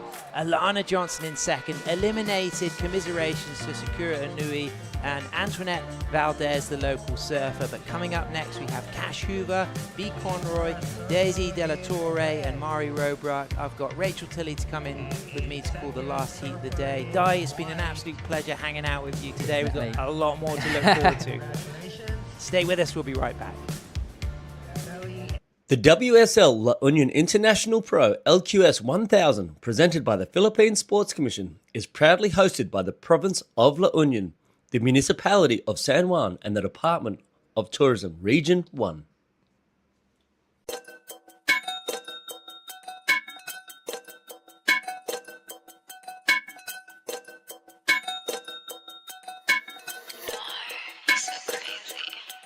Gumagaya na sa aking mga di ko kilala. If you wanna sneak a peek, dapat kay tumingala. You know I put the work in, hindi to himala. I don't wanna cause a scene, so wag kang magpadala. They call me most high, I'm the prophet. Busy on that uprise, don't you try to stop it. See me at the front line, everybody watching. Do it all in one try, you look exhausted. You know I'm pretty, never modest. I don't ever wanna hide. I wanna be the that no one ever has to step aside. I always want attention, I'm always picking fights. If I don't get what I want, better hope that you'll survive. I got on my six, they tryna copy all my tricks now. Sticking in my that's why they think you need to sit down. I got the drip, kaya maginaw. Don't think you understand, you're in my lane, you better get out.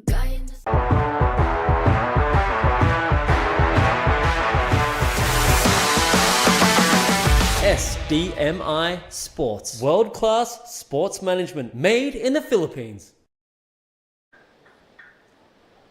Welcome back to the last heat of the day, heat number 8 of the women's round of 32, live from Mona Lisa Point for the La Union International Pro Longboard World Tour qualifier, with Cash Hoover up against B. Conroy and Daisy Del Torre from the Philippines, and Mara Robruck, based in Portugal, representing the Netherlands. I'm Sam Bleakley, joined for the final heat of the day by 3 times Women's World Longboard Champion, 1 times ISA World Longboard Champion, also silver medalist in the ISA as well, Rachel Tilley. Rachel, Cash Hoover up and riding on the first replay. Yeah, coming over from Hawaii. Growing up on the east side of the island there, she has been a real standout young gun coming onto tour over the past few years. So we see Mar in green, up and riding, a nice opening nose ride. Really love that drawn out turn. Yeah, nice, that Mara. was really beautiful. She does a lot of coaching with Ninka Doenmeyer. You know Ninka? Yes, the yeah. Dutch longboarder. So that's, you know, that's somebody who can give a lot of positive inspiration, and a big standout in that last heat. Congratulations to Billy Akuen from Reunion. You took the win. You're on the glass there with Camille. Thank you so much. Yes, so it's been a long day, and you have been waiting so long for that heat that you just won. Tell me, how are the conditions at this time of the day? Well, yeah, it was a long day for me. I was watching all the day, so the waves has changed a lot, and now it's pretty tricky because it's bumpy and it's not really clean, but well, we have waves, so just that's what we need to surf and express ourselves. So how has your stay in the Philippines been so far? Are you traveling here alone or with friends? I traveled alone, and I met my friend Maya from Reunion too. So I'm here for 3 days and a half, and it's so cool. The people here are so kind. It's really beautiful country. The weather is so nice, and waves is really nice too. So I'm really enjoying myself. That's awesome to hear. And is it your first time in the Philippines, or you've been to other islands? It's my first time in Philippines, so nice to be here. So we're really, really thankful for this new format that's bringing in all the top talent in the world to our shores. So is there anyone you want to greet back home, say a word of thanks? Yeah, thanks for the WSL to bring us here because it's really nice. And yeah, I will say hi to all my family and friends who are following my journey. And yeah, bisous à la maison, gros bisous, à bientôt. Je suis trop contente d'être passée. Et puis, on se voit au prochain round. I love that. And okay, what's the first thing you're gonna do now that your day you can relax? Oh wow, I'm gonna drink a lot, maybe have a ice bath and rest, yeah, drink, eat some good food here. Mango, I want some mango from here. They look so nice, I didn't try it for now. Okay, let's hunt for mangoes. Thank you so much, Ophelie. And last heat of the day, let's go. Well, the mango hunt is on for Ophelie, so everybody down on the beach, if you can find Ophelie, bring her some mango, because Philippines mangoes are the best.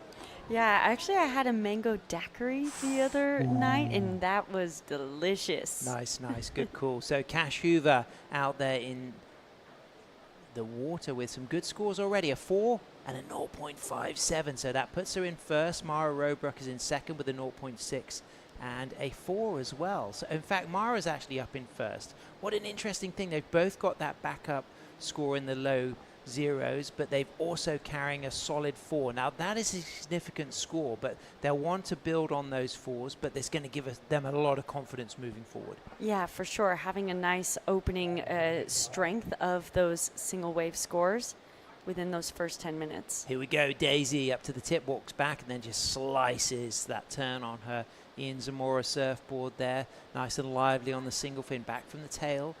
Cross steps forward, finds that 5, goes into that quick 10, and then she just jumps back onto the board and just swings it round to paddle out in the channel, leaving B. Conroy out back with priority, looking to get her first wave. Yeah, so a bit of a slow start for both Daisy and B.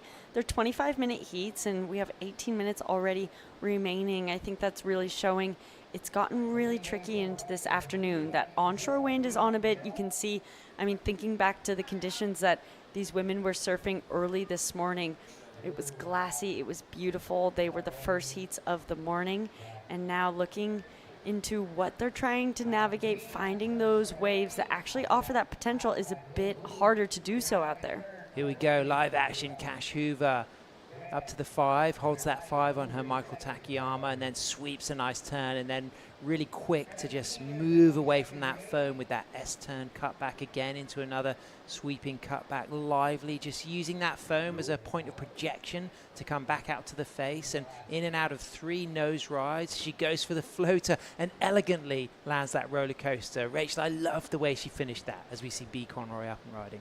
Yeah, I'd be interested to see what B did out the back, finally opening up her account now, but a really nice wave for Cash. Yeah. She had so much flow linking every single maneuver together. There was no downtime, straight up to the nose, but this turn that comes up really stood out to me. She really put that thing on rail and bottom turned straight back into some footwork, so really staying busy. I really like that. Yeah, and I like the way she leads through to the float on the inside, because after all of this work, just when it's easy to get a little bit ruffled, see how composed she is landing what was quite a critical turn.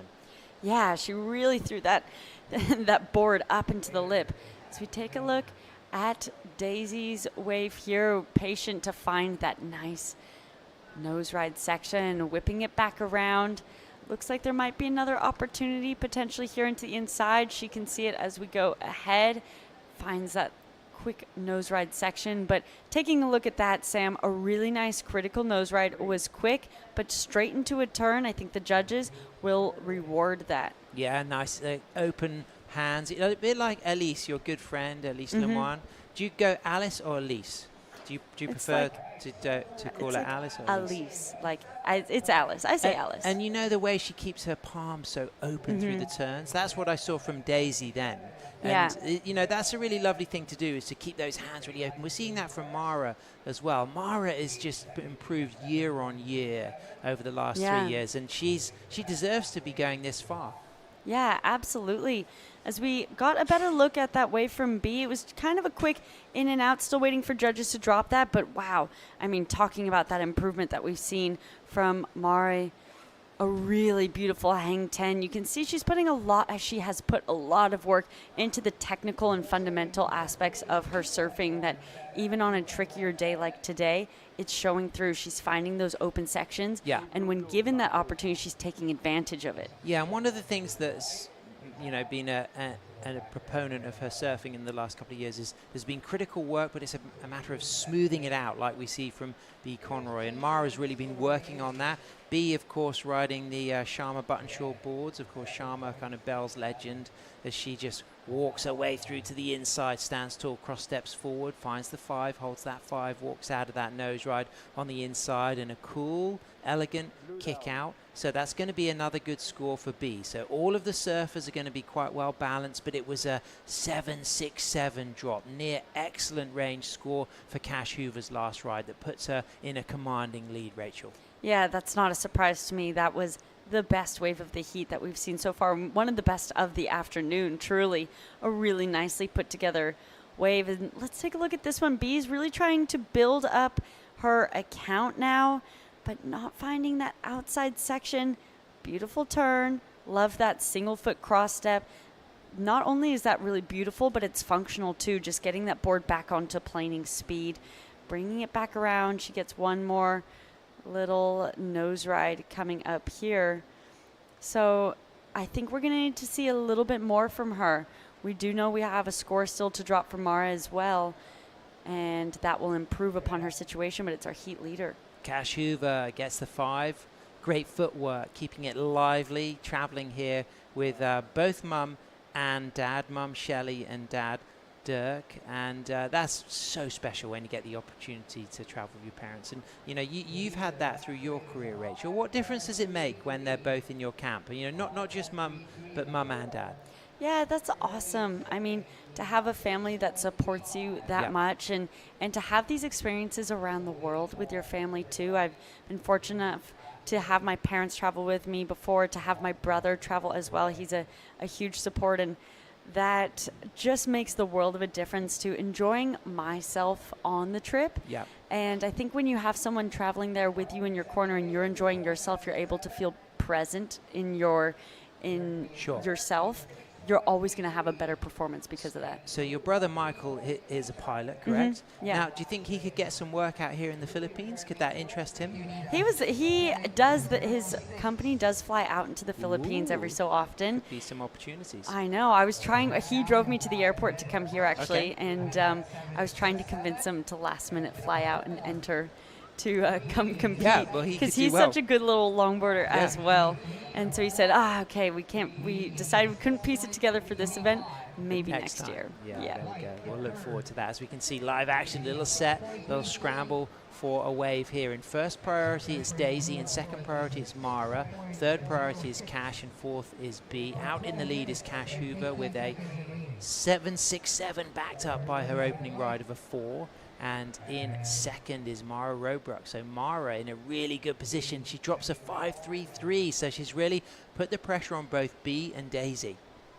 Yeah, absolutely. And that really came from that strength of those beautiful nose rides. And even on the smaller sections where when she's doing her turns, it's her entire body's throwing into it. And even the small sections look more critical with how she's reading the wave. I'm really impressed by that. And she's got mum and dad here as well, and brother and younger sisters. We see Cash with a really nice fade in. I mean, that is a benchmark technique. It's something that all longboarders should practice. If you want to get that feeling of being in the pocket, fading into a wave facilitates that, as we see Cash keeping poised and composed, just elegant, walking through all the way through to the inside. She just looks very comfortable. B. Conroy out back with a really nice wave, but unlucky that wave didn't link through to the inside for her.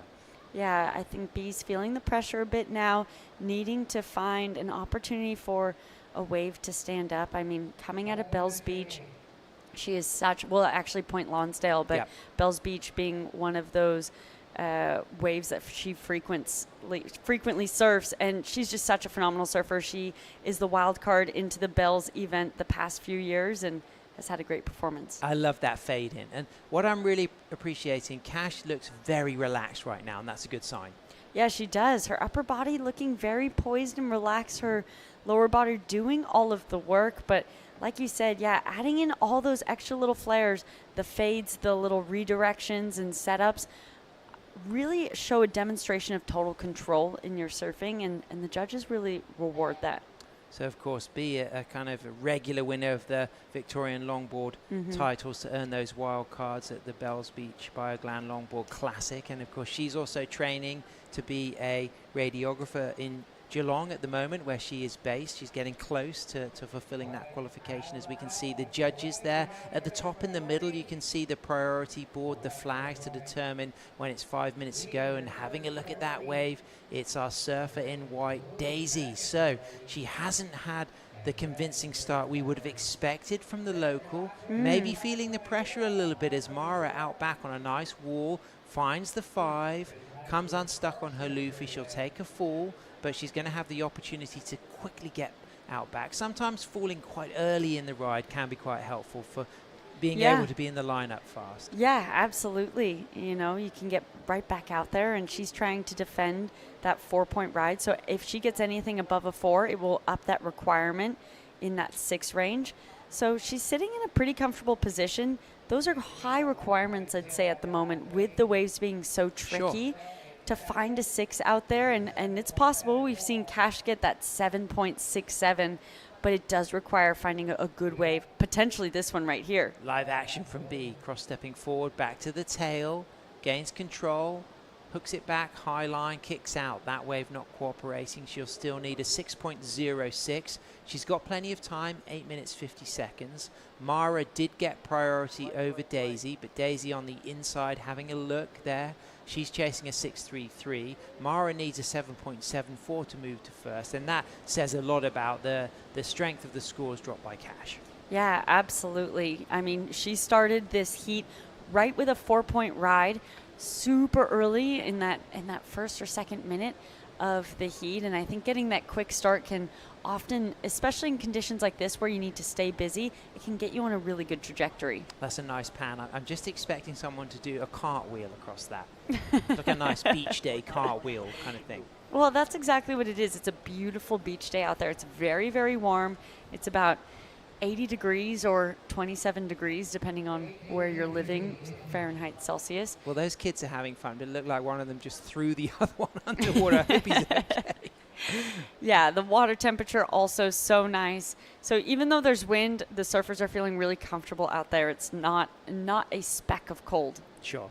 29 degrees C, 85 Fahrenheit. It's North Swell season. We like the south-southeast winds here. This is a global qualifier. The first time we've given the opportunity for all of the regions to earn a wild card on the World Longboard Tour. Winner and runner-up will compete on this year's World Longboard Tour with the remaining top 24 surfers. As we can see, the mighty, legendary JR there, just keeping it cool, watching the action, getting hungry to put on a show tomorrow.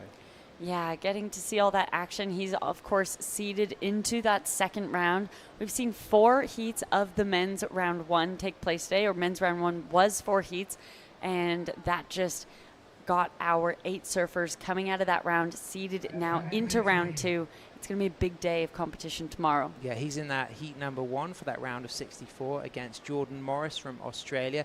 Dower Robrook, who is the brother of Mara, the older brother, and then John Brian Martinez from the Philippines. So I could just see the nice vibes with JR and June, his brother, and Wendell, Van's team manager, just soaking up the action. They would have got a lot out of today, but JR said in the press conference when we launched the event yesterday that we've already won because the best longboarders in the world are here. Yeah, absolutely.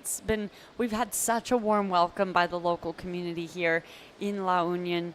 It is a really longboard-centric town, Sure. and so that's been so cool to meet all of the locals who are so passionate about the sport, who do a really good representation of it here within their country and on the world stage, and to now get to experience it. They've been showing us the best of it so far. Well, thanks for tuning in. It's been great to have your company today. We're moving through to the last 5 minutes, 50 seconds of the last heat of the day. We kicked off with the women's round of 48. We had 8 fantastic 25-minute heats, and then we moved into the round of 72, 4 heats for the men's, and then we've moved into this round of 32, for the women. So it means tomorrow it looks like we'd probably kick off with that round of 64 for the men's. We are expecting a little increase in swell size as well tomorrow, Rachel.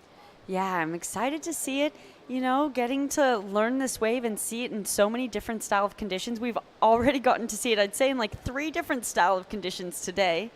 Daisy up and riding, big opportunity, chasing a 6.33. She's got 5 minutes, 16 seconds. This wave standing up through the mid part, but not cooperating. She kicks out as Cash Hoover holds a nice 5, a 10, and a little snap back turn. And I'm really loving the composure and the flow. The fact that when you are feeling relaxed, sometimes it helps make the turns look more radical because you've just got all of that flex in the ankles and the knees and the hips. Yeah, putting that board on rail, looking really good and getting that really nice footwork and nose rides. A lot of levitation coming out of that Michael surfboards. We see Mare waving in towards the beach, trying to get an update on the situation. She wants to know if Daisy or B have gotten the scores. Right now, the situation stands as is. Cash and Mare in that advancing positions. 5.5 minutes remaining. This wave for Daisy, not what she's looking for to get that 6.33. A quick in and out. Cash has been having great wave selection out here. Nice footwork to start out and sets it back up to get that tight 5 there, whipping it back around. Love the way that she threw that upper body up as well. And those arms just adding in a bit of flair and style. I'm calling that turn the Philippine whipped cream turn, where she's just like whipping it back into the foam. I like that. That's a good one. I like that. We saw that from, I tell you who's really impressed me today, Rachel, is Alana Johnson from Hawaii. She actually didn't win that last heat. She got second to Ophelia Kuen, but she's been looking really good. But watch out, because B. Conroy is up and riding. She fades in, takes a high line, walks back to the tail, drops down low. Elegant, controlled, and then stylish with that back arm out, standing tall, but that wave not allowing her to continue through to the mid to the inside section. Yeah, B, such a classic and beautiful surfer, has all the potential to go very far in this event, and unfortunately you can see with her upper body there, that body language, she's disappointed by that wave. She's been unlucky, hasn't she? She's been very unlucky. That was her 4th ride, her 4th ride of this heat, and every single one of them has just kind of died out. And when you're out there and you're trying really hard to find a wave, and then you have someone like Cash who's had 6 rides and that last one dropping in as a 7, you're going, what am I missing out here? All of these waves, why can't I find the rhythm? So Daisy drops a 1.27 for her last ride. So she's got a 3 and a 2.77. So in third, she's still chasing a 6.33. B. Conroy drops a 2.23 for her last ride. So she's now chasing a 6.07 to move up into second and advance to the next round. Cash Hoover in first, looking strong with a 7.67, backed up by a 7.0. Mara Robruck in priority, up and riding. She's in second, looking to improve on a backup score of a 4 on her Luffy board. Walks cleanly through the trim spot back to the 5, holds that 5, comes in for a little tight 5 there, going for the 10, but that section not allowing it. She takes a fall, so she's not going to improve on the 4, and now this could be an opportunity for both B and Daisy to go for the 6 that they need, as we can see B slightly further down the point, taking off, kicking out. Yeah, trying to just stay busy and see, going against the grain. If what she has been picking isn't working, she's trying to just find a new place in the lineup, being in that lower priority as well. Cash and Daisy sitting out the back. Mari trying to improve upon that 4-point ride to up that requirement. So we see B having a strong paddle. Unlucky. So 1 minute, 18 seconds remaining. Out there with priority is Daisy, needing a score in third position. This is what you want to see. You want to see the opportunity for the surfer chasing the score to have priority, but she now needs the ocean to cooperate. Now, this is an interesting moment because this is a wave that she knows better than pretty much every single competitor in the event, but this heat just has not gone her way.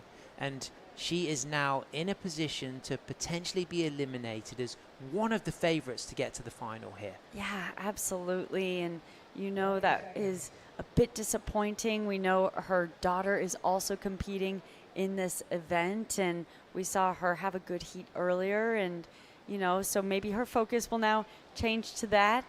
But I'd say I'd really put both the performance for Daisy and B, both beautiful surfers. It's just been tricky to get in rhythm with those good ones in these conditions. Out of priority, Mara cross-stepping forward, back to the tail, keeping it nice and lively, good, quick, controlled footwork, really enjoying being on her front side here, the regular footer as we move down to the last few seconds. Is there a chance now for Daisy to get a wave, or will the situation remain unchanged? And an incredible result for our Dutch surfer Mara Robruck, staying in second and progressing through. This will be her biggest result of her career so far to make it this far. And Cash Hoover takes the win with an excellent 7.67 backed up by a 7.0. Yeah, a really dominant heat. Looking forward to hearing what she has to say for that last heat of the day. It's not easy to stay energized all day, so she did very well to do so. Well, stay with us because we're going to take a quick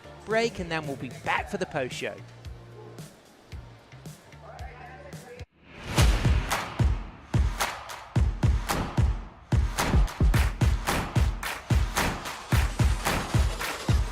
Let's get started.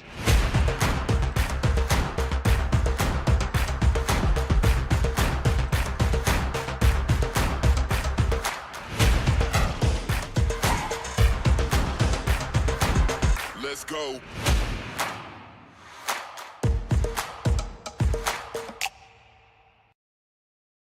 Record revenues from regulated gaming has boosted PAGCOR's social responsibility efforts, bridging gaps in the government's education, healthcare, disaster response, and national security programs. A solid proof that when gaming is properly regulated, it becomes a powerful engine for nation building.